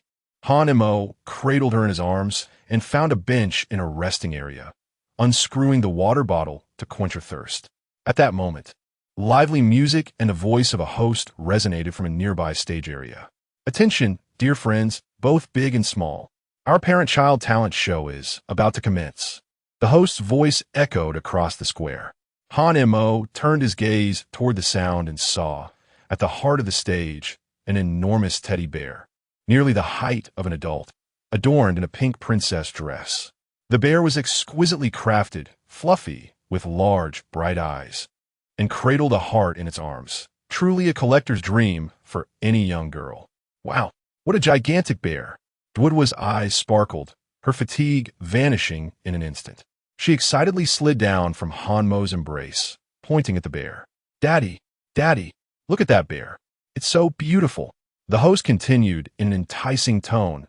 Indeed, this precious limited edition princess bear is the grand prize of our talent show today. All you need to do is take the stage with your little one and perform an act. The family who garners the most votes from the audience will take it home.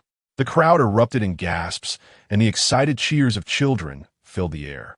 Dwodwa's eyes transformed into shining stars. She tugged at Han Mo's pant leg, tilting her face upward, her voice quivering with longing. Daddy, I want that bear. I really like that bear. Seeing his daughter's pleading expression, Han Mo's heart melted. A talent show? Singing? Wasn't this a perfect opportunity for him? Although performing in such a setting seemed somewhat excessive and might even reveal his identity for the sake of the bear his daughter desired. So be it. He crouched down, gazing into Dwodwa's sparkling eyes, and asked, Do you want that bear, Duo? Yes, very much. Duo nodded vigorously, fearful that her father might refuse. Then, shall we take the stage together and perform a show to win it back, all right? Han Mo gently coaxed. Yes. Duo clapped enthusiastically. Daddy sings the best. What shall I sing? Han Mo pondered quickly in his mind. It must be simple, cheerful, suitable for children, and ideally interactive to enliven the atmosphere. Suddenly, he recalled a catchy children's song from his past life on Earth, a tune that had captivated audiences far and wide. Yes, that's it. Duo, let Daddy teach you a new song.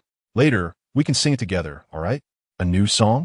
Dwodwa's big eyes sparkled with excitement. Is it as fun as the wealthy song? Han Mo smiled and nodded. Yes, quite similar and also very easy. I'll sing a line, and you follow along. The key part is learning the E or yo. Okay? He cleared his throat, lowered his voice, and began to hum in a playful tone. The king has summoned me to patrol the mountains. E or yo, chapter 54. The great king calls me to patrol the mountains. A tribute to teacher, Zhao Ingjun yo. Duo immediately began to imitate, her sweet voice straying far from the original tune, yet brimming with excitement as she added her own little dance moves. Yes, exactly like that. Han Mo was thoroughly amused and taught her a few simple lyrics.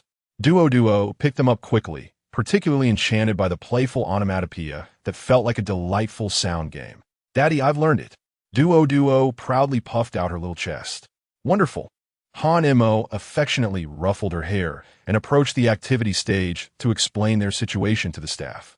Upon hearing they wished to participate, the staff enthusiastically handed them a registration form.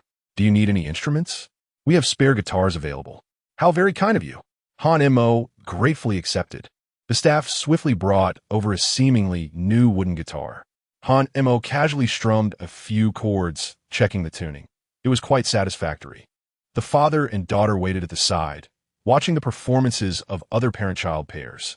One mother danced adorably with her daughter, earning a round of applause.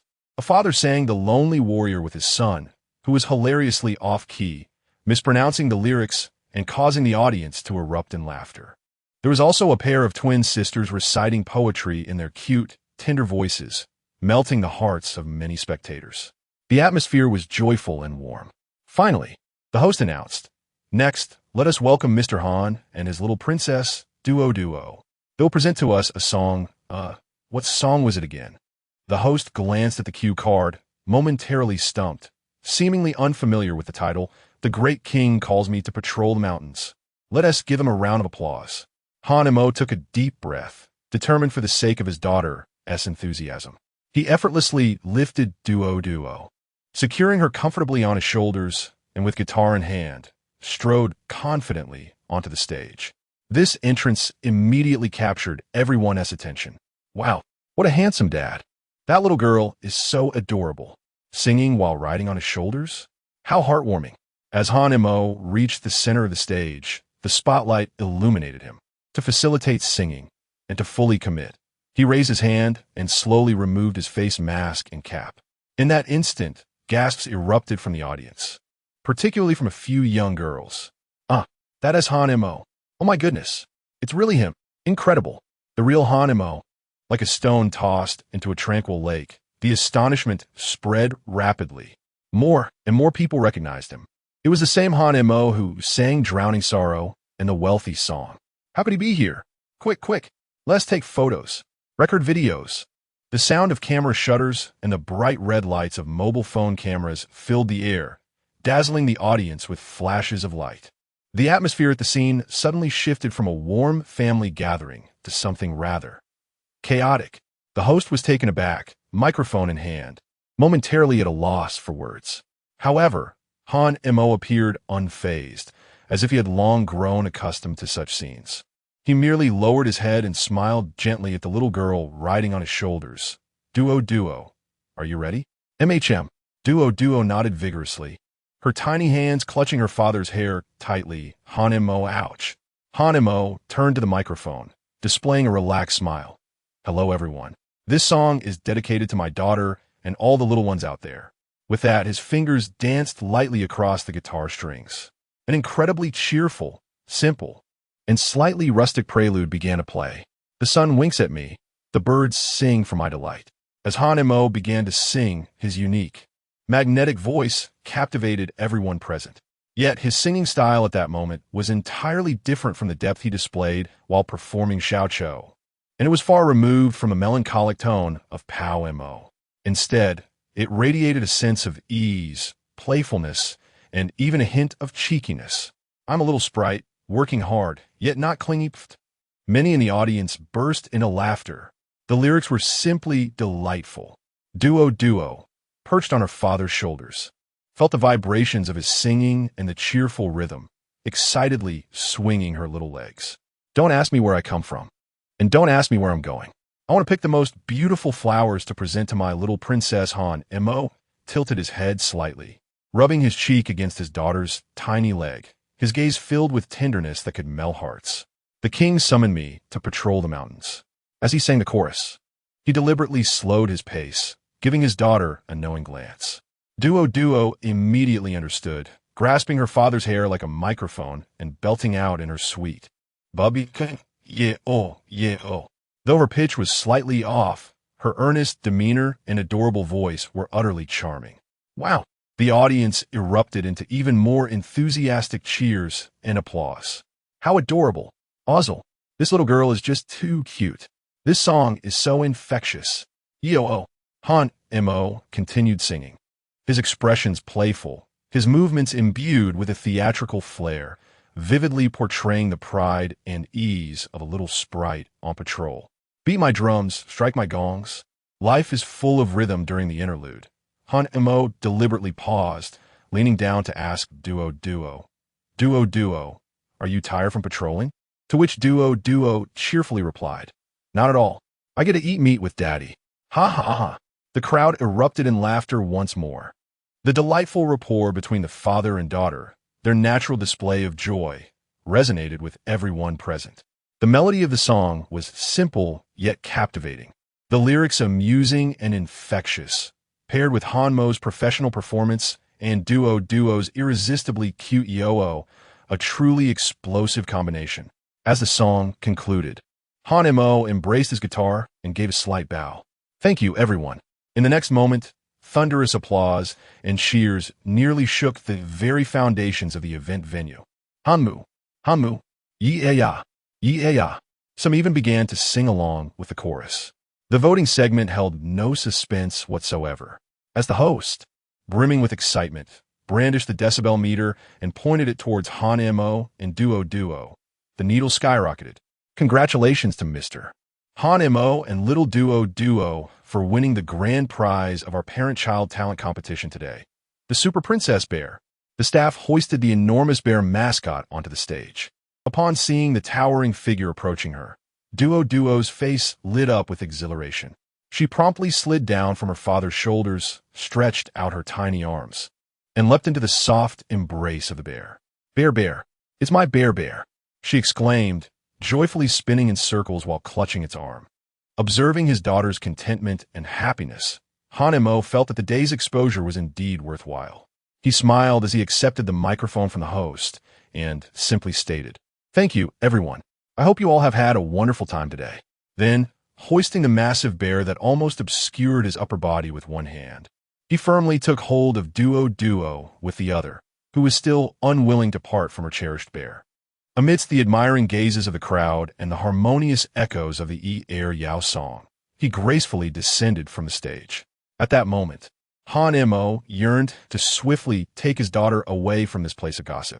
He was entirely oblivious to the countless mobile screens raised behind him, displaying hashtags such as Hanamo Father-Daughter Amusement Park Duet and The King Called Me to Patrol the Mountains, which are beginning to quietly gain traction across major social media platforms, escalating in popularity at an astonishing rate. A frenzy of online celebration, ignited by his affection for his daughter, was on the horizon. Chapter 55, Trending Searches and Ascendants. The four-line artist Han Mo. On the following day, as the first rays of dawn gently awakened the city, the fervor of the internet had already commenced. Han Mo, nestled comfortably in his blankets, blissfully unaware of the tempest his affectionate display towards his daughter had stirred online, relished this rare moment of tranquility. Buzzing incessantly, his phone on the nightstand had been ringing since 6 in the morning, inundated with notifications, tags, and private messages that made his eyelids twitch. Groggily, he reached for the device and unlocked the screen. In an instant, he was wide awake. The trending list across various social media platforms was overwhelmingly dominated by him and his daughter, Duo. Hanamo Father-Daughter Amusement Park Duet, trending. The King Called Me to Patrol and It's Too Intense, trending. Other people as fathers Hanamo Hot, Dodo Cute Be Voice New. I'm voting father. New request on the release Children's album, explosive. Each glaring entry hung there, radiating an astonishing level of popularity. Upon clicking the first entry, he was greeted by an array of videos taken from various angles, showcasing him at the amusement park yesterday, guitar in hand, with Duo perched on his shoulders singing. There were wide shots capturing the atmosphere, close-ups of his playful expressions alongside Duo's adorable demeanor, and even clips focusing on his fingerstyle while playing. Wow, captured a wild Mo looking so handsome with his daughter. Duo is simply too cute. Thatty, you made my heart flutter. This song is so catchy. I listened to it all night, and now my mind is filled with The King Called Me to Patrol the Mountains. Oh, yet another day of envy for Duo. What a divine father, a songwriter, a singer, and so devoted to his daughter. To the sisters in front, don't cry. Just ask, Imoga, do you need another daughter? Someone in their 20s who has been to university. Ha. The one above is hilarious.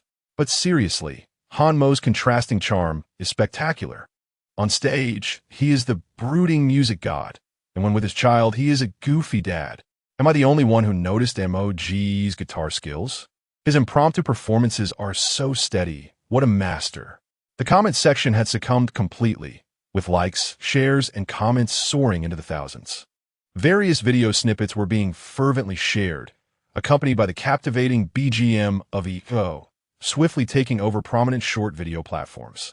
Naturally, amidst the harmonious atmosphere of excitement and laughter, there were also profound analyses from internet savants. Better late than never. I said, Mo Gawun T randomly go to an amusement park to sing. This is clearly a prelude to a new style of song. Is he venturing into the children's music market? The one above has a narrow perspective. Mo Ge is experiencing life, gathering richer material for his creations. Did you not see the tenderness in his eyes? That is love for life. His next masterpiece is already in the making. Am I the only one who perceives Mo Ge's deeper intentions? He chose to make his debut in the most crowded amusement park, engaging with passers-by in the most down-to-earth manner. This approachable strategy was intended to solidify his fan base and dismantle his aloof image. Truly, it is impressive. Moreover, while the song appears simplistic, it is imbued with profound life philosophies. A little sprite who works hard yet remains unclingy. Is this a reflection of our diligent workforce? It brings tears to my eyes. Han Mo could not help but twitch his lips at these comments. Did you? Perhaps overthink it? I merely wish to win that bear for duo. Just as Han Mo was overwhelmed by the barrage of online information, an even more explosive event occurred. At the beginning of the month, various music platforms promptly revealed the rankings for the previous month. In an instant, the entire Chinese music scene seemed to experience a minor earthquake. The ranking pages of major music apps were virtually inundated with the same name. Peak New Song Chart, Lonely Warrior, Han Mo Those Years, Han Mo Ease My Worries, Han Mo Wealthy Song, Han Mo XXX, Peak Hot Song Chart, Ease My Worries, Han Mo Lonely Warrior, Han Mo Wealthy Song, Han Mo Those Years, Han Mo XXX, whether it was the New Song Chart, Hot Song Chart, Rising Chart, or Original Chart, Han Mo's songs firmly occupied the top positions. The infectious allure of Wealthy Song, the soul-stirring essence of Ease My Worries, the nostalgic heartbeat of Those Years, and the epic fervor of Lonely Warrior. These four distinctly styled yet equally popular songs showcased Han Mo's astonishing creative talent and formidable chart dominance. The term Han Mo dominates the charts swiftly ascended to prominence right after the amusement park's trending topic.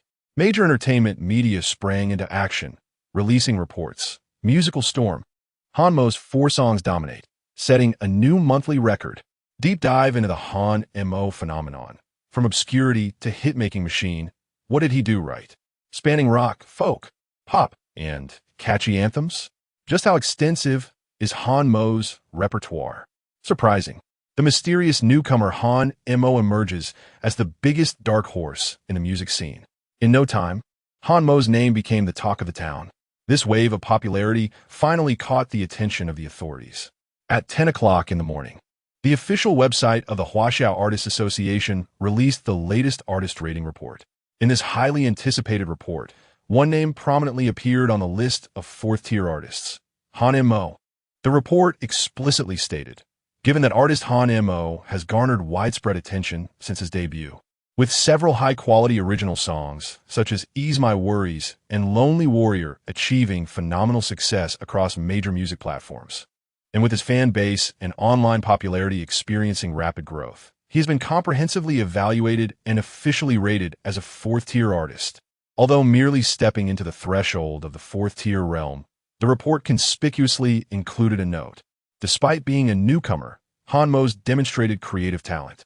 The fervor surrounding his works and his potential for fan growth far exceed those of contemporaneous entrants. Some metrics have already approached the standards of a 3rd-tier artist. His prospects for future development are immense and warrant ongoing attention. This official endorsement serves as a definitive affirmation. This signifies that Han Mo is no longer just a fledgling with a modicum of recognition from talent shows. He has genuinely entered the mainstream panorama of the Chinese entertainment industry, possessing an identity and value acknowledged by the market. Upon the release of this news, Han Mo's fans, self-identified as Inc., were elated and eagerly shared the excitement. Mo Ge has made it, officially recognized as a 4th-tier artist.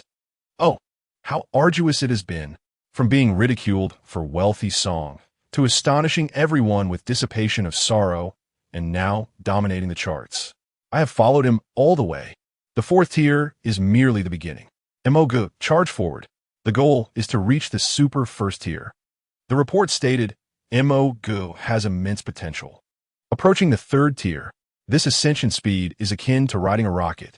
Amidst the fervor online, while Han Mo himself was slightly bewildered by the title of 4th-tier artist, the doorbell of the villa chimed. Lin Wei, adorned in a sharp business outfit and high heels, entered holding a tablet. A subtle smile graced her lips as she handed the tablet to Han Mo. The screen clearly displayed the latest trending internet data, screenshots of major music platform charts, fan growth curves, and the recently released artist rating report. Congratulations, Mr. Han Mo. You are now officially recognized as a fourth-tier artist. Lin Wei's tone was calm, yet her eyes gleamed with a sharp intensity. She swiped on the tablet to bring up another page. The video from the amusement park and the song The King Calls Me to Patrol the Mountains had exceeded expectations in popularity. And coupled with the chart's endorsement earlier this month, now is the peak of your popularity and attention. So, Han Mo raised an eyebrow, fully aware that Lin Wei never delivered meaningless reports. Thus, it was essential to capitalize on this momentum. Lin Wei's eyes sparkled with astuteness. The choral version of Bubble has garnered significant public demand. We must expedite the release of the studio version to solidify its popularity. She continued, additionally, the song Miss Dong Yu previously performed can be formally produced for release, enriching your portfolio. Lastly, with a slight smile, Lin Wei added, regarding The King Calls Me to Patrol the Mountains, while the search trends are still hot, we should swiftly release a high-quality studio version to establish your reputation as an all-around singer-songwriter and, by the way, expand into the younger demographic market. Listening to Lin Wei's clear strategy, Han Mo nodded in agreement. Indeed, the fervor surrounding these songs should not be squandered. Seeing his approval, Lin Wei added, for the choral version of Bubble, I will reach out to Tang Ziqi's side. Her tone was resolute, given her fondness for this song. Coupled with the heat generated from your previous collaboration and your current popularity, she has no reason to decline. Han Mo recalled the formidable diva, whose commanding presence on stage contrasted with her seemingly endearing demeanor off stage. He nodded slightly and said, all right, then I shall trouble you. Thus, the new recording plan was swiftly put on the agenda. The prospect of collaborating once more with such a renowned star, it seemed rather intriguing. A faint smile involuntarily graced the corners of Han Mo's lips. Chapter 56. An adventure in the recording studio. The diva's subtle intentions, Lin Wei's efficiency, was nothing short of astonishing. Within a mere day, she had secured one of the nation's premier recording studios, Sound Domain Studio, along with a renowned team of gold medal producers. The following morning, Han Mo arrived punctually at the grand entrance of Sound Domain Studio, accompanied by his daughter, Duo. Why bring Duo along? In Han Mo's words, it was to let her experience her father's workplace and absorb the essence of artistry. In truth, the primary reason was that there was no one at home to care for her, and he was reluctant to leave the little one in the care of a temporary nanny. Upon stepping into the studio, Han Mo was impressed by the modernity and professionalism of the design, the array of expensive equipment whose names he could not recall, and the superbly soundproof recording rooms. He nodded to himself, acknowledging the worth of such a top-tier studio. The ambience and equipment justified the price. Duo, resembling a curious little kitten, gazed wide-eyed, her head swiveling as she took in the twinkling lights of the mixing consoles and the enormous studio monitors, her face radiating wonder. Teacher Han Mo. A melodious voice called from behind. Turning around, Han Mo spotted Tang Ziqi approaching briskly, flanked by a male and female assistant. Today, Tang Ziqi was devoid of the glamorous makeup and commanding presence seen on stage. Instead, she wore a simple white t-shirt and jeans. Her hair tied up in a high ponytail, her face adorned with minimal makeup, exuding a youthful and vibrant charm akin to that of a friendly neighbor. Upon noticing Duo beside Han Mo, her eyes sparkled with delight, and a beaming smile graced her face as she hurried forward and knelt before Duo. Ah, is this not our little darling Duo? Yam aund ziku. Tang Ziqi's voice was as gentle as a spring breeze, her smile radiating warmth. Duo blinked her large eyes, gazing at the beautiful aunt before her. Ziqi, aunt? She tentatively called out. Ah, what a good girl! Tang Ziqi exclaimed, her joy palpable as she pinched Duo's chubby cheek. Annie has brought you a gift. With that, she received a beautifully wrapped gift bag from her assistant, producing several boxes of tempting imported fruit candies along with a limited edition music box doll dressed in a ballet outfit. Wow, thank you, Aunt Zichi. Duo's eyes widened at the sight of the lovely doll, and she sweetly expressed her gratitude without a hint of shyness. Tang Zichi was utterly enchanted, lifting Duo into her arms and planting a kiss on her cheek. You're welcome. I'm just glad you like it. The two beauties, one big and one small, quickly engaged in playful antics, with Duo's delighted laughter echoing throughout the studio. Tang Zichi, cradling Duo, engaged her in conversation and spun enchanting tales, her affection for the little girl evident, completely devoid of the diva's demeanor.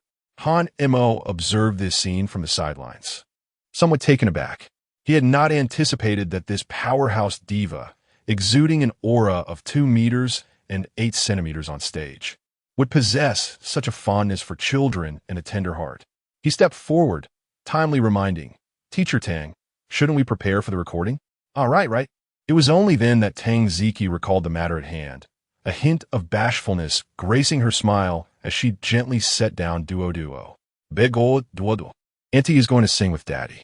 Will you play here with your older siblings for a while? Okay. Duo nodded obediently, clutching her new doll and candy, as Tang Zichi's assistant led her to the lounge area to play. As they entered work mode, Han Mo and Tang Zichi swiftly adopted a professional demeanor. The studio version of Bubbles required a more meticulous approach compared to the live rendition, demanding a higher sensitivity to emotion. Renowned producer Wang personally manned the mixing console. Teacher Han, Teacher Tang, are you ready? Let us do a trial recording. Okay, no problem. As the accompaniment began to play softly, Han Mo was the first to sing. Bubbles under the sun are colorful.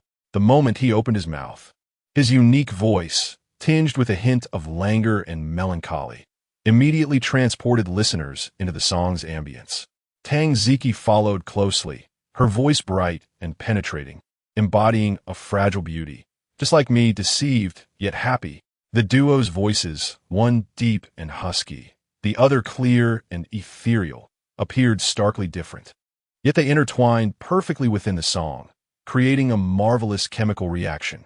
During a brief recording interlude, Tang Zichi gazed through the soundproof glass at Han Mo, who was earnestly discussing details with the producer. A flicker of admiration shone in her eyes. Indeed, a serious man is most handsome. He practically radiates when singing. Watching his gentle demeanor with Duo contrasted with his intense focus on work. Simply perfect. Alas, what a pity. Raising a child. He must have endured considerable hardships. I wonder who that heartless woman is. She shook her head, pushing those tumultuous thoughts aside to refocus. The recording process proceeded remarkably smoothly. Their synergy was even better than during their last stage performance, requiring little effort to produce a flawless version that garnered continuous praise from the producer. Next came Han Mo's solo recording time. He began with Miss Dong. His gently smoky folk vocal style narrated the story of a girl filled with tales, leaving the studio staff in a trance. Falling in love with a wild horse, but there's no prairie at home. The simple lyrics seemed to carry boundless sorrow and helplessness. Finally, it was time for the dramatically different The King Called Me to Patrol the Mountains. As the cheerful and infectious introduction played, the atmosphere in the recording studio lightened considerably. Upon reaching the chorus, Han Mo waved to the outside. Duo, led by the assistant, scampered into the recording studio, donning a pair of small headphones. Duo, do you remember how to sing? Han Mo crouched down, smiling as he asked his daughter. I remember. Duo nodded vigorously. All right, listen closely to your father's command. When it's your turn, sing out loud. Irio, as the soft, slightly off-key voice of Duo resonated through the top-notch recording equipment. The laughter erupted uncontrollably within the control room. Even the usually stern producer, Mr. Wang, had a smile stretching from ear to ear. Tang Zichi was doubled over with laughter, clutching her stomach, nearly brought to tears. Oh my, this child is utterly adorable. I can't take it anymore. She is simply delightful. After completing her signature lines, Duo clapped her little hands in satisfaction, feeling quite accomplished for having assisted her father. By the time all 3 songs were recorded, it was already afternoon. Just as Han Mo was preparing to take Duo home, Tang Ziki called out to him. Mr. Han, just a moment.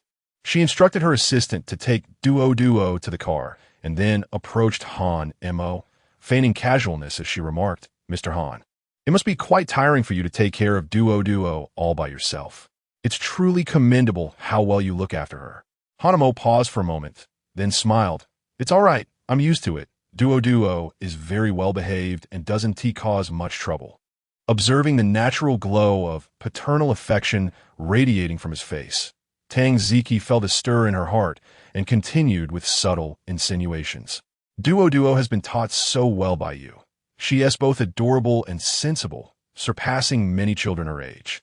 As she spoke, her eyes sparkled with genuine admiration, tinged with a hint of barely perceptible anticipation.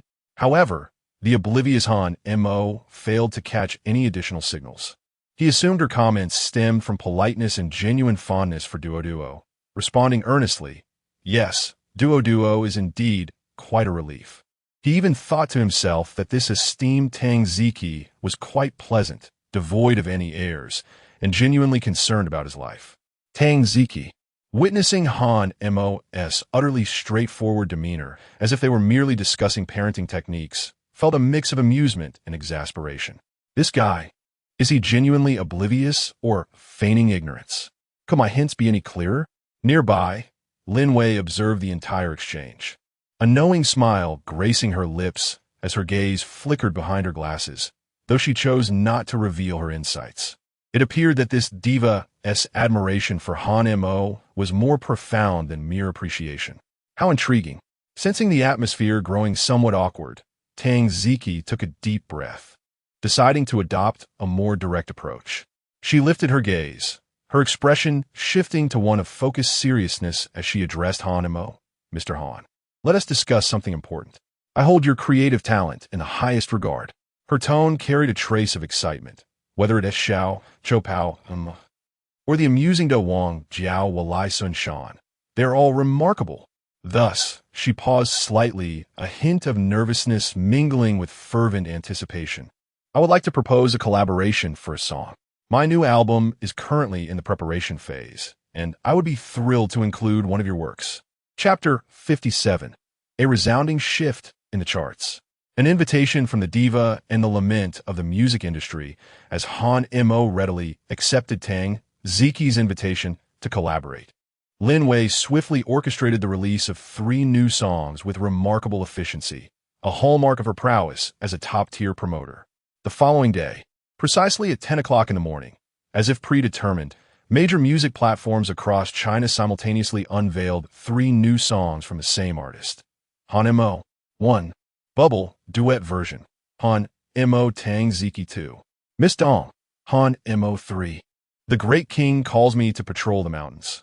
Han Mo Han, Duo, all 3 launched simultaneously, akin to 3 powerful explosives, stirring tumultuous waves across the tranquil waters of the music industry.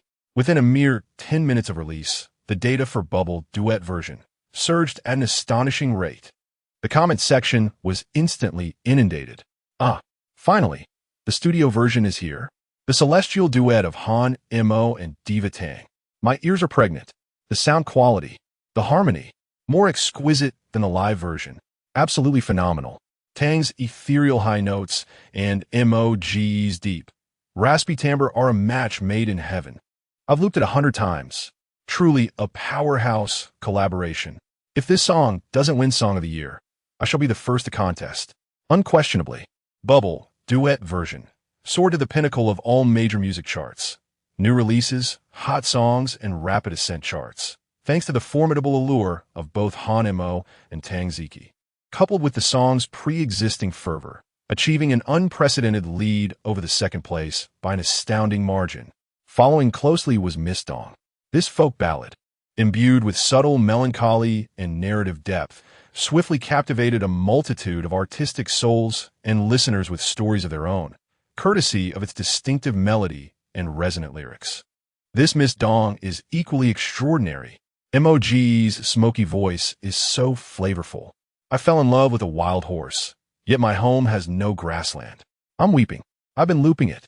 I sense Mo Gu harbors countless stories. After Xiao Cho, another folk masterpiece. Han Mo, my treasure of a boy. The data for Miss Dong also climbed steadily, securing a stable position in the second or third ranks across major charts, forming a dual insurance against the competition alongside Bubble. Most surprisingly, or perhaps predictably, was The Great King Calls Me to Patrol the Mountains. Typically, a children's song struggles to achieve notable success on mainstream music charts. However, its infectious catchiness, combined with the viral spread of the amusement park video from a few days prior, It Was Adorable Yo, propelled this song into the top 10 of various charts, even ranking prominently on sharing and trending lists. Ha ha ha. I'm here for the Yo. Duo is too cute. Help. This song is so addictive. My son has been patrolling the mountains at home all morning. The kindergarten teacher sent her congratulations. At long last, there exists a new melodious and delightful children's song to impart to the young ones. The renowned Han Mo quips, I merely sing casually. Why are you all taking it so seriously? Across various parenting forums, maternal and infant communities, and even kindergarten class groups, there is a fervent frenzy of sharing and discussing this song. The download and sharing rates are skyrocketing, and it has undeniably emerged as the new phenomenon in parent-child music. Thus, a scene both amusing and absurd unfolded. Upon opening any mainstream music app's charts, one could scarcely overlook that Han Mo's name monopolized the top positions. With remarkable prowess, Han Mo has nearly commandeered the entire leaderboard. This astounding dominance has rendered the entire Chinese music scene momentarily speechless. Meanwhile, those artists and management teams who had intended to release new songs this month found themselves utterly flabbergasted upon witnessing this freshly minted and steaming hot chart. In the lounge of a popular idol boy band, the manager, upon glancing at the tablet displaying the overwhelming data dominated by Han Mo, turned pale and slammed the table. What are you even considering? There's no point. Releasing a song now would merely serve as a backdrop for Han Mo. Are we just going to throw our promotional budget away? Immediately, notify everyone. The release of the new song is postponed. When will it be released? We'll discuss that once this Han Mo frenzy has subsided. In the recording studio of a talented female singer, she gazes at her phone, shaking her head with a wry smile. It's Han Mo again. Is this guy a devil? Is there no respite for us? Her manager sighed. There's nothing we can do. The hype is too overwhelming. Going head-to-head would be futile. Let's reassess the situation next month. In the studio of a legendary ballad king, the assistant cautiously reported, Brother Wong, the charts are out. Han Mo. He has topped them once more. The ballad king fell into a contemplative silence, took a sip from his goji berry-infused thermos, and remarked softly, Go. Investigate whether Han Mo will be releasing any songs next month. Let S. Try to avoid him. In an instant, the notion of steering clear of Han Mo's release schedule became a shared consensus among numerous artists and teams within the industry. The music scene seemed to have entered a Han Mo epoch, a blend of despair and absurdity permeating the atmosphere. The media, invigorated as if by a surge of adrenaline, produced an array of sensationalist headlines. Chart explosion. Han Mo unleashes triple threat. Music industry welcomes the Mo era. From love songs to folk tunes to children's melodies. Han Mo. I'm not targeting anyone. I'm speaking to all present. Shocking. Han Mo single-handedly alters the musical landscape. Other artists may face unemployment crisis. The Han Mo phenomenon escalates. Avoiding Mo season becomes the new norm in the music world. Online interpretations of this phenomenon have reached new heights. Did you see? Brother Mo is orchestrating a grand strategy. By covering diverse musical styles, he is reaching all audience segments. He aims to unify the Chinese music scene. Bubble is love. Miss Dong represents youth, and the king signifies innocence. Brother Mo's musical universe is coming to fruition. In the eye of the storm, Han Mo remained composed in his villa, accompanying Duo while watching animated films, all the while contemplating the composition of a song for Tang Ziki. The clamor of the outside world appeared to have no bearing on him. His primary focus resided on generating revenue and nurturing his child. At that moment, a call from Tang Ziki came through, her voice brimming with excitement and gratitude. Teacher Han Mo. The new song's performance has been phenomenal. Bubble has soared straight to the top of the charts. I'm truly grateful to you. Han Mo responded politely. You are too kind, Teacher Tang. This success is a testament to our joint efforts, and your performance was outstanding. Tang Ziki, seemingly flustered by the praise, hesitated for a moment before resuming the conversation. Teacher Han Mo, regarding the invitation for songs for my new album. Yes, I remember, Han Mo replied. Lin Wei should have already discussed the collaboration details with your agent, correct? Indeed, Tang Ziki confirmed. While Han Mo pondered the song he would write for her, Lin Wei had taken the initiative to draft a detailed collaboration proposal based on Han Mo's current market value, which had been sent to Tang Ziki's team. We have discussed it. Tang Ziki's voice conveyed a mix of complexity. There are no issues with the pricing. In fact, we were pleasantly surprised by the price you offered. It is remarkably cost-effective. Tang Ziki's agent was nearly astounded upon seeing the quote. Given Han Mo's reputation as a hitmaker, the price was practically a friendly gesture, significantly lower than their expectations. Lin Wei, well, a little sweetness now is for the sake of a long-term collaboration. One must keep an eye on the bigger picture. Han Mo raised an eyebrow at this. He had little concept of the market price for songs. He simply accepted whatever Lin Wei proposed, as long as there was profit to be made. That is good to hear. Han Mo directly shifted the conversation. Do you have specific requirements regarding the song's style? Tang Ziki immediately became serious. I would like a song that showcases my vocal range, but not merely for the sake of hitting high notes. Ideally, it should possess some breakthroughs, something distinct from my previous style, perhaps more grand or powerful. Listening to her requirements, Han Mo's mind began to race. Iron Lunge Diva, vocal advantages, breakthroughs, power. Suddenly, an idea crystallized in his mind. A song from a past life that was exceptionally suited for a powerful vocalist, with a commanding presence, an impassioned melody, and lyrics brimming with strength. A confident smile graced Han Mo's lips. I believe I have a direction. Give me a few days, and I shall prepare a demo for you. Really? That's wonderful. Tang Ziki's voice resonated with surprise and anticipation. Teacher Han Mo, I await your news. After ending the call, Han Mo gazed out at the radiant sunshine, a flicker of eagerness in his eyes. His career was on an upward trajectory, with fame, status, and wealth accumulating swiftly.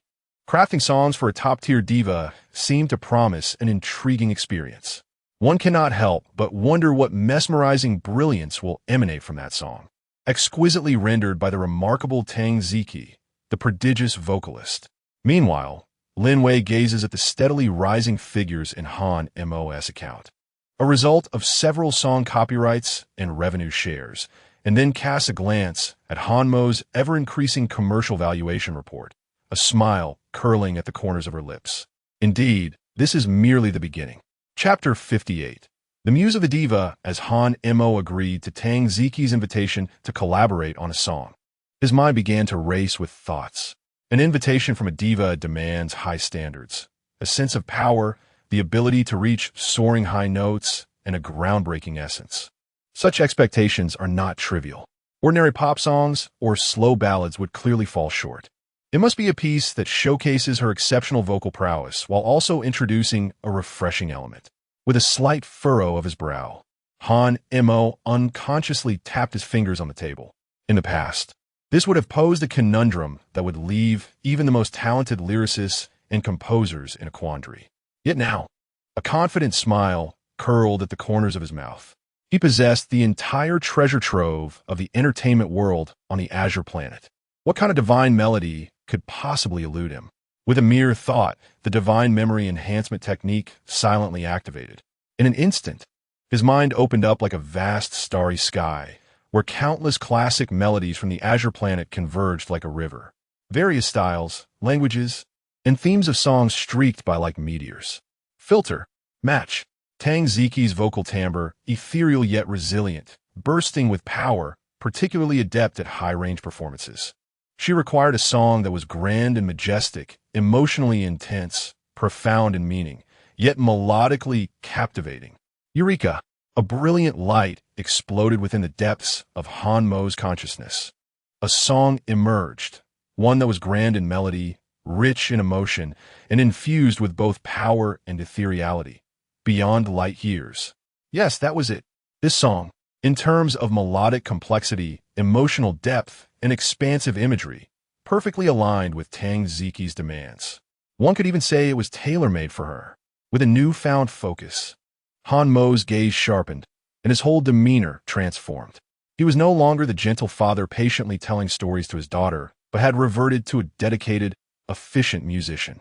Fortunately, Lin Wei had prepared ahead. The villa housed a modestly equipped yet fully functional music studio, set up during the last recording session for The King Calls Me to patrol the mountains.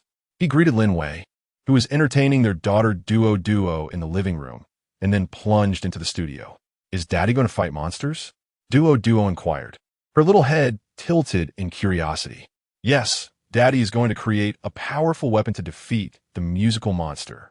Han Mo chuckled as he tousled her hair. Closing the door, he shut out the clamor of the outside world. Taking a deep breath, he sat before the computer and the electronic keyboard. Instead of hastily writing notes, he first closed his eyes, replaying the complete melody and arrangement of Beyond Light Years again and again in his mind. Every note, every chord, every detail of instrumentation vividly materialized. Then he opened his eyes, and his fingers began to dance across the keys. Fluid and unimpeded, the main melody, chords, simple drum beats, and underlying strings came together swiftly. A rough yet complete demo framework was constructed at an astonishing pace. Considering that it was merely a preliminary audition for Tang Ziki, he did not engage in intricate arrangements, but rather sketched the song's framework using electronic synthesized tones. Regarding the vocal segment, he refrained from delivering a complete performance, instead opting for a deep, magnetic hum that articulated the melodic progression of both the verses and the chorus with clarity. Nonetheless, the immense energy contained within the song has already begun to reveal itself. Time spent in focus always seems to fly by. When Hanamo finally paused to stretch, the sky outside had darkened.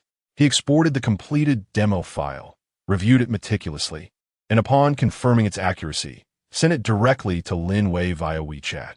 Task accomplished. He thought to himself that it was time to share it with Tang Tian for her feedback, his tone light, as if he had merely accomplished a trivial task. Meanwhile, in the private lounge of Tang Ziki, she paced back and forth, a hint of agitation in her demeanor as she occasionally glanced at her phone. It had been well over half a day since she had requested a song from Han Mo. Although reason dictated that creativity requires inspiration, especially for high-quality compositions that cannot be birthed instantaneously, she found herself inexplicably filled with anticipation. She yearned for the man who always seemed capable of creating miracles to surprise her once more. Just then, a notification chimed, illuminating her phone screen. It was a message from Lin Wei, containing a simple audio file and a brief note. "Teacher Han Mo has just completed the demo. Take a listen." Tang Ziki's heart skipped a beat. So soon? With trembling hands, she opened the file. Taking a deep breath, she connected her phone to the lounge's top-of-the-line sound system and pressed the play button. A hauntingly ethereal piano prelude flowed gently, simple yet instantly captivating. Tang Ziki leaned slightly forward, holding her breath. Soon after, a deep, magnetic male voice began to hum. There were no lyrics, merely a pure melodic hum. Yet this melody was irresistibly enchanting. It possessed an inexplicable allure, as if it were narrating a grand tale that transcended time and space. Tang Ziki's eyes widened gradually. Just the verse alone left her utterly astonished.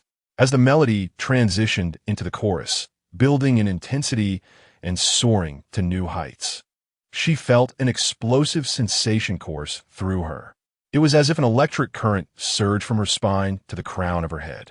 That melody was like a beam of light piercing through the darkness.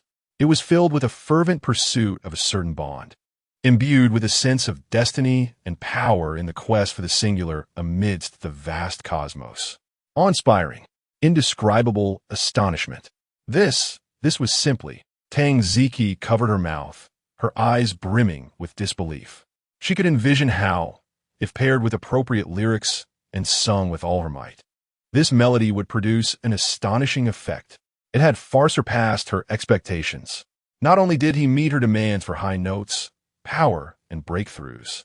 But he also bestowed upon her something she had never imagined, a feeling of searching and calling out through boundless time and space, an emotion that, though solitary, remained resolute. Was this not a reflection of her years of striving in the music industry, yearning to transcend her limitations and seeking works that truly represented her innermost voice? He understands me. How could he understand me so profoundly? Tang Ziki felt a surge of warmth welling up in her eyes, blurring her vision in an instant. At that moment, she sensed an extraordinary resonance with the man she had only met a few times, as if they had traversed time and space to find the one who comprehended her melody best. Excitement, ecstasy, a confluence of emotions overwhelmed her, rendering her nearly incapable of self-restraint. She abruptly grasped her phone, trembling as she dialed Han Mo's number. The call connected swiftly. "Hello, Teacher Tang." Han Mo's calm voice came through. "Ti Han Mu." Tang Ziki's voice trembled with uncontainable excitement, almost incoherent. "The song. I listened to it. The demo. Oh my God. It's it. It's absolutely it. Incredible. This song is simply as if it were written for me. I adore it. Really. Never has a song made me feel this way. How could you write such a piece?" Tang Ziki's excitement caused her voice to crack, and finally, she took a deep breath, speaking with a near-choked tone. "Teacher Han Mo. You are truly my soulmate." She felt that only the term soulmate could encapsulate the shock and surprise Han Mo instilled in her. However, on the other end of the line, Han Mo, upon hearing such high praise, merely paused for a moment. Then, maintaining his calm demeanor, he responded, "Oh, I'm glad you like it.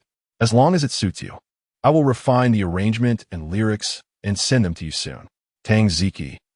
The surge of excitement and gratitude she had prepared seemed to crash against a wall of cotton. "Soulmate, my dear fellow, did you not perceive the exhilaration and depth contained within those two words? Is this reaction not a bit too subdued?" Standing not far away, Lin Wei overheard Han Mo's ironclad, matter-of-fact response, a nearly imperceptible smile of understanding gracing her lips. As expected, expecting this man to awaken emotionally was more difficult than reaching the heavens. Nonetheless, this was for the best. Everything remained within her control. Tang Ziki took several deep breaths to barely calm her racing heart before beginning to discuss the details of the subsequent recording with Han Mo. After hanging up, Lin Wei approached at the opportune moment, her professional smile in place as she handed Han Mo a new document. "Han Mo, there's an event invitation for you to consider. Your alma mater, Longwa Media University, wishes to invite you as an esteemed alumnus to perform a song at this year's graduation gala. The time and venue are quite suitable, taking place next week. The atmosphere will be rather relaxed, and you might consider bringing duo along to immerse yourselves in the collegiate ambience. Longwa Media University, my alma mater." A glimmer of nostalgia flickered in Han Mo's eyes upon hearing this. Chapter 59, Returning Home? Back to alma mater, Long Chuan. Upon hearing the name, Long Guo Communication University, Han Mo felt a surge of complex emotions flicker in his eyes. Nostalgia, reflection, and a tinge of estrangement, as if he were from another era.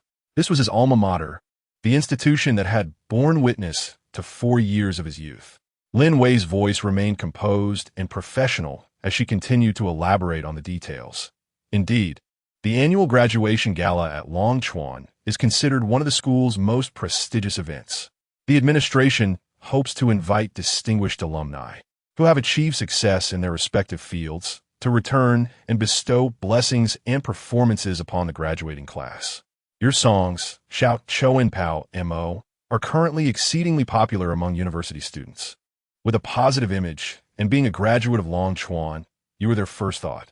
Lin Wei paused momentarily before adding, "This event will garner significant exposure, and participating as an alumnus adds emotional resonance, which will be advantageous for your future endeavors." Most importantly, she shifted her tone to a more relaxed one. "The atmosphere of the graduation gala is relatively light and enjoyable, with ample time compared to commercial performances that tend to be rushed. You might consider bringing duo along, allowing her to experience the ambience of university life." The notion of taking his little one to see the campus stirred something within Han Mo. Introducing her to the place where her father once studied and lived seemed to be a splendid idea. More significantly, Long Chuan, Han Mo softly repeated, conjuring the image of a gentle yet authoritative figure in his mind. Professor Jin Shuazhai. He was the most respected and appreciated mentor during Han Mo's time at Long Chuan. Professor Jin is a towering figure in the realm of vocal education in the country, known for his integrity and rigorous scholarship, providing Han Mo with immense inspiration and support in music. Back then, the Han family had yet to experience its downfall, and Professor Jin treated all his students equally, showing a particular fondness and encouragement towards the emerging talent of Han Mo. However, after the troubles befell the Han family, and with the subsequent complications during his internship, he had been unable to find the right opportunity to visit his esteemed teacher after graduation. It had been several years since he last saw Professor Jin, and he couldn't help but wonder about his former mentor's well-being. Suddenly, Han Mo recalled an unpleasant individual, Ling Feng, who also happened to be a student of Professor Jin. Back in school, Ling Feng had relied on his family's modest wealth and so-called talent, often clashing with Han Mo both overtly and covertly. Yet during that time, Han Mo's brilliance far overshadowed Ling Feng's, relegating him to petty schemes from the shadows. To Han Mo's surprise, years had passed, and Ling Feng had managed to establish himself ahead of others. However, recalling Ling Feng's disgruntled and envious expression backstage at the Star Tomorrow event brought a subtle smile to Han Mo's lips. All right, I shall accept this invitation. Han Mo quickly resolved, visiting his alma mater, singing for the younger students, and paying a visit to his mentor made this journey worthwhile. Excellent. Lin Wei's voice radiated a hint of joy as she expressed her intention to promptly respond to the school and arrange the itinerary. Thus, the matter was settled. That evening, while Han Mo accompanied Duo in playing with building blocks, he informed her about the upcoming performance at his alma mater. University? Duo tilted her little head, her big eyes brimming with curiosity. What is a university? Is it a place much larger than the kindergarten I see in cartoons? Han Mo chuckled at his daughter's innocent question. Indeed, a university is vastly larger than a kindergarten. Many, many times. He stretched out his arms, exaggerating the size. Wow, Duo exclaimed, and then inquired, are there slides and swings at the university?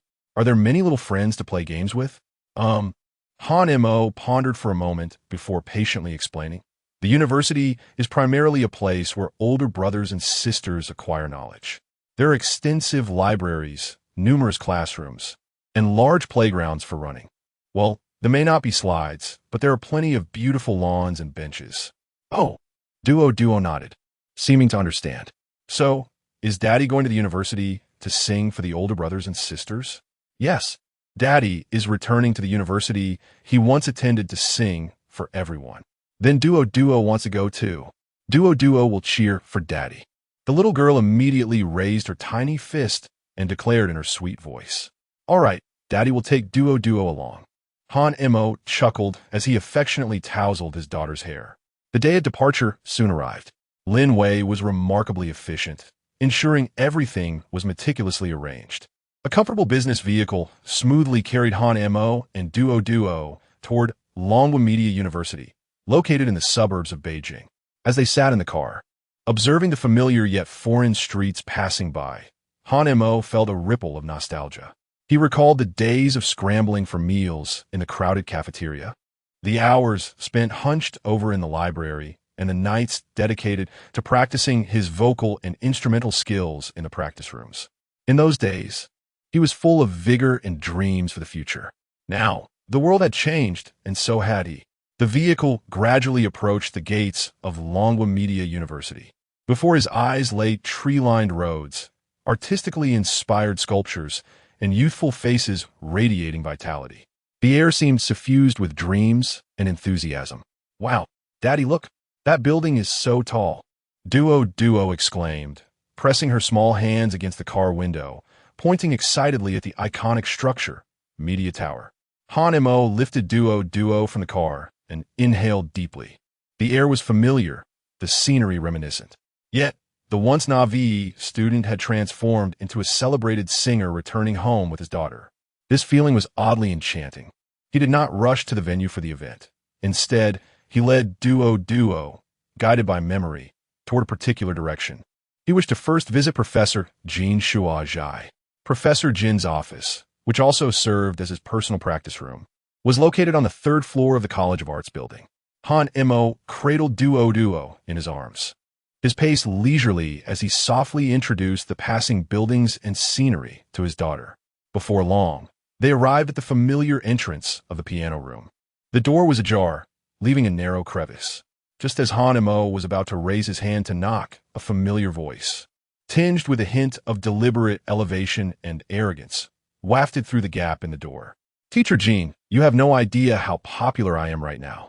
My schedule is booked solid until next year. Take that recent Star of Tomorrow show, for instance. I kindly volunteered to mentor newcomers, and what happened? The production team insisted on propping up that Han Mo, creating quite the chaos. Despite my lowest scores, he somehow managed to advance. If it weren't for the production team and that fellow named Shui supporting him, he wouldn't be enjoying such glory now. It's utterly blind luck." Speaking of Han Mo, he was just mediocre back in school, and now he suddenly appears out of nowhere. Who knows if it's merely a stroke of luck? Han Mo's footsteps halted. This voice. Was it not Ling Feng? Then who could it be? Chapter 60. A fateful encounter within the confines of the room. The voice of Ling Feng, laden with both boastfulness and condescension, continued unabated. Han Mo raised an eyebrow slightly, reflecting on the stagnation of his rival. Resolute, he gently pushed open the door to the music room. He knocked twice in a symbolic gesture. The conversation within abruptly ceased. An elderly gentleman, his hair graying yet vibrant, adorned with spectacles that hinted at scholarly wisdom, lifted his gaze toward the entrance. It was none other than Professor Jin Shuajai. Upon recognizing Han Mo, Professor Jin momentarily appeared taken aback, swiftly replaced by an expression of unmistakable delight and warmth. "Han Mo, you rascal. When did you return? You could have given me a heads up." "Professor Jin, it's been a long time. You still seem as vigorous as ever," Han Mo replied, a genuine smile gracing his features as he approached and slightly bowed. The bond between teacher and student required no further elaboration. "Dad, is this Grandpa?" queried Duo, nestled in Han Mo's arms, her wide eyes glimmering with curiosity as she gazed at Professor Jin. With a chuckle, Professor Jin's face softened at her innocent inquiry, his wrinkles unfurling in delight. "Oh my, is this your daughter? How old is she? What a charming little one." Great Grandpa Jin, hamuyently encouraged. "Hello, Grandpa Jin," Duo chimed sweetly, accompanied by a radiant smile. Professor Jin's heart melted in an instant, nodding repeatedly. Good. Such a thoughtful little darling." The warm atmosphere, however, was abruptly disrupted by an incongruous figure nearby. Ling Feng stood to the side, his expression stiff and eyes flickering with palpable discomfort and envy. He wondered if his earlier boasts at the professor's expense had been overheard. Forcing a strained smile, he greeted, "Oh, look who it is. Han Mo has graced us with his presence. A rare visitor indeed. So, were you invited back by the school for the graduation gala?" The bitterness in his tone was unmistakable, as if it could be sensed from a great distance. Han Mo cast a fleeting glance at him, choosing silence as he redirected his focus to Professor Jin. Professor Jin, perceptive as ever, sensed the subtle, even tense dynamic between the two. With a deft touch, he sought to ease the atmosphere, encouraging Han Mo to sit and inquiring about his life over the past few years. "These past years have been challenging, I hear, but thankfully, that is all in the past." Gently patting Han Mo's shoulder, Professor Jin added with sincerity, "Seeing you rise again in music brings me great joy. Your songs, Xiaoqiu, Pao Mo, and Gu Yongzhe, are beautifully crafted and performed. They resonate with depth and power." Han Mo felt a warmth spread through him as he earnestly replied, "Thank you for your concern, Professor. It is all behind me now. I'm simply grateful to continue creating music." Ling Feng, overhearing the unabashed admiration from Professor Jin towards Han Mo, felt a pang of discontent.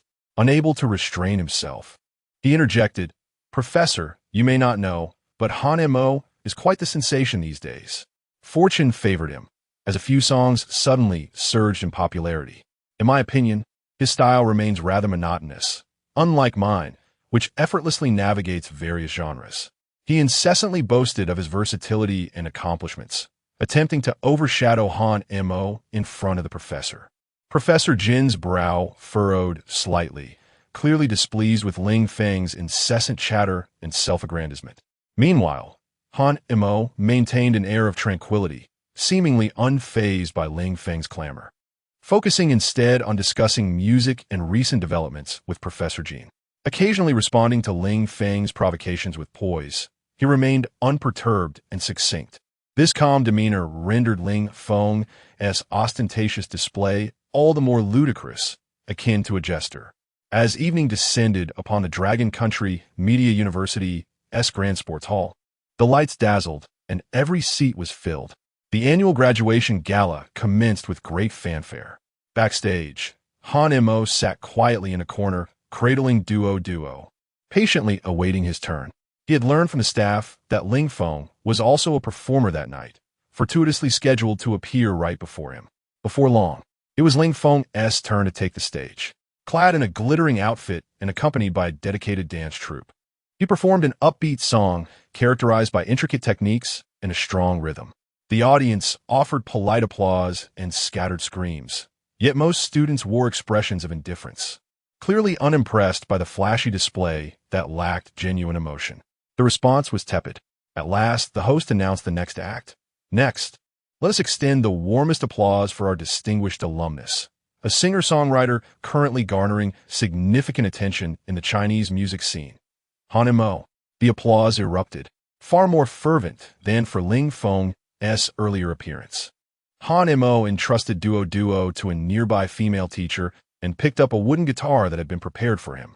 Taking a deep breath, he stepped onto the stage, dressed simply in a white shirt and jeans, devoid of any dancers, just himself and his guitar.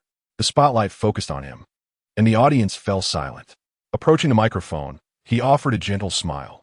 "Good evening, esteemed teachers and fellow students. I am Han Mo." After a brief introduction, he paused, his gaze sweeping over the youthful faces filled with anticipation before his voice softened and became earnest. Graduation marks the end of a journey, but it also signifies a new beginning.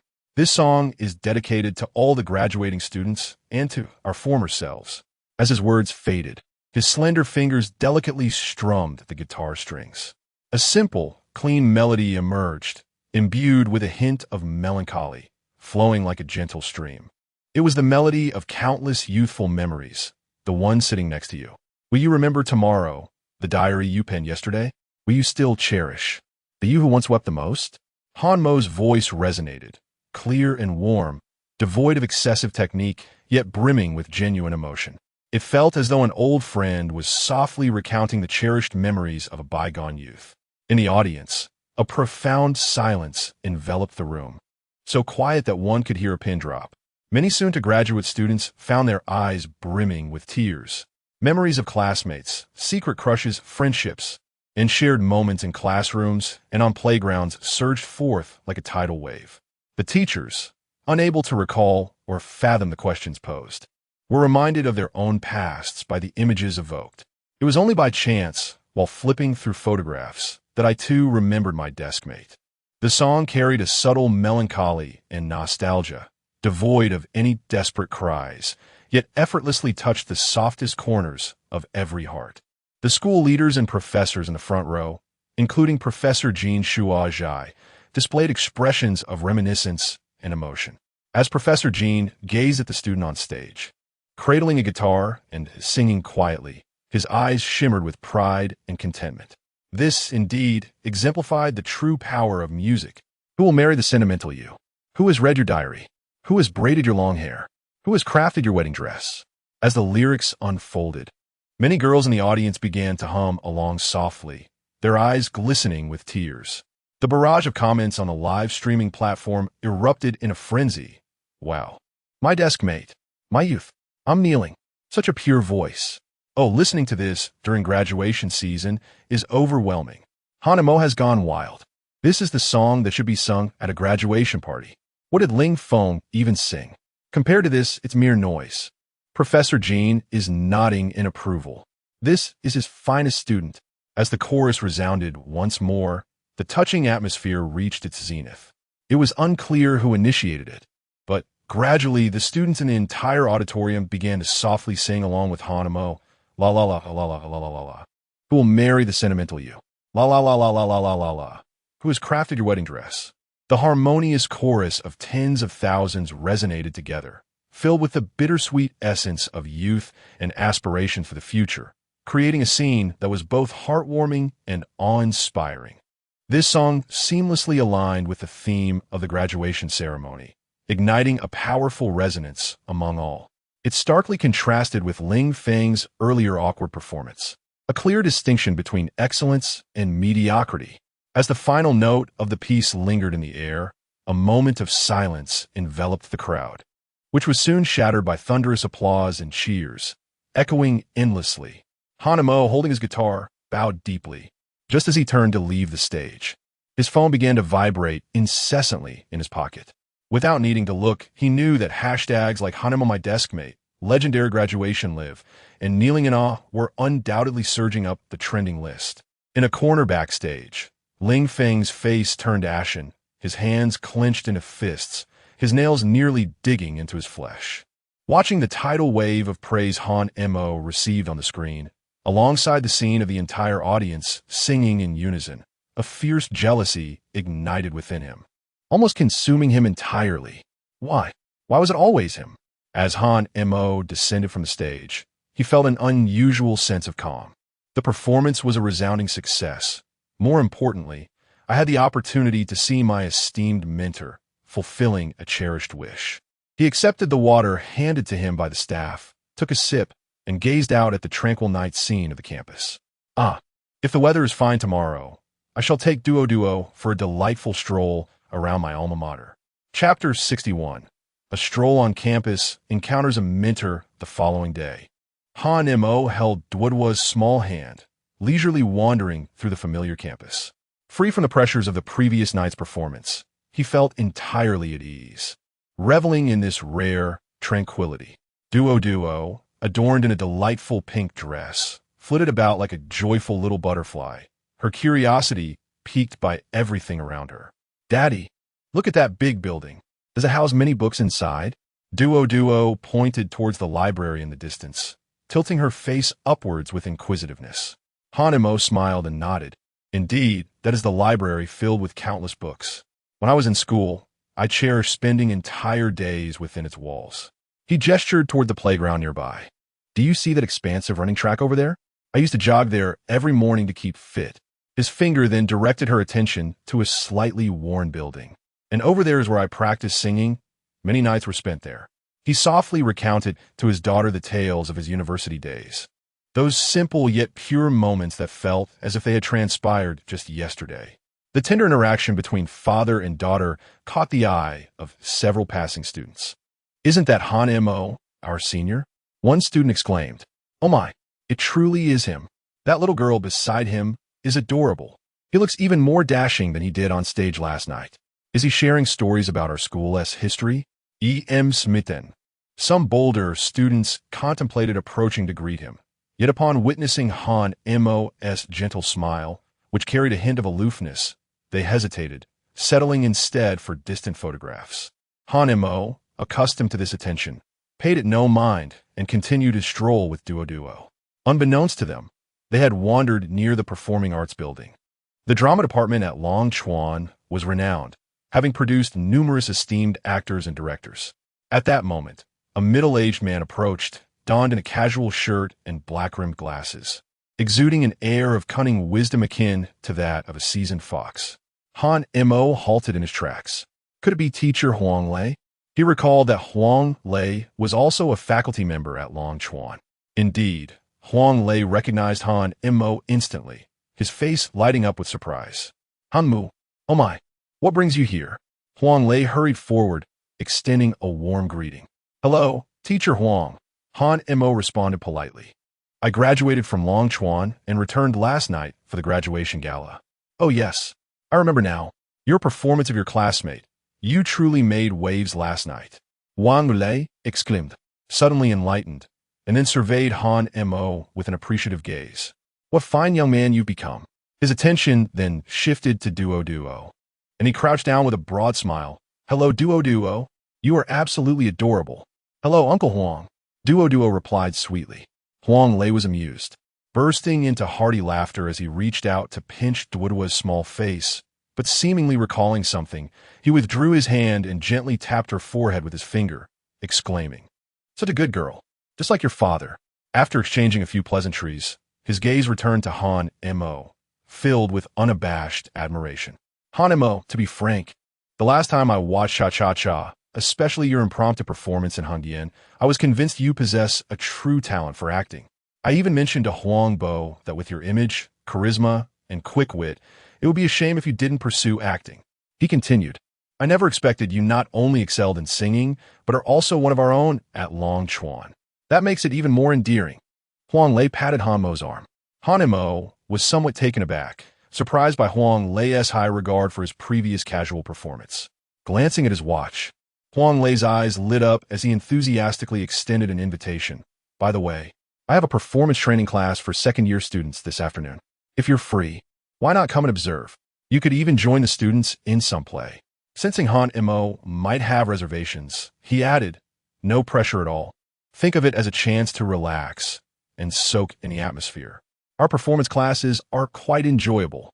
The notion of auditing a performance class piqued Han Mo's interest. Though he wasn't deeply versed in acting, he held a budding curiosity, particularly after his experience in Hongdian and Huang Lei's recent praise. Perhaps it would be worth attending. Besides, he had no significant plans for the afternoon, and he indeed needed to hone his acting skills. With this in mind, Han Mo nodded in agreement. All right then, I'll intrude on your class this afternoon. Not an intrusion at all. You are most welcome. Huang Lei responded with evident delight. As for Duo, Huang Lei waved his hand dismissively, assuring that his assistant would keep an eye on her in a corner of the classroom. In the afternoon, within a spacious and well-lit physical training classroom in the performance department, a vibrant group of young students had formed a circle, intently listening to Huang Lei's instructions. Han Mo, accompanied by Duo, quietly seated themselves in the back row of the observation area.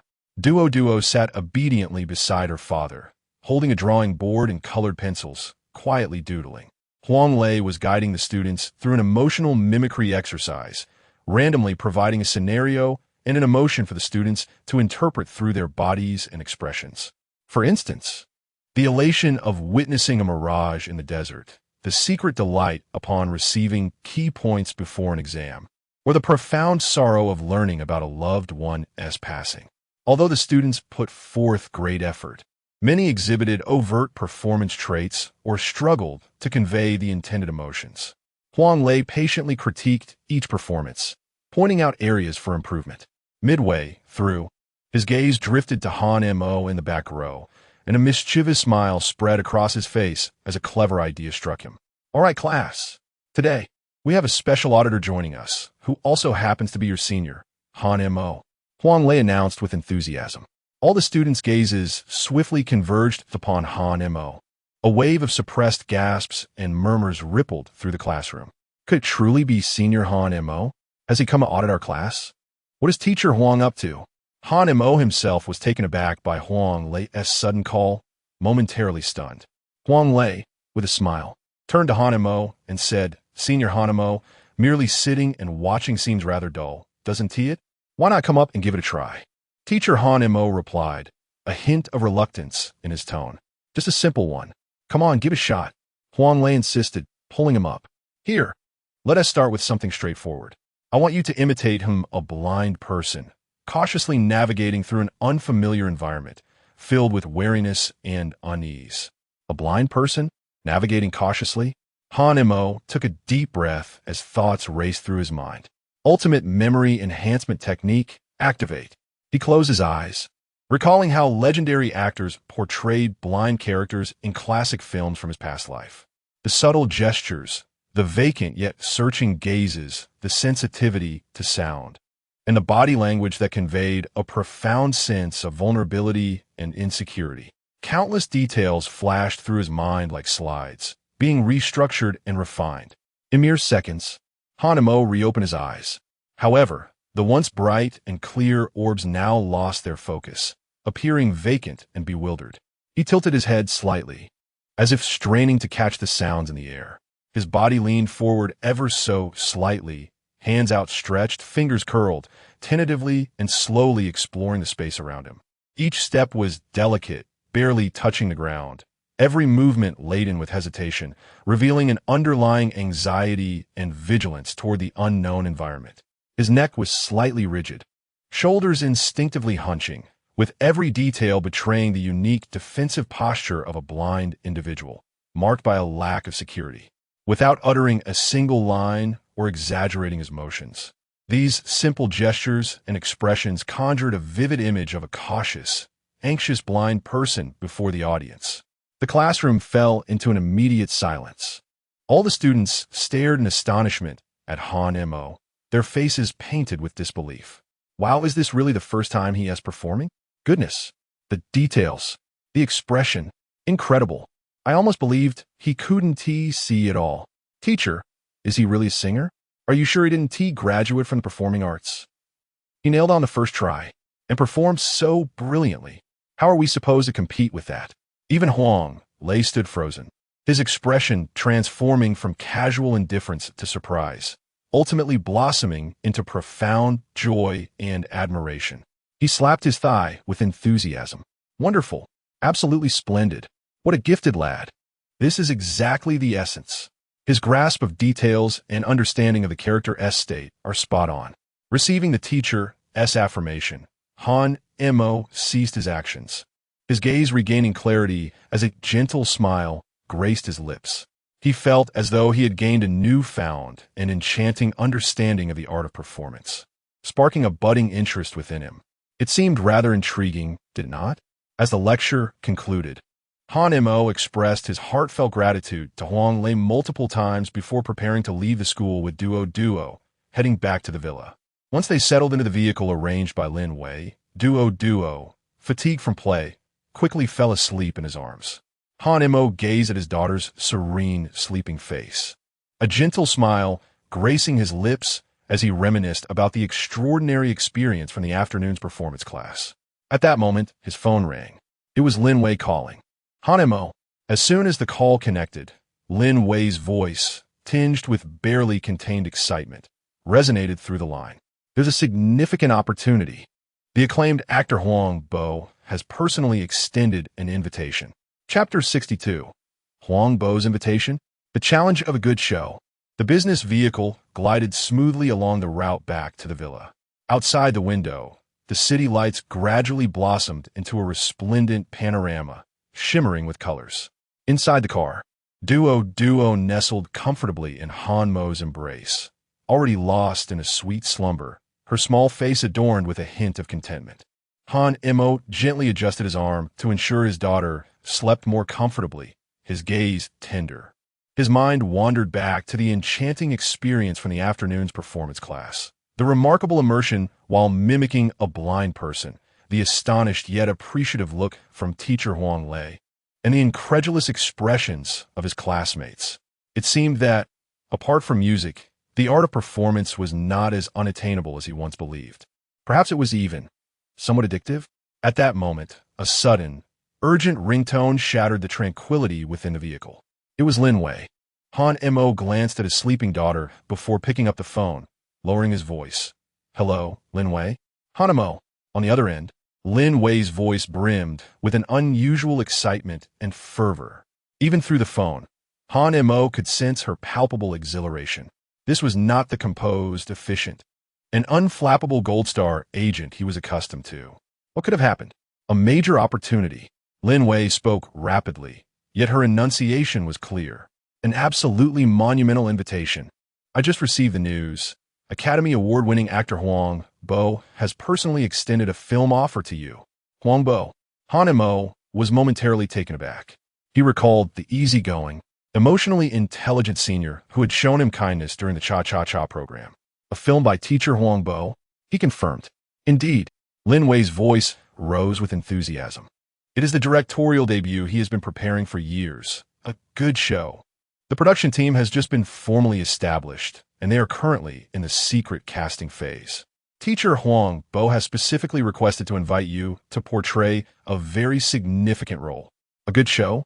Hanamo found the title somewhat unfamiliar, as the entertainment landscape in this world was different from his previous life. Sensing his confusion, Lin Wei swiftly elaborated. This film is a labor of love for teacher Huang Bo, with the script refined over several years.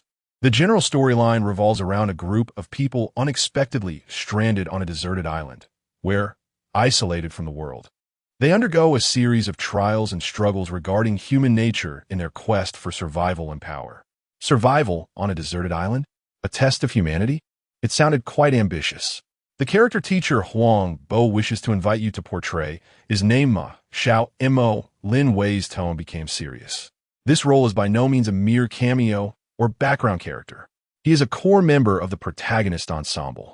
Initially, the character is portrayed as innocent and kind-hearted, even somewhat timid, serving as a sidekick to the main character.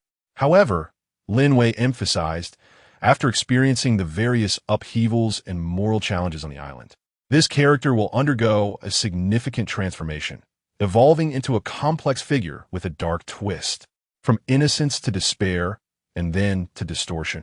It is a true test of acting prowess. Undoubtedly, this character stands out as one of the most captivating and controversial roles in the entire film.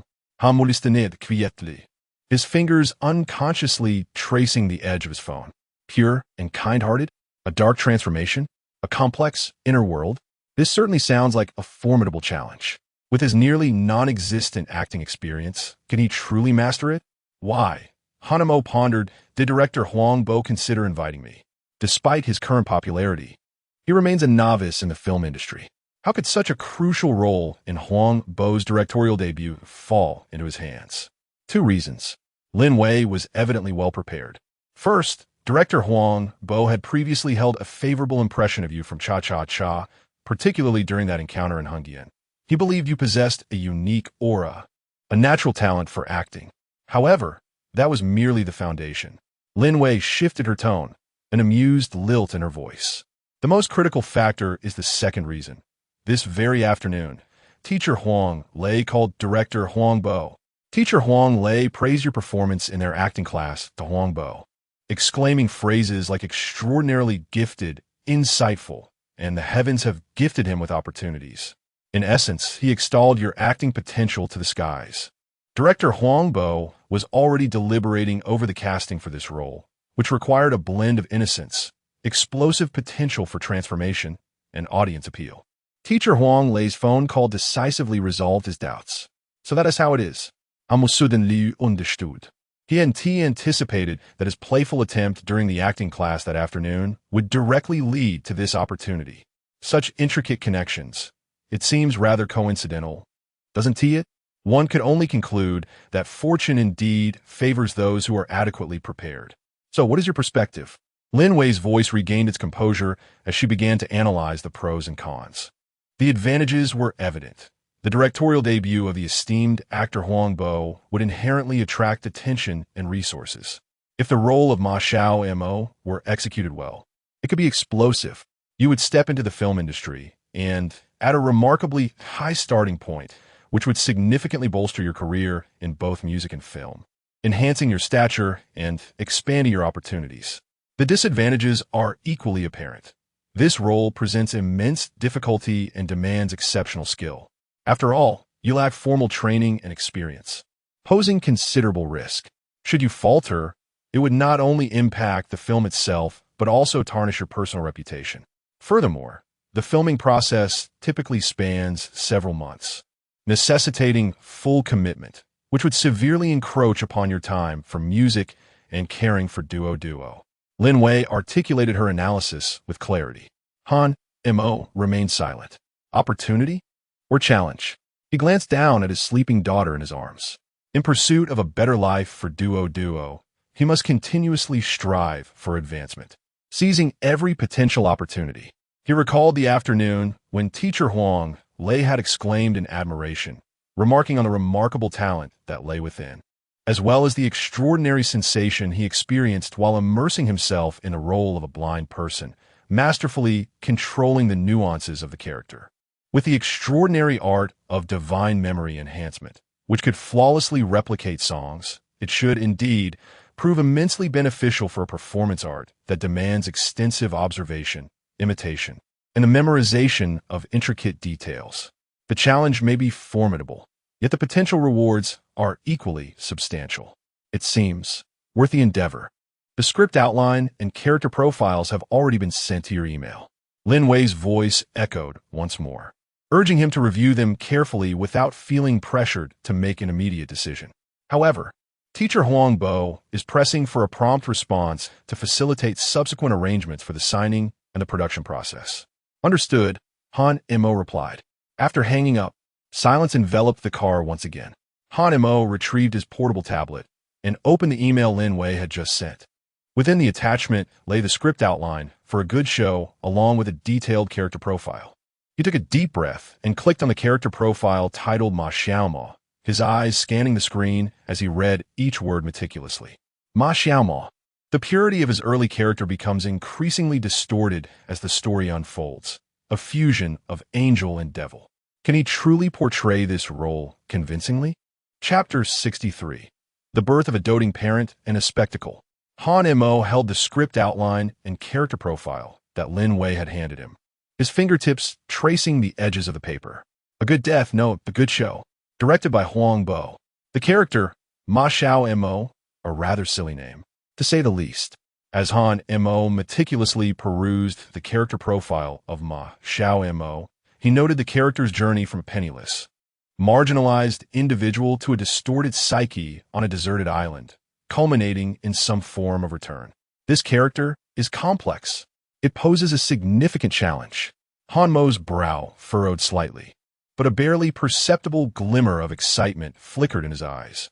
A challenge? He relished challenges, particularly after experiencing the enchanting sensation of instantaneously embodying a character during Teacher Huang Lei's improvisational acting class. He had indeed developed a newfound interest in the art of performance. His previous role in Hongdian had merely been that of a decorative prop. Moreover, with the incredible advantage of the godly memory enhancement technique at his disposal, he felt considerably more confident. Acting, perhaps it was not an insurmountable task.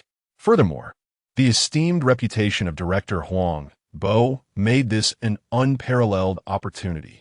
Most crucially, it's for the sake of the milk powder money, to provide a better life for Duo. Han Mo was willing to portray a fool, or even a pig, if need be. He was determined. Han Mo scarcely hesitated and soon solidified his decision. What was acting? After all, who was afraid of whom? He picked up his phone and messaged Lin Wei. I've read the script. I'm on board. Lin Wei's response came almost instantaneously, her voice tinged with an expected mirth. I knew you would agree. I've already had preliminary discussions with Director Huang, and he's quite pleased with you. However, Lin Wei's tone shifted. There's an urgent task you need to cooperate with before you officially join the crew. What task? Han Mo queried, somewhat perplexed. You need to activate your personal social media account, such as Weibo. Lin Wei's tone grew serious. Han Mo. Huh, Weibo? ISNT, that's something only celebrities use? And I have to. Post updates? Like sharing moments with friends? As a father who simply wished to quietly accumulate wealth, he found such frivolities unnecessary. Lin Wei seemed to anticipate his thoughts and quickly elucidated. First, your popularity is surging. You require an official channel to solidify your fan base and maintain your momentum. You cannot just disappear after gaining fame. Second, for future announcements regarding the film, music releases, or other important news, a formal platform is essential. Third, establishing a more three-dimensional and relatable public image is vital for enhancing your commercial value in the future. The reasoning was compelling, and the arguments were clear, leaving no room for rebuttal. Han Mo felt akin to a student who had been laid out a clear plan and could only nod in resignation. All right, I'll set it up. Under the meticulous guidance, or rather, the vigorous urging of Lin Wei, Han Mo clumsily downloaded, registered, filled in his information, and applied for certification. After a considerable amount of time, a brand new, gleaming verified Weibo account, Han Mo Ben Mo, had finally emerged. Gazing at the empty personal homepage, Han Mo found himself once again lost in contemplation. What should he post as his inaugural message? It would be rather awkward to simply say, "Hello everyone, I am Han Mo, and the weather is pleasant today." He scrolled through his phone's photo gallery, searching for inspiration. Food, scenery, selfies? None seemed quite fitting. Suddenly, his gaze landed on a particular photograph. In it, Duo was nestled in his arms, sleeping soundly, her rosy cheeks resembling ripe apples, and her long eyelashes resembling delicate fans, exuding tranquility and charm. Han Mo's heart melted instantly. He then discovered another heartwarming picture of himself and Duo snuggled together. The image revealed only Duo's fluffy little head and a glimpse of her side profile, alongside his own well-defined jawline and gentle gaze. This choice safeguarded his daughter's privacy while radiating a warm father-daughter atmosphere. As for the caption, Han Mo pondered over the editing box, deleting and revising for quite some time. Ultimately, he typed a single line, "A novice on this journey. I humbly seek your guidance. This is my boss, Duo. Photo click, send. All done." Han Mo sighed in relief, casually tossing his phone aside as he prepared to get some fruit for Duo. He was blissfully unaware of the storm his casual post would unleash online. Almost instantaneously, upon his Weibo post, countless fans, curious onlookers, and marketing accounts that had been closely following all topics related to Han Mo surged forth like sharks sensing blood. Am I seeing this correctly? It's the real Han Mo. Mo has finally joined Weibo, a once-in-a-lifetime event. Front row seats. Mo, look at me. Boo-hoo. The missing person has returned. After a brief moment of shock and elation, upon reading Han Mo's content, the tone of the comments section shifted dramatically. The very first post is about his child. How is boss Duo doing? The family hierarchy is evident. Help. Calling him my boss is just too doting. How can anyone resist this tough man's tenderness? Look at that gentle profile. Look at that adoring gaze. He is indeed a deeply affectionate father. Am I the only one who noticed that Mo referred to himself as Ben Mo? How adorable. He truly, I'm crying. His heart only belongs to his daughter. Dihua 1. To the person above, I agree. His participation in shows and efforts in his career must all be for earning milk money for his boss. Dihua 2. He could easily rely on his looks or talents, yet he chooses to win hearts with his fatherly love. Boo-hoo, this man is simply extraordinary. Dihua 3. Of course, amidst the chorus of admiration, some discordant voices also emerged. What pretense of paternal love is this?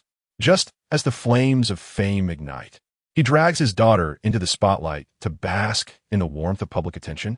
I await the day when the child's mother emerges to set the record straight.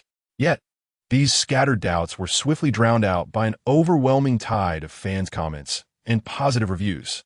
Concurrently, major entertainment media and marketing accounts hurriedly followed suit with their reports.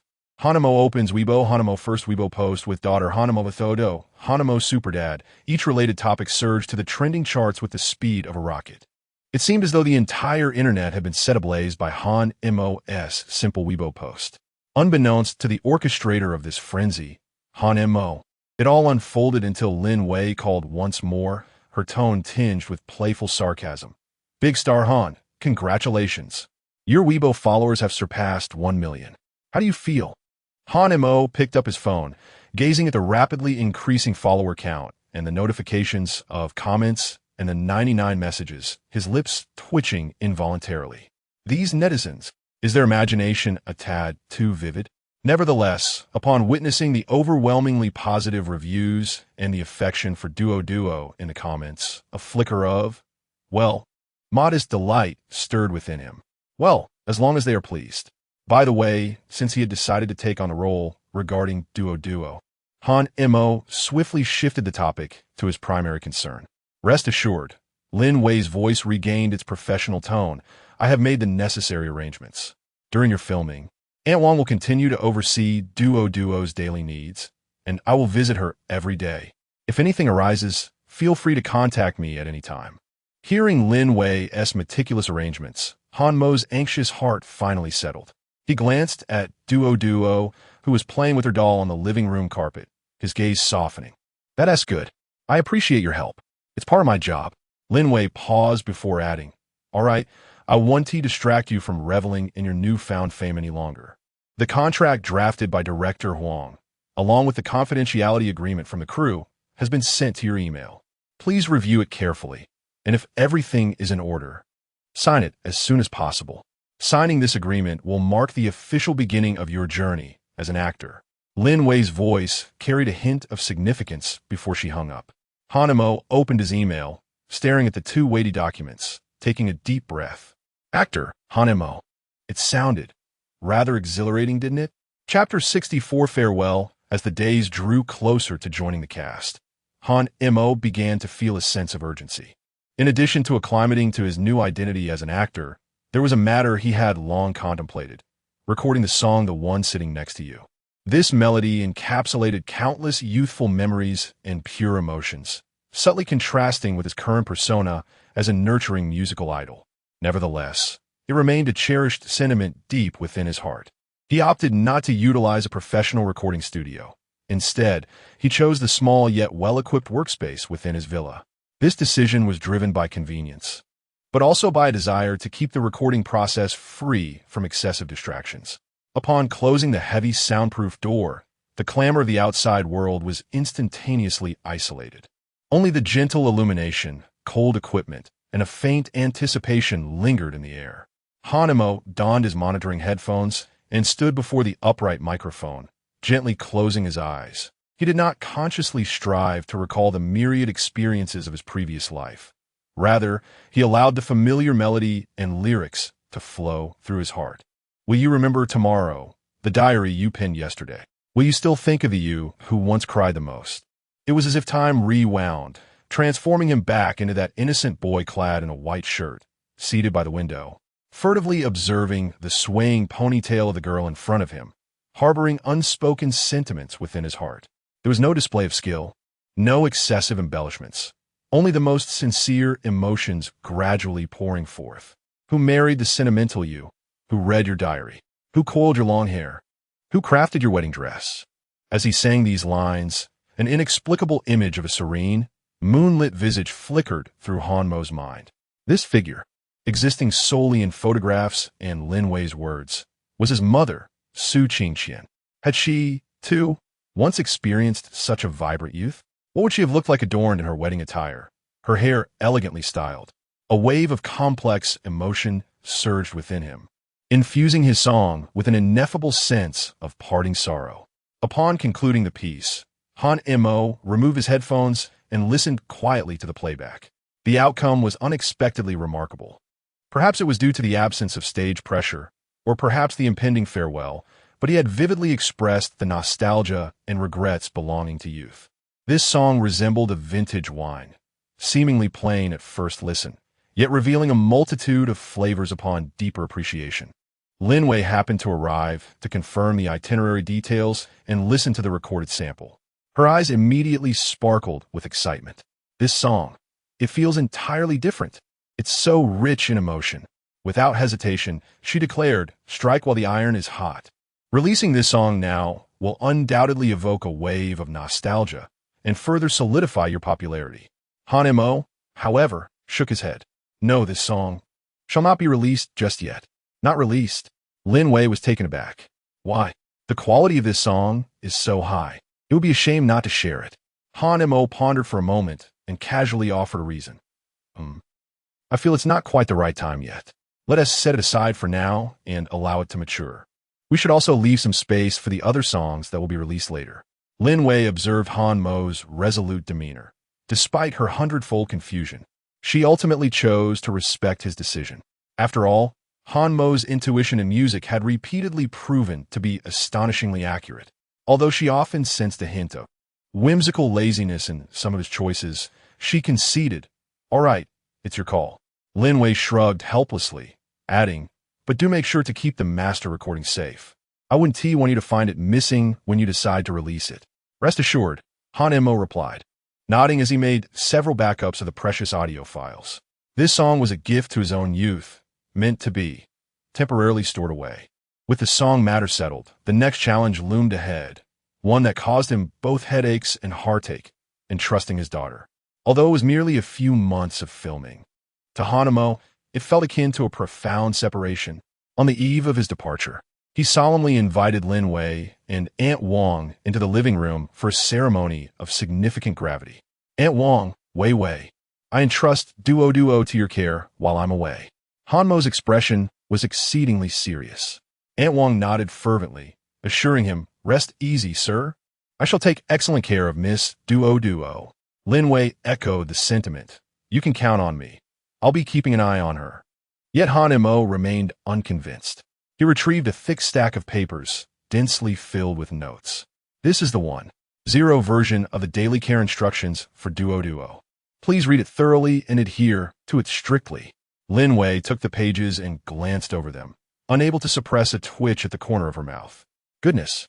It detailed everything from what time she should rise in the morning, the exact milliliters of milk she should consume, the games to be played in the morning, the cartoons to be watched, not exceeding half an hour, to the specifics of her lunch, including ingredient combinations and cooking methods, the duration of her afternoon nap, the time for her evening bath, the brand of shower gel to use, and which bedtime story to tell.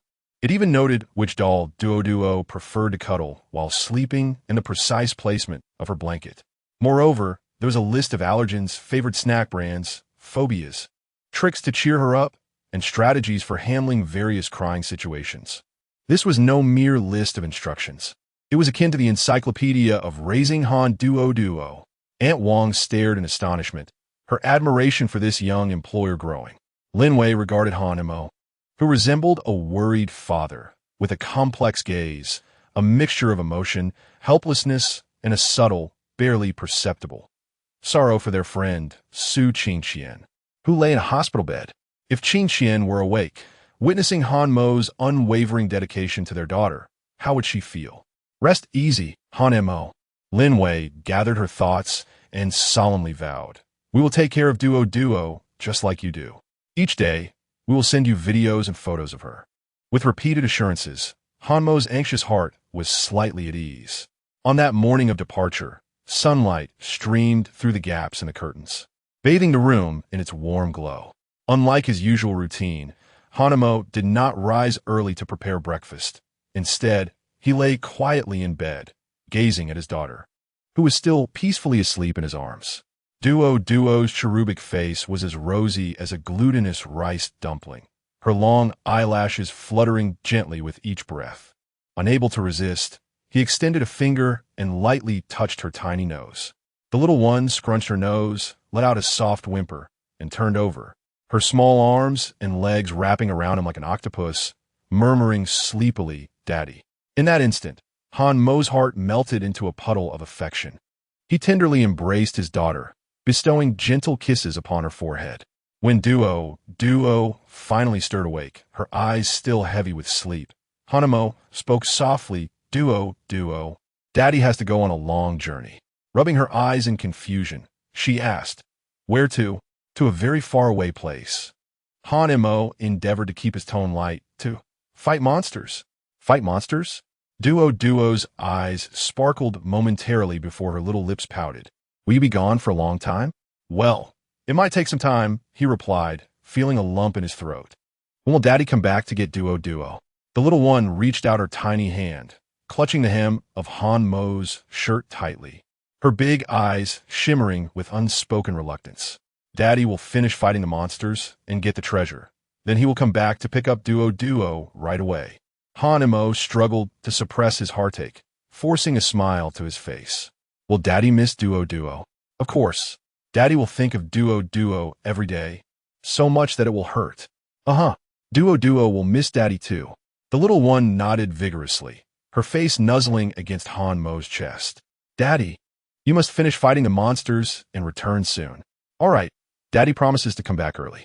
Hanmo held his daughter tightly, his eyes brimming with warmth. He repeatedly assured her that he would video call her every day and bring back countless delightful gifts.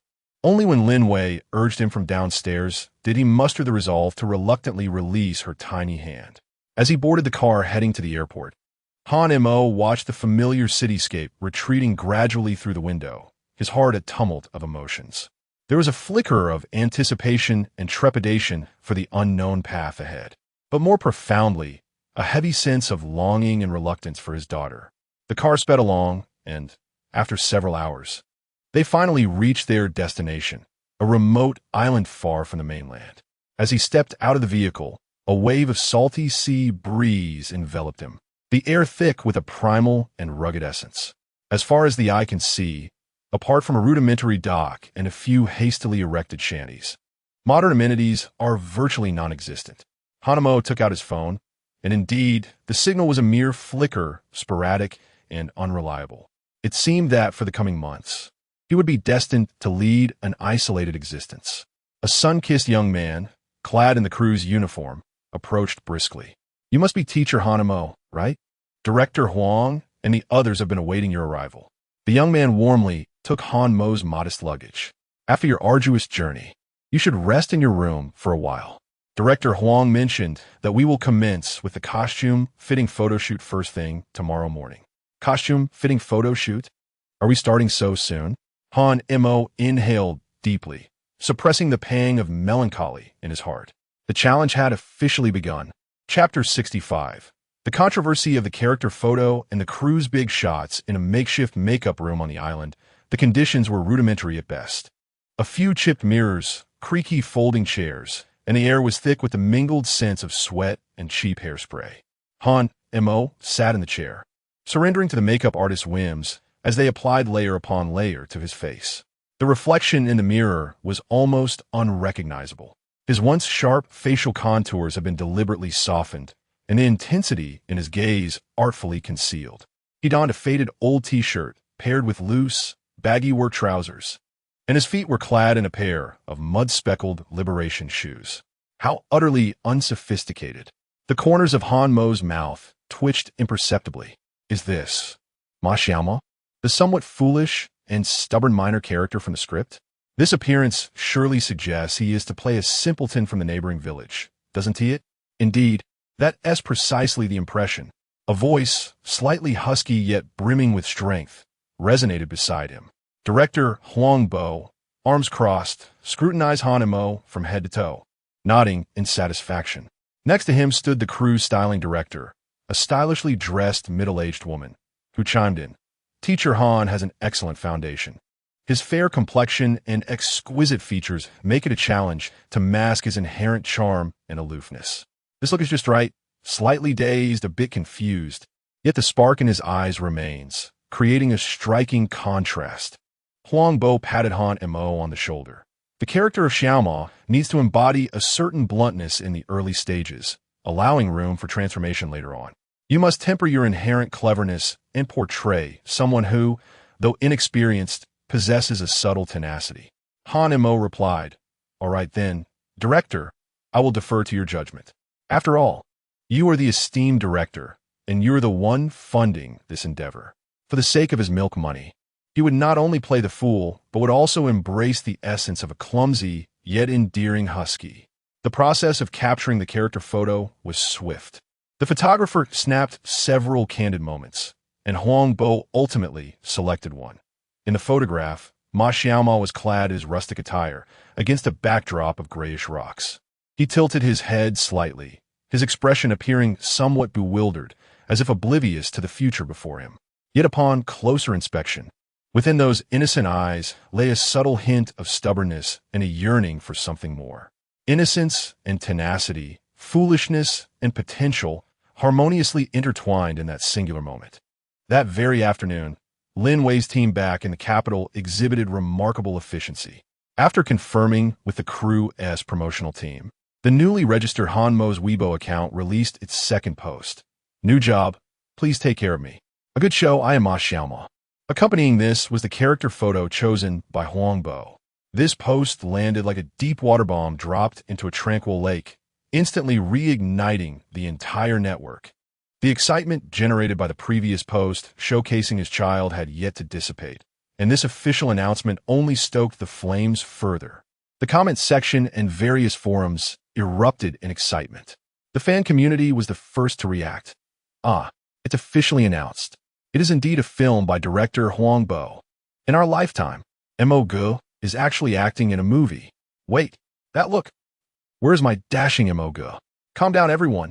This signifies his versatility. It's for the character, Ma Xiaoma. That name sounds so innocent, so neighborly. It seems to resonate perfectly with MOGE's essence. No. Look closely into MOGE's eyes.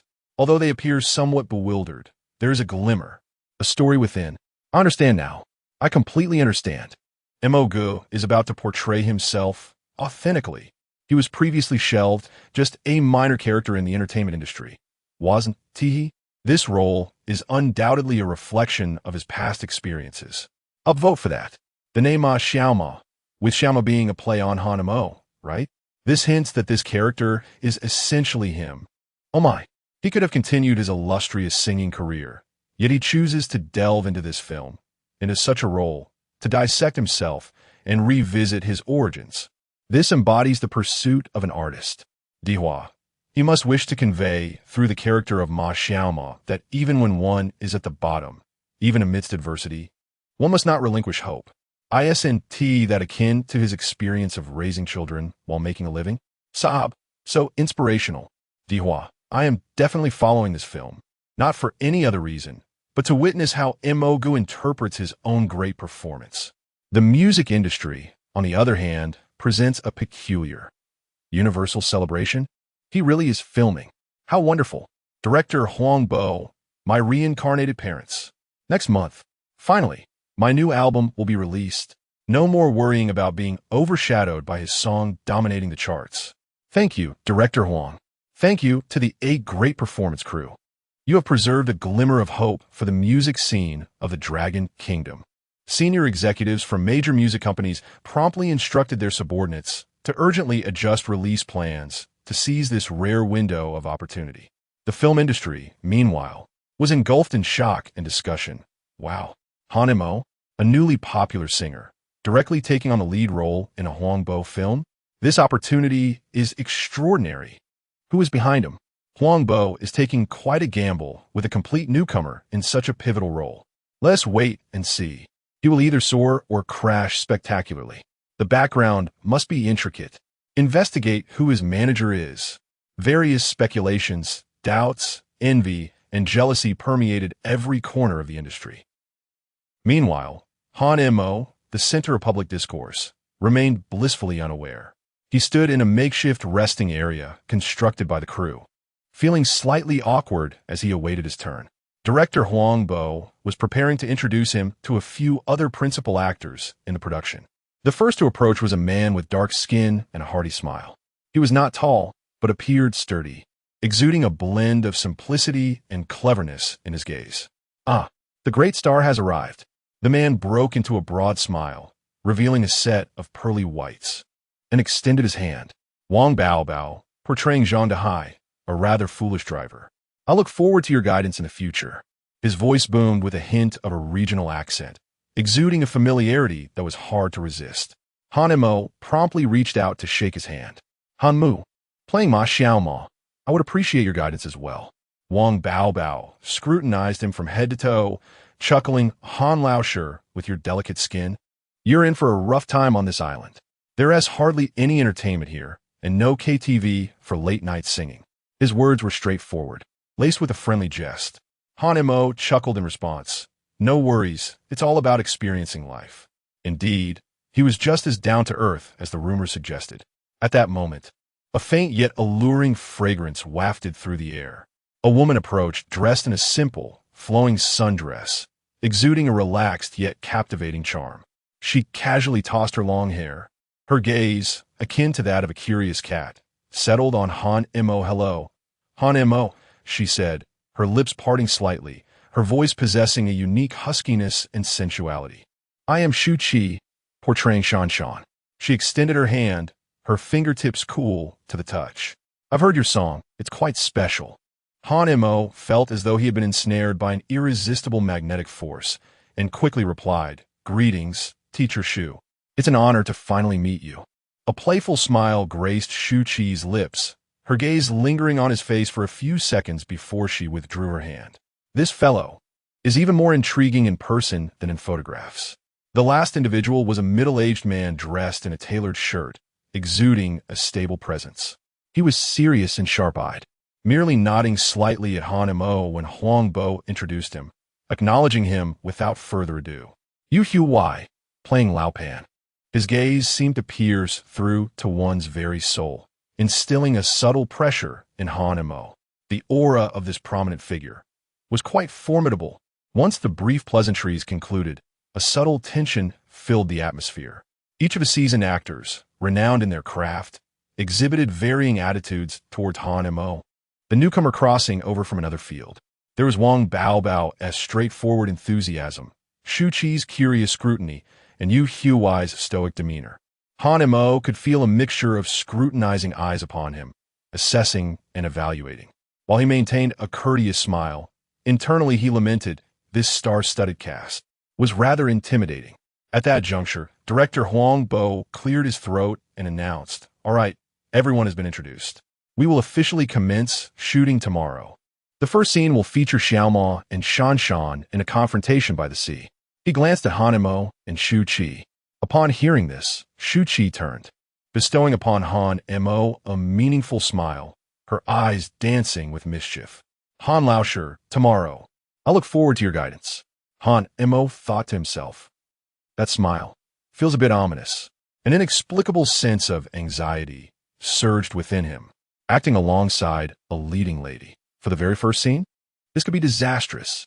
Chapter 66. The first lesson on the deserted island and the attention of the film queen on the following dawn. The sea breeze carried a salty humidity, caressing the sandy shores of the deserted island. The crew was poised and ready. Cameras, lights, and sound equipment were all focused on a man and a woman on the beach. Han Mo, clad in the rustic attire of Ma Xiaomao, stood rooted to the spot, uncertain of where to place his limbs. He felt utterly stiff, his heartbeat racing as if it might leap from his throat.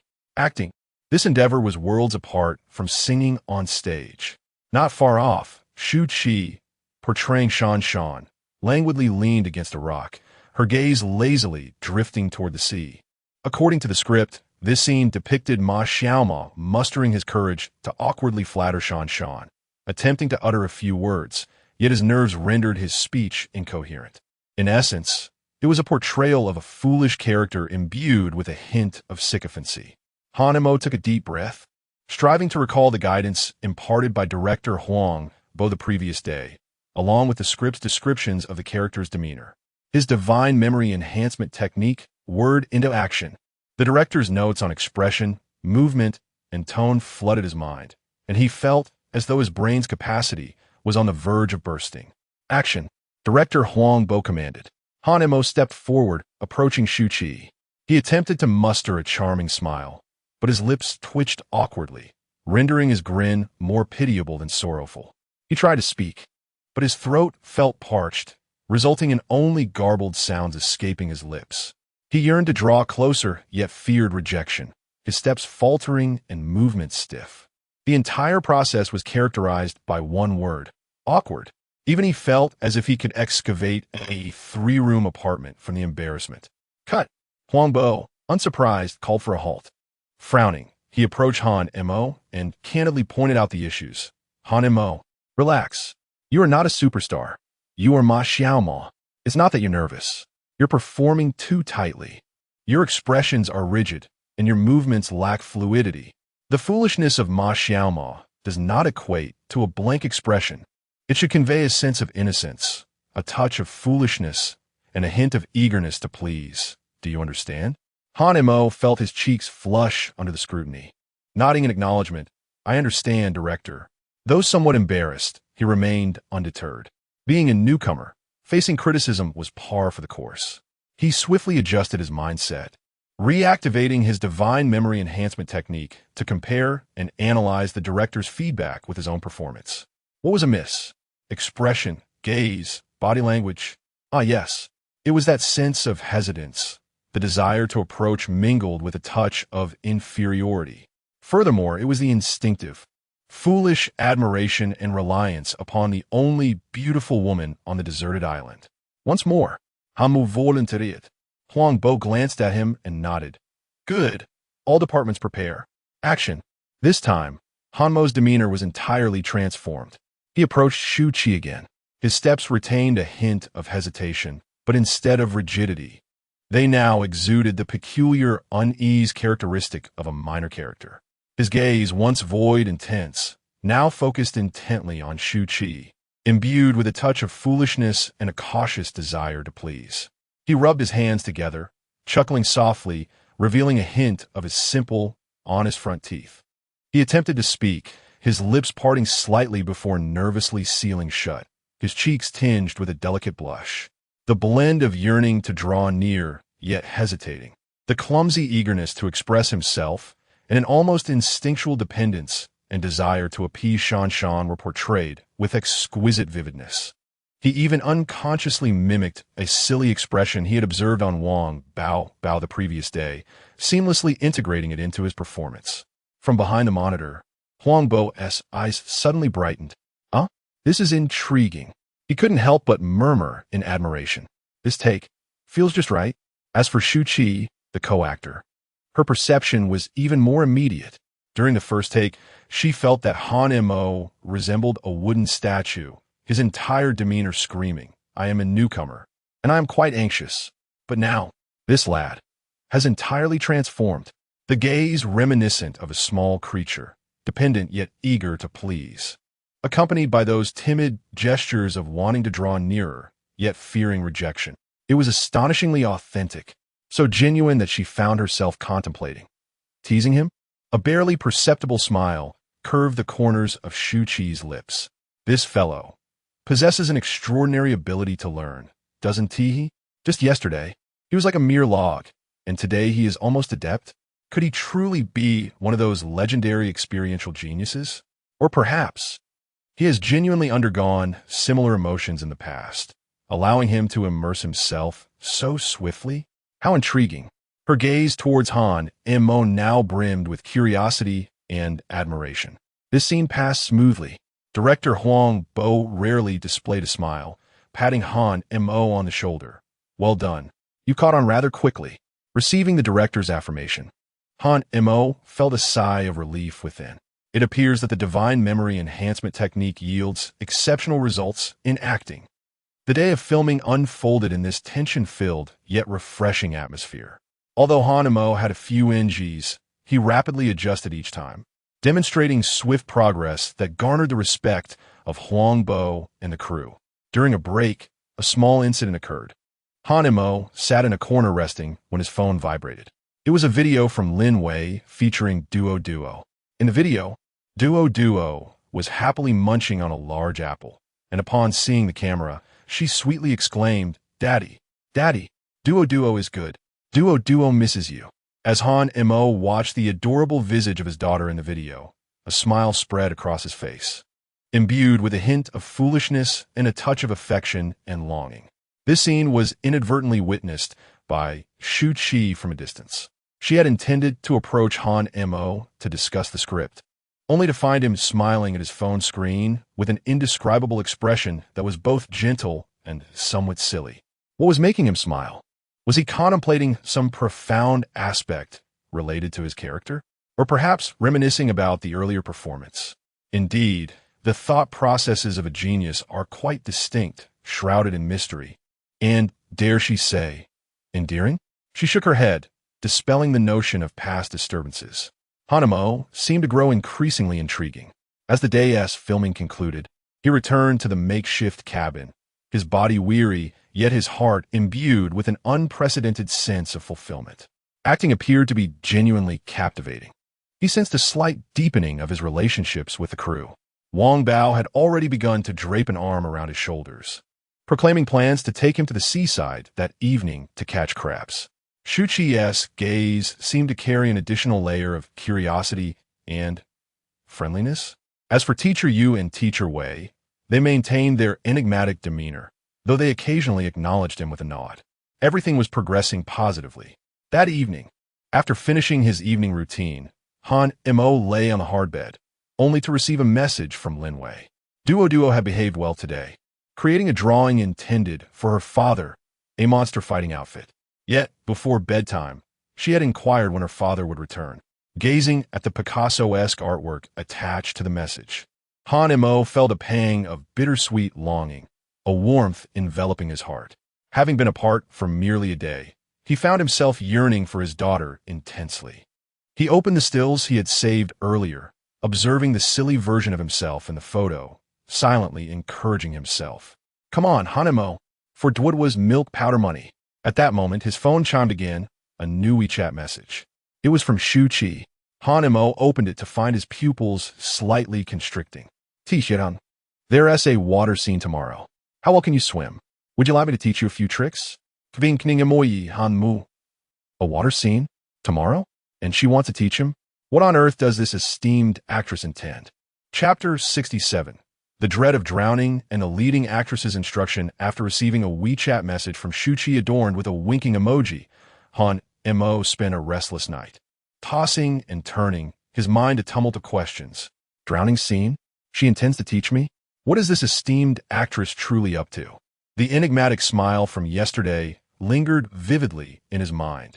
Surely, she isn't planning to play a prank on this newcomer, is she? The more Han Mo pondered, the more plausible it seemed. After all, the entertainment industry is a treacherous realm, and senior members often employ peculiar methods to guide their juniors. Nevertheless, fear was not his companion. With the divine memory enhancement technique at his disposal, what was there to dread? Drowning? When adversities arise, I shall navigate the waters. Yet, an unsettling feeling nagged at him, as if the actress had her sights firmly set on him. The following day, the filming took place on the beach. The atmosphere was palpably tenser than the previous day. Today's scene was a pivotal one, fraught with action and the element of danger inherent in the drowning sequence.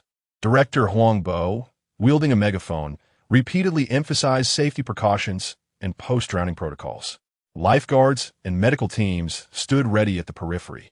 Dressed in the same ensemble as the day before, Han Mo stood by the rocks, absorbing the sea breeze while silently regulating his breath. At that moment, a waft of fragrance enveloped him. Shu Qi approached, clad in a delicate costume. Perhaps to reflect her character's disheveled state, her attire appeared somewhat worn, yet once wet. The fabric clung to her form, accentuating her alluring curves and imparting an ethereal sensuality. The production team certainly understands the nuances. Han, are you prepared? Shu Qi inquired casually as she positioned herself beside him. Her voice carried a lazy mirth, her gaze appraising Han Mo from head to toe as though assessing him. Yes, I am ready, Han Mo replied, maintaining composed demeanor. The drowning scene is not particularly challenging. Shu Qi leaned against the nearby rocks, her posture relaxed. The key lies in controlling your breath, portraying the right expressions, and ensuring your posture is graceful when you fall into the water, thus enhancing the visual appeal of the shot. Her tone was light, reminiscent of sharing seasoned insights. Especially in our case of an unexpected plunge, we must convey panic, yet avoid appearing too disheveled. As she spoke, her eyes darted towards Han Mo, a subtle smile playing at the corners of her lips. Listening to her words, Han mu grave in kriasing dialect. Though her advice seemed sound, it felt as if she were deliberately attempting to unsettle him. He discreetly activated his divine memory enhancement technique, rapidly recalling all knowledge related to swimming, diving, and self-rescue techniques in water, alongside iconic drowning scenes from films. His mind brimmed with a plethora of information. All departments, take your positions, Director Huang Bo commanded, signaling the commencement of shooting. Action. By the rocks, the scene unfolded. Ma Xiaomo appeared to grasp at something, entangled with Shan Shan. According to the script, their balance faltered, and with startled exclamations, they tumbled into the sea together.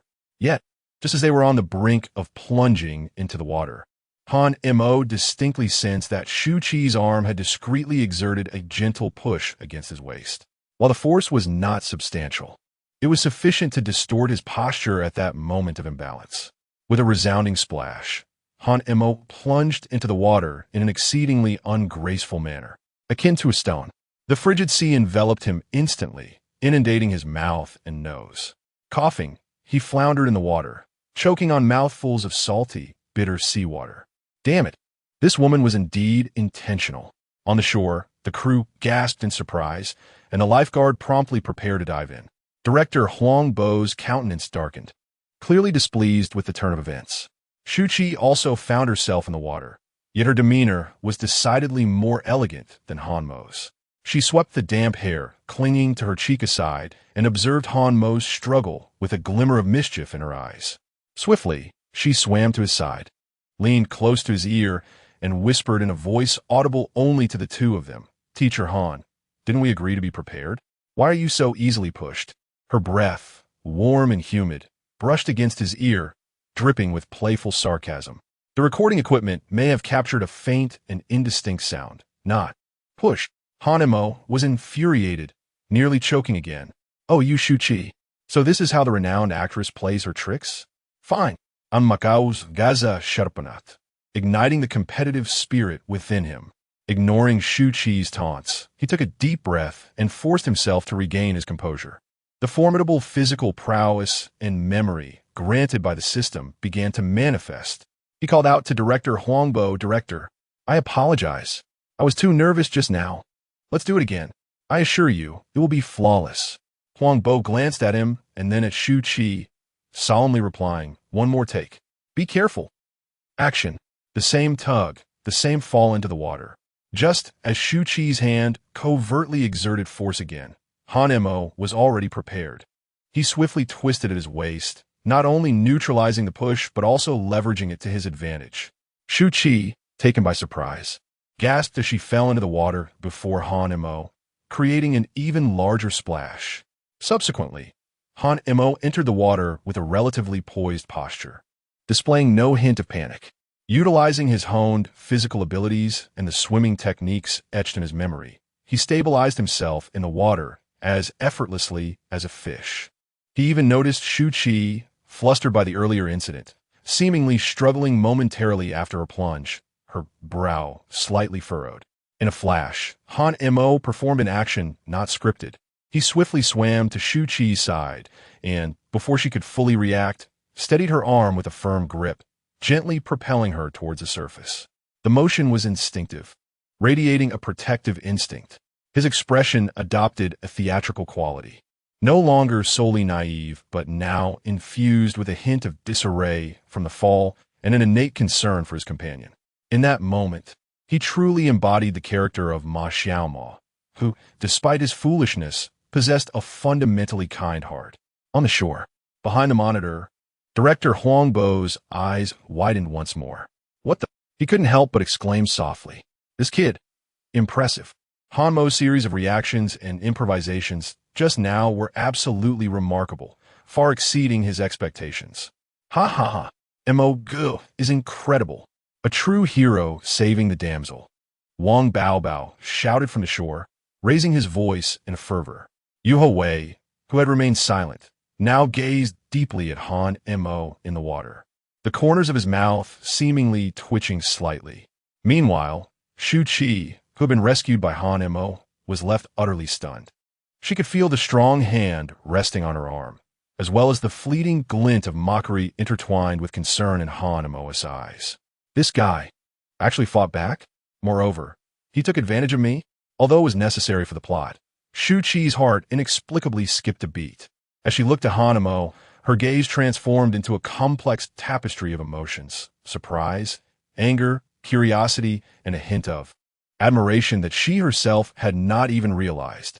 This newcomer seemed far more challenging than she had anticipated, and much more intriguing. During a break in filming, Han Mo, wrapped in a towel and shivering, dashed to a corner where he finally found a weak signal. His phone immediately buzzed with a notification.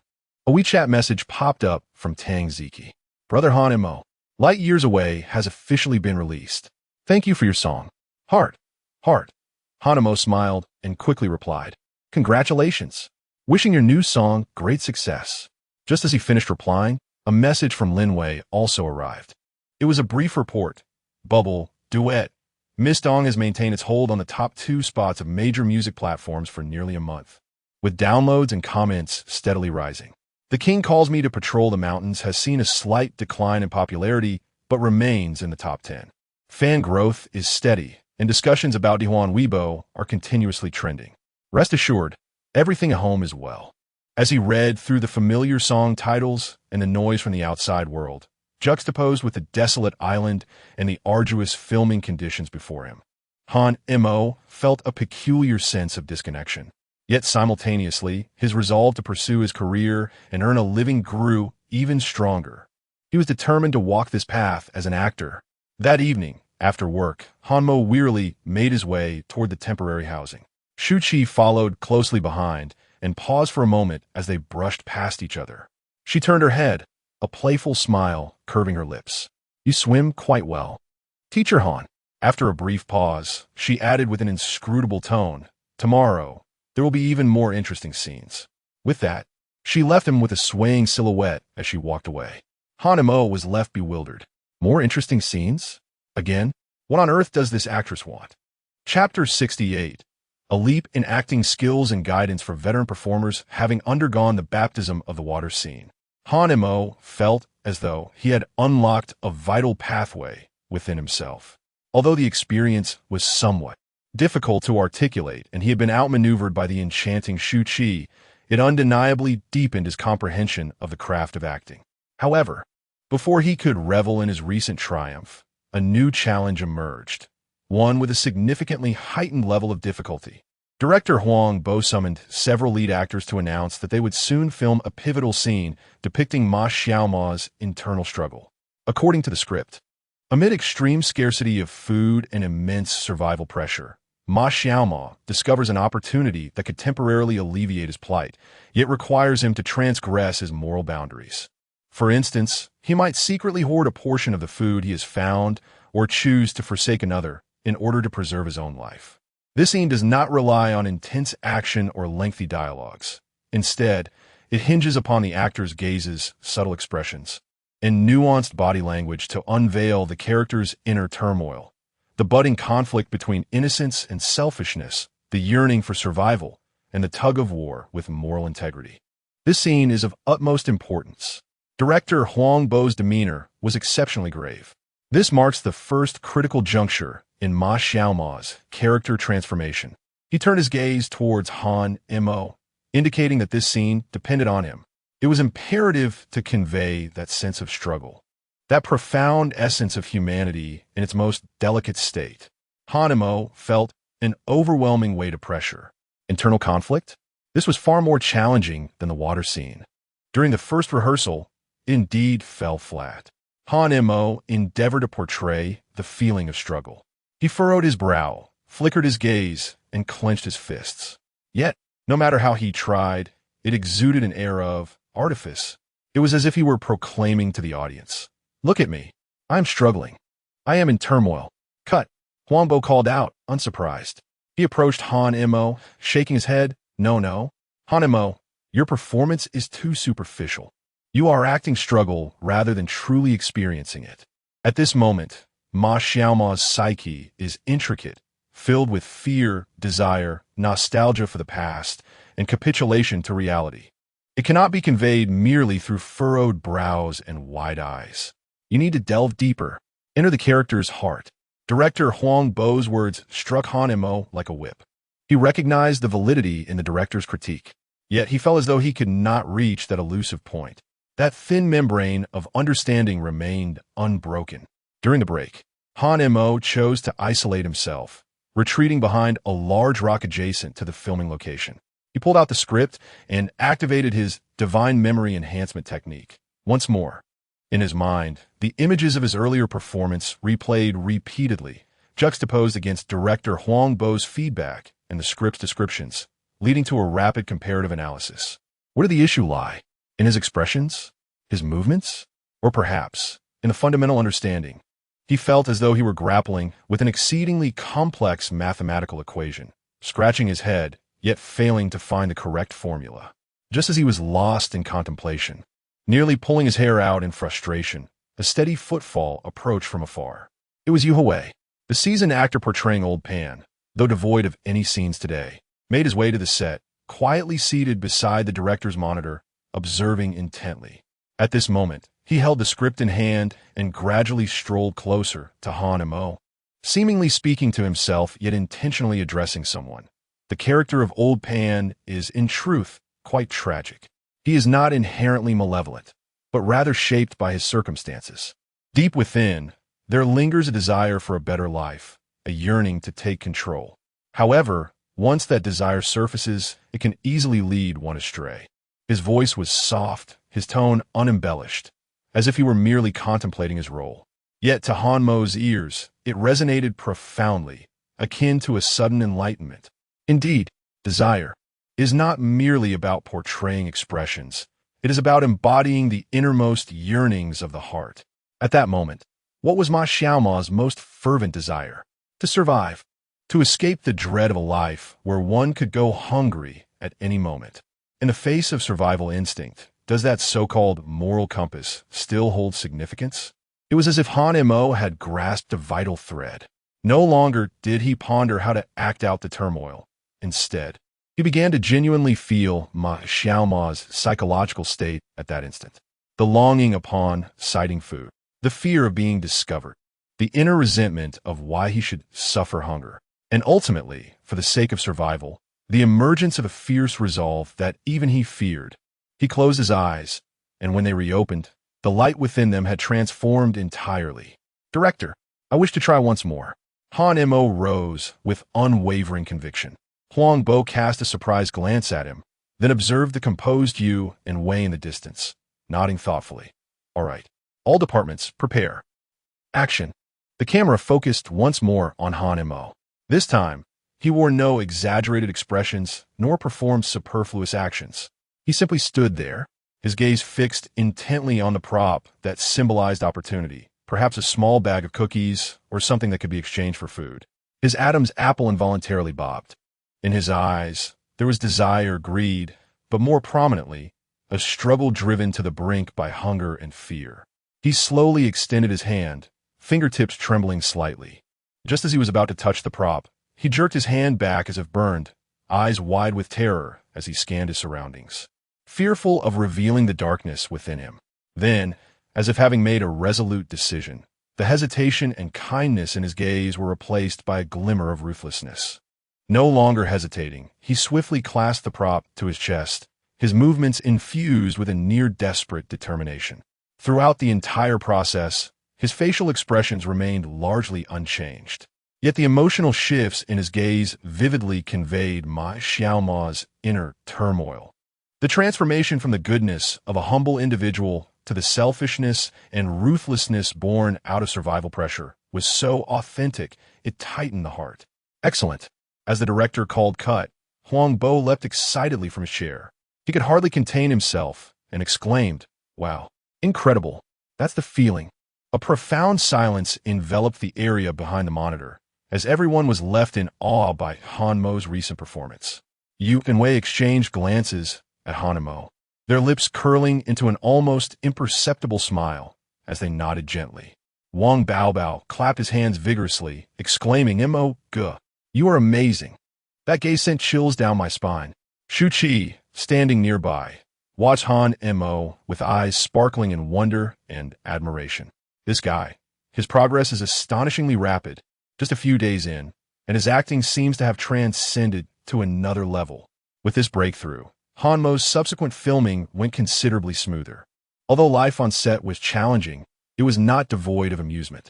During breaks, the ever-energetic Wang Baobao always found ways to entertain. He earnestly attempted to teach Han Mo the dialect of their hometown, resulting in Han Mo's amusingly mixed accents that evoked hearty laughter from everyone. They often gathered to complain about the monotonous and unappetizing boxed meals on the island. Every day, it's either cabbage or potatoes. "I feel like I'm transforming into a walking potato," Wang Baobao lamented. Immersed in his role, Han Mo occasionally unwittingly displayed a hint of Ma Xiaoma's naive charm in his daily life.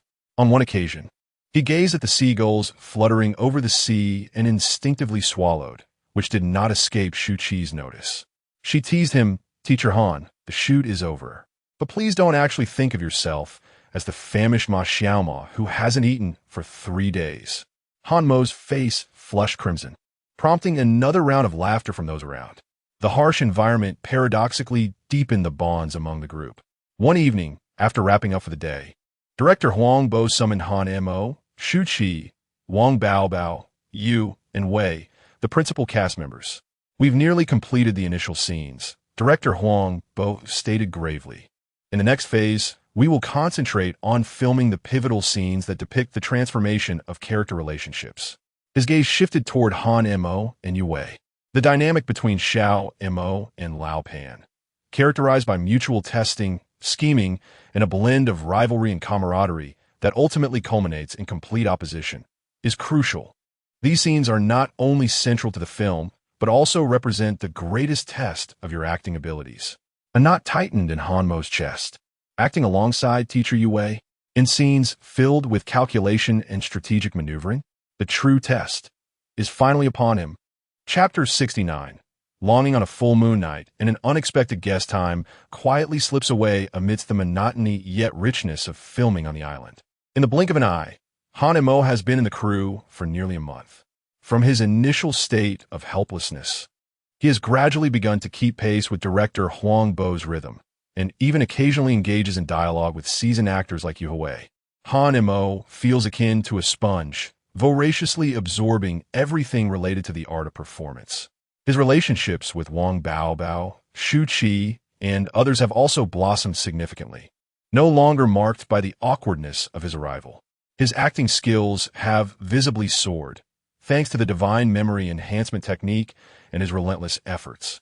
Everything seems to be progressing in a positive direction, except for that damned, omnipresent longing, especially on this isolated island, where the signal is intermittent. Even the desire to hear his daughter's voice has become a luxury.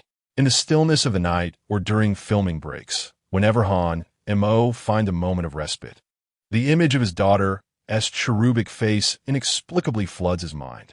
Is she eating well? Is she sleeping on time? Is she pestering Lin Wei or Aunt Wang for stories? Does she miss her father?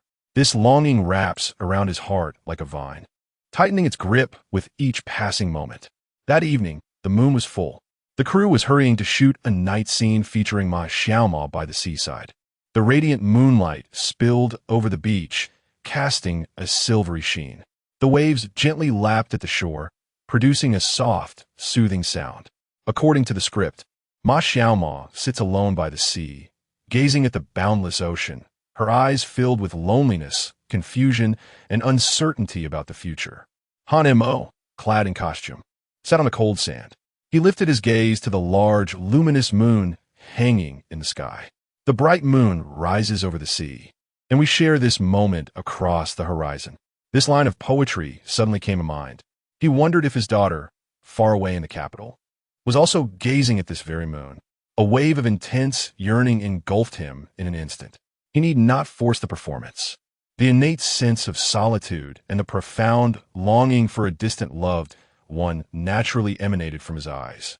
His gaze drifted into the depths of the sea, as if he could transcend the barriers of time and space to glimpse that small figure he cherished day and night. Within his eyes lay desolation, desire, helplessness in the face of reality, and a subtle, almost imperceptible tenderness that belonged to a father. Behind a monitor, director Huang Bo was captivated, forgetting to call for a cut. Beside him, Shu Qi had set aside his usual laziness and jest, quietly observing the solitary figure illuminated by moonlight, his expression complex. This man seemed to possess an uncanny ability to touch the softest corners of the heart without intention. It was only after a scene was completed that Huang Bo awoke from his reverie, exclaiming, "Excellent." The emotion was spot on. Han Mo, you are truly a natural actor. Han Mo detached himself from the scene, offering a polite smile, yet his heart remained filled with that longing. After wrapping up for the day, Han Mo trudged back, his body weary. As he passed by a slightly elevated corner near the beach, he instinctively took out his phone to check for a signal. To his surprise, there were 2 bars of reception. Though faint, it was indeed there. Han Mo's heart raced with excitement, nearly causing him to toss the phone into the air. He quickly located the spot with the strongest signal, his fingers trembling as he dialed Lin Wei's video call. Moments later, the call connected. The The screen illuminated, revealing a familiar face that he missed dearly, dominating the entire display. "Daddy!" Duodwa's cheerful voice, laced with delight, came through the receiver. "Ah, Duo, my precious daughter." Han Mo gazed at the enlarged, chubby face on the screen, his eyes instantly misting with emotion. After nearly a month apart, the little girl seemed to have grown a tad taller, and her hair had lengthened as well. "Daddy, when will you finish defeating the monsters and come back?" Duo asked, puffing out her cheeks like a little hamster. "Soon, very soon. Daddy will finish battling the monsters and come to pick you up." Han Mo reassured her gently. "Was Duo a good girl today?" Duo was very good. I ate lots of food and even helped Grandma Wong tidy up the toys. Aunt Lin Wei praised my drawing skills too. Really? Our Duo is truly amazing. Han Mo felt warmth and tenderness swell within him as he listened to his daughter's sweet report. The father and daughter chatted away, separated by the screen. Duo asked if the sea on his side was blue, boasted about a new nursery rhyme she had learned, and complained about Aunt Lin Wei not allowing her to have an extra piece of chocolate. Her innocent words, pure and adorable, dispelled all of Han Mo's fatigue and gloom from the past days. He fought back his reluctance and sorrow, repeatedly telling his daughter how much he missed her and that he would soon return to be with her. It was only when Aunt Wong's voice called for Duo to go to sleep that the little girl reluctantly ended the video call. "Good night, Daddy. Dream of Duo. Good night, my darling." As the video call ended and the screen darkened, Han Mo stood in place for a long time, a gentle smile gracing his face, though his eyes glistened with unshed tears. After a while, Lin Wei's call came through again, this time as a voice call. "Did you see Duo?" Lin Wei's voice was laced with laughter. "Yes, I did," Han Mo replied, his voice still a bit hoarse. "Don't worry. She's doing well, just constantly talking about you." Lin Wei comforted him. She then shifted the conversation to work. "Your songs are still performing exceptionally well. Bubble and Miss Dong are still holding the top 2 spots. Practically fixtures in the music scene. The King asked me to patrol the mountains has cooled a bit, but its popularity remains high, with many kindergartens playing it. In your Weibo, fans are constantly checking in under your post about Duo, imagining you as the perfect father, deeply affectionate. I can hardly bear to read it all." Hearing this news, Han Mo chuckled helplessly. The abilities of these fans have become increasingly absurd. "By the way, there is something I must remind you of." Lin Wei's tone abruptly turned serious. "The film A Great Show has had its confidentiality maintained with utmost rigor by director Huang. However, recently, there have been whispers in the industry suggesting that paparazzi are attempting to pry into the crew's affairs, with some even considering renting a boat to stealthily approach the island where you're filming. You are currently the center of attention, and they are undoubtedly eager to capture any material concerning you. You must exercise extreme caution, endeavor not to venture out alone, and avoid areas near the coastline where you might easily be photographed. Do you understand?" Lin Wei's warning sent a chill down Han Mo's spine. "Paparazzi? They have even set their sights on this desolate island?" "I understand. I will be careful," Han Mo replied solemnly. After hanging up, a weight settled heavily in Han Mo's heart. It seems that with fame comes trouble, and one cannot escape it no matter where they go. In the dead of night, Han Mo lay tossing and turning on the rudimentary bed in his wooden cabin. Outside, the only sounds were the crashing waves and the indistinct chirping of unknown insects. Just as he was on the verge of slumber, he suddenly heard 2 crew members from the adjacent unit whispering in hushed tones. The soundproofing of the cabin was poor, and their words trickled through intermittently. This afternoon, the security patrol boat seemed to have chased away a suspicious fishing vessel. It didn't look like it was for fishing.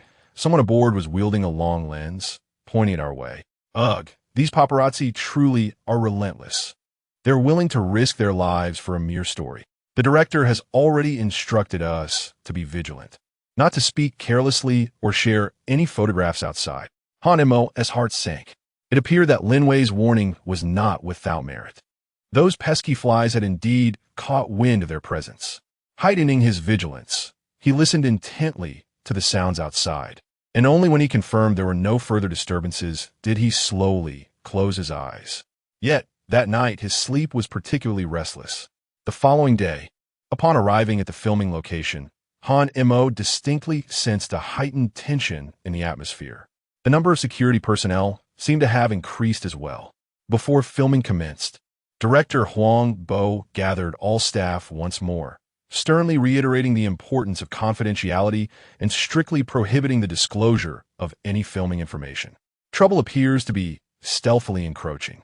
How much longer can this tranquil island remain undisturbed? Chapter 70. The night before the descent into darkness, the struggles of Ma Xiaoma, overshadowed by the prying eyes of paparazzi, did not significantly disrupt the filming process of the production team. Under the unyielding pressure of director Huang Bo and heightened security measures, the suspicious fishing boat had not reappeared. Yet, a new challenge lay before Han Mo as the script reached a pivotal juncture, a scene that would determine the fate of Ma Xiaoma. According to the narrative, after enduring a series of setbacks and survival crises, Ma Xiaoma faces a cruel choice: either cling to his meager moral principles, enduring hunger and risking death, or abandon his past self and commit an act that betrays his conscience, such as secretly taking the last small bag of food that rightfully belongs to the collective. This moment marks the beginning of his descent into the abyss of humanity and serves as the turning point for Ma Xiaoma's transformation from an innocent character into one steeped in darkness. This scene demands an exceptional depth of emotional intensity and explosive energy from the actor. We will rehearse this scene for an entire day, Director Huang Bo declared with an unprecedented seriousness before filming commenced. Han Mo, I want you to unleash every ounce of potential within you. What I wish to see is not merely a villain, but a pitiable soul whose humanity is gradually consumed in the face of desperation.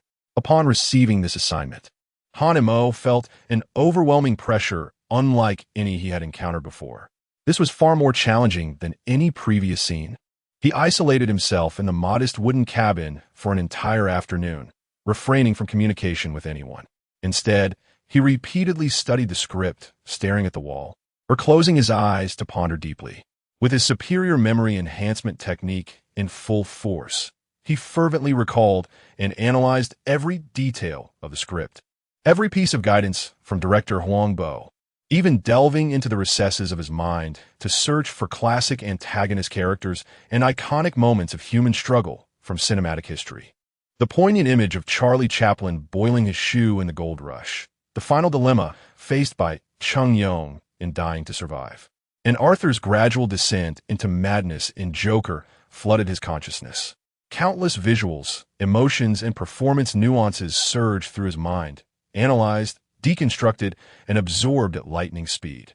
Simultaneously, he began to excavate certain memories from the depths of his own psyche, the helplessness of striving for survival in a previous life, the anxiety of facing an uncertain future after his transmigration, and the fervent desire for success and the obsession with altering one's fate. Although the circumstances differed, the shared experience of being at the bottom, grasping desperately for a lifeline, resonated deeply. Gradually, Han Mo's entire aura transformed. He was no longer the cheerful, sunny father and singer, nor the modest and polite newcomer of the production team. His gaze became profound, and an air of repressed turmoil enveloped him. Even the crew member who came to deliver his meal was startled by his unapproachable demeanor, hastily leaving the lunchbox behind before retreating. As evening fell by the seaside, the atmosphere in the makeshift, rudimentary set grew heavy with tension. Everyone held their breath, awaiting the commencement of this pivotal scene. Action. The camera focused on Han Mo, portraying the emaciated Ma Xiaomo, whose cracked lips and gaunt figure were concealed within a hidden crevice of a rock. Before him lay a small bag, carefully wrapped in tattered cloth, containing the last remnants of sustenance for their group, a few pieces of compressed biscuits, entrusted to him for safekeeping by Shan, played by Shu Qi. Han Mo's gaze was fixated on the bag, his expression devoid of the previous innocence and naivety. Instead, a primal hunger, akin to that of a beast, ignited within him. He could feel his throat constricting as his heart pounded like a drum. He knew that if the biscuits were distributed according to the rules, each person would receive but a minuscule portion, hardly enough to sustain life. But what if? What if he were to consume them all himself? This thought took root, a devilish temptation that burgeoned within the depths of his mind. His hand, as if possessed, reached toward the bag, his fingers trembling with restrained intensity. Reason admonished him against such an act. Shan had placed her trust in him. Everyone was suffering from hunger. Yet, the primal instinct for survival screamed within him. Devour it, consume it, and you shall live. The fates of others are of no concern to you. His eyes battled with turmoil, pain, and an internal conflict. Flickers of past kindness and hesitation were intermittently eclipsed by the gnawing hunger and the will to survive. At long last, as if steeling himself with a grim determination, the last glimmer of light in his eyes extinguished. What replaced it was a chilling ruthlessness and resolve. No longer hesitating, he seized the bag, violently tore it open, and ravenously shoved a piece of biscuit into his mouth. He devoured it with such urgency that the dry, cracked corners of his lips were split by the jagged edges, blood seeping forth. Yet, he was oblivious, akin to a starved wolf, greedily and almost vindicatively consuming the life-sustaining food. Upon finishing one piece, he reached for a second. Just then, he seemed to hear footsteps approaching from afar. He abruptly lifted his head. That gaze. No longer was it that of Ma, Xiao, and Mo. It was a blend of terror at being discovered, ferocity in guarding his food, and a hint of reckless abandonment. It was sinister, frigid, and bore an unsettling strangeness. In an instant, the once innocent and kind-hearted Ma, Xiao, and Mo had seemingly perished. Cut! Director Huang Bo's voice trembled as he abruptly rose from behind the monitor. The set was enveloped in a profound silence, the sound of a pin drop audible. Everyone was utterly captivated by Han Mo's recent performance. That gaze, that explosive energy, the transformation from within, a stark dichotomy. It was terrifying. It was excruciatingly real. So real it sent shivers down the spine. Huang Bo, flushed with excitement, pointed at Han and Mo, repeatedly exclaiming, "Good, good, absolutely phenomenal." He even let out an expletive to vent the excitement surging within him. "Hanamo, you rascal, you are truly a prodigy." Shu Qi, standing not far away and originally prepared to engage in a scene with him, was momentarily taken aback. She gazed at Hanamo, observing the lingering, chilling aura of the darkened Ma Xiaoma in his eyes, her heart racing uncontrollably. What other surprises lie within this man? This transcends mere potential. This is talent, a monstrous level of talent. Even the steadfast Yu Hui narrowed his eyes slightly, regarding Han and Mo with an unmistakable admiration for the first time. Wang Baobao's mouth fell agape, unable to close for a long while. "My goodness. And Mo, you nearly terrified me just now." At that moment, a discordant voice abruptly pierced the air. It was a young supporting actor from a crew who had always been somewhat critical of Han Mo's status as a resourceful actor. He looked at Han and Mo, surrounded by others, and muttered sourly, "Humph, acting so forcefully like a real murderer. What is so impressive about that?" Though his voice was low, it rang out sharply in the silent atmosphere. No sooner had the words left his mouth than director Huang Bo whirled around, his gaze piercing as he glared at him. Wang Baobao exploded with fury, pointing at the man and shouting, "What the hell do you know? That's called acting. If you think you can do better, then go ahead." Even Yu Hui, who seldom spoke, cast a calm yet pressure-laden glance at the young actor, causing him to immediately fall silent, his face shifting from pale to flushed, too intimidated to utter another word. This minor uproar was swiftly quelled, yet it silently affirmed Han Mo's elevated status within the crew. He had earned the respect of all the core members through his prowess. After finishing the scene, Han and Mo felt utterly drained, both mentally and physically. He sat alone in a corner, quietly sipping water, attempting to detach himself from the dark and oppressive emotions that had enveloped him moments before. Director Huang Bo approached, handing him a bottle of energy drink and giving his shoulder a reassuring pat. "Your performance today was flawless." Huang Bo did not hold back his praise. However, he shifted his tone to one of earnest counsel. "Remember, you are Han and Mo, not Ma Xiaoma. While immersing yourself in your role is commendable, you must also learn to disengage. Do not get trapped within your character. It will not benefit you." Han and Mo nodded, gratefully meeting the director's gaze. "Thank you, director. I understand." The journey of Ma Xiaoma's dark transformation had only just begun. The complexity and depth of this character far exceeded his expectations.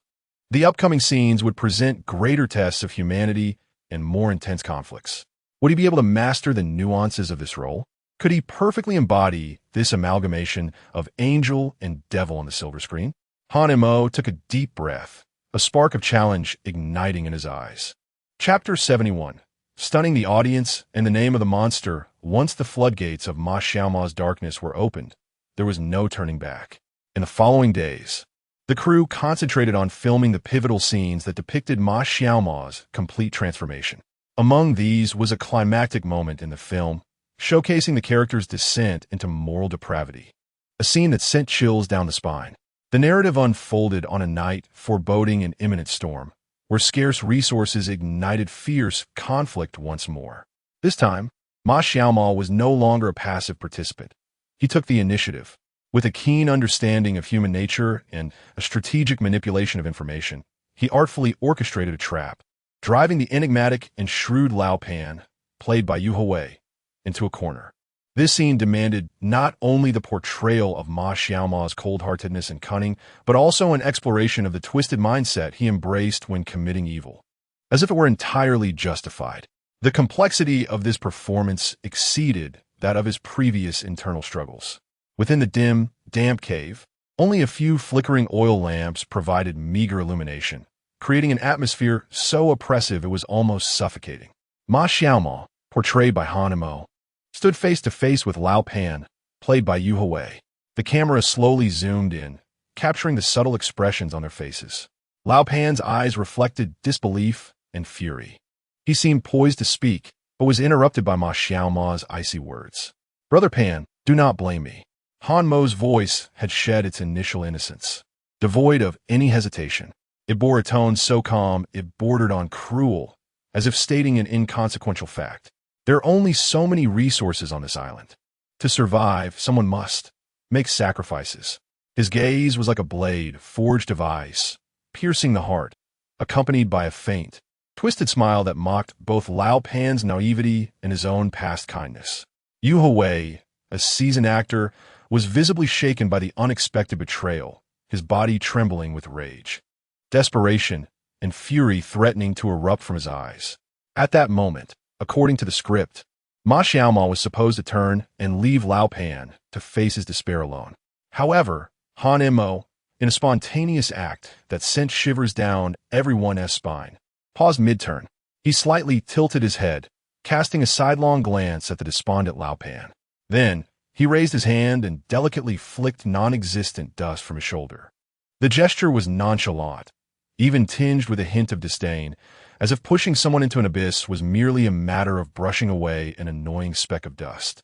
This action was not in the script, but vividly illustrated Ma Xiaoma's icy indifference and the pathological ease he felt in abandoning his past, leaving an unsettling impression. Cut. Director Huang Bo's voice resonated with unprecedented excitement and astonishment throughout the cave. The scene fell into a profound silence as everyone widened their eyes, incredulous at Han Mo's performance. The performance just witnessed, particularly that impromptu gesture of flicking ash, was nothing short of a stroke of genius. It was akin to a cold key that instantaneously unlocked the shadowy and intricate inner world of Ma Xiaoma after his complete transformation into darkness. Director Huang Bo, overwhelmed with excitement, leapt from his chair and rushed toward Han Mo, seizing his shoulders and shaking him vigorously. "You are an absolute cinematic titan. Han Mo, what kind of monster are you?" His words tumbled forth, a torrent of unfiltered joy and astonishment. Wang Bao stood nearby, mouth agape, unable to articulate his thoughts, instinctively touching his arms, feeling goosebumps arise. "Goodness, Brother Mo, that flick of ash, I felt a chill run down my neck." Shu Qi gazed at Han Mo, her eyes a complex tapestry of emotions, astonishment, admiration, and perhaps even a hint of inexplicable trepidation. This man's talent and explosive energy in performance transcended her comprehension. He was not merely acting. He was embodying the character. Such an ability was terrifying. Even the usually composed teacher Yu and Wei approached at this moment. Looking at Han Mo, his eyes reflected a myriad of emotions. Excitement sparked by arrival, but more so, a genuine admiration for a junior's talent. He extended his hand, firmly patting Han Mo on the shoulder, gravely stating, "Han Mo, the youth is formidable." The weight of those words, uttered by this esteemed veteran of the craft, was monumental. The entire crew's perception of Han Mo transformed entirely. If his previous performance had merely hinted at his potential and growth, this recent scene made them acutely aware of a talent that bordered on fearsome. A monstrous newcomer. This title quietly etched itself into the hearts of the crew members, who understood they were witnessing the ascent of a future star. The shockwaves from this scene extended beyond the confines of the crew. A representative from the production team, stationed on set, trembled with excitement after watching the playback. He immediately sent a discreet message to the company headquarters. "We VE struck gold. An immense treasure. Han Mo, remember this name. His performance is explosive. A true cinematic lead in the making. A good show is destined to be a hit." Similar messages began to circulate through various channels. Though the A Good Show crew maintained strict confidentiality, the industry was rife with whispers. Had Huang Bo discovered a cross-genre prodigy in Han Mo? Was it true? Wasn't he a singer? Indeed, it was said to be true. He had left several seasoned actors in awe. Had Huang Bo stumbled upon a genius? Suddenly, many within the industry found themselves intrigued and eager about this enigmatic newcomer.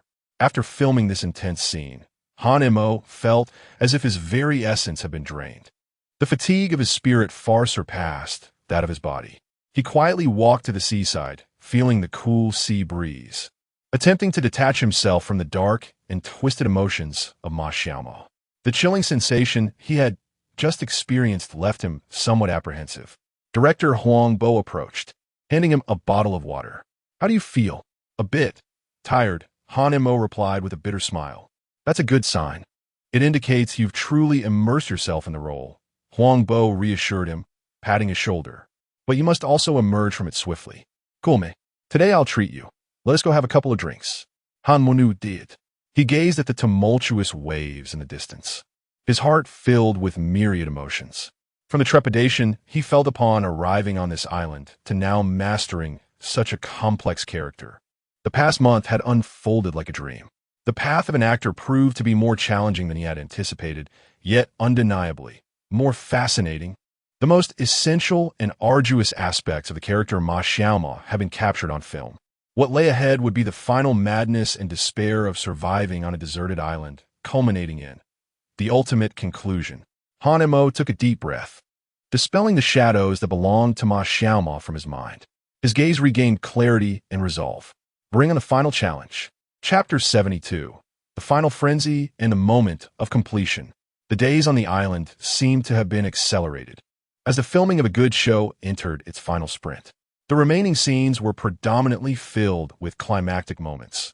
The obliteration of humanity, the shattering of hope, struggles amid despair, and ultimately, the final frenzy. The atmosphere on set was as oppressive as the sky before a tempest. Everyone was on edge, taut like a bowstring, ready to snap at any moment. Particularly so for Han Mo, as the undeniable core of the production. The character Ma Xiaomo occupied nearly 80% of the scenes in this concluding phase. He whirled through various settings and emotions like an indefatigable top, spinning at a dizzying pace. It was a relentless marathon. One moment he was grappling over a biscuit, and the next, he had to unleash a howl of despair towards the heavens. "Can teacher Han Mo hold on?" A crew member observed Han Mo leaning against a prop rock, his complexion alarmingly pale, and couldn't he help but ask softly. Han Mo slowly opened his eyes, the crimson veins clearly visible, and managed to muster a smile that was more grotesque than a cry. "I'm fine, I can endure. Even if I can't, I must," he replied. This was the essence of an actor's duty, a testament to his own standards. Today, they were to film Ma Xiaomo's breakdown after being utterly forsaken, with resources depleted. The script dictated a sudden, catastrophic storm that would obliterate their last refuge. Amid the tempest, Ma Xiaomo would witness everything he relied upon disintegrate into nothingness. and his last vestige of sanity would finally shatter. All departments, prepare. Director Huang Bo's voice rang through the loudspeaker, imbued with an unmistakable gravity. Wave machine, blower. Prepare to increase power. Lights, simulate lightning effects. Hanemo, emotion. Pay attention to the progression of emotion. With the director's command, the scene erupted into chaos. Winds howled, and thunder clapped. The colossal wave machine generated towering surges crashing against the remnants of their makeshift shelter. The fierce blower stirred up sand and debris, making it nearly impossible to see. Rain simulated by water trucks poured down in torrents, enveloping the entire set in an apocalyptic tableau. Hanemo, portraying Ma Xiaoma, stood at the heart of this devastation. Soaked to the skin, his hair clung wildly to his face, and his thin clothing clung tightly to his gaunt frame. Initially, he stood there in a daze, his gaze vacant as he beheld the chaos surrounding him, resembling a marionette devoid of a soul. Raindrops coursed down his cheeks, indistinguishable from tears. The camera fixated on him. Director Huang Bo, positioned before the monitor, held his breath, his eyes unblinking. The crew instinctively softened their movements, fearful of disturbing this breathtaking tableau. Gradually, Ma Xiaoma's body began to tremble, not from the cold, but from a profound despair that emanated from his very bones. He slowly lifted his head, gazing up at the ink-black sky, illuminated by flashes of lightning and resonating with thunder. In his eyes, there was first bewilderment, then rage, and ultimately sheer madness. A piercing, heart-rending scream erupted violently from his throat, reminiscent of a cuckoo lamenting in blood, akin to a beast cornered in a desperate struggle. It was laden with resentment, bitterness, and a merciless indictment of his wretched fate. Like a madman, he flailed about in the tempest, at times bellowing at the heavens, and at other moments collapsing to the ground, pounding the rain-soaked sand with his fists in a frenzy. He seized a broken piece of wood, wielding it wildly as if to combat the very forces of nature. His movements were chaotic, even bordering on the absurd. Yet, none of the onlookers could muster a laugh. Instead, an icy shiver coursed from their soles to the crown of their heads. This was no mere performance. It was the raw, unfiltered collapse of a soul driven to the brink. In that moment, the character Ma Xiaoma seemed to embody a spirit beyond the mortal realm. Han Mo rendered that madness, despair, and the faintest flicker of a desire to live amidst the chaos with exquisite fervor. Silence enveloped the scene. The only sounds were the roar of the wave machine, the wind device, and the water wheel. Yet all eyes remained fixated on that figure, swaying in the storm.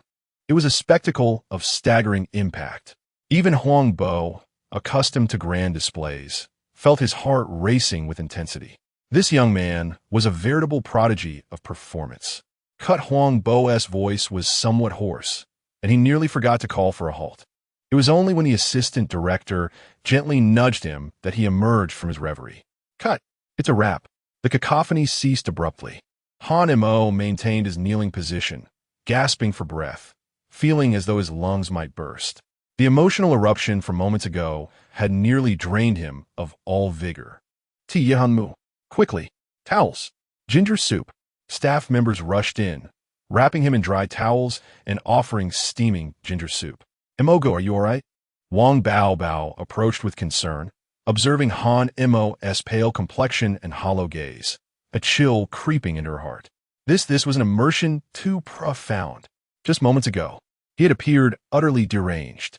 Han Mo gulped down the ginger soup, the spicy warmth flooding his stomach, restoring a semblance of reality. He waved his hand, his voice hoarse. I'm fine, just need a moment. The continuous high-intensity emotional scenes had taken a tremendous toll on his body and mind. Over the past few days, he often fell asleep leaning against props or walls right after a take. His physical decline was evident, sunken cheeks and weary eyes.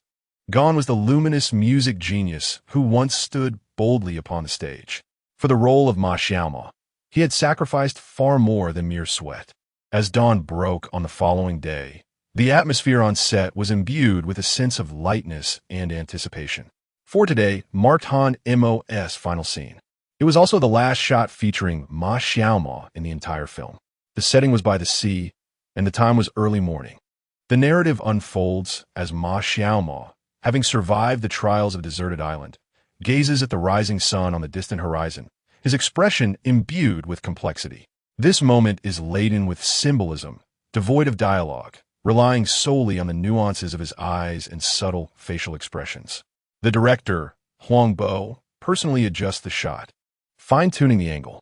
Han Mo, are you ready? Han Mo nods, taking a deep breath. He stands on the rocks, facing away from the ascending sun. The gentle golden dawn outlines his figure in a hazy silhouette. Action. Han Mo slowly turns around. The camera zooms in, capturing a close-up of his face. His weathered visage, etched with tales of hardship, reveals little emotion. Yet, within his eyes lies the weight of the world's tribulations.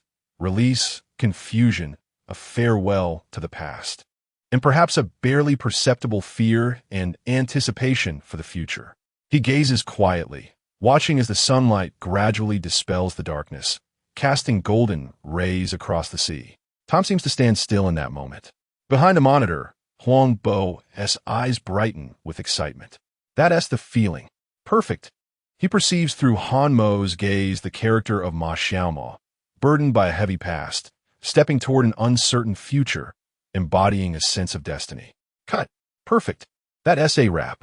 Director Huang Bo suddenly rises from behind the monitor, exclaiming with fervor, his voice echoing across the beach. Silence ensues for a few seconds before the scene erupts into thunderous applause and cheers. It's a wrap. Teacher Han Mo has finished. Congratulations, Tiyamu. Wonderful. Han Mo stands momentarily frozen, seemingly unable to detach from the emotions of the moment. It's over? This is the end? The months of toil, pressure, challenges, and torment wash away like a receding tide at this instant. An overwhelming fatigue mingles with an indescribable sense of relief, flooding his heart. He sways slightly, nearly losing his balance. Emogo, congratulations. Wang Bao is the first to rush forward, enveloping him in a bear hug. Soon after, Shu Qi, with a charming smile, presents him with a bouquet of flowers that had been prepared in advance. Teacher Han, congratulations on the wrap. Your performance was impeccable. Yuan Wei, too, approach, patting him on the shoulder, their admiration unmistakable. Han Mo, it has been an honor to collaborate with you. The future is bright. Director Huang Bo, brimming with excitement, rushes over to embrace him tightly.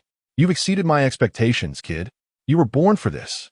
Crew members gather around, expressing their congratulations and admiration in a cacophony of voices.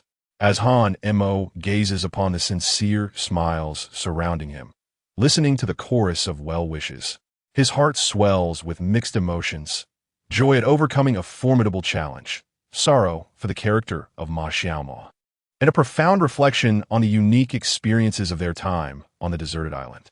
Yet more than anything, it is that long-suppressed yearning, nearly bursting forth for home, the fervent longing for that sweet, adorable little girl, the overwhelming nostalgia. Duo, your father is coming home. Just then, Director Huang Bo waved his hand grandly, announcing in a booming voice, all right, no need to crowd around. Tonight, we must host a wrap party for our esteemed hero, Han Mo. An abundance of seafood awaits. Beer will flow freely. We shall not return until we are thoroughly intoxicated. Han Mo gazed into the sincere smiles and eager anticipation of those around him, and the tension that had gripped him for months finally dissipated. He unveiled a long-lost, heartfelt smile of ease. Excellent. We shall not return until we are thoroughly intoxicated. Chapter 73. Farewell on the island and parting words from the luminaries as night fell. It enveloped the lonely yet vibrant island like a vast expanse of black velvet. A roaring bonfire blazed on the beach, its flames dancing and crackling, casting a warm glow on the excited yet somewhat weary faces surrounding it. The air was thick with the tantalizing aroma of grilled seafood, mingling with the faint briny scent of the sea and the joyous atmosphere of relaxation that had finally descended. This was the wrap party prepared by the crew for Han Mo. Despite the humble setting, it was filled with heartfelt sincerity. Several makeshift long tables were laden with the finest ingredients the crew had managed to procure: succulent grilled fish, sweet prawns, and a broth crafted from an assortment of unidentifiable shellfish, not to mention an ample supply of beer and beverages. The atmosphere was so lively it seemed it could ignite the very sands beneath them. Some gathered with a guitar, strumming out of tune and eliciting a chorus of good-natured laughter. Others huddled together, sharing amusing anecdotes and embarrassing moments from the filming. Yet undeniably, Han was the center of attention that evening. He scarcely had time to take a few bites before being surrounded by wave after wave of well-wishers. Teacher Han, I raise a glass to you. I've learned so much from you. Brother Mo, don't forget us once you're successful. Han you must drink this. Your scene gave me goosebumps. Overwhelmed by the enthusiasm, Han could only accept a cup of juice, welcoming all with open arms. There was no choice. He had to travel the next day and could not afford to be truly inebriated. Nevertheless, after several rounds, he felt a warmth rising to his cheeks, his heart swelling with gratitude. Come on, make way, make way. A familiar booming voice rang out. Director Huang Bo, clutching a beer cup that was nearly overflowing, staggered over. His cheeks were flushed, yet his eyes sparkled with an unmistakable brightness, clearly having indulged a bit too much. Hao Montak, you rascal. Hick, you are truly a delightful surprise.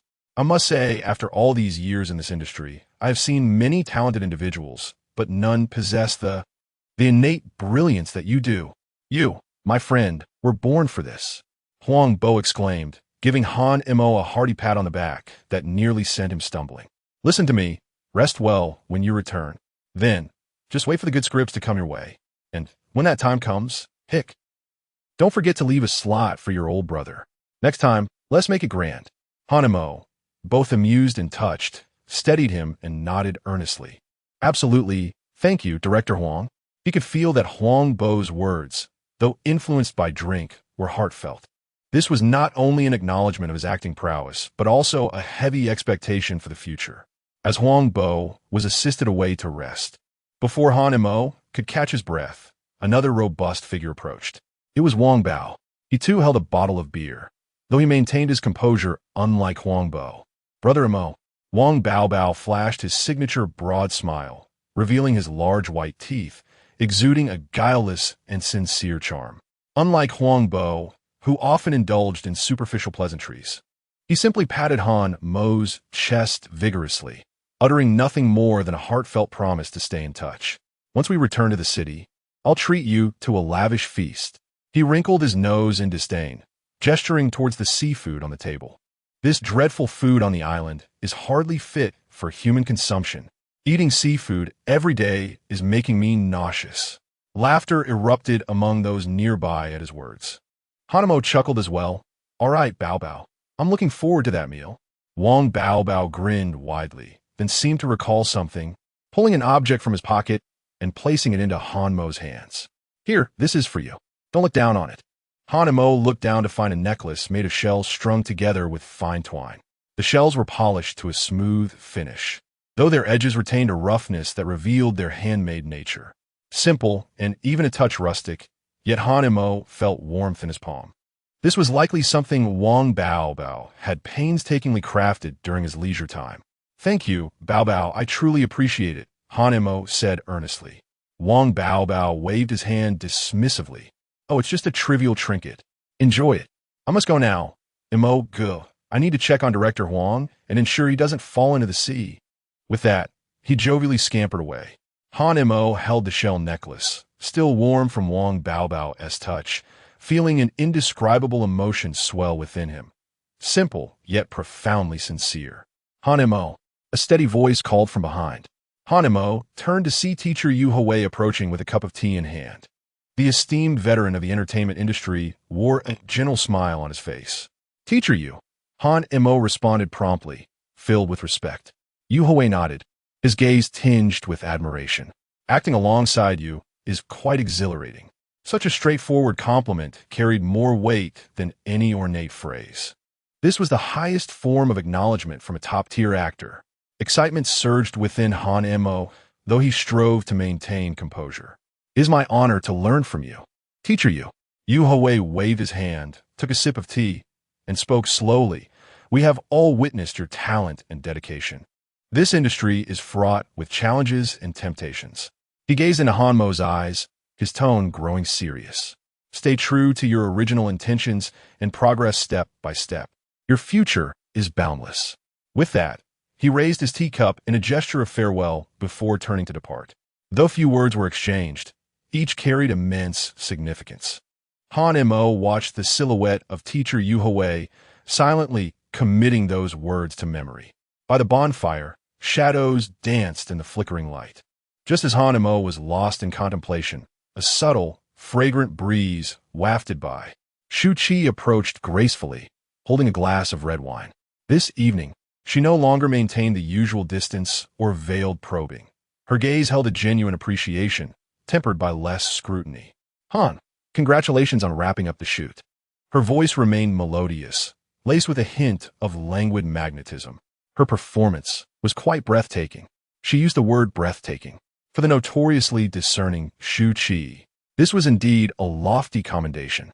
Han Mo chuckled softly, replying, "Thank you, Teacher Shu, you flatter me." Shu Qi gently swirled the red wine in her glass. Her gaze fixated on the flickering flames, seemingly lost in thought. After a brief moment, she leaned in closer to Han Mo, so near that he could catch a faint whiff of her hair's delicate fragrance.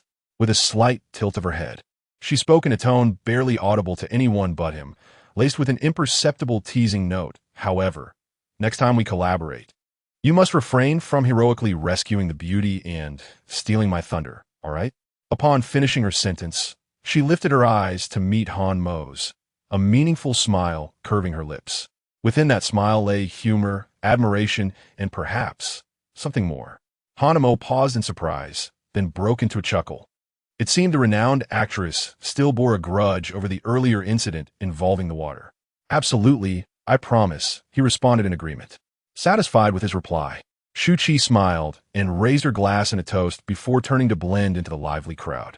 That night, the revelry persisted until the midnight hour.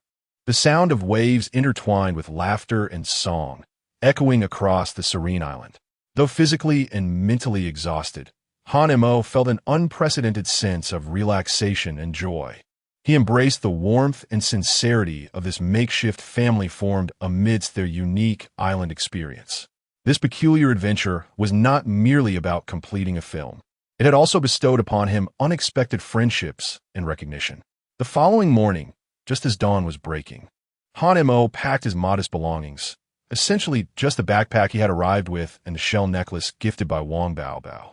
He stood by the shore, casting a final glance at the island that had transformed him. The first light of dawn illuminated the scene, while the sea breeze carried a refreshing chill. In the distance, the boat that would take him away appeared on the horizon, steadily approaching. Longing to return home surged within him. These four words had never resonated so clearly and urgently in his heart as they did now. Duo, Daddy is coming back. Chapter 74. The Long Way Home. Longing like tides as dawn broke gently, the sea breeze, laden with a salty tang, caressed Han Mo's cheeks. He stood on the swaying deck, gazing at the island behind him, gradually receding, a place that held countless intricate memories. Director Wang Baobao, Shu Qi, teacher Yuan Wei, along with many others whose names he could not recall, yet equally sincere, stood at the shore, waving fervently. Han Mo raised his hand, waving back with equal vigor. Farewell to this purgatory that had transformed him. Farewell to this wild and unforgettable chapter of his life. The ship cleaved through the waves, resolutely heading towards the mainland. The island ultimately faded into a blurred, vanishing entirely between the sea and sky. Han Mo exhaled softly, as if releasing months of exhaustion and pressure with that breath. One significant phase had concluded. A new journey was on the verge of beginning. Hours passed as the ship sailed. When the indistinct outline of the coastline finally emerged in his vision, Han Mo's phone in his pocket suddenly vibrated violently. Buzzing. The signal bars leapt from 0 to full in an instant. Immediately after, notifications from WeChat, text messages, and missed calls surged in like a deluge. Ding dong, ding dong, ding dong. In an instant, his phone seemed on the verge of explosion. Han Mo's heart raced uncontrollably in tandem with the relentless notifications. He was back. At last. He had returned to a world of civilization with Signal. With trembling fingers, he hastily opened WeChat. At the top was Lin Wei's chat window. A few days prior, she had sent several messages. There were videos of Duo clumsily dancing in a new dress in the living room. Photos of Duo holding a strawberry cake larger than her face, with cream smeared all over. And a voice message where Duo, in her sweet voice, called out to the camera, "Daddy, I miss you. Come back and slay the monsters." Hanmo's eyes instantly brimmed with tears. It had been months. Each day, he had relied on those few limited photos and videos to alleviate his overwhelming longing for his daughter. Now, finally, he was about to see her. Taking a deep breath to steady his racing heart, he dialed Lin Wei's number. The call connected almost immediately. "Hello, Han. Lin Wei's cool." Composed voice came through the receiver, tinged with a subtle smile. The familiar tone enveloped Han Mo in a sense of nostalgia, as if he had traversed through time. "Wei Jia, it's me." His voice carried the fatigue of travel, yet could not conceal his excitement. "I'm near the coast. The ship should dock soon." "Was the journey smooth?" Lin Wei inquired, her tone relaxed. "Quite smooth," Han Mo replied succinctly, then, unable to contain himself, asked, "What about Duo? Is she well?" The mention of his daughter made his voice tremble. On the other end, Lin Wei chuckled softly. "She's doing wonderfully. The little one is full of energy." She had long anticipated her father's return, bubbling with excitement over the past few days, incessantly pestering Aunt Wang about when he would come home. Upon hearing this, Han Mo felt as though his heart had been filled with something, a blend of sweetness and acidity.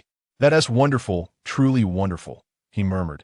"I've arranged for a car to await you at the dock," Lin Wei continued, "to take you directly back to the villa." "Thank you, Sister Wei," he replied. "There's no need for such formalities between us." Lin Wei paused briefly, her tone shifting to one of slight seriousness. "By the way, there's something I need to tell you." During your absence these past few months, discussions about you have never ceased. Especially recently, rumors have surfaced, claiming that your performance in director Huangbo's production has been nothing short of spectacular, astonishing even seasoned actors. Now, numerous media outlets and fans are closely monitoring your film debut, with heightened expectations. Han Mo smiled wryly at this. "Spectacular performance? I merely endeavored to embody the character to the best of my ability. As for astonishing seasoned actors, that is sheer nonsense. I have learned so much from teachers Yuan Wei." Nevertheless, these rumors added a touch of anticipation for the film's ultimate outcome. "I understand, Sister Wei. Thank you for the heads up. Just keep in mind, rest well and adjust to the time difference. We can discuss everything else when you return." "All right."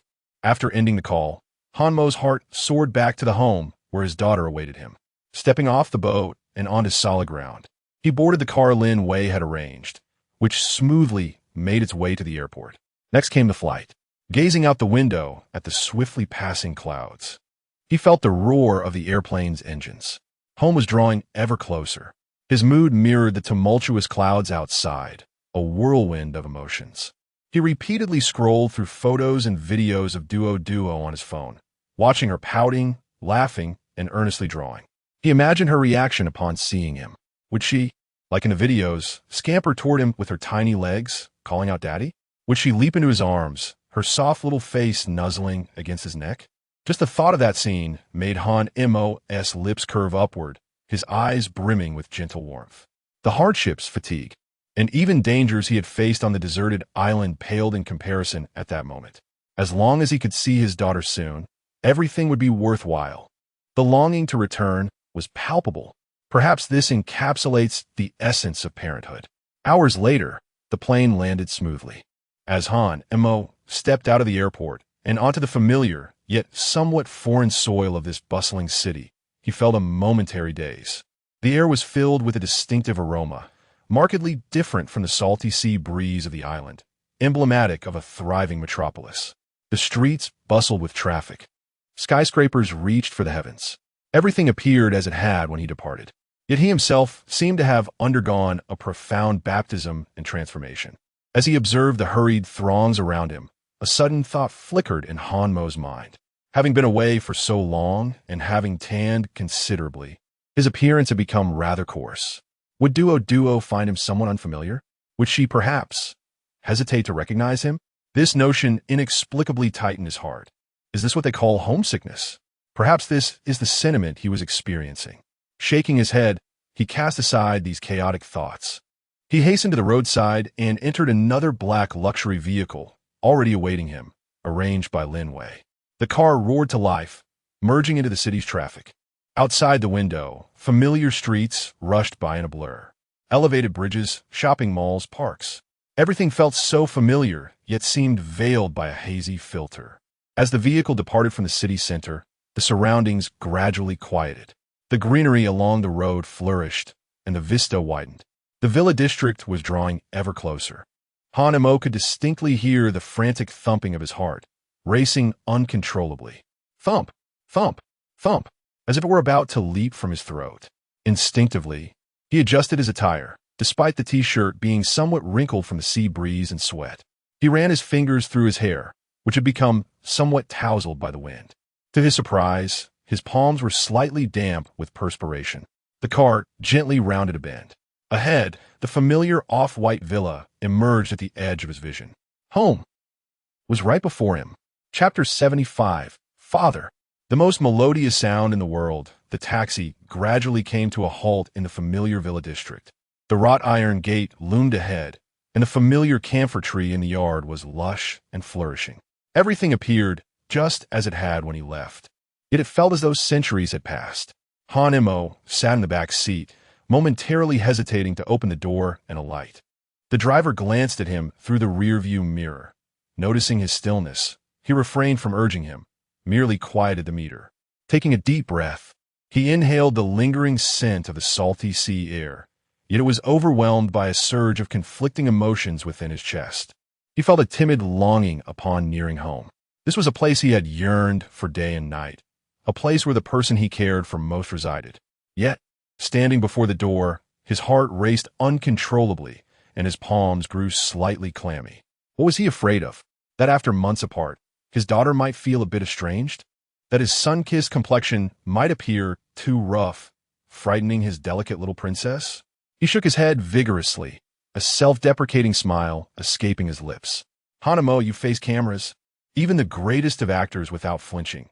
Yet here you are, trembling like a teapot at the thought of seeing your daughter. He adjusted the slightly wrinkled collar of his shirt from the journey and instinctively touched his sun-weathered cheeks. Well, at least he had shaved. His appearance should suffice. Hopefully. Finally, he pushed open the car door, settled the fare, and politely declined the driver's offer to assist with his luggage. Gripping his simple backpack, he walked step by step toward that familiar grand entrance. With a fingerprint unlock, the door clicked open. A lang of scents, a faint hint of disinfectant, the aroma of home-cooked meals, and the comforting fragrance of familiarity enveloped him.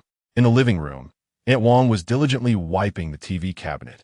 Upon hearing the door open, she instinctively looked up. "Oh, sir." The cloth in Aunt Wong's hand fell to the floor with a soft thud, her face first registering shock, which was soon eclipsed by overwhelming joy. "Ah, Mr. Han, you've returned." She hurried over, circling around Han Mo, her eyes brimming with concern. "Oh dear, how much weight have you lost? Your face has shrunk," she exclaimed, noticing his sun-darkened skin. "You must have endured quite a bit out there." Aunt Wong's chattering was filled with genuine care. She had intermittently seen news online about the filming of a good show, aware that it was set on a desolate island with harsh conditions. In her simple imagination, she envisioned Mr. Han living a life akin to Robinson Crusoe, battling wild beasts and struggling to create fire. What a pity, a renowned star forsaking his fame to endure such hardship.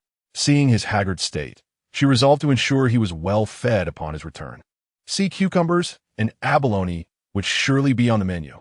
Han Mo was both amused and touched by Aunt Wong's enthusiastic welcome, yet warmth blossomed in his heart. "It's all right, Aunt Wong. It's just the usual wear from filming. I've actually gained quite a bit of strength," he responded with a smile. Yet his gaze uncontrollably swept past Aunt Wong, eagerly searching the living room. Where was that small figure? His little princess? His heart raced once more. brimming with an anticipation that felt as if it might burst forth. "Aunt Wong, where is Duo?" His voice bore a barely perceptible tremor. Aunt Wong picked up a cloth and smiled. "Oh, Duo just fell asleep for her nap. No one has been here to play with her lately, and the little girl, with all her energy unspent, went to bed early." "Oh, not." Hanmo's heart surged, then gently sank. Well, it was good to let her sleep a little longer. But he desperately wished to see her at once, even if it were just a glimpse of her sleeping face. Months of longing surged like a flood, nearly overwhelming him. He casually set his backpack down at the entrance and was about to tiptoe upstairs for a look.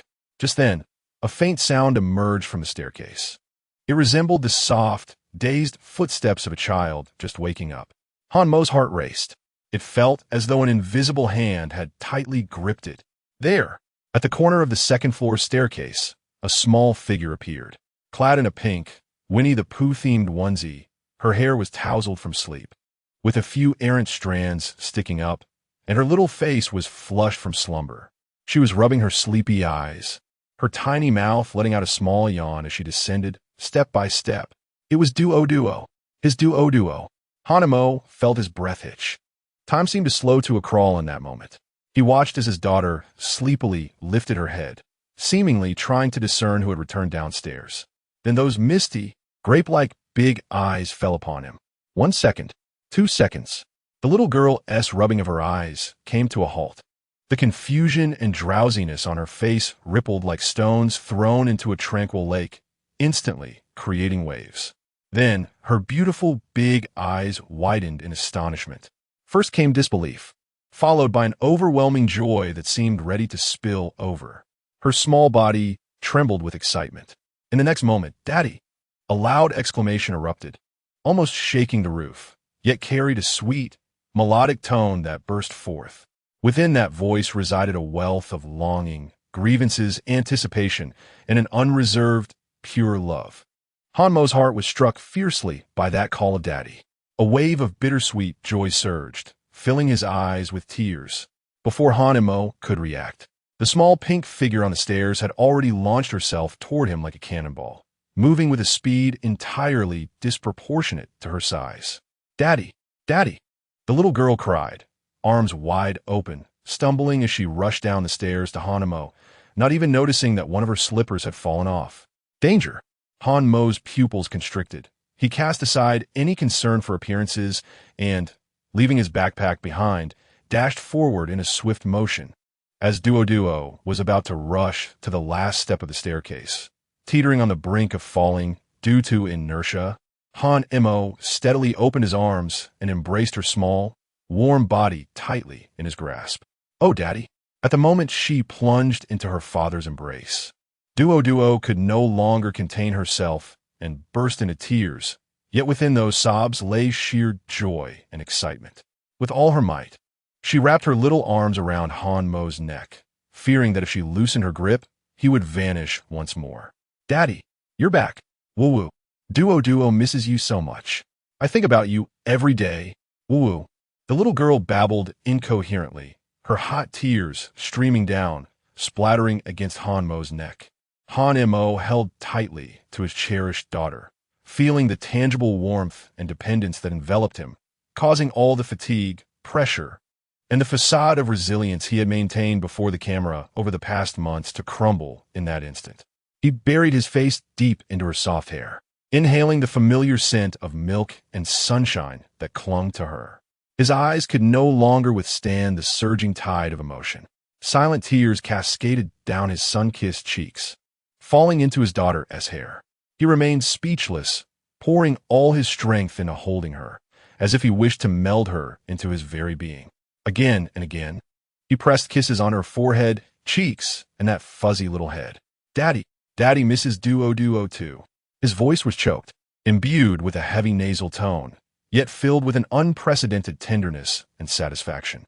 Aunt Wong stood nearby, witnessing the poignant reunion of father and daughter, discreetly wiping her own tears. "Oh dear, this child has finally brought her father back. Look how much she missed him. Mister." Han must have had it tough out there. Seeing his daughter has overwhelmed him with emotion. It's not easy for anyone. After crying for a considerable time, Woodwa's sobs gradually subsided into soft sniffles. She lifted her tear-streaked little face, her eyes red as she gazed at Han Mo. Her tiny fingers gently and cautiously brushed against his noticeably darker and rougher cheek.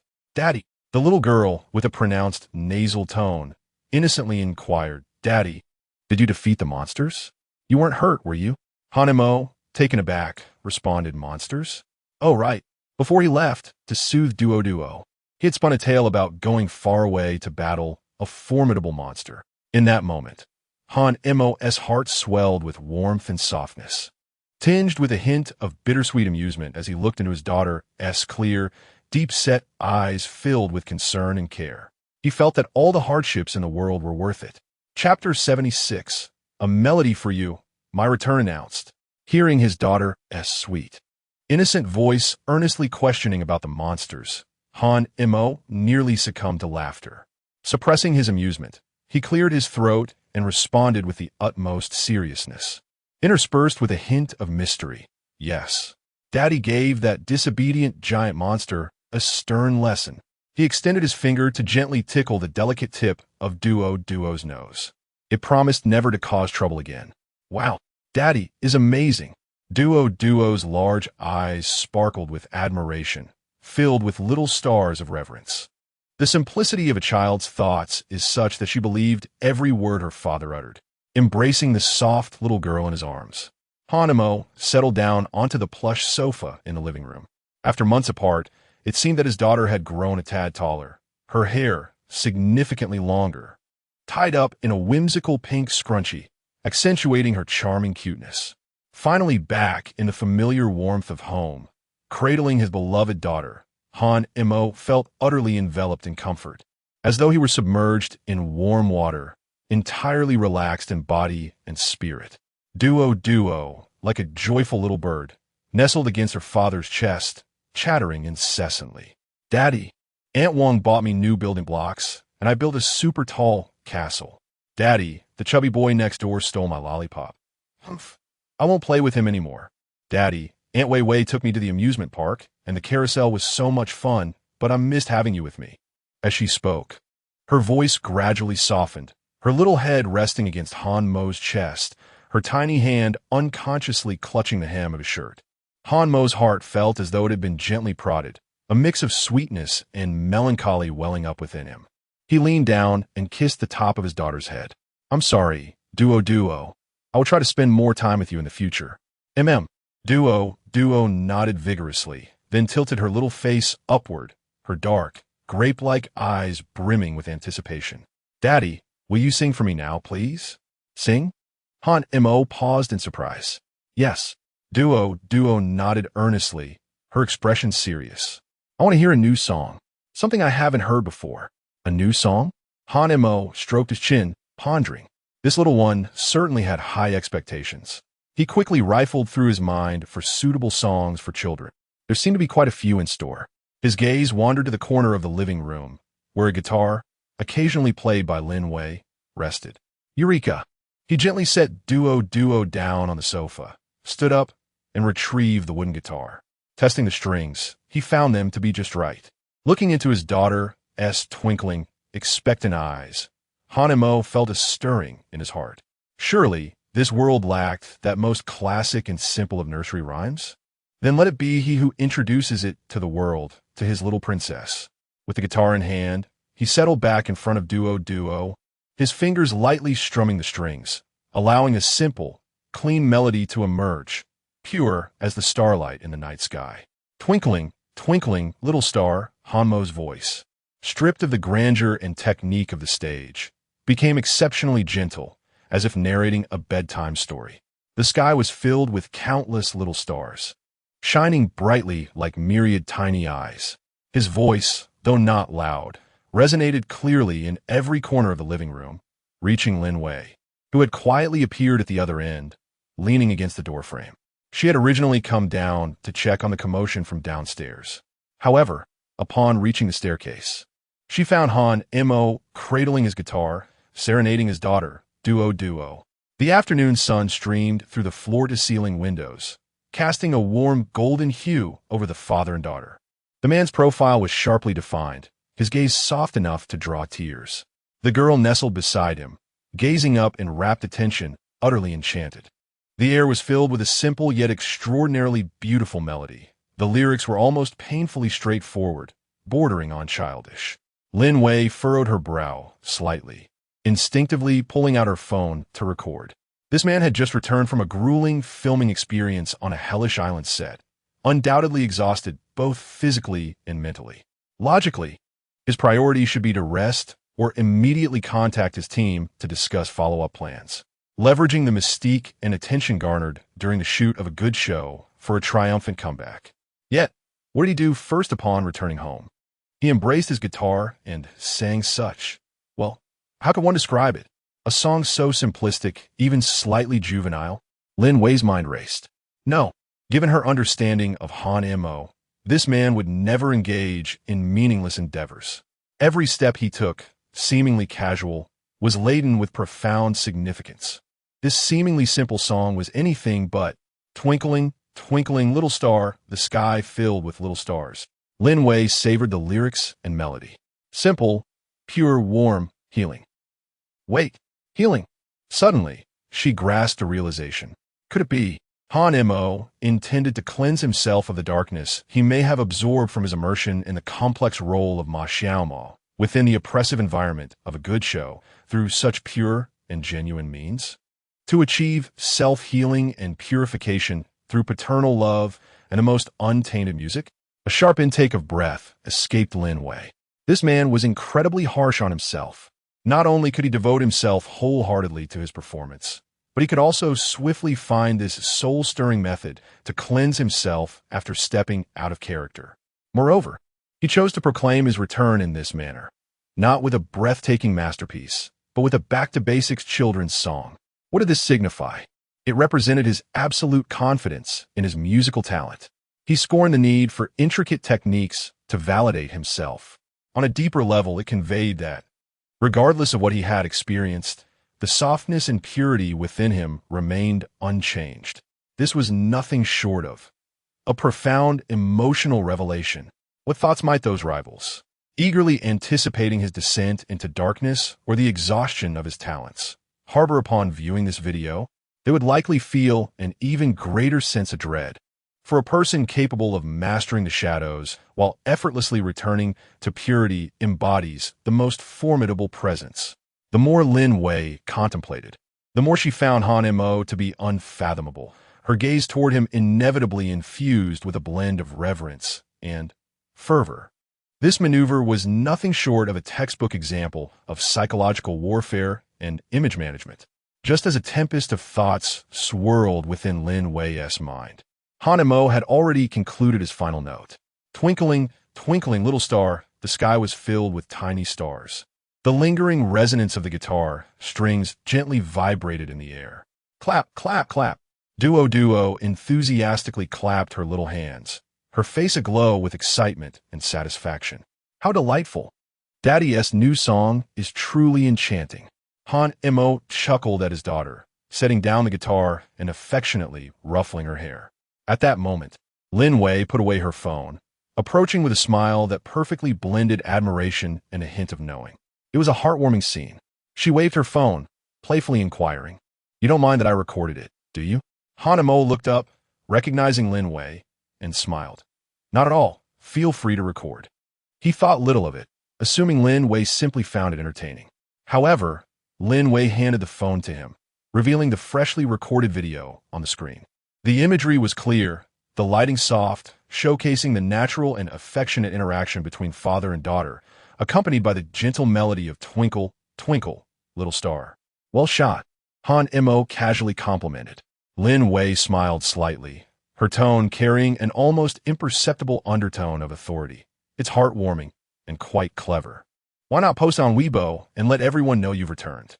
Your absence over these past few months has nearly led the world to forget you. Particularly those characters in the music industry, who probably think you've exhausted your inspiration in seclusion, frolicking about quite merrily." She paused, her lips curling into a meaningful smile. It's time to make them feel tense again. Han Mo gazed at the video, observing himself cradling the guitar while singing, and Dwood was innocent. Joyful smile softened his heart. He had not intended to re-emerge so soon. Yet, Lin Wei's words seemed to carry some weight. After such a prolonged absence, it was indeed time to reassure his fans. Moreover, using this video appeared quite fitting. It didn't feel like a deliberate announcement. Rather, it resembled, well, a simple sharing from father. With that thought, Hanamo nodded. All right, I'll heed your advice. He took the phone, logged into his Weibo account, and composed an exceedingly simple message. I'm back, singing a song for my little princess. He then attached the recently recorded, heartwarming video. Click send. The Weibo post was successfully dispatched. Hanamo set down the phone, once more lifting Duo into his arms, ready to spend some time playing with building blocks. He was unaware, or perhaps unconcerned, of the ripples his actions would create. This seemingly simple Weibo post, along with the brief video featuring a childish song lasting just over a minute, is poised to unleash a tumultuous wave upon the tranquil expanse of the internet. Mere moments from now, Chapter 77, The King Returns. The music industry is shaken. Hanmo's seemingly nonchalant Weibo post resembled a deep-sea bomb cast into a tranquil lake. No, one was insufficient. It was akin to a ton. The programmer at Weibo, witnessing the instantaneous surge in traffic that nearly caused the server to crash, spilled coffee on his keyboard, his heart heavy with despair. Alas, it's Hanamo again. Could he not provide a prior notice? Boss, we can't hold on any longer, requesting reinforcements. If we don't expand capacity, we're going to collapse. The comment section and retweet area exploded. Ah, what do I see? It's a living Han-mo. The missing person has returned. Everyone rise. Oh, God-mo, you have finally come back. I thought you had ascended to some secluded mountain for enlightenment. The months without new songs from God-mo felt like an eternity. Dodo is so adorable. Her sweet voice is utterly charming. The father-daughter duo is simply delightful. What a Vine Children song is this Twinkle, Twinkle Little Star. It's too melodious, simple yet captivating. I could loop it 100 times. A new song. It must be a new release. I knew that anything produced by God-mo would be a masterpiece. Even a Children song is so competitive. To those above, your perspective is limited. This is not merely a simple Children song. It is a celestial melody infused with paternal love. Indeed, only those with pure hearts, brimming with love, can compose such pristine melodies. I hereby declare today as the official New Year's Day for our Mo Cho Chien Lu fan club. Let the fireworks fly, various praises, excitement, and the frenzied squeals of ecstatic fans flooded the comments at a staggering rate of hundreds to thousands per second. The hashtags Hanamo returns, Hanamo new song Twinkle, Hanamo daughter Dodo, and the most beautiful children's song surged to the forefront of trending topics, dominating the charts with fervor. The entire internet erupted in a frenzy due to Hanmo's unexpected return. Simultaneously, various corners of the Chinese music scene were experiencing a sudden, small-scale earthquake. During Hanmo's absence over the past few months, many had secretly breathed a sigh of relief. After all, with such a formidable figure around, every artist had to tread carefully with their releases. He loomed like an insurmountable mountain, suffocating the breath of all contemporary singers. Now that he had ventured into film, participating in a long-term, closed-set project, many believed the opportunity had arrived. The music scene indeed became livelier during these months, with a plethora of new song releases, charting activities, and variety shows emerging.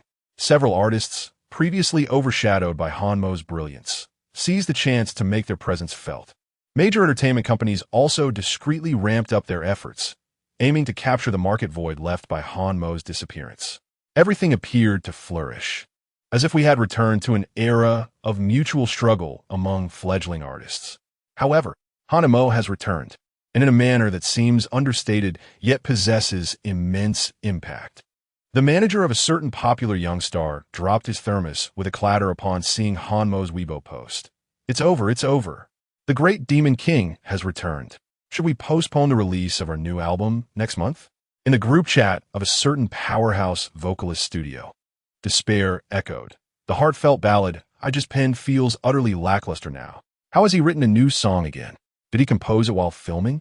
Is his creativity some sort of perpetual motion machine? The most crucial part is he released a children's song.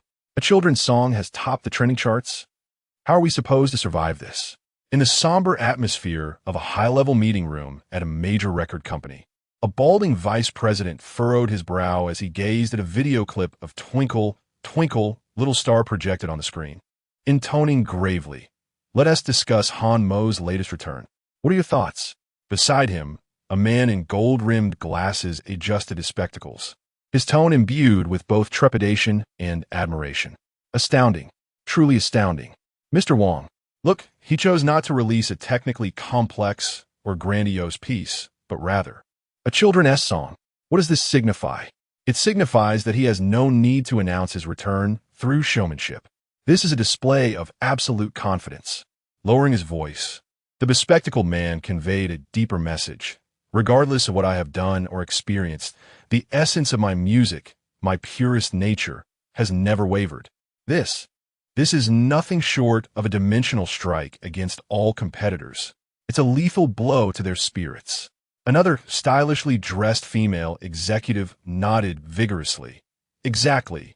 Moreover, Twinkle, Twinkle, Little Star features a simple and pure melody, with warm, healing lyrics, making it highly contagious. I dare wager that within 3 days, this song will sweep through every kindergarten in the nation." Is he planning to conquer even the preschool market? Listening to his subordinate's animated analysis, Mr. Wong's expression grew increasingly grim. He slammed his hand on the table. "Investigate. Find out when a good show is set to premiere. We must prepare our contingency plans. Furthermore, he is certainly not returning with just this one song. Let our eyes keep a close watch. The moment there is any sign of movement, report immediately." In no time, the entire music industry was rife with tension, as those who had just tasted a hint of freedom felt the chilling dread of being under Han Mo's dominion once more. Trembling in fear, amidst the tumultuous waves stirred by the outside world, Han Mo, at the eye of the storm, remained remarkably composed.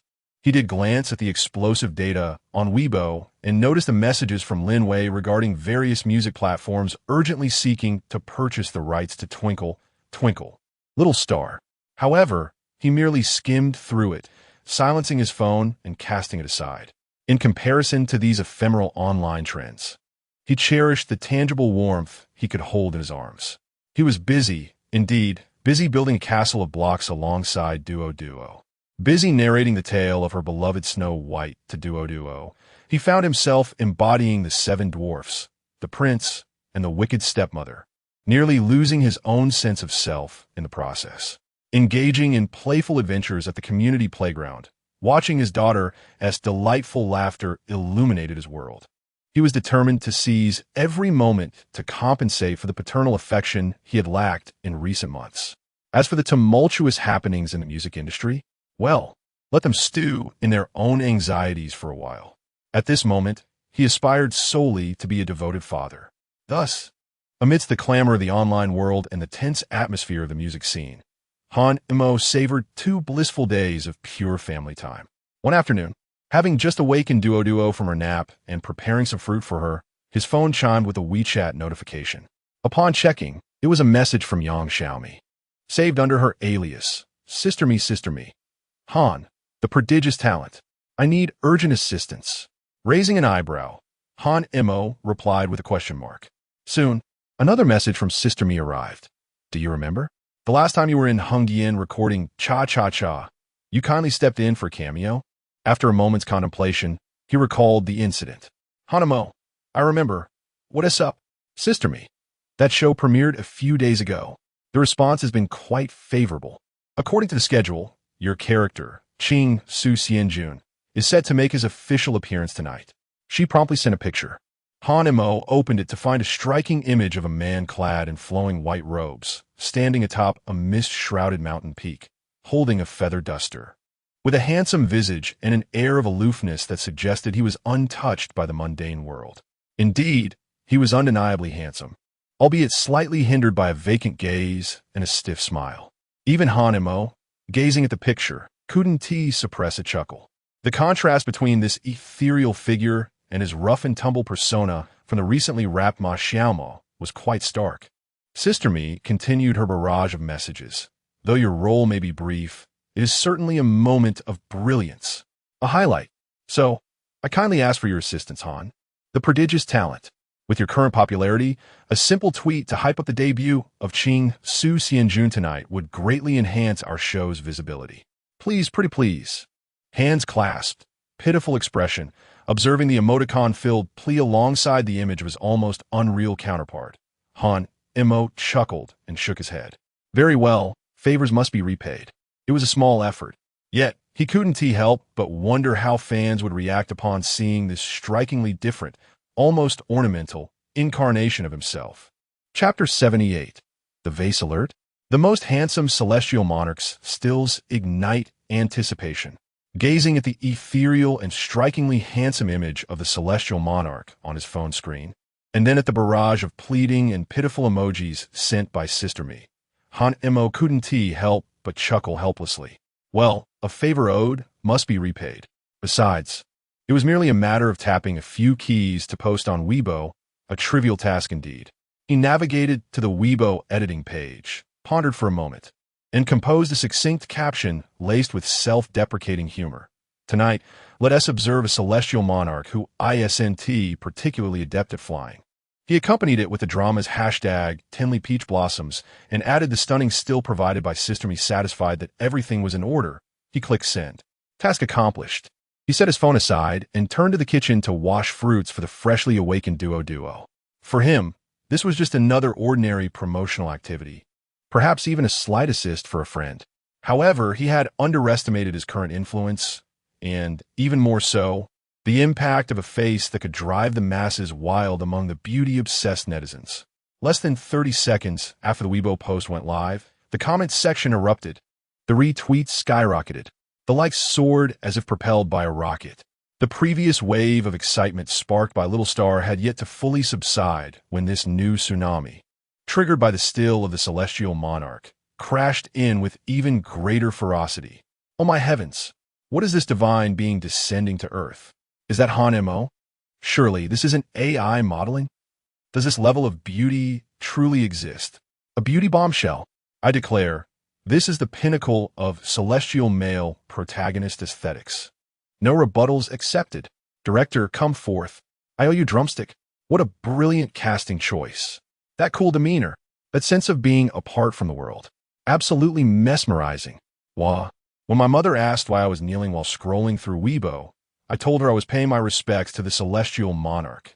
The season of beauty enthusiasts has arrived.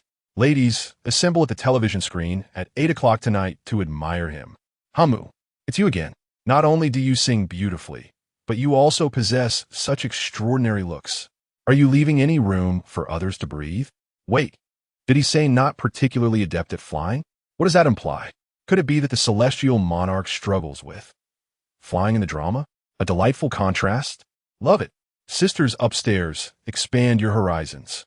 When Mo said, not particularly adept at flying, it must be a metaphor. It hints at the character's deep-seated constraints and struggles. Though appearing lofty, he is, in reality, bound and unable to escape. I understand now. Mo, you are profound. Dear sisters ahead, wait for me. I too believe that not particularly adept at flying may be a display of humility. After all, it's his first time acting in a celestial drama. Mo is always so modest. Love it. Love it. Am I the only one who noticed the timing of Mo's Weibo post? Perfectly timed. Just as everyone was finishing work and preparing dinner. What a masterful promotional wizard. The comment section was instantly inundated with praises and interpretations from every angle and perspective. In one fleeting moment, everyone was immersed in a melodious repetition of Twinkle, Twinkle, Little Star, reflecting on the profound bond between father and daughter. In the next breath, they were fervently exclaiming, I can do this, at the striking stills of the ethereal, immortal Lord Qingshu. The fervor surrounding this revelation far surpasses the previous excitement generated by Twinkle, Twinkle. This time, it is not merely the fans who are in a frenzy. Countless individuals who had only heard of Han Mo's name or his songs were irresistibly drawn in by the compelling imagery. Who is this extraordinarily handsome young man? A singer? I just looked him up, and it turns out to be Han Mo, the one who sang Sorrow Relief. The contrast in his image is astonishing. Are contemporary artists truly this competitive? How can actors possibly compete with such looks? To be frank, it would be a travesty for such a face not to grace a fantasy drama. Setting aside other considerations, I am definitely tuning in to Peach Blossoms in 10 Miles Tonight. No one can stop me. Initially, I had little interest in this drama, but now, well, how delightful. The casual observer has been thoroughly captivated by a single promotional still. However, amidst the chorus of admiration for this celestial figure, dissenting voices began to emerge. After all, Hanmo's primary profession is that of a singer, an exceptionally talented songwriter at that. The sudden venture into acting, particularly in a role that demands extraordinary visual appeal, naturally invites skepticism. He is undeniably handsome. That much is indisputable. However, is he not primarily a singer? Has he undergone formal training in acting? I find myself somewhat apprehensive. I hope he is not merely a pretty face devoid of acting talent. His previous appearances in variety shows did not reveal any discernible acting prowess. I sincerely wish his performance does not fall short, for it would be a pity for such a face to go unappreciated. Fantasy dramas require more than just good looks. Is there a risk of him being merely a decorative figure? Perhaps it is wise to temper expectations for now. He excels in singing, but acting, it feels uncertain. These concerns and doubts, while temporarily drowned out by the enthusiasm of admirers, have quietly planted a seed of uncertainty and intrigue for the evening's drama premiere. At this very moment, in Yang Xiaomi's personal studio, she gazes at her phone screen, watching the tsunami-like wave of comments, and shares beneath Hanmo's Weibo post, alongside the skyrocketing popularity of Peach Blossoms in 10 Miles. A triumphant smile spreads across her face as she claps her hands in delight. I told you so. Inviting Hanmo for a cameo was undoubtedly the wisest decision of the year. Her executive agent, equally impressed, responds, "Sister Me, your insight is truly remarkable.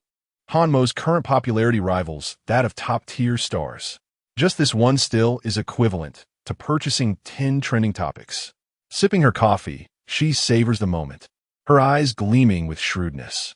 Initially, she believed that Hanmo's image and temperament perfectly embodied the aloof serenity of the immortal Lord Qingxiu. And fortuitously, with him being in Hengdian, she sees the opportunity to bring him on board. Who could have anticipated that, just a few months later, Hanmo's popularity and public recognition would soar to such extraordinary heights? It feels as though she has struck gold. Moreover, Sister Me gazed at Hanmo's Weibo post, contemplating the words of the not-so-flying immortal. She thoughtfully stroked her chin. This Hanmo is indeed quite extraordinary. What appears to be a mere jest is, in fact, a preemptive measure to temper the audience's expectations regarding his acting prowess. By employing self-deprecation, he artfully mitigates the anticipation surrounding his performance. Consequently, should his acting seem somewhat lackluster after tonight's airing, this groundwork will prevent undue criticism from the audience. In fact, the contrast may even evoke a sense of endearing honesty about him. Astounding. Such a masterful public relations strategy, such emotional intelligence. It is little wonder he has achieved such rapid acclaim in a short span of time. The more Sister Me contemplated, the more she perceived Hanmo as an enigma, leading her to take greater satisfaction in her initial discerning judgment. Meanwhile, the catalyst for all this discussion and speculation, Hanmo himself, was engaged in a different activity at that moment. He was holding a slice of apple, gently offering it to Duo. "Ah, open wide. Is it delicious?" Daddy's apples are the sweetest." Hanmo chuckled softly, sampling a piece for himself. Indeed, it was quite sweet.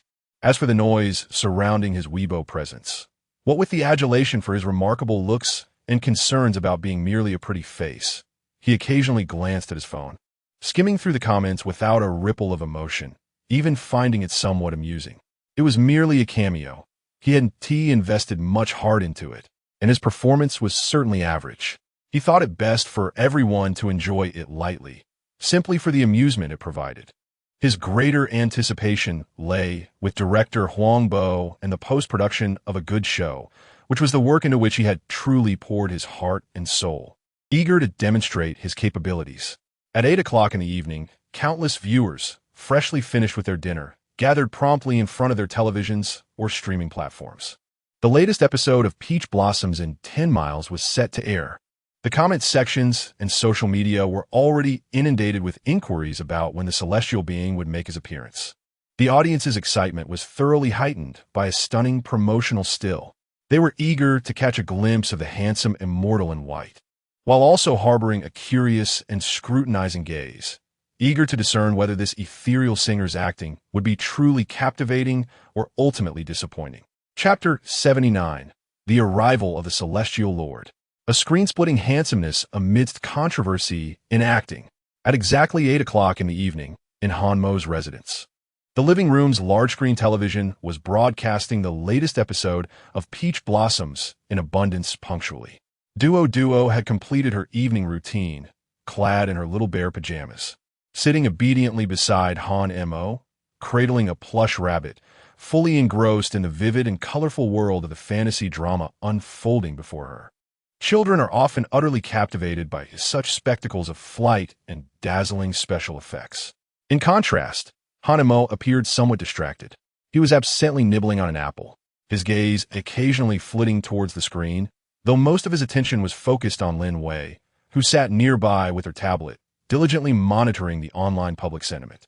Her fingers danced rapidly across the screen, her expressions shifting unpredictably, sometimes furrowing her brow, at other times stifling a smile, and occasionally revealing a look of knowing anticipation. It was evident without question that the online discourse had erupted with fervor at the impending appearance of the Celestial Lord. On the television, the plot was progressing at a leisurely pace. The male and female leads were embroiled in a tangle of love and enmity, while the supporting characters endeavored to advance their respective storylines. Yet, at this moment, the countless viewers glued to their screens had long since diverted their thoughts from the narrative itself. The real-time comment section across various video platforms was inundated with a flurry of messages. Where's the Celestial Lord? Why hasn't my Celestial Lord appeared yet? I'm dying of anxiety. Hold on, progress bar. I tuned in just to see Han Mo. Can someone fast-forward the earlier plot? I want to jump straight to the Celestial Lord's entrance. Only 3 minutes left. The official preview stated he would appear around the 15-minute mark. The countdown begins, awaiting the descent of the Celestial Lord. I'm so tense. I'm more nervous than if I were the one on stage. To the sisters ahead, don't be anxious. Whether it's a donkey or a horse, we'll know soon enough, dog emoji. I bet 50 cents. He's definitely going to split the screen with his handsomeness. I'll wager $1. His acting might be a bit of a gamble. Quiet up there. No disparaging remarks about my M.O. Shun. He looks great in anything he plays. The barrage of comments reflected a tapestry of emotions. Anticipation, tension, speculation, and defense, all intertwining to elevate the audience's expectations to a fever pitch. Finally, within the drama, the female lead, gravely injured and pursued by the antagonist, fled to a valley shrouded in mist and ethereal energy. Just as her strength waned and she was on the verge of collapsing, the background music shifted to a hauntingly ethereal melody. The camera gradually pulled back, sweeping over layers of cloud, ultimately focusing on a solitary white jade platform suspended amidst the clouds. A figure clad in white stood with their back to the camera, quietly poised, their flowing garments billowing gently, as if merging with the very essence of heaven and earth. Merely a silhouette was enough to evoke a sense of transcendent elegance, untouched by worldly dust. The comment section erupted instantaneously. Oh, it's the silhouette. The Celestial Lord's silhouette. He's here. He's finally here. Just seeing the back view has me undone. That aura is remarkable. Turn around quickly. Let me see his face. As if attuned to the audience's collective voice, the camera began to advance slowly. With its movement, a white figure gradually turned towards it. Time seemed to stand still in that moment. A visage so perfect it bordered on the surreal emerged in the center of the screen.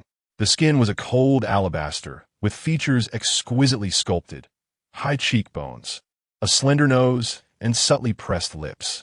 His obsidian eyes resembled the finest jade, deep and serene, devoid of any emotional fluctuations, as though they perceived everything yet remained indifferent to it all. Clad in a pristine, unadorned robe, He exuded an ethereal quality, reminiscent of a celestial being, isolated from the mundane world. The director evidently understood what the audience yearned to behold. A prolonged close-up of Han Mo's countenance presented his beauty from every conceivable angle, captivating all who beheld it. In that instant, the barrage of comments ceased.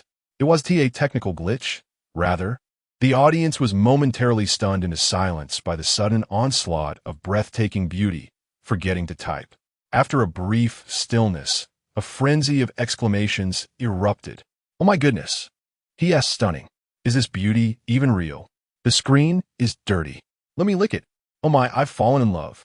It's him, my destined husband. Director, you deserve a bonus for this. The lighting, the shot, pure genius. From this day forward, I shall be a devoted fan of the celestial Lord Qingshu. No one can stop me. This beauty is tailor-made for portraying a celestial being. The aloof god from the novels now has a face. Han Mu, you have drained my heart's reservoir. It's empty." If the earlier stills were merely stunning, then the living, moving incarnation of the celestial Lord Qingshu brought forth a visual impact that could only be likened to a nuclear explosion. Countless admirers before the screen let out sharp gasps of astonishment. The subsequent scenes elevated the static beauty of the celestial lord to its zenith. He either stood against the wind atop a mountain, observing the clouds as they rolled by, or sat serenely on a meditation cushion, eyes closed in tranquility. At times, he held a feather duster, meandering through a peach grove shrouded in ethereal mist. The director seemed aware that Han Mo's acting might not be his strongest suit, primarily framing him in wide shots, profile views, or slow-motion sequences that required minimal emotional expression. Han Mo merely needed to stand there, embodying the aloof, divine demeanor of a celestial being, and that alone created breathtaking visuals. The barrage of comments was flooded with praise, picture perfect. Every frame could serve as wallpaper. This celestial aura is about to overflow from the screen. Oh, the serene divinity. This is true celestial grace. Did you see that? This is what style looks like. Some portray celestial beings like small-town entrepreneurs. They should take notes from him. Even unique interpretations began to emerge. Have you noticed? Though the celestial lord's gaze is tranquil, there seems to be a hint of barely perceptible compassion and fatigue lurking beneath the surface. Yes, this isn't a lack of expression. It's sophistication. The performance is akin to hearing thunder in silence. The celestial lord gazes down upon the mortals, and as such, should not exhibit excessive expressions. Han Mo has precisely captured the essence of the character. Surely, he must be deliberately holding back his performance to avoid overshadowing the protagonist. I trust in the integrity of Mo Shun. Witnessing these imaginative praises, even Lin Wei, who has been diligently monitoring public sentiment, could not suppress a twitch at the corner of her mouth. This generation of fans is truly remarkable. However, the delightful illusion did not endure for long. As the plot progressed, it became evident that the celestial lord Qingshu needed to speak, engage in dialogues, and express emotional shifts. The issues began to surface. In one scene, the female lead implores the celestial lord for aid. She weeps with the intensity of a rain-soaked pear blossom, her emotions fervent, and her lines delivered with heartfelt resonance. The camera shifts to Qingshu. He maintains his icy demeanor, his gaze calm and untroubled, as if the life and death matter discussed was merely a pleasant weather report. Then he slowly speaks, his voice melodious yet monotone, lacking any inflection. The fate of destiny is predetermined. You need not force it. With that, he flicks his dust whisk and turns to leave. While the character is designed to be aloof, this feels rather flat, doesn't it? Like an emotionless machine reciting lines? The comments began to diverge. The delivery of those lines seems somewhat. Why does the celestial lord resemble an AI? ISNT his expression. A bit too placid? The female lead is on the verge of tears. Who just claimed it was sophisticated? Step forward and face the music. Soon after, another scene unfolds. It features a dialogue between the celestial lord and a seasoned veteran actor playing his master. The veteran's eyes brim with dramatic flair, his tone fluctuating with emotion. The camera shifts back to Han Mo. He remains, with a tranquil gaze and a cold expression resembling an exquisite jade sculpture. As he delivers his lines, the dissonance and detachment from the veteran's performance become increasingly pronounced. Without comparison, there is no pain. If his previous static beauty could conceal all. Now, at the moment when acting prowess is required, Han Mo's shortcomings are laid bare. The comments section erupted into a cacophony. Just looking at the face is sufficient. What more could one desire? The Celestial Lord merely needs to be handsome. The character of the Celestial Lord is indeed that of a stoic, cold visage. No issues there. For a first-time actor, he is commendable. Support. Silence. Detractors. Is it amusing to criticize so harshly? VS Help. This performance is so cringe-worthy, it makes me want to dig my toes into the ground. Truly a mere decoration, only capable of striking poses. His lines sound like a recitation of a textbook. For heaven's sake, let those who sing well, and refrain from ruining television dramas. Would you? Compared to the veteran actor, it feels like public execution. This acting is even worse than the security guard outside my door. Praise and criticism clashed like two armies in battle, igniting sparks in the comment section. Fortunately, the Celestial Lord is merely a cameo, with limited screen time. After a few pivotal scenes, he accomplished his mission and gracefully exited. A fleeting glimpse, a swift departure. Yet, the impression left upon the audience is profoundly indelible. Striking looks, and equally profound are the controversies surrounding his acting prowess. Just as the series concluded, the topic of ascended like a rocket, soaring to the pinnacle of trending searches, accompanied by an explosive exclamation. Upon investigation, the square was already a tempestuous battleground. Fans and beauty aficionados inundated the screens with meticulously edited screenshots and mesmerizing GIFs, fervently supporting their idol. In stark contrast, onlookers, drama enthusiasts, and opportunistic detractors mercilessly criticized his wooden performance, AI-like acting, even producing a plethora of expressionless memes. Thus commenced a grand online conflagration, debating the supremacy of looks versus talent, fueled by the fervor of fans and critics alike. Countless gazes are now fixed upon, as admiration and skepticism collide, and the interplay of fame and controversy unfolds. And it appears this is merely the beginning. Chapter 80. Is Beauty Justice? The Vase Label and Expectations of Acting. The day following the broadcast of 10 Miles of Blooming Peach, the entire realm of public opinion on the internet was utterly dominated by a singular name and visage, Han Mo, alongside the character he portrayed. The strikingly handsome, yet profoundly relatable Ching Su Xianjun.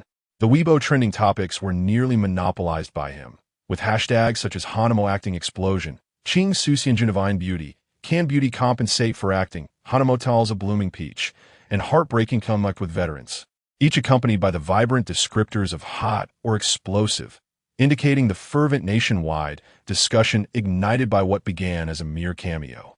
Numerous marketing accounts and self-media outlets, akin to sharks sensing blood in the water, flocked to the scene.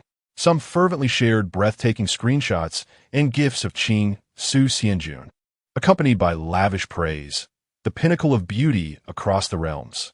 Truly, the chosen ancient being does not deceive me. With such a celestial figure, one desires nothing more. Others transformed into acerbic critics, mercilessly dismantling Han Mo's performance.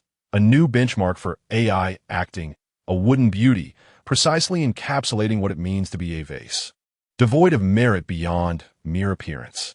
Meanwhile, some feigned neutrality, igniting debates, beauty versus acting. Which do you value more?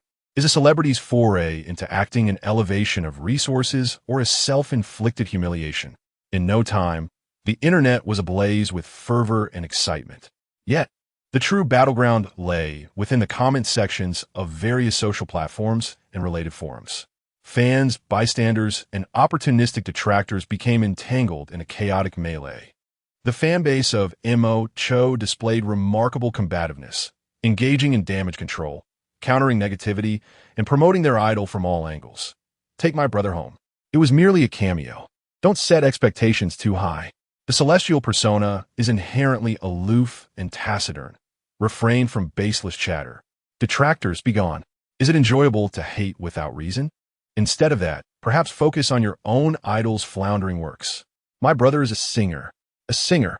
Acting is merely a side venture. Our focus remains on musical creations. Oh, my brother faces such hardships. Is being handsome a fault? They are simply envious. Casual admirers of pure aesthetics were refreshingly blunt. Being handsome suffices. Who cares about acting? Just gaze upon his visage. For that face, I would gladly bestow this drama a 5-star rating. Rational observers endeavor to provide an objective analysis. Indeed, beauty is paramount. Yet there is considerable room for improvement in acting. One can discern the lack of experience. Both expressions and dialogue appear rather stiff. I hope he undertakes systematic training if he wishes to pursue acting further. Meanwhile, detractors and rival fans seize the moment to unleash their scathing critiques. Laughable. The fans still defend the aloof persona. This is nothing short of a blank expression. The wooden acting has been confirmed. Acting alongside seasoned veterans is a disaster. Singers should refrain from tarnishing the entertainment industry. Spare the audience from such visual torment. Does he truly believe that mere good looks afford him impunity? Bah! It has been suggested that teacher Han Mo should consider becoming an AI virtual persona, as this might yield more impressive results than his actual performances. The dialogue between both parties has been lively, characterized by sharp exchanges, references to classical texts, and a delightful interplay of memes and anecdotes, elevating the discussion surrounding Han Mo's acting skills to new heights. Even some so-called industry insiders and film critics have felt compelled to join the fray. Some have expressed their opinions more delicately, cloaking their criticisms in an array of professional jargon, essentially conveying that Han Mo possesses exceptional physical attributes, a gift from the heavens, but his acting remains a rough gem in need of refinement and expert guidance, with promising potential for the future. Others, however, have been far less tactful, wielding incisive language. Han Mo's cameo undoubtedly represents a successful commercial venture, yet it falls short as a case of effective acting. With his stunning visage and virtually non-existent acting prowess, he vividly illustrates the concept of beautiful waste. When he stands silently, he resembles a celestial being from a painting. However, once he begins to speak and emote, the audience finds themselves wishing to fast forward. This fleeting appearance has starkly revealed his shortcomings in performance, creating a strikingly ironic contrast to the remarkable talents he has showcased in the realm of music.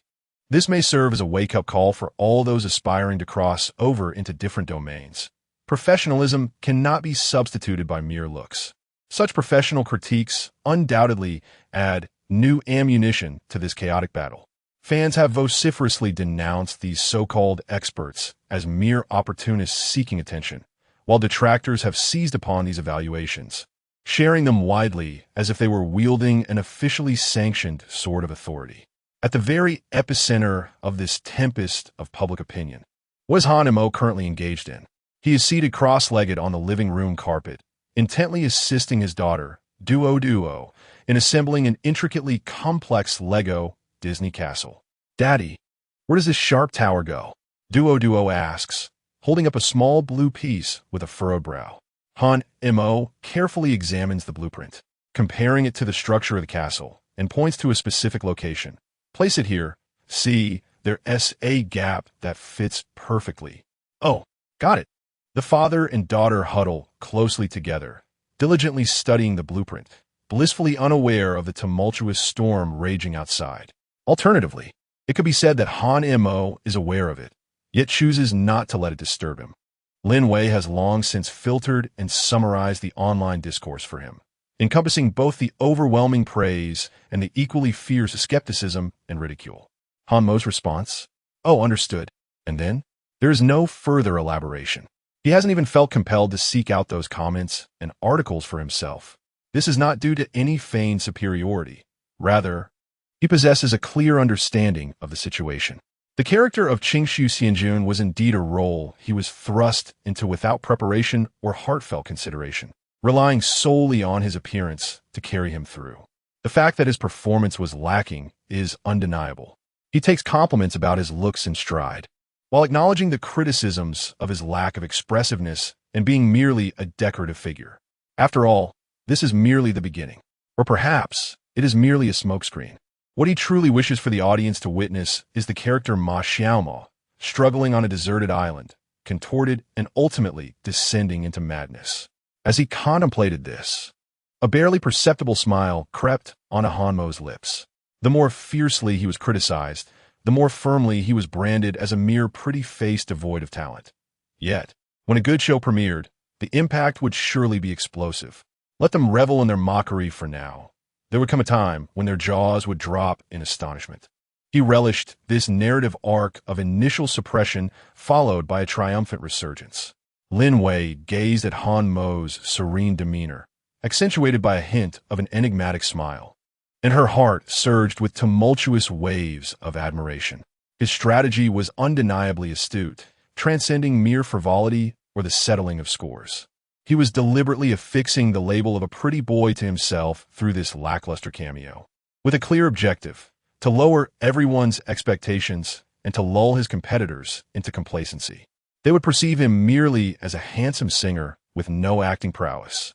Then, when a good show debuted, he would unleash the transformative, award-winning performance of Ma Xiaomo, igniting a media frenzy and executing a spectacular metamorphosis from idol to serious actor. What profound scheming! What far-reaching strategy! Moreover, he had chosen to showcase his lackluster performance immediately following the release of Little Star, a song celebrating innocence. What was the intention behind this? Could it be a subtle hint at the coexistence of angels and demons? By juxtaposing the purest of melodies with the most wooden of performances, he might be contrasting the complexity and explosive potential of the character he was about to portray. Lin Wei felt as if her brain were on the verge of overheating. This man was formidable. Each of his moves seemed to be part of an elaborate game of chess. All she could do was closely trail in his wake, clearing every obstacle from his path. Just as Lin Wei was silently admiring Han Mo's foresight, his phone buzzed. A WeChat call from Sister Mi Han Mo answered and switched to speaker mode. "Hello, handsome Han. Have you seen the online frenzy?" Sister Mi's exuberant voice rang out. "Yes, it's quite lively," Han Mo replied casually, assisting Duo in finding her building blocks. "Lively? It's exploded, to say the least. You've single-handedly propelled our show's popularity. Advertisers are practically tripping over each other to get in. The director and producer are treating me to meals every day, declaring me a major contributor to the production." "That's great," Han Mo replied in a measured tone. "Oh, don't be so calm," Sister Mi huffed playfully. "But seriously, don't take to heart the vitriol of those online trolls. They're simply envious of your looks and your talent. A bunch of sour grapes. Rest assured, Sister Mi, I'm fine," Han Mo smiled. "That's good. But honestly, while your performance was, well, a bit too much of yourself, the result was genuinely impressive. Everyone is enamored with your aloof, celestial demeanor. Have you considered embracing more roles of this nature in the future? It's bound to be a hit." "On Macau's Leipzwisha." "Again? Spare me, please. Let us talk later, Mijia. I've just returned and wish to take some time to rest and spend time with my child." He politely declined. "All right. I understand you are now the nation's beloved father." Mijia did not press further. "Nonetheless, thank you immensely this time. When you next visit the capital, I shall treat you to a grand feast." "Very well." After ending the call, Han Mo gazed at the nearly completed Lego castle before him, then glanced over at Duo, who was intently studying the blueprint. "Indeed, playing with my daughter is far more enjoyable. As for the tumultuous noise from the outside world, let be. True validation will always come from the work itself." The project to which he has devoted countless efforts still resides in director Huang Bo's studio, awaiting its final refinement. Chapter 81. Serenity amidst the clamor. Whispering with Duo, the vast expanse of the internet resembles a colossal, cacophonous marketplace. Yet at the eye of the storm, Han Mo has shielded himself from the majority of online noise, leisurely enjoying animated films with his beloved daughter. Amidst the world's chaos, what concern is it of mine? Nurturing my child is the paramount task. On the soft carpet of the living room, Duo, clad in her pink bunny pajamas, snuggles in Han Mo's embrace. her rapt attention fixed on the television screen. In the animated tale, a lost little fox, after enduring countless trials, finally discovers the path home and shares a heartfelt embrace with its parents. As the warm melodies play, tears of emotion glisten in Dwodwa's big eyes. She sniffs her tiny nose, suddenly turning to wrap her arms around Hanmo's, gazing up with her chubby little face, her voice sweet and innocent. "Daddy, was the island where you filmed before very far away?" The little one clearly draws a connection to the story. Han feels a warmth in his heart as he gently tousles his daughter's soft hair.